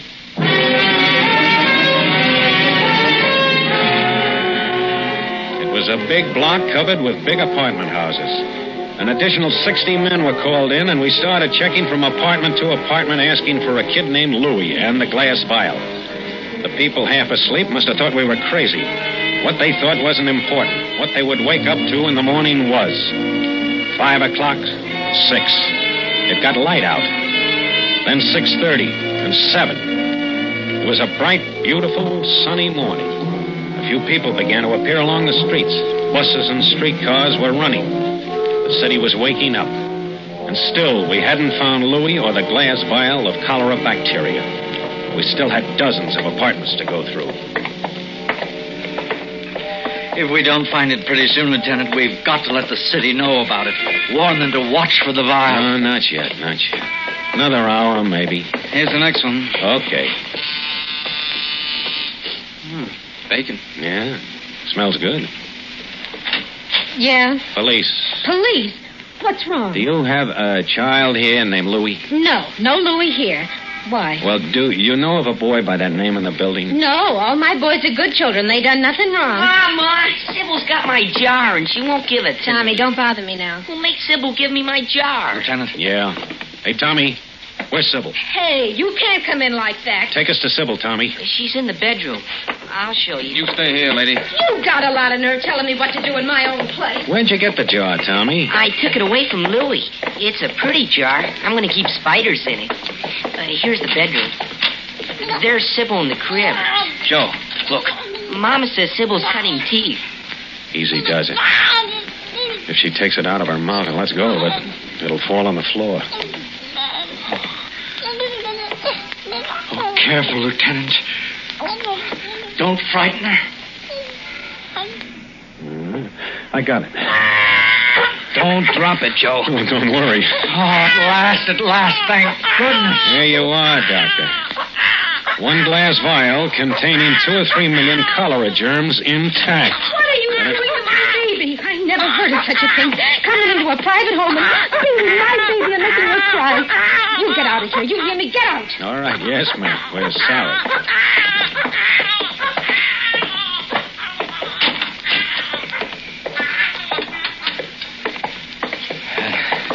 If the people in this city only knew what you boys... But they won't know, Professor. No, I guess not, Lieutenant.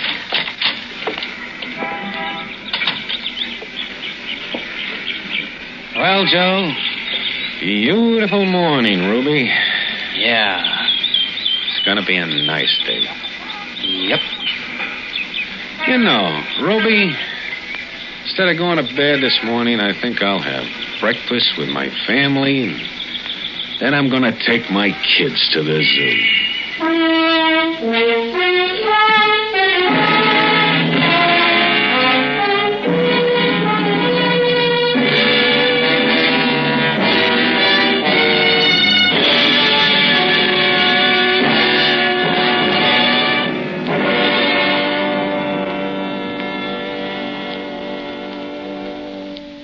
Suspense. Presented by Autolite. Tonight's star, Mr. Lloyd Nolan. This is Harlow Wilcox speaking for Autolite, world's largest independent manufacturer of automotive electrical equipment. Autolite is proud to serve the greatest names in the industry. They are members of the Autolite family, as well as are the 98,000 Autolite distributors and dealers in the United States and thousands more in Canada and throughout the world.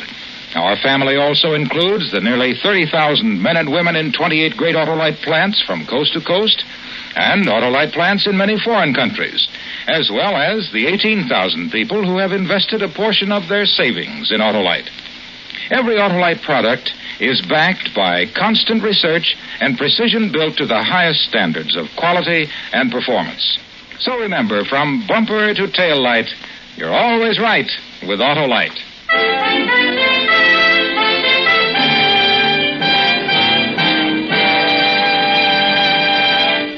Next week, a new and terrifying tale in the suspense tradition.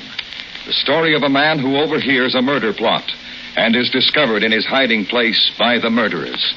It's called Pigeon in the Cage. Our star, Mr. Dick Hames. That's next week on Suspense.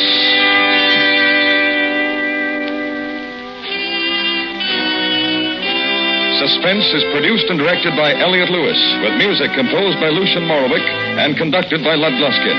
Vial of Death was written for Suspense by Augustus C. Bays. Featured in the cast were Joseph Kearns, Jerry Hausner, James McCallion, Truda Marson, Martha Wentworth, Charlotte Lawrence, Joseph Granby, Naomi Stevens, Clayton Post, and Jeffrey Silver.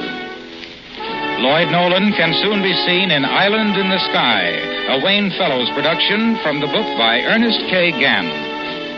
And remember, next week, Mr. Dick Hames in Pigeon in the Cage.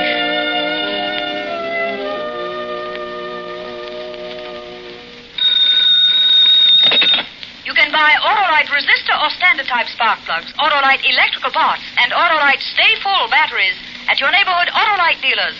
Switch to Autolite. Good night. This is the CBS Radio Network.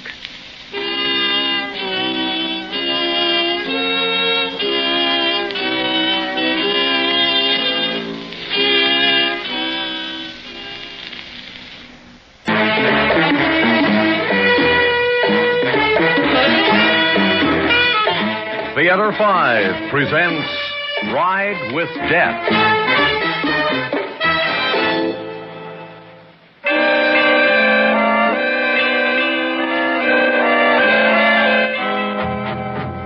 Good evening. I hope we're hungry tonight. Dr. Prentice, call your office. Oh, why does everyone around a hospital use the royal we? And how are we feeling today? Did we have a good night? Is that what they teach in nurses' training? Why, you may not be hungry, but you're certainly irritable. Oh, I'm sorry. I didn't mean to bark at you like that. I know. You seem to. Are you sure you've never had amnesia? Positive. Then how is it you're the only one who understands the fear, the terrible feeling of not knowing where you were before you woke up in the hospital? Why do you know that? The others know it, too. But they don't care? It isn't wise for doctors and nurses to become involved with patients. I see. Do you have any time? A little. I brought you your tray last. Afraid. I've never been afraid in my life. What did you say? I've never been afraid. You remember something. Just keep talking, just whatever you think of. That's all. I was never afraid before. There must be more. Now go on, just say anything. You say I've been here 3 days. The doctors say that I should regain my memory sometime. They don't know when. Tomorrow I'm to be sent to the city hospital and then I won't see you anymore. Oh, yes, you will. Every day. I thought it was against policy to become personally involved with patients. Don't you want your dinner? It's really delicious. Chicken with rice. Arroz con pollo. Why did you say that? Well, I don't know. You said chicken with rice, and I just knew that was arroz con pollo. Your clothes were American. Just because I know that chicken with rice is arroz con pollo doesn't mean that I'm not American. No, but there's an air about you, thing that's not quite typical of Americans. And the way you talk, it's just different somehow. Maybe we ought to stop trying to find out who I am. If you're going to visit me every day, which I would like very much, maybe it would be best if I didn't remember. I don't think you'd like that. Besides, I'm sure there couldn't be anything very terrible in your past. I wasn't thinking of that. And is it true that a lot of patients fall in love with their nurses? It happens, but it usually doesn't mean anything. Suppose it does. And suppose I were to find out that I'm married. But I am married. I remember, I'm married. And my name is Peter Coimbra. And I live in...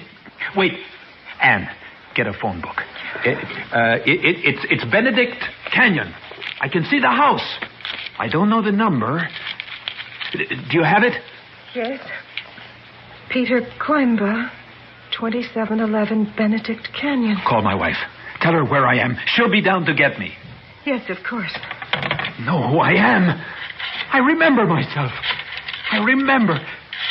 But, Anne, where was I found? At the foot of some rocks near Malibu. I don't remember getting there. It'll all come back to you now. Just a little patience. Hello? Hello, may I speak with Mrs. Coimbra? This is Mrs. Coimbra. This is the Samaritan Hospital, Mrs. Coimbra.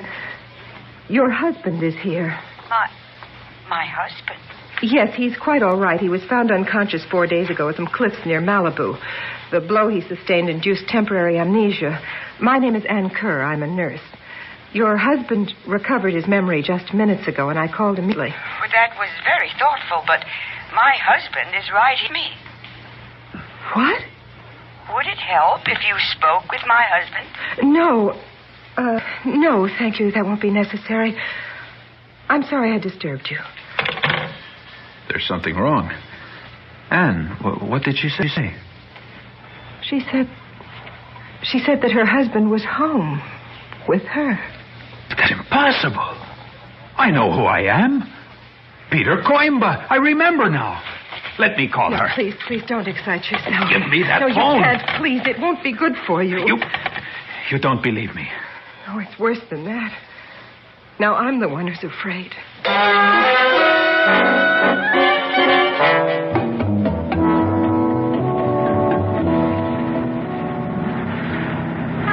You haven't said much, Anne. I know. Did you do any checking last night? Yes. And everything I told you about Peter Coimbra is true? Peter Coimbra was a flamboyant playboy. Those stories I read in the newspapers were read by thousands, millions of people. And the marriage to Renee Net was covered by every newspaper and magazine in the world. True. And the pictures? There hasn't been a picture taken of Peter Coimbra for 15 years. All I can say is that there's a resemblance. But what about the details? How could I know all the little things if I weren't Peter Coimbra? But if only there was somebody who knew you, a close friend or relative, a person who could look at you and say, yes, he is Peter Coimbra. My parents are dead, and Alex, my brother... That was in the newspapers, too. Was it? Did they tell you about the rain? They mentioned it. Did the papers write about the track at Le Mans? That road that's sometimes gray, sometimes blue, sometimes black. But in the rain, it glistens and slides like a snake. Did they mention that the drivers think White House Corner should be renamed Blood Corner? Maybe you should forget about it. I can't forget it. I bet the papers didn't tell you how much it meant to Alex to beat me at Le Mans. And they certainly didn't tell you how stupid I was to think that it was important to beat him. I told you it was raining. He passed me on the straight. And after he went by, it was like driving into a waterfall. I went after him, and we came to a right-angled bend called Arnage. I went through in low, but Alex didn't. And then we were heading for the White House corner. I went into it at 100, and as I came around the corner, there was Alex's big silver car across the track. There was a small opening between his car and the left side of the road. I didn't make it. You make it sound as if you were there. I was there, Anne. Believe me, I was there, and so was Alex. Now Alex is dead, and I'm here. Do you remember your promise? Yes. If things don't go well... And you must realize I still don't remember everything. I know. But if things aren't as you say, you'll go to the city hospital. I promise. Here we are. Stop. Well, is the house just as I described it? So far as I can see. Yeah, this will be fine.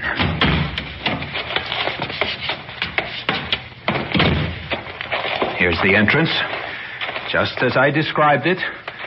Now, you'll find the bell pushed to the right, and it isn't a bell, but a door chime. There's the bell. Push it. Well, go on. I'm frightened. Oh, nonsense. Let me. Yes? Renee, I'm home. I beg your pardon? I'm Miss Kerr. Oh, from the hospital. Yes, that's right. Won't you come in? Thank you. Well, Anne, is she exactly the way I described her? Exactly. And the house? Here's the living room. There's the window bay and the lake front. But there are changes, small things. They're different. Renee, what have you done? And why? That is a good question. I have done nothing except open my house to an unfortunate man because Miss Kerr... I'm your husband. I think it's time you met my husband. Peter, will you come in, dear? Miss Kerr, this is my husband, Peter Kornbach. How do you do? Delighted, Miss Kerr. And this is a gentleman, name unknown, who had an accident and somehow believes he's you. Well, I'm flattered. I thought these people generally thought they were Napoleon. That isn't very funny. I'm sorry. Perhaps it was in bad taste. I know you. I do know you. I think we've taken up enough of these people's time. Wait a minute. You limp. Peter Coimbra. I never walked with a limp. Perhaps because you were never in a smash-up as corner at Le Mans. Miss Kerr, I think that we've been more than patient. It upsets my husband to think about that accident. He's been a recluse for 15 years because of it. I will not have him annoyed. You mean this is it, Anne? This is all there is? What did you expect? Mrs. Coimbra said her husband was home when I called last night. But I know the house. I know Renee. I described her. And now I've discovered that she's also a great actress. Let's find out if she can fool the police. No. Why not? For 15 years, Peter and I have tried to bury the past. Now, right or wrong, it was his choice, and we've succeeded. And we don't propose to have it revived by a sick man whom we've never met. There'll be no police, Mrs. Coimbra. And I'm sure that would be best for you and your friend. We're sorry to have bothered you. Not at all. Bonne chance. I know you. Now I know him, Anne. I know. No more, please. You're only hurting yourself. Please believe me. Why should I believe you? You don't believe me. Look at me. Look at me. And you'll find your answer.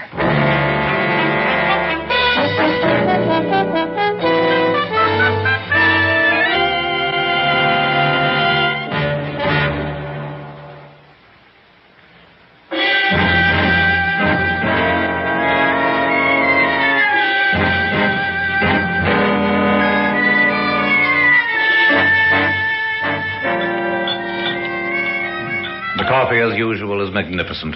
Thank you. Well, what do you think? I think you have magnificent legs.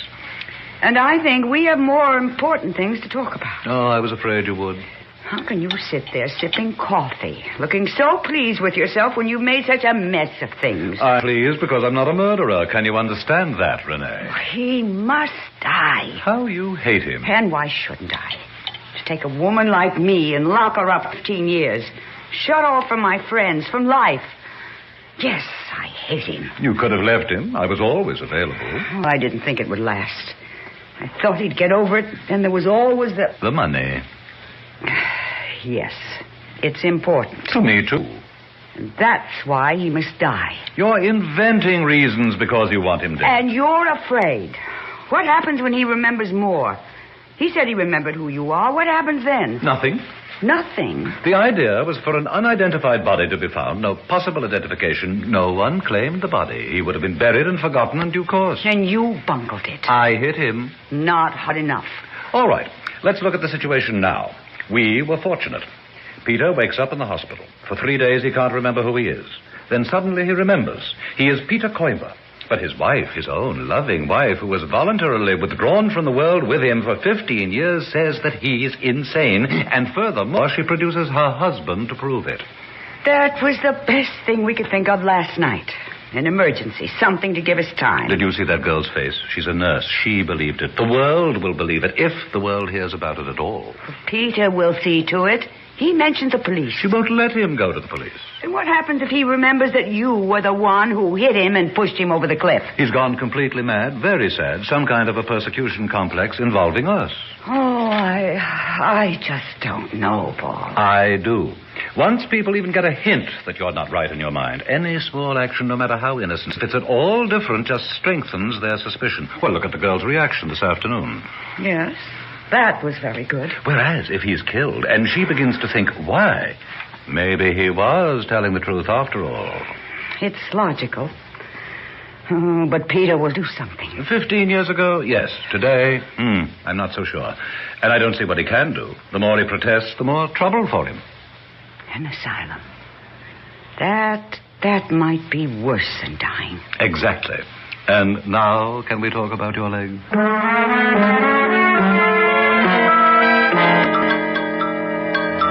Anne. Oh, am I happy to see you. Here, let me pull this blasted curtain around the bed, and we can have some sort of privacy. I'm sorry that I'm late. I've been worried about you. Anne, you've got to get me out of here. They're putting me through all sorts of ridiculous tests, and I don't know what to tell them. You didn't say you were Peter Coimber. Why are you so afraid to have me tell the truth? Have you ever seen a mental asylum? This comes pretty close. Not close at all. But I told you, I remember now. I know the man who's pretending to be me. His name is Paul Vlacour. He'd been my financial advisor and friend. I asked him to come with me when we left Europe. Does anybody else know him? Dozens of people. Here in Los Angeles? Well, I don't know. I don't really know. What would you tell the doctors here? The truth. That I've regained my memory. I'm Peter Coimber, and Paul and Renee tried to kill me. Why? It's obvious. She became bored with living the way I wanted to live. After 15 years? Look, Anne, I don't have to answer all of these questions. I'm Peter Coimber. They tried... Please keep your voice down. That's why I don't want to talk to the doctors. I want the police. The police would only send you here for an examination. What are you telling me? That I should stay here? Let my wife and Paul kill me this way? Give up my identity, my house, my money? I love you. You know that. I just don't want to see you hurt. If you love me, why won't you believe I am Peter Coimber? Why would I say I was if I wasn't? Why would I pick the name of a man who's led the kind of life I have for the last 15 years? Why? I don't know. Maybe you were one of those men who love sports cars and racing and... Well, there are lots of reasons. Wait a minute. I think I have... Anne, could you get permission for us to go for a ride someday soon? I think so, yes. Will you? Why? You say you love me. Yes. Then I want you to go back to Renee and Paul. No. Listen. Tell them you agree with them. That you're having me transferred to a mental institution. Then ask them as a special favor to come along when you take me. They'll never come. I think they will, if you handle it right. Now, if you tell them that you know I'm not Peter Coimber, that you're in love with me and want to help me, and that it's going to make it easier for you to get me to agree to this transfer if they're not angry and are sympathetic. But why? Why should they? And then I want you to get a very special kind of car for the trip. What are you going to do? Will you do it, Anne? Will you? But I give you my word of honor if you'll do this. And if what I have in mind doesn't work, I'll do whatever you ask. Is it a deal? It's a deal.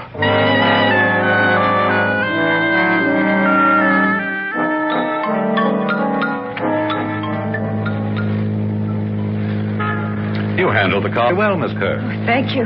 Is this your car, Miss Kerr? I love Ferraris. Well, Mrs. Coimbra, it was difficult for me to get him to go to Rest Haven. The car helped, and you helped tremendously. I want to thank you for coming along. Oh, we're very happy we can help. Where are we meeting? Right here at the entrance to the hospital. Oh, there he is.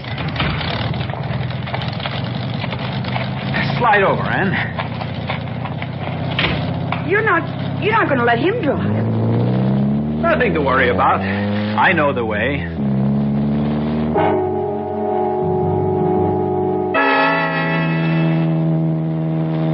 You're driving too fast. Slow down. I've handled cars like this at 170. If you don't mind my speaking from experience, this isn't a racing model, and this road isn't Le Mans. She'll do 170. Well, I don't want to try. Oh, I don't know. We're coming to a right-angle bend. Reminds me of Busan. Of course, this isn't so sharp. Hold your breath. Not so good. I seem to have lost my touch. He's trying to kill us. Don't you see he wants to kill us? Please slow down. I'm asking you. Sorry. You fool. I told you he was mad. This is your doing, letting a madman drive like this. He'll slow down. You don't want to kill me, do you? I'd forgotten what a thrill this is. We're coming to another corner. Reminds me of White House. You remember White House, Renee and Paul? Made it. It's coming back. Let's try another. Stop, Peter, stop. Remember, Alex. Be quiet. No, I won't be quiet. Don't you see what Peter was trying to do? He doesn't care now. He wants to kill us all just like he killed Alex. Peter, slow down or you'll kill us.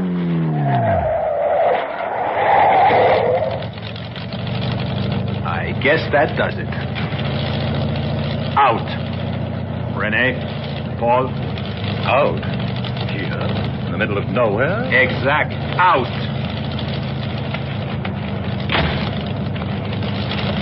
Well, Anne? Oh, Peter, I'm sorry. I'm so sorry.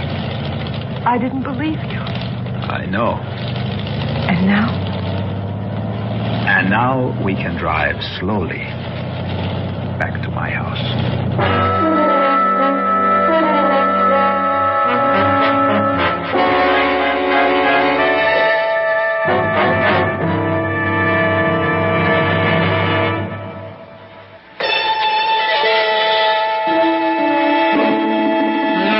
Theater 5 has presented Ride with Death, written by Murray Burnett, directed by Ted Bell. In the cast, Elliott Reed, Alan Hewitt, Elizabeth Morgan, and Terry Keane. Script editor, Jack C. Wilson. Original music by Ralph Herman. Orchestra under the direction of Glenn Osser. Executive producer for Theater 5, Mr. Lee Bowman. We invite your comments. Write to Theater 5, New York 23, New York. This is Fred Foy speaking.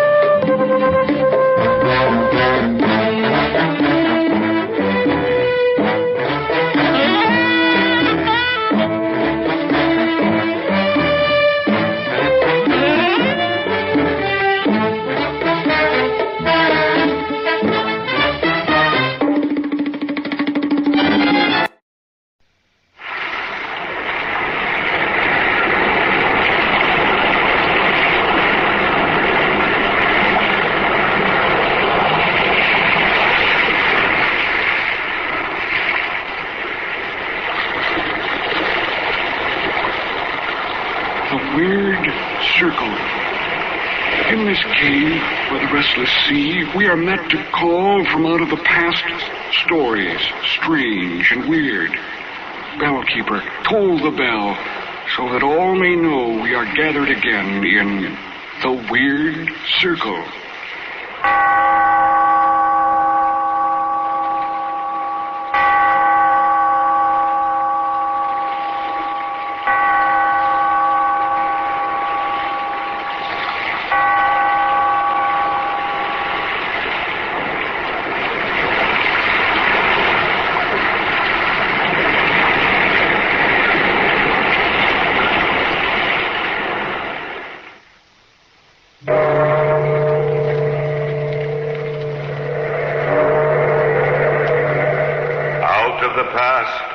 Phantoms of a world gone by speak again the immortal tale, The Bride of Death.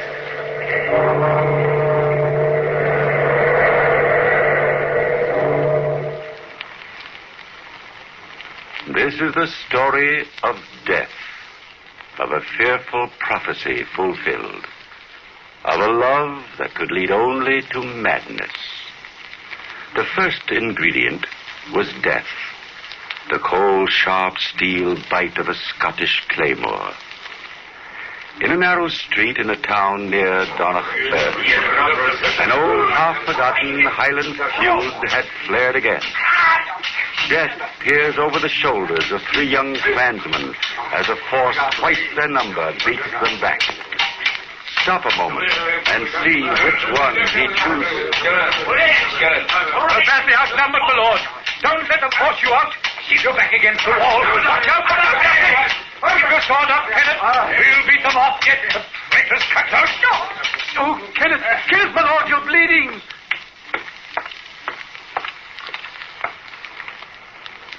Ah, death has chosen Kenneth, Earl of Dunbar, oldest son of the noble Scottish house. The shouted encouragements of his servant Bruce will not help him now. The tears of his younger brother Douglas come too late. Together these two carry the wounded man into the home of the Dominie. But the services of this holy man will not change the mind of death. Come, my son. Let us leave the brothers alone. It's the least that we can do at this moment. You've been wounded in the service of your masters. Oh, it's only a scratch, Dominie. I'd have died for either of them. Each man must do his own dying. Even Kenneth, Earl of Dunbar. I believe the younger brother called you Bruce. We shall have to tear your sleeve, Bruce, to dress your arm. I can't believe it, sir. You don't know his lordship. He won't let himself die. The clansmen who set upon you, were they from Black Donald's castle? No, they'd be the last to attack us. That feud has long been over. Derek MacDonald's daughter, Lady Margaret, is to marry young Kenneth.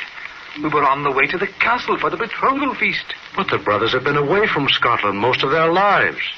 The Earl of Dunbar and his bride-to-be can't have seen each other since they were children. Yes, but it was all arranged by their families years ago.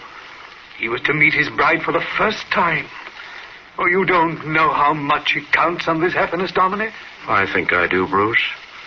Did you hear the words he spoke to us before he lost consciousness? You wouldn't find that strange if you knew Kenneth, sir. A man of iron will. There was an uncanny look in his eyes as he said it. Living or dead, he said. He'd seek her out and have her for his own. Living or dead. The death bell. He's... Yes, Bruce. Your master is dead. The betrothal feast will never see its guest of honor. Why, my son, you're trembling. Suddenly, Dominie, I'm afraid. You didn't know this man. I tell you, it'll take more than death to stop Kenneth, Earl of Dunbar. Nevertheless, death was the first ingredient. It was in the mind of Lady Margaret as a girl that the fearful prophecy was planted. But even today, neither her father nor her Aunt Mary know it is there. But it was the second ingredient. It was fear. No, Father. You can't make me do it. I will not marry the Earl of Dunbar. I'll never marry anyone. Young Kenneth is not just anyone, Margaret. Please try to understand, Davok. Margaret's high-strung. She's been alone too much. And now this sudden plan of marriage to a man she's never seen. That none of us have seen. 20 years ago, you and Kenneth Dunbar played together as children. His father, once the feud was over, became my best friend. We have followed closely his career on the continent. A career of bloodshed and violence. A professional soldier. And now that he's returning to Scotland, you remember some absurd plan of the past to unite his clan and ours. You remember the Dunbar wealth. Margaret, that's not fair to your father. All of us consider the Earl of Dunbar a fine match for you in many ways. You've forgotten the stories of his fits of violence, his strange moods, his cruelty and overbearing willpower. Gossip in your overwrought imagination, Margaret. I have never intended to force you into this marriage. Oh, Father, if you'd only... I haven't finished, Margaret. I still don't intend to force you into it. The banquet this evening was arranged to, shall I say, bring you young people together. Let it rest at that. But of one thing I am determined. If you reject the Earl of Dunbar, young Kenneth, you shall have no other husband while I live. Thank you, Father. Thank you. The guests have already begun to arrive. The guest of honor will be here before sundown. We both have duties to perform, Margaret. Now that he's gone, come here and sit beside me. I'm sorry I acted so silly, Aunt Mary. But if you only understood how I feel. I think I do, dear. You're frightened. I am. But not of young Kenneth Dunbar. It's grandfather's prophecy, Aunt Mary, that frightens me. Nonsense. Black Donald may have been eccentric, but he couldn't foretell the future, Margaret. And then there was the story that he'd made a bargain with death for being rescued from this room. And a prophecy of some kind that no one ever knew about. And it's this superstitious nonsense that's been frightening you, Margaret? It isn't nonsense, Aunt Mary. You see, I found the prophecy. It says, the last born of Black Donald's clan shall be the bride of death. Oh, you poor child. To have been living in the shadow of that fear. And all on account of that crazy old man. The bride of death. Oh, don't look like that, Margaret. I can't imagine anyone more alive than Kenneth. You could hardly call the Earl of Dunbar a spectre bridegroom. I know, and yet somehow I'm afraid. I'm terribly afraid. There we have two ingredients. All we have to do is to mix them. Perhaps woven together in just the right pattern, they might create a dark tapestry of madness. Twilight has fallen over the wildness of the moors, and a soft wind moans through the trees in the garden back of the castle. Lady Margaret has slipped away from her guests.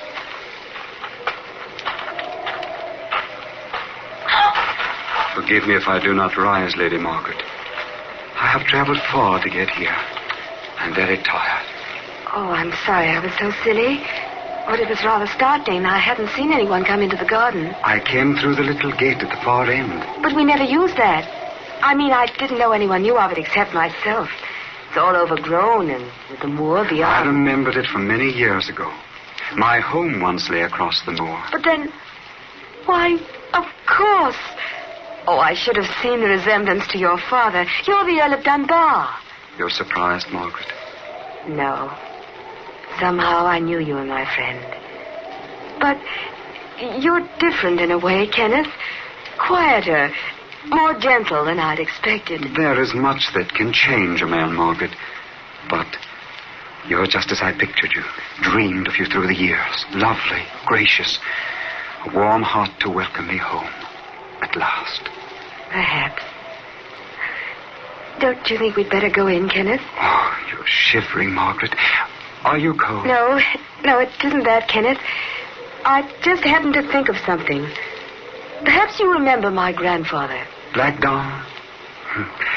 What Highlander doesn't? That might be he coming down the path this moment. That's my father, Kenneth. Sir Davok MacDonald. I'm afraid he's going to be angry at you for appearing like a ghost out of nowhere. His anger cannot reach me, Margaret. I'm beyond all human emotion now, except my love for you. To have found you at last, that's all that's left. I haven't time for words, but you feel it too. I know you do. Nothing can separate us, Margaret. Not even death. Welcome to Black Donald Castle, my lord. I had almost given you up. You see, Father, Kenneth slipped in by the back way. I happened to see him here. I know, Margaret. Your servant told me I'd find you here, Kenneth. The man is strangely frightened. Bruce has had a trying day, Sir Davok. We both have. I hope you'll excuse us early. Nonsense, my boy. You'll spend the night here. Now come along. My guests are anxious to meet you. Your fame has preceded you to Cairn Nagasha. Even so, it has come too late. What's the matter, Kenneth? You're not well. Do look a trifle pale, my boy. It's nothing, Sir Davok. A recent wound. I lost a lot of blood. Margaret, please stay near me. My time is short. But time is not an ingredient, nor space. One evening may be an eternity, or it may only be a fraction of a fraction, when love awaits the tolling of the midnight bell. Oh, there you are, Davok. I've been looking for you. It's nearly midnight and the guests are expecting a toast to the Earl of Dunbar. Mary, I don't understand that young man's behavior. All evening he's avoided me. He's avoided everyone, Davok, except Margaret. I don't think his eyes have left her face all evening. It's very strange. I've an uncanny feeling he means her harm. Mary, do you think I've made a mistake? My daughter and a man we know nothing of? I've never seen Margaret look so happy, Davok, and this in spite of the fears she's carried. Clan or no clan, I've a good mind to put a stop to the whole affair. I've been too hasty. A Highlander for a son, not a pale-faced imitation, no matter how noble his family. Let no one say MacDonald gave his daughter to be the bride of a bloodless ghost of a man. The bride of death. Oh, for heaven's sake, pull yourself together, woman. Our friends are staring at you. Your daughter and the Earl of Dunbar, they're together in the courtyard now.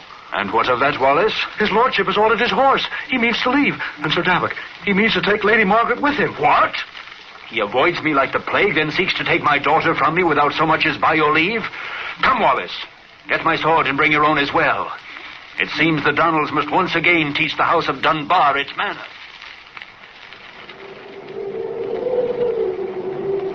There he is, Sir Davok. Lady Margaret, too. The servant already mounted. Over there by the gate. See? Is this the way the Earl of Dunbar repays the hospitality of the Donalds? To steal my daughter like a common thief? But, Father, let me explain. I'll brook no more interference of my wishes. Join your aunt and wait for me. And now, sir, what have you to say? Only that I shall return and take your daughter with me. By Black Donald, sir, that you'll never do. You and your henchmen shall know the anger of my clan from this day on. The anger of the Donalds cannot reach me now, Sir Davok, nor any other human being, except your daughter's love. Oh, I must go. Before the final stroke of midnight, I must leave this place. And it is well you do, young man, if you value your life. I place no value on that which I no longer have, Sir Davok. Go tomorrow to the great kirk in the town, and you shall understand my meaning. You are mad. The same madness that claimed your father. It is not madness that has claimed me, Sir Davok. It is death.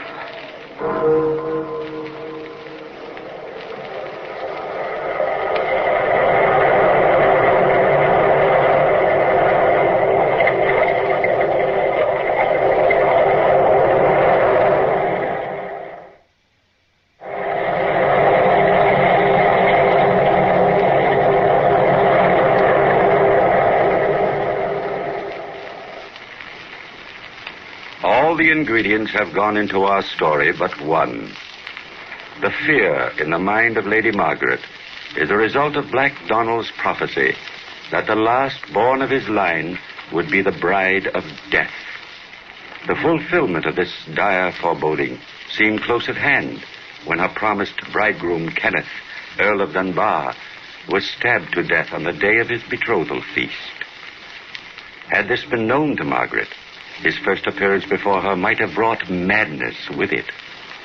Instead, it added the ingredient of love.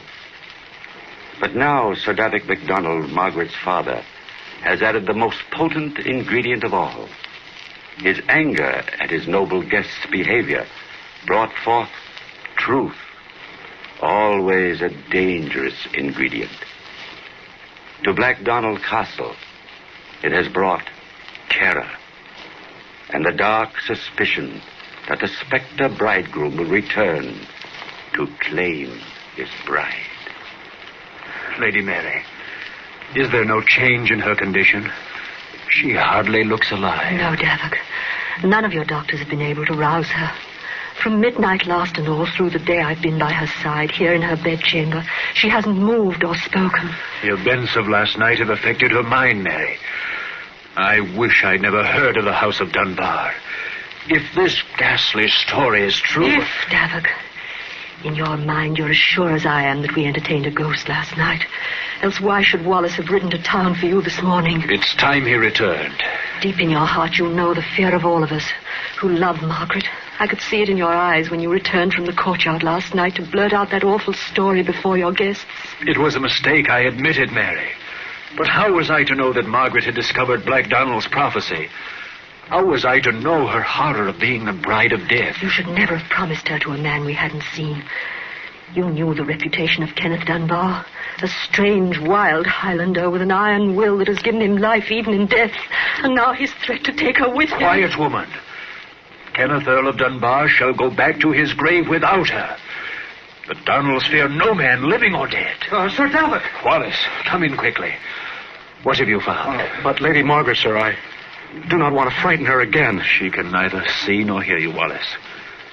But you do not need to speak. I can read the answer in your face. We heard the truth from the lips of a dead man last night. It is true, Sir Davok. His lordship was killed while on his way to the castle. I could not even get near the kirk. Clansmen from the hills have poured into town to view his body as it lies in state. Hannah. Hush, Margaret. Don't be frightened. No harm shall come to you. Watch over her well, Mary. It may be that she will awaken soon. I must decide what shall be done. Come, Wallace. We have much to think of. Margaret, child, try to hear me. This evil thing will never reach you. I shall watch over you. Try to forget your fears. Forget all about the Earl of Dunbar. She has no fear of me, Lady Mary. You... Oh, no. No, it can't be. How... I came from the balcony, Lady Mary. Please do not be afraid. Don't move away. No. No, you shan't have her. Never. Oh. Kenneth, you've come back for me. Yes, Margaret, as I promised. But the time has not yet come. You are ill. We must wait a little while. But you will come back for me? Very soon, my darling. Through the fears of those about you, through the dark prophecies of the past, I'll come. You're not afraid? My fear was only that you'd left me, Kenneth. There are no words that matter anymore. I only know that I love you, that you're unhappy, that you need me. We shall be together soon. Come, sleep now, and know that from wind-swept moors outside your window, I shall be watching over you. The ingredients of life do not always mix as you expect them to. The poison of fear can often be cleared away by the potency of love. But the clansmen of Lady Margaret had no such protection as they looked upon the powerful ingredient of truth. Within the great stone walls of Black Donald Castle, the terror of the spectre bridegroom grew as the days went by. One night, as the wind lashed the rain across the moors and rattled the ancient casements in the great hall, Sir Davok paced uneasily before the fire. In the name of heaven, Wallace, come away from that window. There's nothing to see. Warm yourself here by the fire. It's a fearful night, Sir Davok. It's in my mind that the spectre bridegroom may be abroad again. Watching won't keep him away. No guards either, for that matter. Did Lady Mary tell you that one of my men saw the black figure climbing down the vines beneath Margaret's window? Aye, and that he vanished before his very eyes. It's common talk throughout the castle. They think of nothing else, Wallace. I swear it's like living with people who have lost their minds. It's Lady Margaret's health that concerns me, Sir Davok. She will not eat. She will talk to no one. She spends her days and half her nights watching from a window overlooking the garden. You waste your breath telling me these things, Wallace. I know what's in your mind only too well. You think my daughter is mad. that she has come to think of herself as the bride of death. I do, Sir Davik. As well as I love the Lady Margaret, I've seen the light in her eyes. It isn't fear, I swear. The lass is waiting for this dead man, this Earl of Dunbar, to return. Wallace, you're one of my most faithful henchmen, but you're as bad as the rest. This talk is driving me daft. Go back to your window if you must, but hold your tongue. Davik. What is it, Mary? Is Margaret all right? She's gone, Davik. Vanished. Her room is empty. I thought I told you to lock her in at night. A few minutes ago, she called for me and asked for a glass of water. I left the door unlocked to fetch it, and when I came back, she was no longer there. The spectre bridegroom has come for her. Quiet, woman. She's not well. She may have wandered alone out into the storm. Wallace, call out the guard and have horses saddled for all. We'll search every crag, every inch of the moor, every road until my daughter is found. I'll have her back, though I feel the dead hands of Kenneth Dunbar at my throat.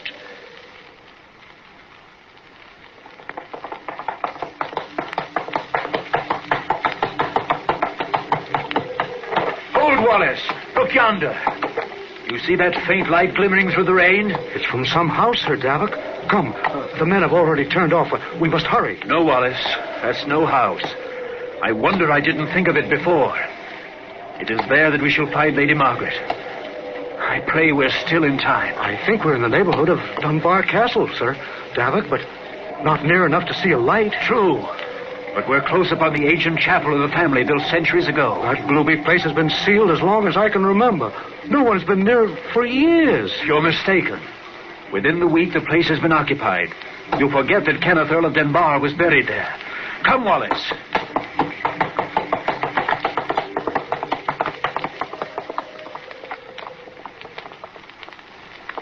Leave the horses, Wallace. Hurry.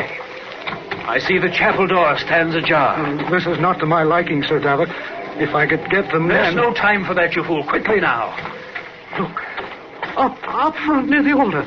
Lady Margaret and the dead man. And the dominie from the town kirk stands before them. His lips are moving. Perhaps he prays. All the prayers in Scotland will not bring life to that bloodless youth. We must stop this sacrilege. Follow close. Dominie, hold your blessing. You do not know the revolting blasphemy you commit. You're too late, Father. We fear your anger no longer. There's nothing you can do to separate us now. Margaret, if you think O'Donnell will stand by to see his daughter snatched from him by the hand of death... MacDonald, please. In the name of the friendship you once bore my father... There was no bargain that my daughter should be your bride in death. Sir Davik, the night of the feast I was suffering in mind and body. I could not speak the news I bore. You lie. At midnight, from your own bloodless lips, I heard... Your unjust accusation drove me to it. Although I have loved Margaret from the beginning of memory, I was ready to say farewell. Gentlemen, this is no place to fight with words or swords. If Sir Davik objects to this marriage... Objects? Dominie, this man is dead. The Earl of Dunbar has sold his soul to the devil to come back from the grave. Davik MacDonald, Earl of Dunbar, sleeps peacefully in the vault below us. His younger brother, Douglas, has just been joined in wedlock to your daughter. What? Douglas Dunbar? I don't condone the false impression given you by the present Earl, nor do I condone the secret wooing of your daughter. But of his love, there is no doubt. And I love him, Father. Even before I knew he wasn't Kenneth, I loved him. Nothing mattered, even Black Donald's prophecy. Douglas de la Mort. That title, given by the Normans to the second sons of the House of Dunbar, has long been forgotten, Sir Davik. I ask your forgiveness for playing the role again. I could not withhold it if I would. All this had to be, my son. Douglas de la Mort. Douglas of death. Margaret was foreordained by Black Donald himself to be your bride. The bride of death.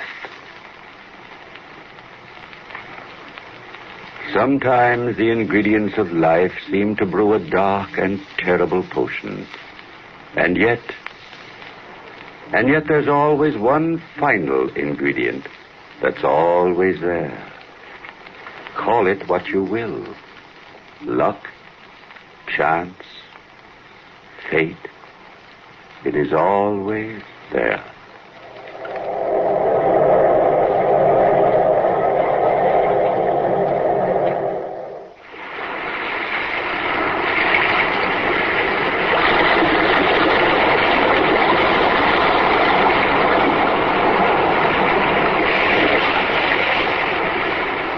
From the time-worn pages of the past, we have heard another immortal tale in The Weird Circle. Bellkeeper, toll the bell.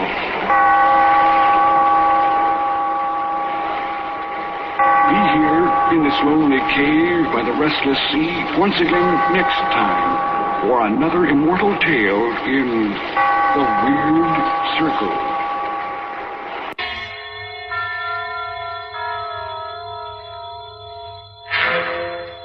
Appointment with Fear. This is your storyteller, the Man in Black. Here again to bring you another placid evening in our Farside series, Appointment with Fear.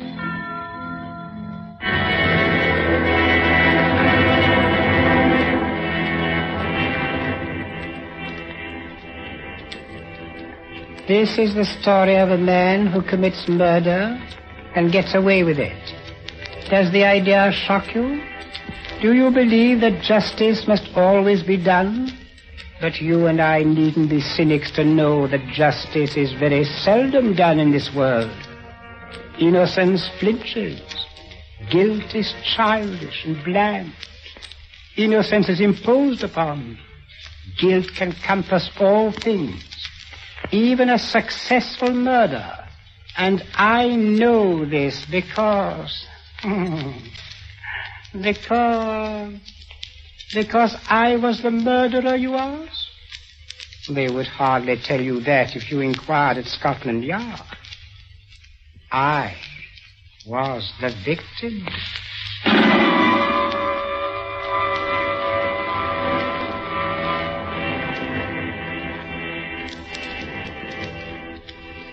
In Bond Street, not far from Piccadilly, there used to be an establishment, which in a less fashionable part of town would have been called a shop. On the windows, in letters as discreet as a visiting card, were the words, Charles Markham, antique dealer. 40 years ago, far back it takes us, this antique shop, despite deep carpets and crystal chandeliers, was a dingy place. It rustled with the ticking of 100 clocks. It was shadowed by damascened armor and the colors of tall tapestries. And late one summer night, when the shutters had long been closed on the windows, a four-wheeler drew up at that door in the gas-lit street.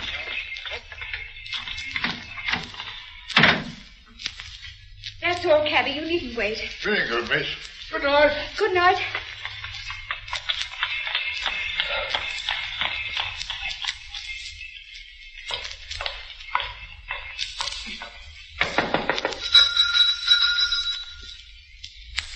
He must be here.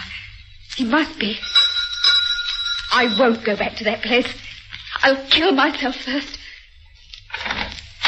Now, look here, old man. You needn't. I beg your pardon. And I beg yours. I'm not the person you were expecting, am I? No, madam. As a matter of fact, I was expecting a police officer. A police officer? Merely an old friend who often drops in for a talk and a drink.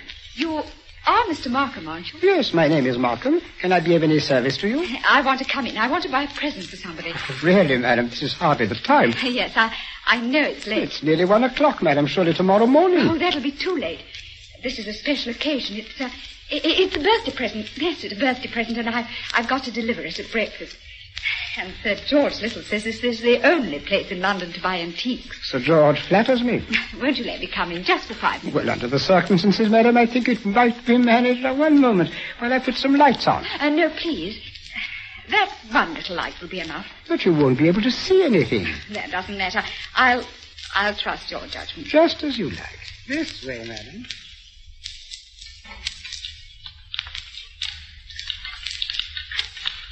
What's that? That noise? Noise? Oh, you mean the clocks, madam. There are more than 100 clocks in this room. I'm very fond of them. Don't they get on your nerves, ticking away together like a nightmare, striking the hours together? They don't strike together. When the hour approaches, you'll hear a musical din that lasts for some time. Might I interest you in perhaps a clock? No. I hate them. Well, all the same, this grandfather clock might amuse you. What about it? Observe the signature. Johannes Carver. Londini Fecit Anno Domini 1752. You could see better, madam, if you raise that veil. I'll keep my veil down, thanks. Just as you please. But look at the clock. I open the glass. I open the glass face. Like this. I push the second hand forward. Like this. And...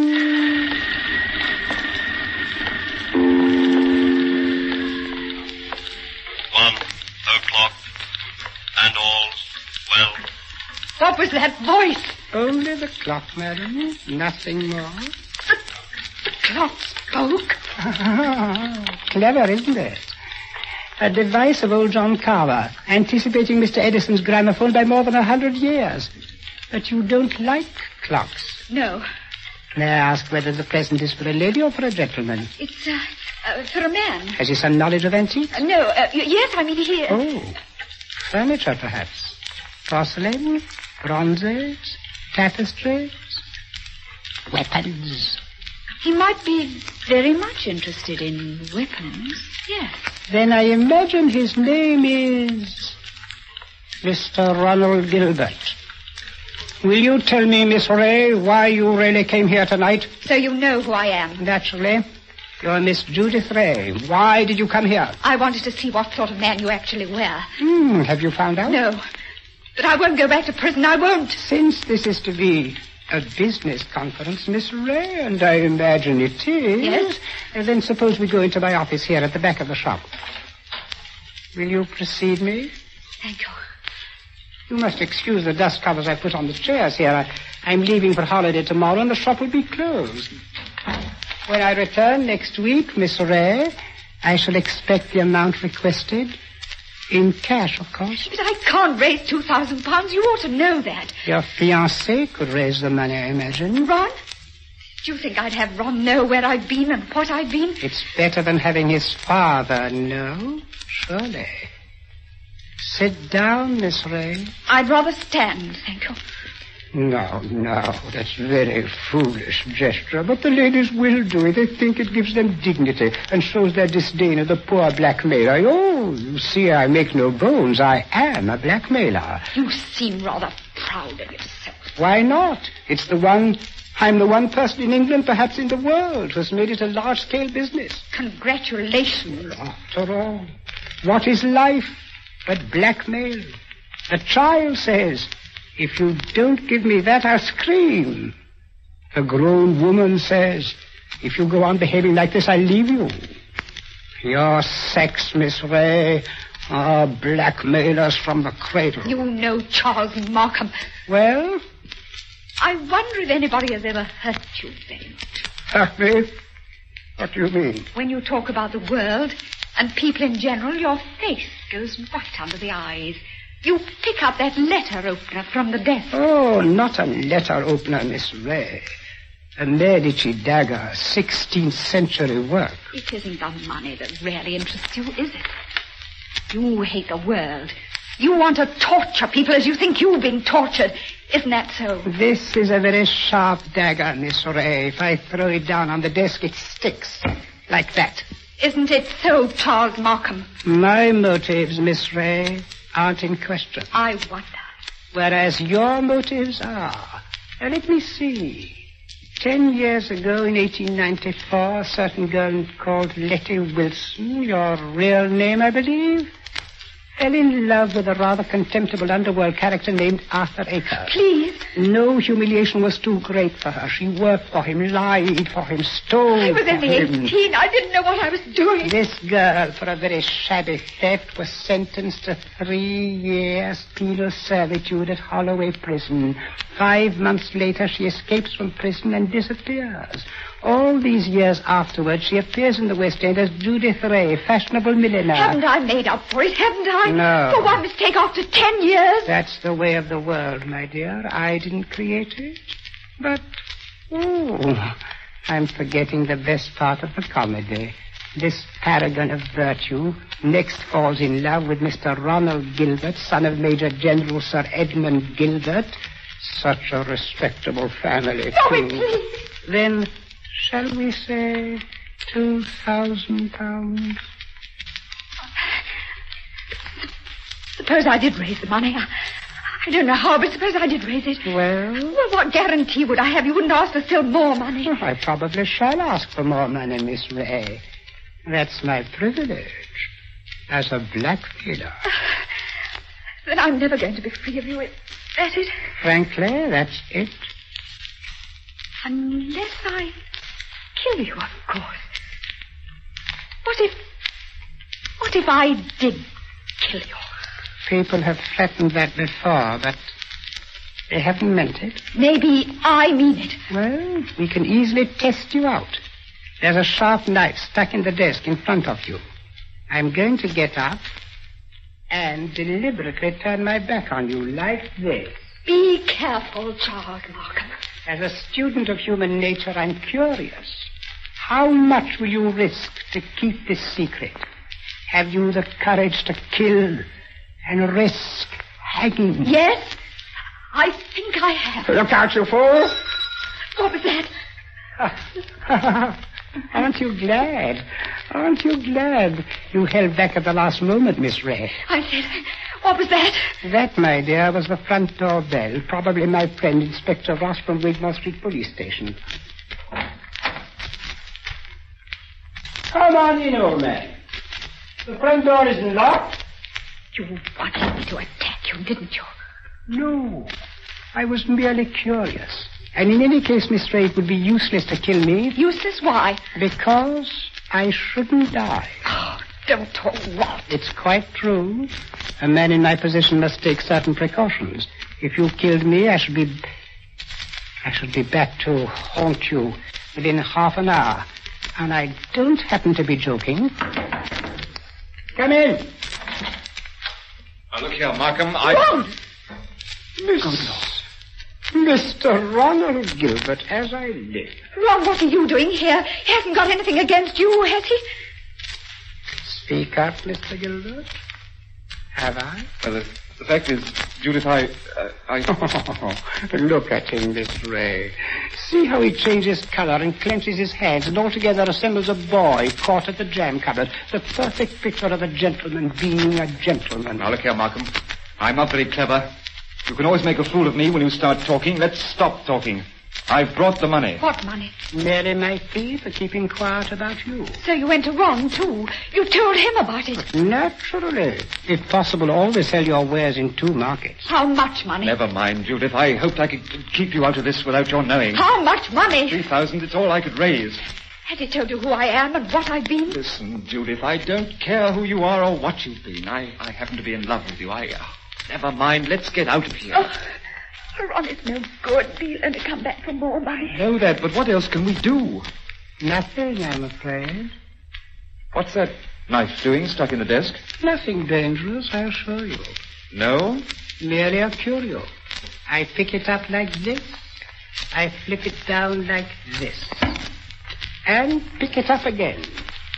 Miss Ray was much interested in the dagger.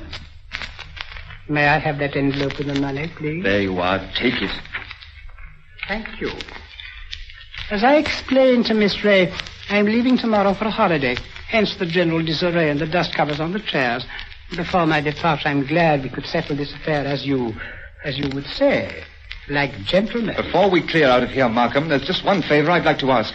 Of course, old man, ask away. This is your job. I suppose you can't help being what you are, but never again, as long as you live, never even say that word, gentleman.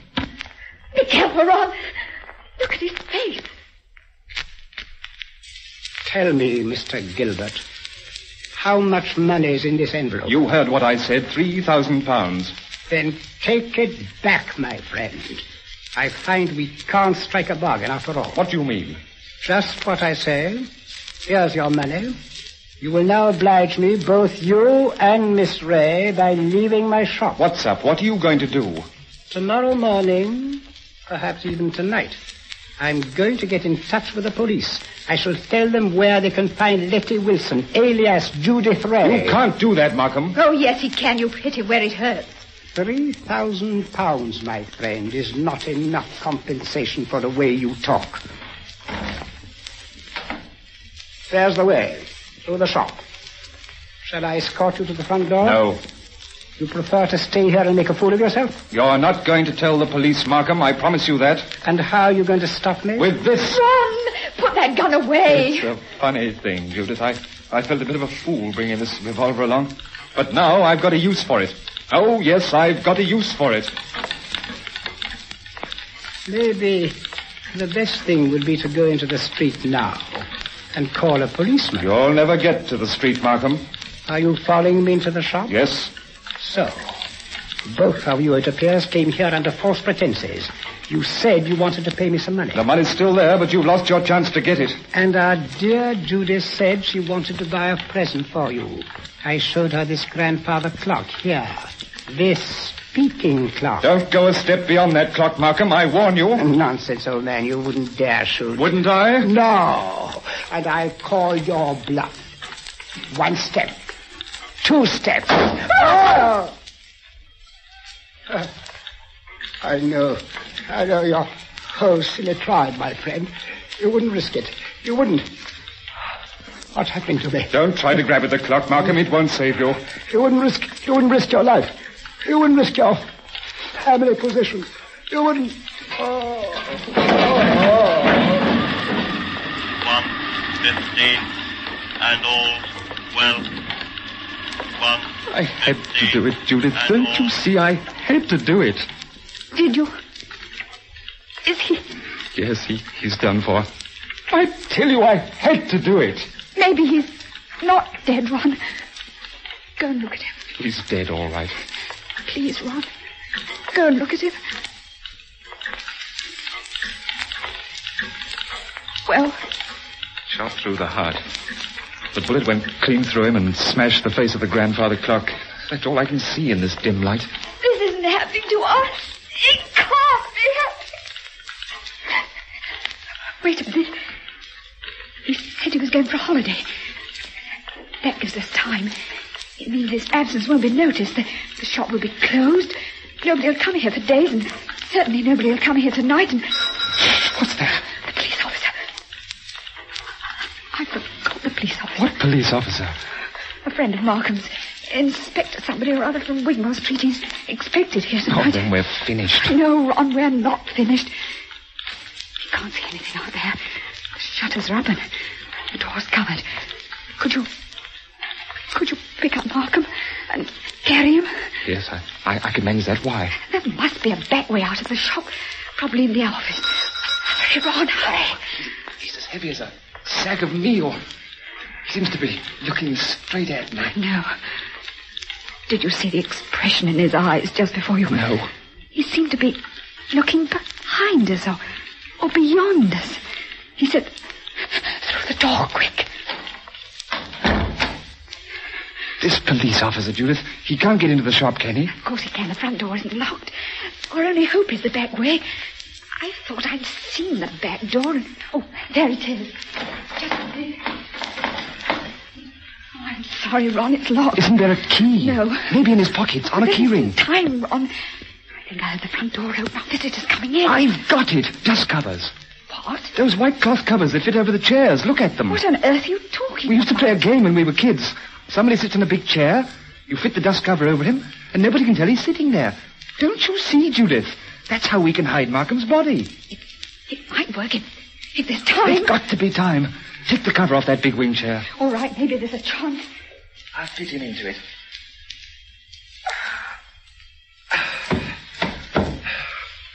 Arms along the chair arms. Feet push back. Now put the cover back again and pull it down round his feet. Don't let it touch his chest. Blood will show through. There. That's got it. You can't see anything now, can you? No. But, Ron. Well? What did you do with the gun? The what? The revolver, the gun you shot Markham with. Oh, the fact is, Judith, I put it down on the floor when I picked up his body.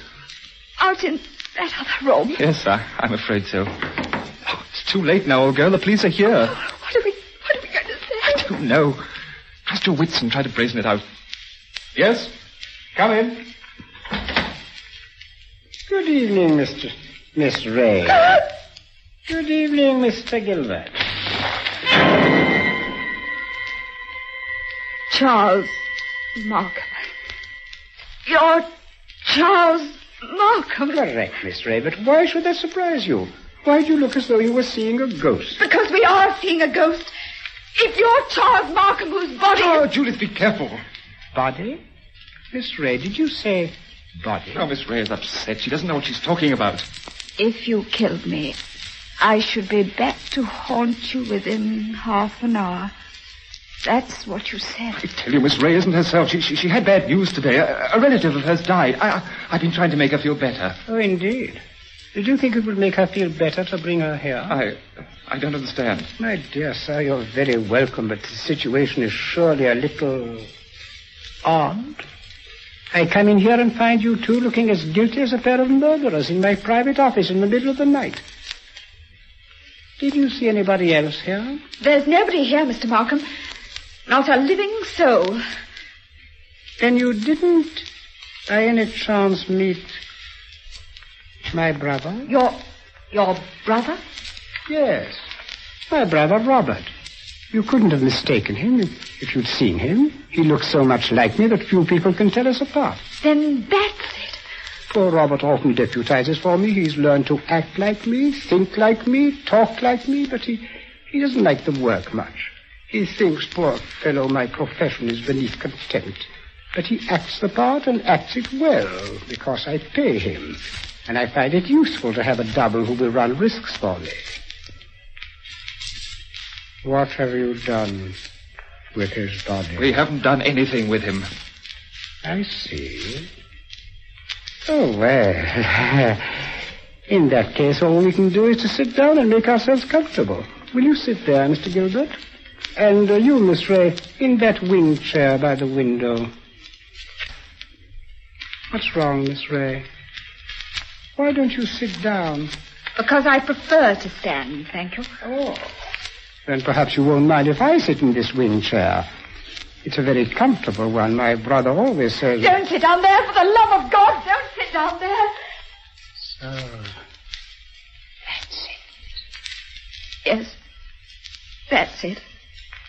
It is rather a thick chair.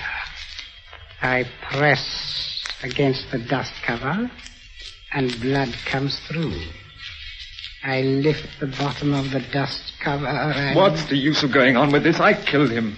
You admit it? Yes, I admit it, but Judith had nothing to do with this. I swear she hadn't. My telephone, you notice, is against the wall. I shall have to turn my back to you when I ring. Ring? Where? Wigmore Street Police Station. Give him a chance. Please, give him a chance. Hello? Operator.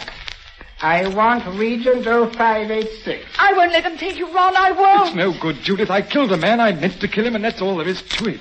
Oh, a very sensible attitude, my friend. And if the lady has any idea of flying at me with that knife, just notice what I've got here. A .32 revolver. One chamber fired. Picked up off the floor in that other room. Where... Hello? Wigmore Street Police Station. The last time, Mr. Markham, won't you give him a chance? Quiet, Miss Ray. May I speak to Inspector Ross, please? Inspector Ross speaking. Isn't that Mr. Markham? Got it in one, Inspector. Charles Markham here. I understood you were going to drop in and see me tonight. I intended to, Mr. Markham, but I'm afraid I can't make it now. Oh, why not? Anything wrong? The robbery in Davis Street. But it's likely to be a long job. Sorry I can't get there. Oh, that's perfectly all right, Inspector. Actually, I rang up to say to make sure you wouldn't come here tonight. I've got a lot of work to do, and I'm leaving for Eastbourne early tomorrow morning. Oh, let's make it some other time, shall we? Glad to, Mr. Markham. No crimes being committed up your way, I suppose? No, Inspector. It's as quiet as the grave. Goodbye. What are you saying? Why did you do that? Please don't excite yourself, Miss Ray. Didn't you hear what I told the inspector? You're not doing this without a reason. Naturally not. Has it occurred to you, either of you, that I might not want my business dealings revealed in court? Stop a bit, what? Has it also occurred to you that a man's double who looks exactly like him and shares all his secrets may become a danger rather than an asset? He knows too much, he wants too much, and so... I think I understand. You're glad he's dead. Oh, no. Not glad, my dear. You shock my brotherly feelings, but definitely relieved. Oh, then what? You may quiet your fears, Mr. Gilbert. You may stop trembling for good, Miss Ray. I shall save your skins because I mean save my own. And now, while we're all in the mood, shall I show you how we can dispose of my brother's body?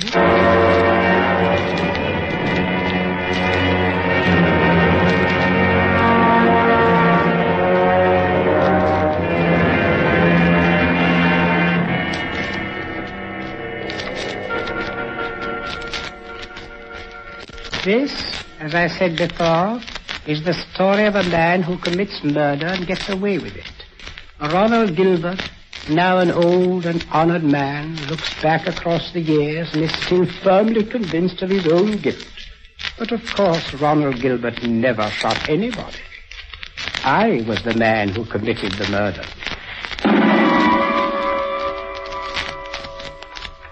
Don't you remember? The bullet that killed my brother is supposed to have passed through his body and smashed the face of the grandfather clock. But that's an impossibility. The face of a grandfather clock is much higher than the heart of a man. You see, 2 shots were fired at the very same instant. Ronald Gilbert missed and smashed the clock face. I fired from the door of the office at the rear and did not miss. That was why my brother looked past those 2. I went out by the back door, locked it, and reappeared at the front afterwards. It was not Robert Markham who died. I am Robert Markham. It was Charles who died that night, and I killed him to stop his blackmailing business forever. His records I destroyed. His correspondence I burnt. I have assumed his name and identity ever since. Dare you say, if I stood on trial for murder, that you would condemn me?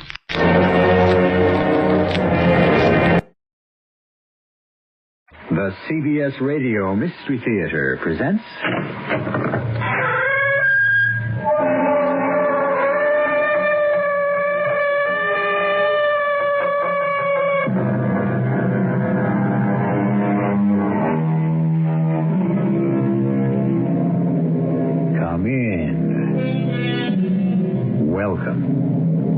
I'm E.G. Marshall.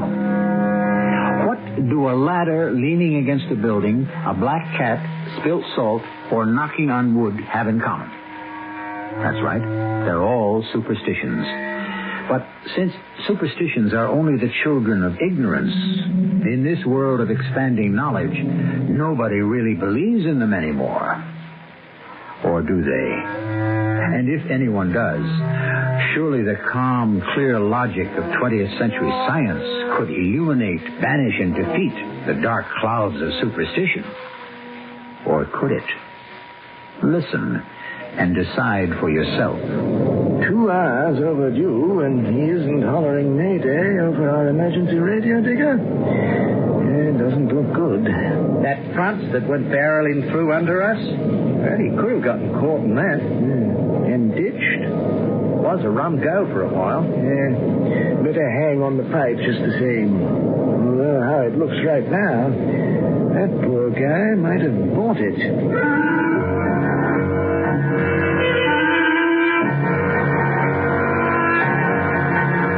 Our mystery drama, Taboo Means Death, was written especially for the Mystery Theater by Ian Martin and stars Russell Horton.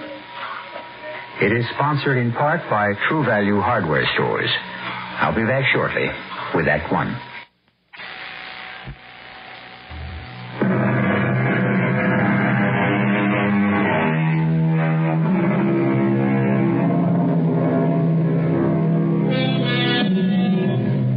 This story is out of today's headlines. Some of it you may remember. It shouldn't be too difficult to tempt you to listen to it, since in order to do so, you must travel with me the South Pacific to the island paradise of Western Samoa, Upolu. The capital of Western Samoa is Apia, a sleepy little port town whose main claim to fame is a hotel named Aggie Gray's. It is one of those special spots for travelers which dot the world. Their claim to fame? Haunt them, and sooner or later you will meet anyone or everyone you knew. Mac! Oh, Mac Calder! Huh? Who? Digger! Digger Brown! Hey, man, what brings you to Samoa? This is my territory, Yank. What brings you here? This and that. Business? Not exactly. Oh, I read you loud and clear. I won't cry. How do you like the Fia? What? The entertainment you're watching. Oh, it's great. Super. I was just trying to figure out what kind of short long johns the guys wear under their skirts. Skirts? Oh, I see I've got to educate you, Yank. First of all, the skirts are called lava. Uh-huh. Everyone wears them, men and women. Now, the long johns are something else again. Only the sons of the chief wear them. They look like Spider-Man. Well, what is it, some sort of woven material? Well, it's a garment none of them ever can take off. A tattoo needled right onto the skin. Well, from above the waist to below the knee? That's right. Oh, man, I bet that hurts. Oh, too right. Well, why? Do they really believe that stuff in this day and age? You better believe it, if you want to hang around the islands. Yeah, I don't. I want to get out of here as fast as I can. That's why I'm here. Oh, that's a bit contradictory. You want to shed some light? Only to someone I can trust. Think I've changed that much in such a short time? Nah. Only I don't see how you can help. Well, want to give it a whirl? At least you're someone I can talk to. Fire away. Not here. Is there somewhere else? Sure. I have a room in the quiet sector of Aggie's over the garden, where all you can hear are the birds sing and the mangoes drop.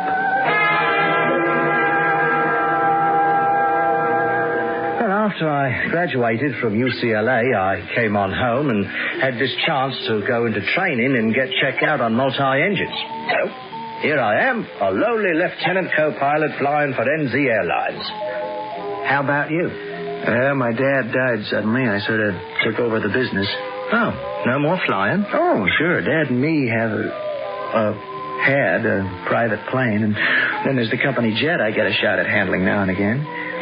When I can find time. Oh, big wheel in the business world, eh? Somebody had to take over, Digger. Oh, I'm sorry about your father, Mac. Well, so, what brings you down here to Samoa? A girl. Ooh, she must be some Sheila to bring you 8,000 miles. Now, she is. Well, you know her, Digger. I do? Yeah. You remember Noelani? Noelani Matama? Ooh, she'd be hard to forget, especially here on Upolu. Hey, is that what brought you to our side of the globe? The big Fia? Oh, I don't know what you mean. Noelani's wedding. She's going to be married next week. Oh. Harry. So, that's why she stopped. Digger, you've got to help me. I never knew, Mac, that Nonny and you... Well, I mean, you dated around and all that, but I never reckoned it anything serious. Why not, Digger? Well, I don't know. I mean, sure, we all went to the university together, but Nonny... Well, I mean, Noah Nonny was special. Because she was Samoan? Because she was a princess. Royalty. Well, maybe in your frame of reference that doesn't mean so much. It doesn't mean a damn. She's the girl I love, and I want to marry. It looks a bit late for that, Mac. Why? She can't marry anyone but me, Digger. Her letters were full of plans for our marriage until they stopped coming. Well, maybe the lady changed her mind. No, I'll never believe that. Somebody, her parents, must have stopped her from writing, or else they kept my letters from her. Digger, that wedding has got to be stopped. You've got to help me. Mac, old bloke, this isn't America. You mess around with island people with an ancient way of life and customs neither me nor you could understand, and you're asking to get your head handed to you in a basket. I'll take my chances. No, count me out. I don't want anyone laying any curse on me or worse. Oh, come off it, Digger. I've never seen you run scared. Well, you're seeing it now. Well, anyway, I won't be around. I've got to pull out of here tomorrow for Fiji with my crew to pick up a flight down from Mandy to Auckland. You know, I am a working stiff, you know. Okay. Do one thing for me, Digger, huh? What? Well, you know the ropes here. I can't even locate Nonny. No one will tell me where she is. Will you find her for me? Well, yes, at least I can do that, chum. Maybe I can even arrange for you to have a talk somewhere.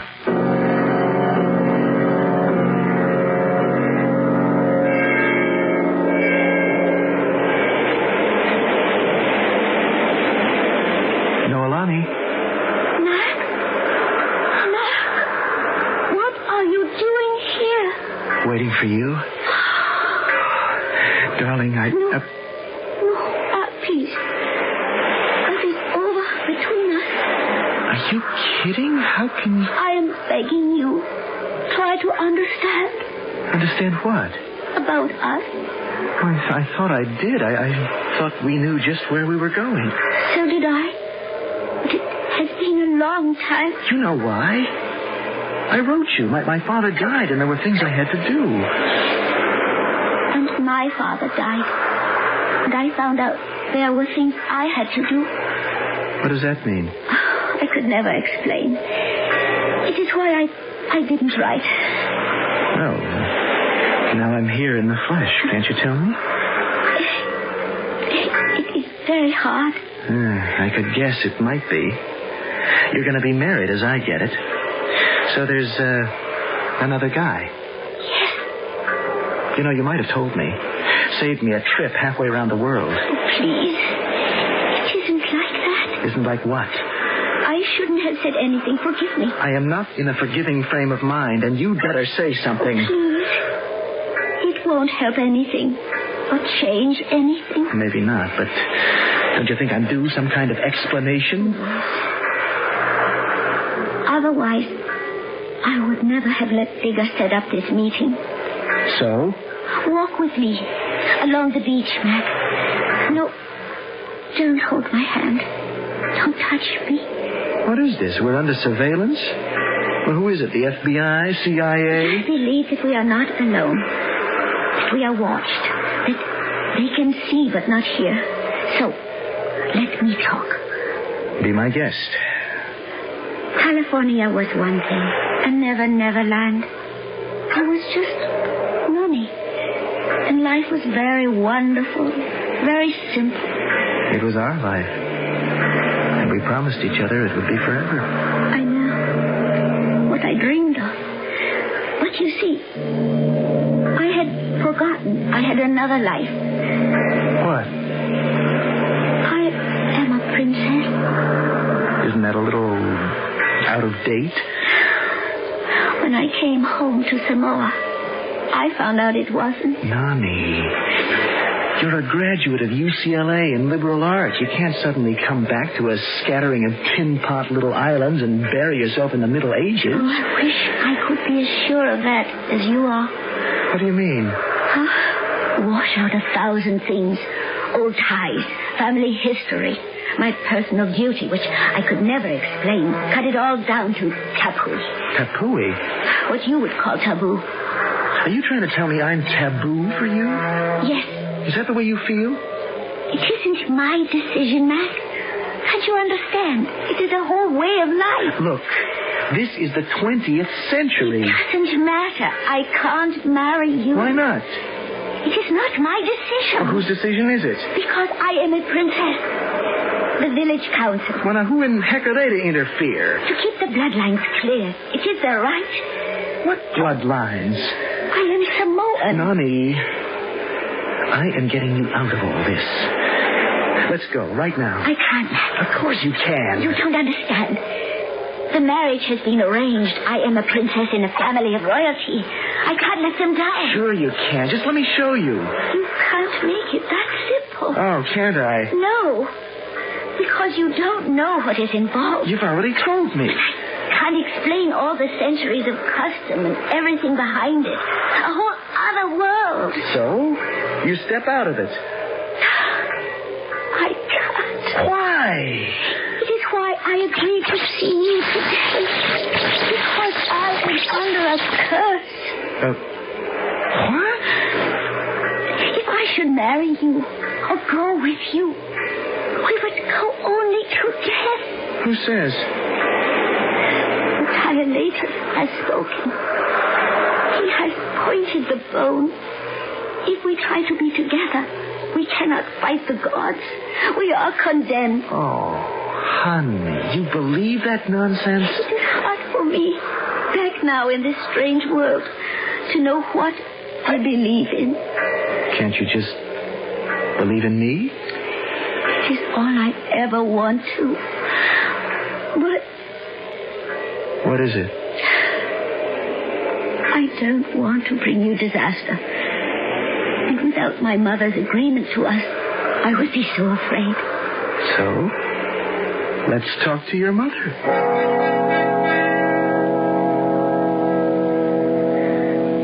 Talofa. Talofa. Welcome to my home. Thank you. I don't know how to call you. I am the mother of Noelani. That doesn't help me know the form of address. Does it matter? We have little to say to each other. I'm sorry to hear that. I want to marry Noelani. She has been promised to another. Doesn't she have any choice? No.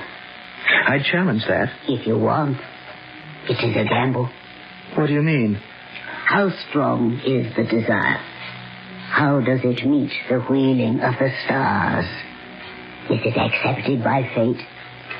And are you brave enough to face death? Oh, I'm sorry, but you speak in riddles. Noelani is the last of her line. Tueto, to whom she has been promised, is also purebred. They are chosen by the stars, selected by Tane, their great god. If the promise were to be broken, Tane would send Tairoa, god of the winds, and Pera, the goddess of fire, to haunt you. Are you ready to challenge all our gods? For Noelani? Yes. For Noelani? Or for yourself? No, for her. We love each other, Your Majesty. Nani's happiness lies with me. You are not of our blood. Majesty, princess, mother, whatever I should call you, what are all these ancient prejudices? It's a new world. And blood crosses blood and makes the ties that bind everyone together stronger. We're one world today. I cannot cross my gods. I cannot protect you. Most of all, I cannot protect my daughter. The Tyletus has pointed the bone. If you and Noelani should try to find life together, you are doomed. The gods have spoken. Your gods, maybe. Not mine. It looks as though they'll just have to find out which is stronger.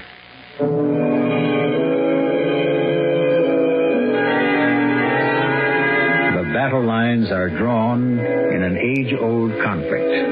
The ways of yesterday against today's. It can happen in any society, and we have our ethnic divisions in every major city and half the towns across the continent. But there is one element here that makes it all a little different. A curse, an ancient civilization, and the threat of strange gods beyond our Western comprehension. I shall return shortly with Act Two.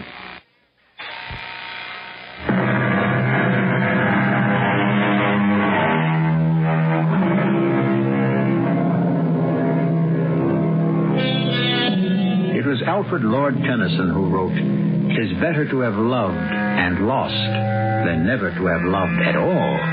But to be in love and have the reason for losing so antiquated and unreasonable as Matt Calder faces is a very special agony. A determination that under no circumstances will he lose. First, convince Noelani of that, and then find the way. We've got to talk, Noelani. Not here. Now what? What did my mother say? Well, she's not against us exactly, but look, where can we talk? When? The sooner the better. Tonight? Not at night. That is impossible. This afternoon, I must go to market in Apia. Can you find me there? I don't know. What about the big clock steeple? I could meet you there before sundown. But why, darling? Because by then I'll have a plan for us. A plan? Yeah, to get away. Shake off the past. Find our own future. Isn't that what you want? I want it. But how can it work for us? Now, I could have a cab waiting, and we could duck out and head for the airport. Catch the next plane out wherever it was headed. You think my family, my brothers, would allow me to do that? Or anyone else? You have your passport. It's still valid, isn't it? To anywhere, yes. Well, then? First of all, I have to get away from Samoa. If I want to. That is not so easy. Oh. Because you don't want to. I don't know what I want. Oh, to be with you, yes. But not to destroy you. Honey, let me worry about that. It isn't that simple. I'll make it that way, but can you meet me just before sunrise at Palaga Airport? Right by the golf course, east of Apia. I know, but why? Well, I'll charter a private plane. There'll be no one to stop us there. We'll fly to New Zealand to be married. And take it the way it comes from then on. You would risk that for me. I'm not worried about your brothers or the family. They'll come around once it's happened. It isn't just the family. You mean all that mumbo-jumbo about the gods? Oh, darling, forget them. Their day has been and gone. They can't touch us. How I want to believe that. You better believe. And promise to meet me at Palaga. May all the gods help us. But yes, I promise.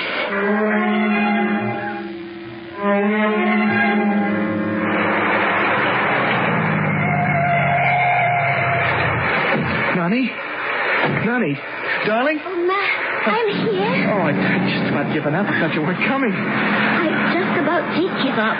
The weather. It's not a good omen. It's nothing, just some rain and a light cloud cover. We'll be out of it 5,000 feet, and it's a cinch the rest of the way in.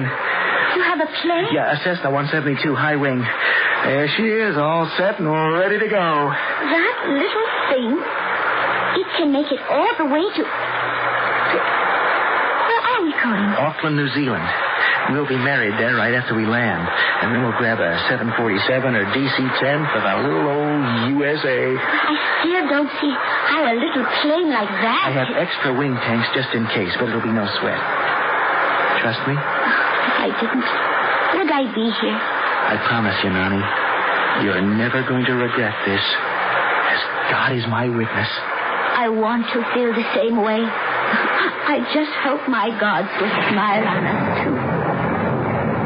Hey, don't pay attention to the sound effects. We're going to leave all that behind. And head right into the eye of the storm. Nani, forget it. We're walking out tall. You can count on it.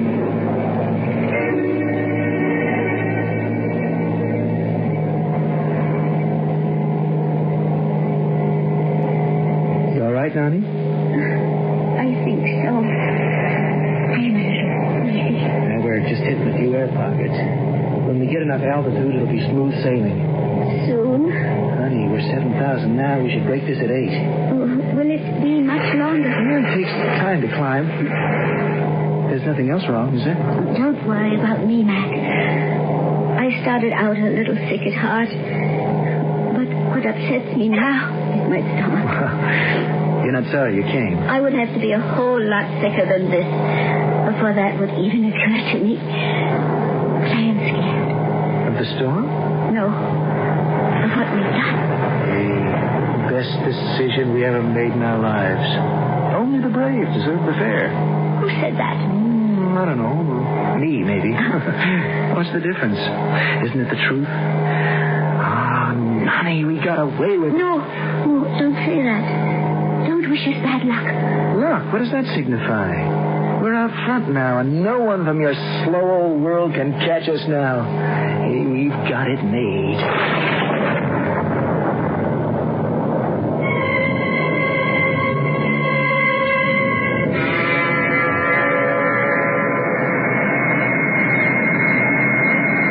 Hello, Stuart. Got all your passengers sorted out? We're flying light, if we fly. Do we? Now, what does that mean? The weather? Oh, no sweat. We'll get above it most of the way into Auckland.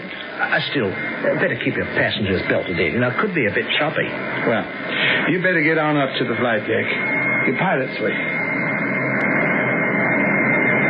That you, Digger? Lieutenant Brown, model co-pilot, reporting to the flight deck, Captain Janus. Yes, I can do without the Commodore. Everything ship-shape back there? Sure. But we're flying pretty light. You know, you could shoot possums back there without ever getting near the passenger. If we're flying. What's that mean? Well, did you get clearance from the tower yet? Not yet, but we will. Weather looks a bit rough. Yeah, we'll be out of this by 10,000 and have it clear all the way into Auckland. Well, we still might get a lot of chop on an electrical winger like this. Yeah, we'll leave the seatbelt sign on. There it is. Look yet. Good old these seats heads. They can fly through anything. Too right. But I pity any light craft that's had to climb over this. It'll take a real beating on the way up. Here we go. What's your ETA? Corrected for New Zealand time. Unless we run into a wind change, we should hit up in about 16:30 hours.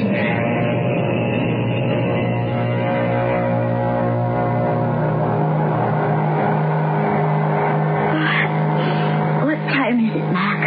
About 1,600 hours. What is that in ordinary time? Oh, yeah. 4 in the afternoon. It seems so long. What's the matter, Nani? Don't you feel better? Oh, yes. It's nice and smooth now. It seems sort of endless. Just clouds and swirls of air. As if we weren't moving at all. You know what I mean? Sort of, perhaps. It's also mysterious, changing. How do you know where you're going? I got the trusty old ADF. ADF? Automatic Direction Finder. Now, without that, we could really be in the soup. Well, which is it, Mac? Which that dial there. See? Oh, yeah. Tells our heading exactly. As soon as we get close enough to New Zealand, we can lock on by radio and ride the needle straight in like getting tucked into bed. As simple as that? As simple as that. Unless anything went wrong. And then? Oh, we don't think of that. Why should it go wrong? I can think of so many reasons. Hey, forget it. We're out of your old world of vengeful gods, Princess Novelani. This is the 20th century. They don't exist. All we need is a simple little old computer and we're home free. What's that? Oh, it's a little early, but I'm just trying to pick up Auckland Radio Center, get a fix at just where we are. That's funny. We should be within their range by now. There's something wrong, isn't there? What could be wrong? We're lost, Mac.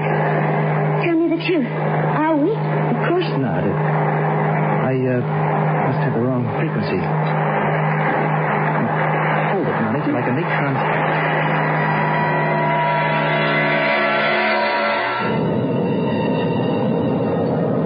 Two more years of this, Digger, and I'm up for pension.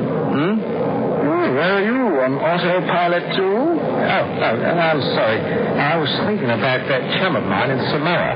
The one with the royal princess? The one without her.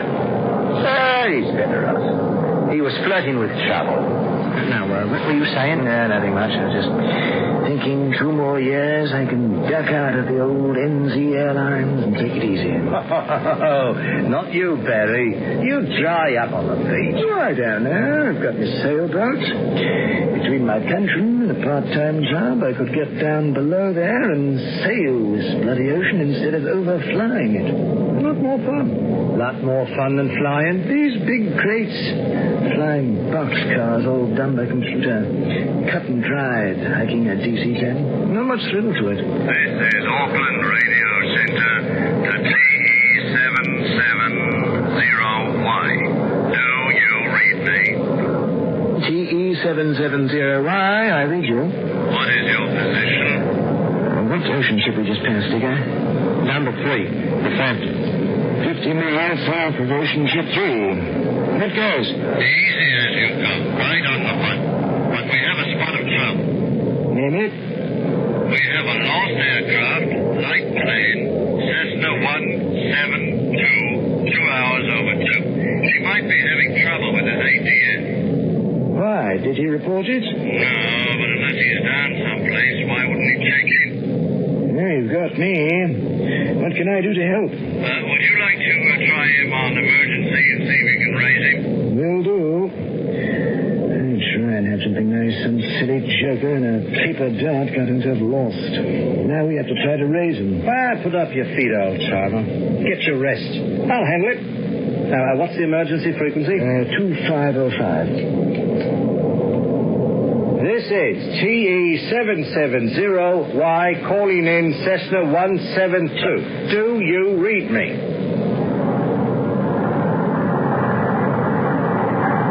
This is TE770Y calling in Cessna 172. Do you read? Yeah, looks like the cupboard is bare, Mother Hubbard. If he's in our area, any chance of a visual? No joy from me. You see anything? No, negative. We're at 33,000. He must be under 10. Who could see it? 2 hours overdue, and he isn't hollering Mayday on the emergency radio. Doesn't look good. That front that went barreling through below us, he could have gotten caught up in that. And ditched. It was a rum go for a while. Better stay on the path for a while. Take a chance we can raise him, but 2 hours overdue all in all. I'd say the poor guy might have bought it.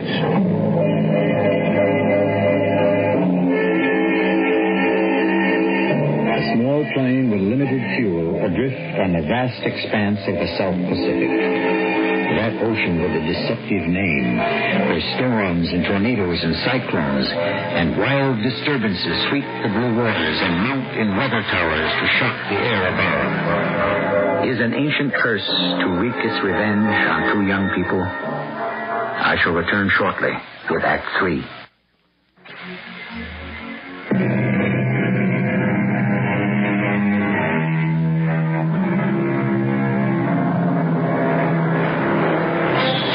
The Pacific Ocean, the largest body of water in our world.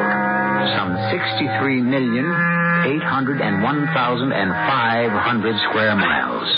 The proverbial needle in the haystack would loom as large as the Empire State Building compared to a small plane lost in its vastness.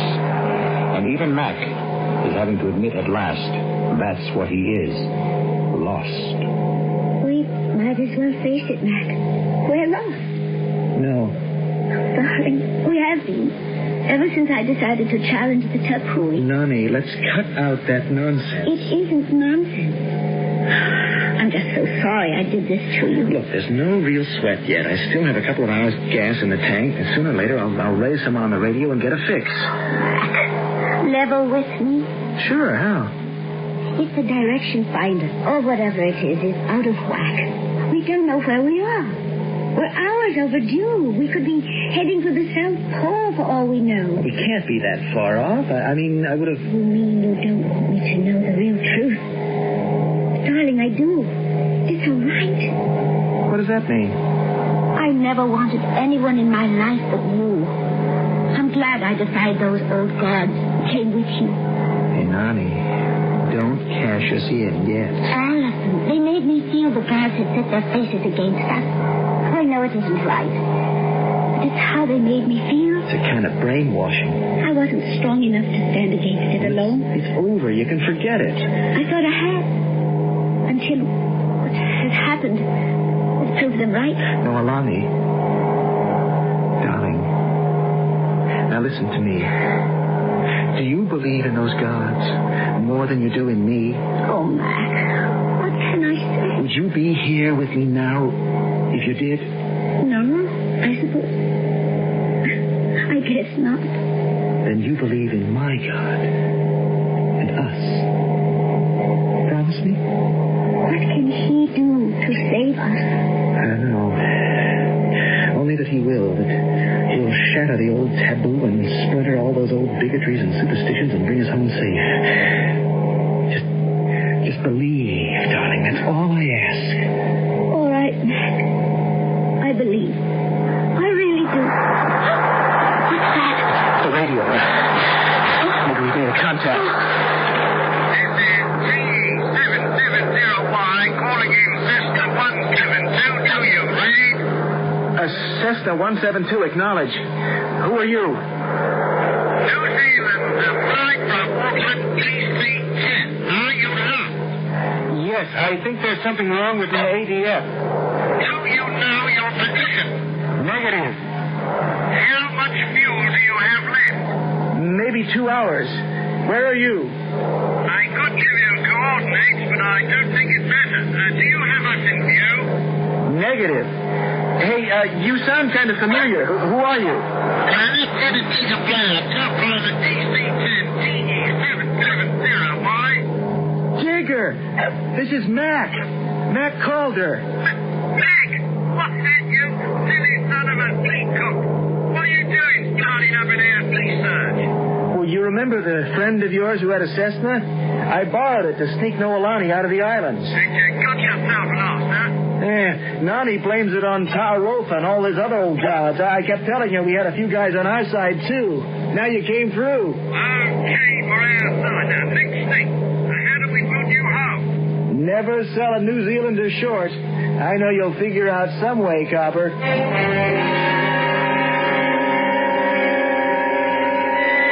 Auckland Radio Center. Captain Terry Davis from TE770Y. We found you off Gatling now. The Cessna 172. Right. Where? That's the question. Do you have him in view? Now, Joy, we're going to try to box him in. Will you stand by to help us and help at all channels? You have us all the way, but we have no other contact with him but you. How is he for fuel? Thumbs up so far, but it's not yet sticky. We'll stand by you all the way. Over and out.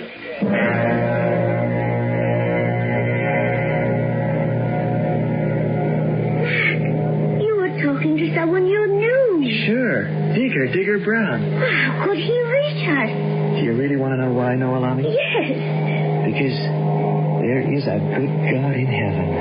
And because these ancient bloody gods and curses are nonsense, and there is a way out of this mess.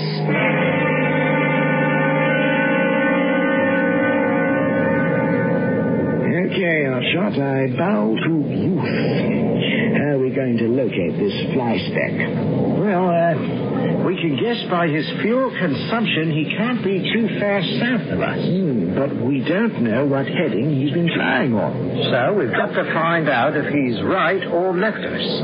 How can we mark his longitude? By the sun. How? Permission to take over, Captain? Yeah, be my guest. My problem was I didn't retire soon enough.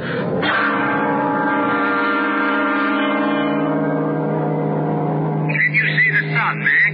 Loud and clear. Okay, now, put your arm in front of you and measure how many fingers the sun is from the horizon. Roger, can do. Great. Now, I'm doing the same here. What do you read? 2.5, 3 fingers. Oh, beautiful. I make it 3. We can't be that far apart.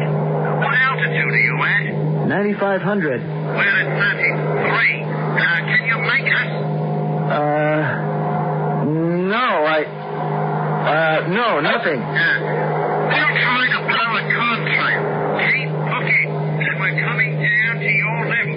Be right back to you. What's happening, Mac? Digger's bringing his big baby on down. They're going to throw a contrail we can see. What's a contrail? Oh, it's a kind of vapor a plane makes going through the atmosphere. Sometimes it crystallizes and makes a smoke trail. Not ours. No. And if we can't see us? Yeah, maybe we can see the plane itself. Can you see us? Honey, a little plane like this one is a grain of sand on a beach. If the light hit us right, maybe, but 95 chances out of 100, forget it. And how can they find us? Yeah, just trust in God and the good people. Most of the time, we manage to squeak through.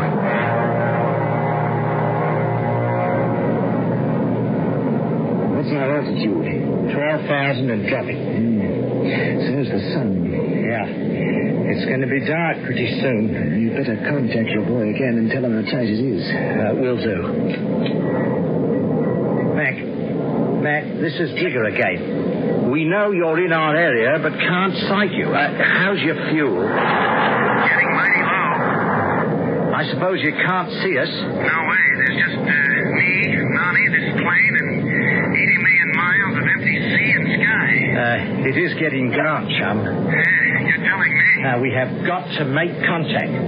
Now, listen. We're going to dump some fuel. You and Nonny keep your eyes peeled for the trail. Now, we've already come on down to about your altitude, 10,000. Watch for the fuel dump. If you don't see it in the air, you'll see it on the ocean. Roger? Roger. Over and out for now.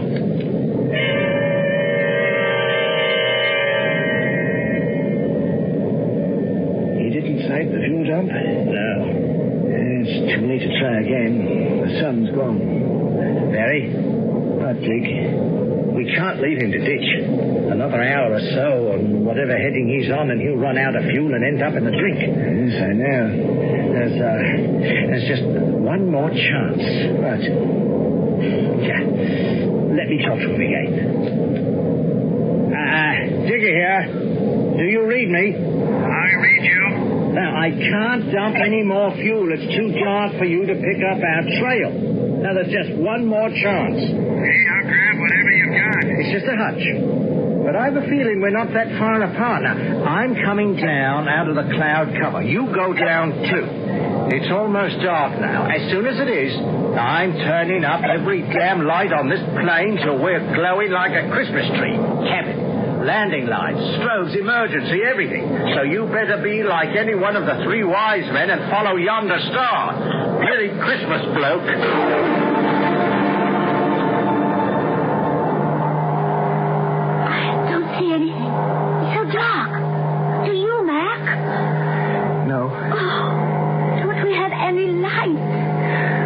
I don't want to turn them on. I want all the visibility I can get.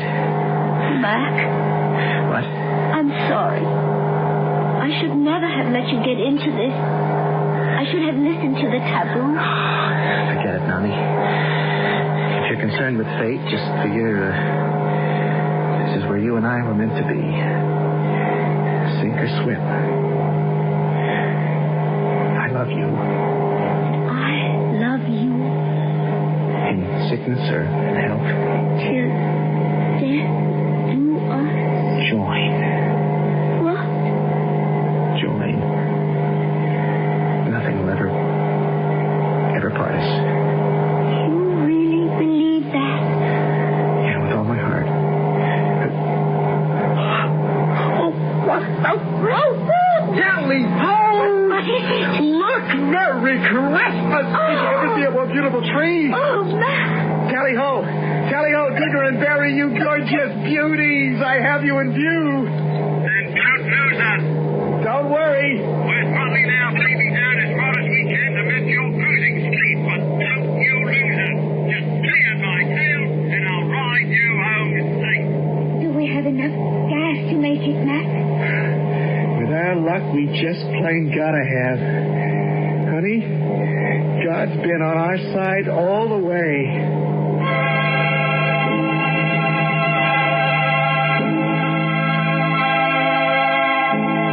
I said in the beginning that most of this was a true story. The small plane landed with bone-dry tanks. 5 minutes more, and the engine would have failed. Of course, the pilot was alone, and the rest of the story was imaginary. But wasn't it much more fun to imagine that this was the way it really happened? I'll be back shortly.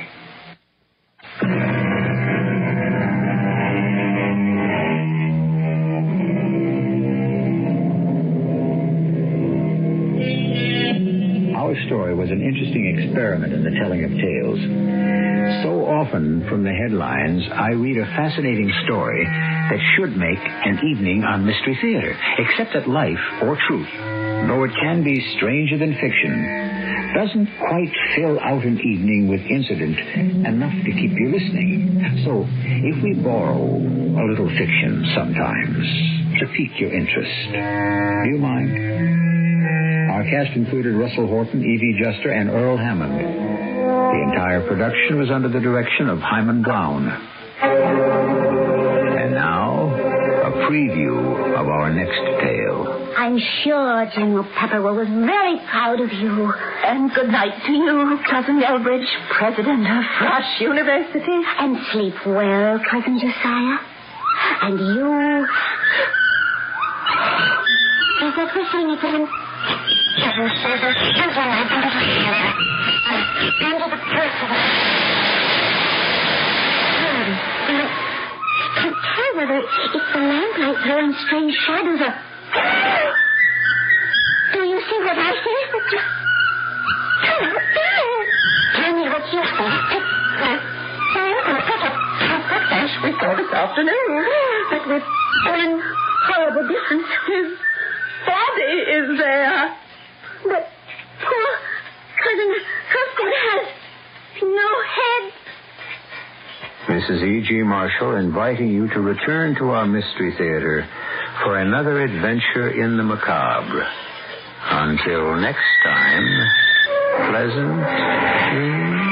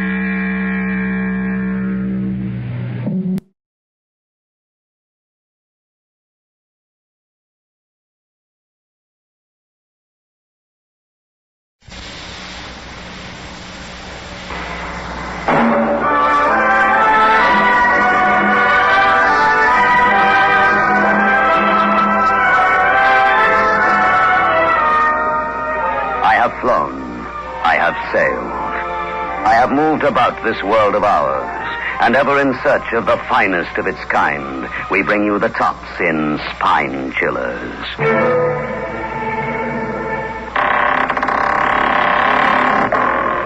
The creaking door.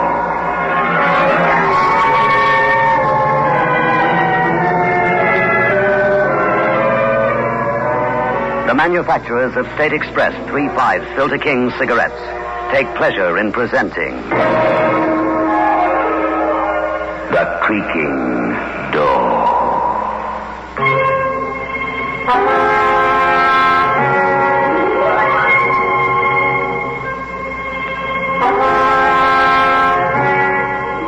Good evening, friends of The Creaking Door. The creaking door is opening, so do come in. Come, my friend. But a word of warning. Once you've crossed the threshold, don't look over your shoulder too quickly. The things you would see would stay with you for the rest of your unnatural life.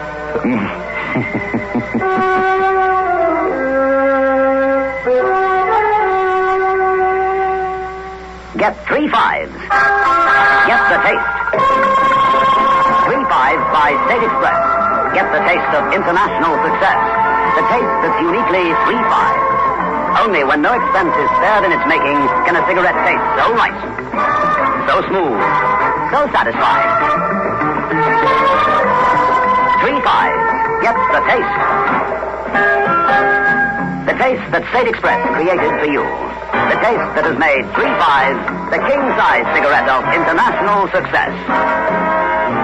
Get 3-5s. Get the taste.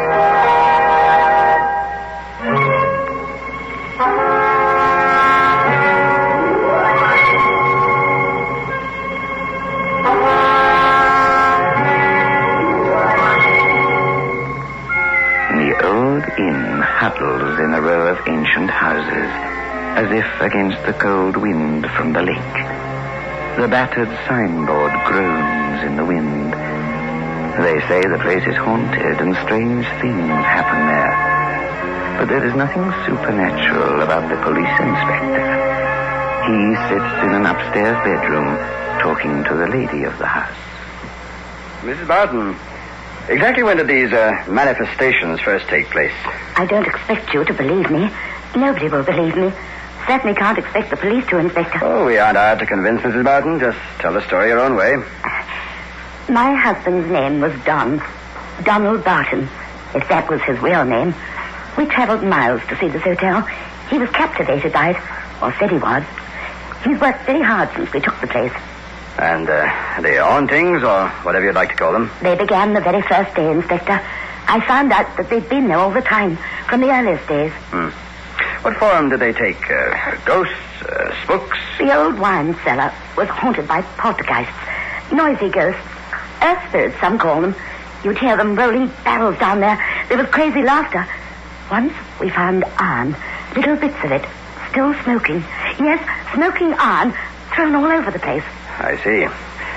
Now, Mrs. Martin, suppose you tell me what happened from the time you woke up on the day of my first visit here. All right, Inspector. My husband went to market early to buy provisions for the hotel. He got back just as I woke up. I remember putting on a dressing gown and picking up my slippers. It was then I noticed that there was mud on them.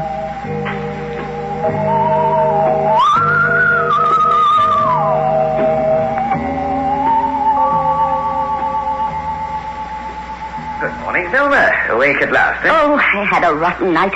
Oh, I suppose I did, Don. I hardly slept. Don, look at my slippers. All covered in dried mud. Oh, yes. Well, that's odd. It must have been wet mud, I suppose, when somebody used them. But who? Oh, it was raining last night. Who do you suppose could have used your slippers, Thelma? Oh, no, you mean me? Yes, I suppose I did. Don, please, let's get away from here. No, this is far too good a little business to leave, Thelma. It isn't. You know it isn't. And I was never like this before. Before what, Thelma? I never walked in my sleep or picked up things in the garden. Never. Not until I came to this hotel. It's haunted, Don. I know it is. Oh, nonsense, darling. Now, you'd better see a doctor. No. You remember last time? Yes, but so what? You picked up a dead frog in the garden and put it in your pocket. It was horrible. Slimy and cold and dead. Oh, and I was so horrid to you, Don. Oh, that doesn't matter. I suspected that you and Beatrice... Yes, I know. Poor Beatrice. I may have little taste, my dear, but I don't have affairs with the staff. Would you swear it isn't true? That you've never been friendly with Beatrice? Oh, please, dear. Then get rid of her. You forget this pub is supposed to be haunted. I just can't get staff. If I asked you nicely, Don, would you get rid of Beatrice? No. She's done nothing wrong. She works very hard. She doesn't want the earth. And she's very pretty. Oh, in a coarse peasant fashion, I expect she is. Is it me, Emma? Am I going mad? No, of course not. No, don't say such absurd things. What's that? Fire brigade, police, ambulance. I'll open the curtain and have a look. Oh, it's an ambulance. Stopping outside Mrs. Flower's place. I hope she isn't ill, even if I don't like her. Oh, come. She's an old lady. She called me a witch. I suppose she's seen me tramping around in my nightgown. Something like that. Oh, well, Thelma, sleep in if you want to. Now, I'll have to get down and start breakfast.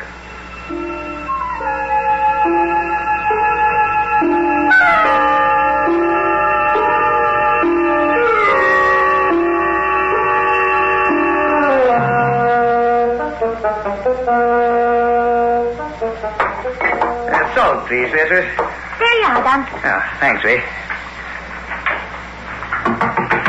Coming. I'll see who that is, Ray. Okay. Yes, sir. Good morning.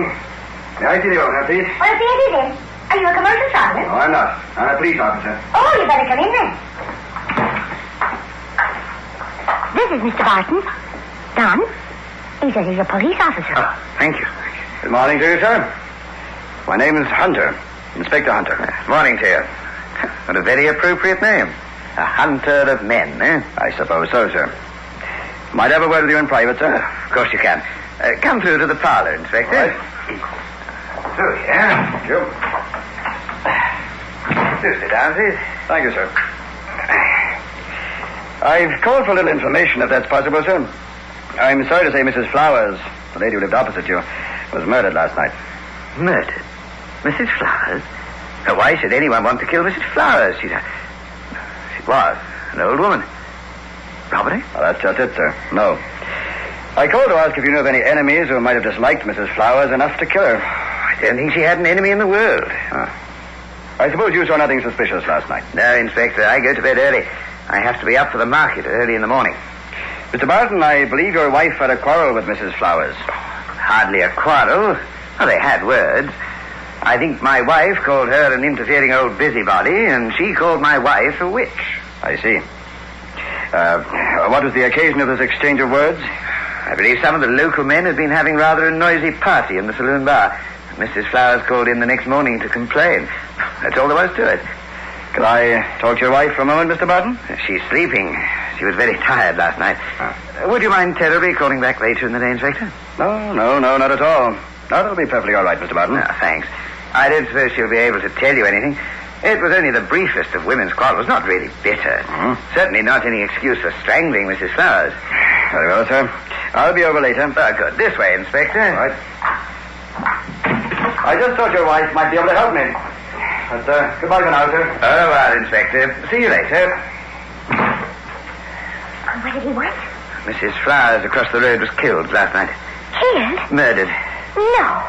We're not safe in our beds, that we're not. Oh, shut up, Bea. Of course we are. I'll have to go up and tell Thelma. Oh, she'll just go all weepy. Why bother? Because she's my wife, and somebody's got to tell her.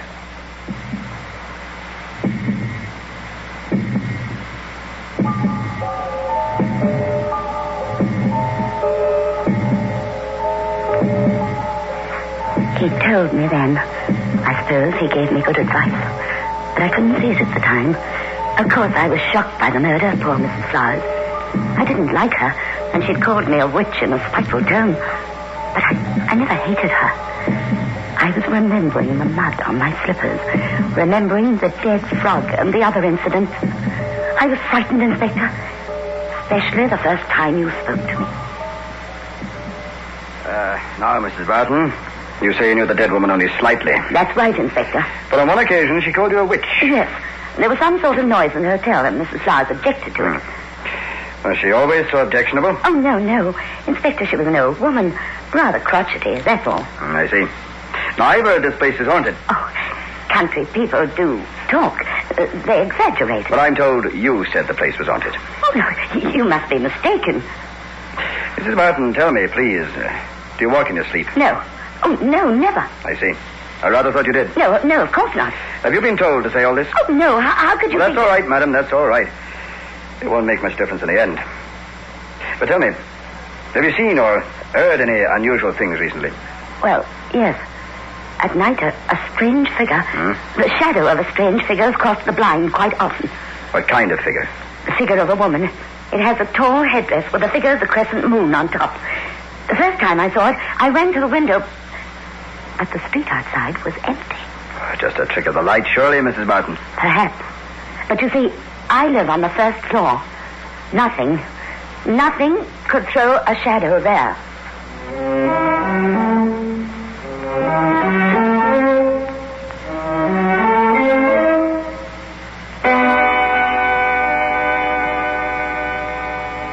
Get 3 5s. Get the taste. 3 5s by State Express. Get the taste of international success. the taste that's uniquely 3-5. Only when no expense is spared in its making can a cigarette taste so right, so smooth, so satisfying.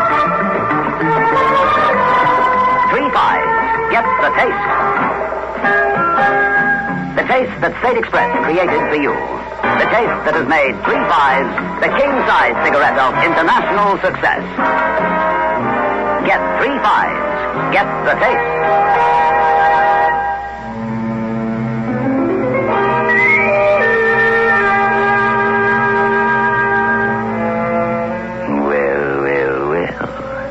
A ghost, you think? The kind of ghost that haunts public houses is, of course, an inspector. Inspector. But let's go over to the inn.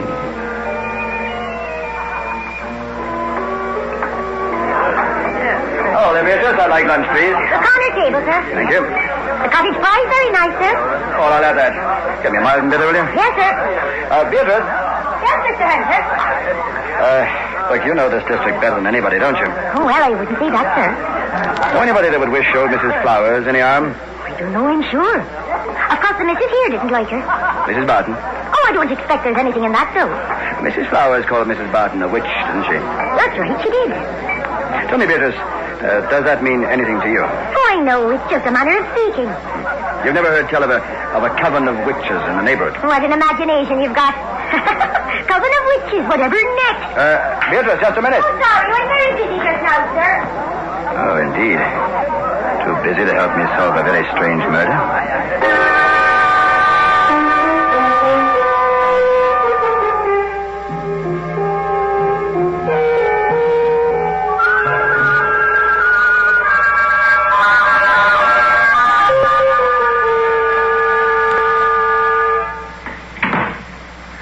Feeling any better, Zelma?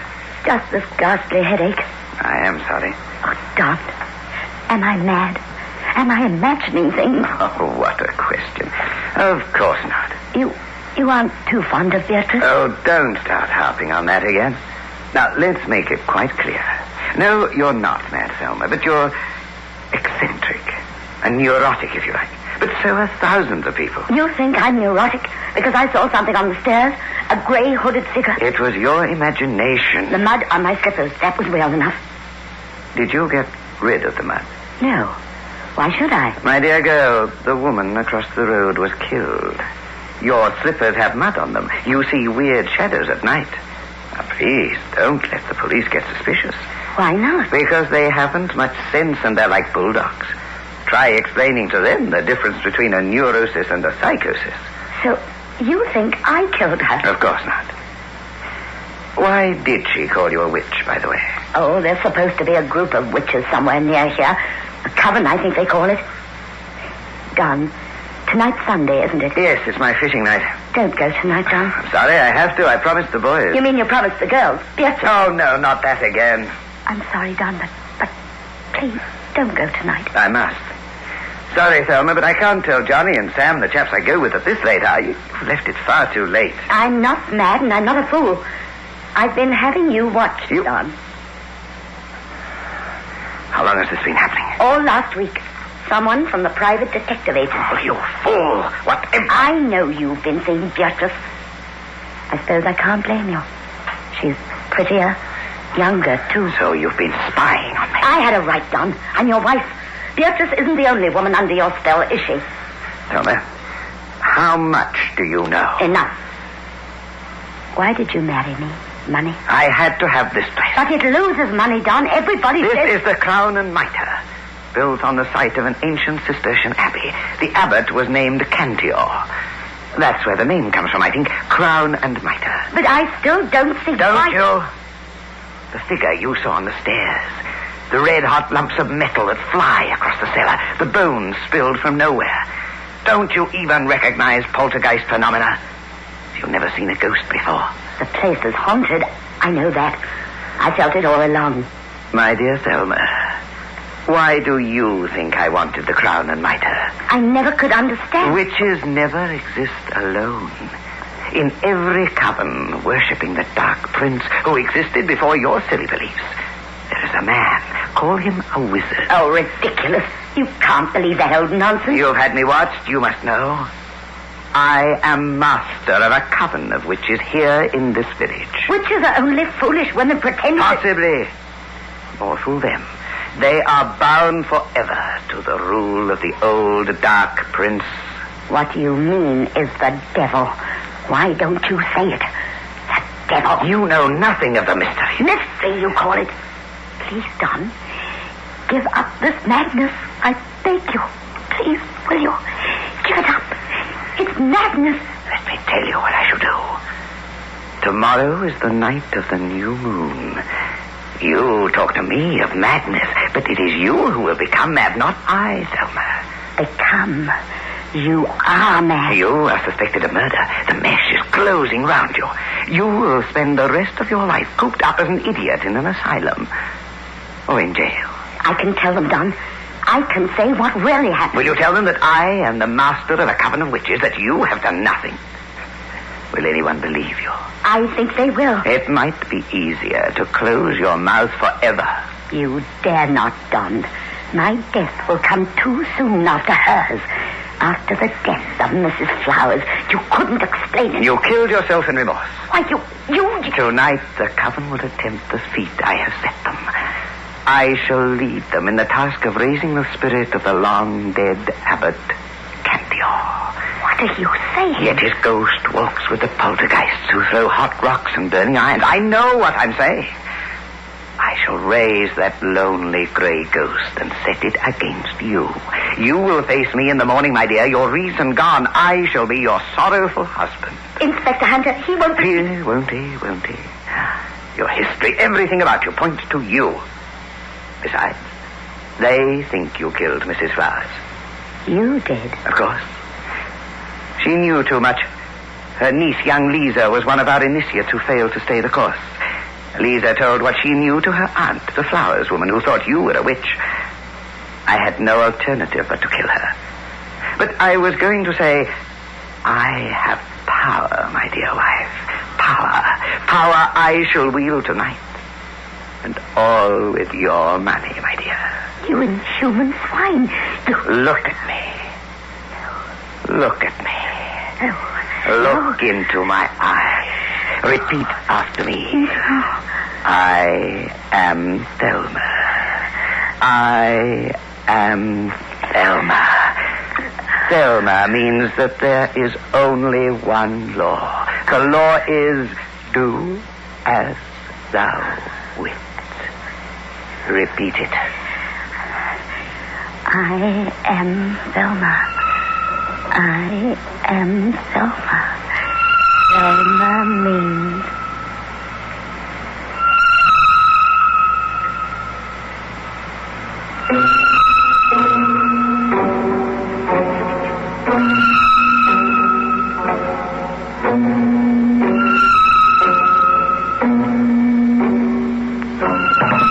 Oh, no. Mrs. Barton, who are you? Beatrice. Go. Please, go away from me. Listen, Mrs. Barton. You are one of my husband's followers. Never. I thought it was a sort of joke. I thought it was all a big deal, this dressing up as spooks and all that. But it isn't. Oh, can I trust you? Look, Don's down there in the cellar now, where they used to have the old abbey. He's carrying on something shocking, asking somebody called Diana to listen to him. Diana, goddess of the moon. Here, you're not another of them, are you? Of course not. I've read about these things, that's all. Oh, that's a good thing. Ah! Look! Now you know why I'm half mad. You see that shadow? The shadow at the window? It's a woman with something on her head. Passing like a Roman funeral. Diana, the moon goddess. Oh, help us. Help us. Oh, look, it's the old abbot. No.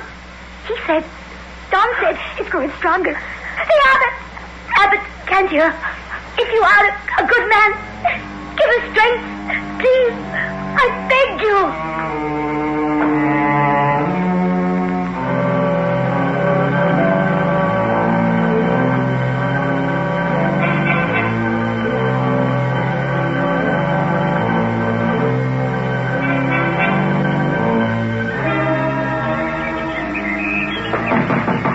Come in. Hello, Mrs. Barton. Hello, Beatrice. Hello, Mr. Hunter. Oh, Mr. Hunter, get me out of here. Oh, I see nothing but ghosts all night long. All right. That makes two of you, huh? Yes, two of us. I know that you won't believe me, that the lies my husband tells will win. But we've seen some terrible things these last few hours. Mrs. Barton, your husband probably faked all this. Mud on your slippers, bits of red-hot iron flying about, all that sort of thing. And the shadow of Diana, the moon goddess. Some curious trick of the light, Mrs. Barton. And the ghost of the old abbot. Probably your wrought-up imagination. I promise you I don't believe your husband, madam. Then you'll protect me from him. Arrest him. Your husband killed Mrs. Flowers. How did you know that? He told me that Mrs. Flowers had been strangled when I first questioned him. Now, no one could have known that then. No one who hadn't seen the body. Oh, it's all so horrible. Well, it's over for you, Mrs. Barton, I promise you. Your husband was found dying in the old wine cellar by two of my men this morning. Dying? Aye, perhaps it's best this way. I'd hoped for a confession from him, but he only babbled some of his nonsense about Diana. He must have believed it all. I've never seen a man look so terrified. I don't know what the coroner will say, but if you ask me, I think he died from terror. And the goddess spared me. Mrs. Barton, you had a stronger power than your husband. What do you mean, Beatrice? You protected me. Took me into your room.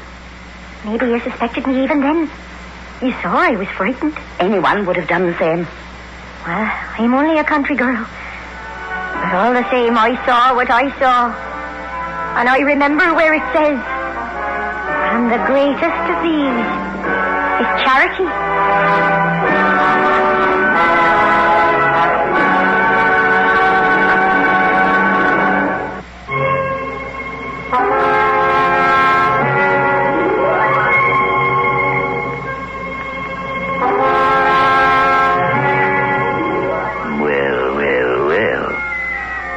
The spirit of Don Barton is in the ancient wine cellar, lying among the spirits, as it were. Must be the only public house where the host is a ghost.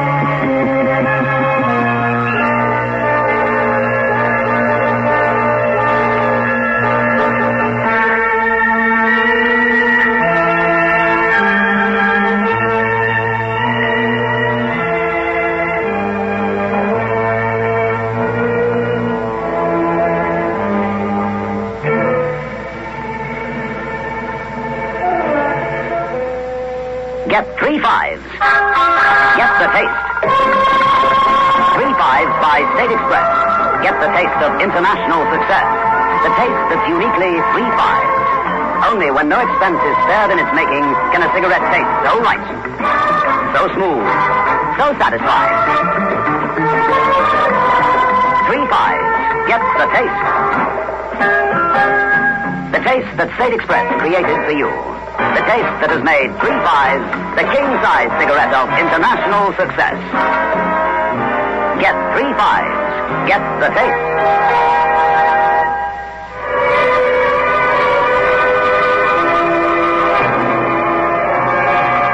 This is your host back again.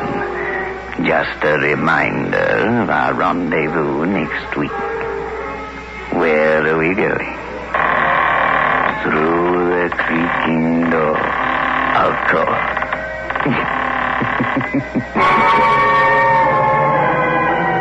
The manufacturers of State Express 3 5 Filter King cigarettes invite you to listen next Saturday at 9 o'clock when they will again present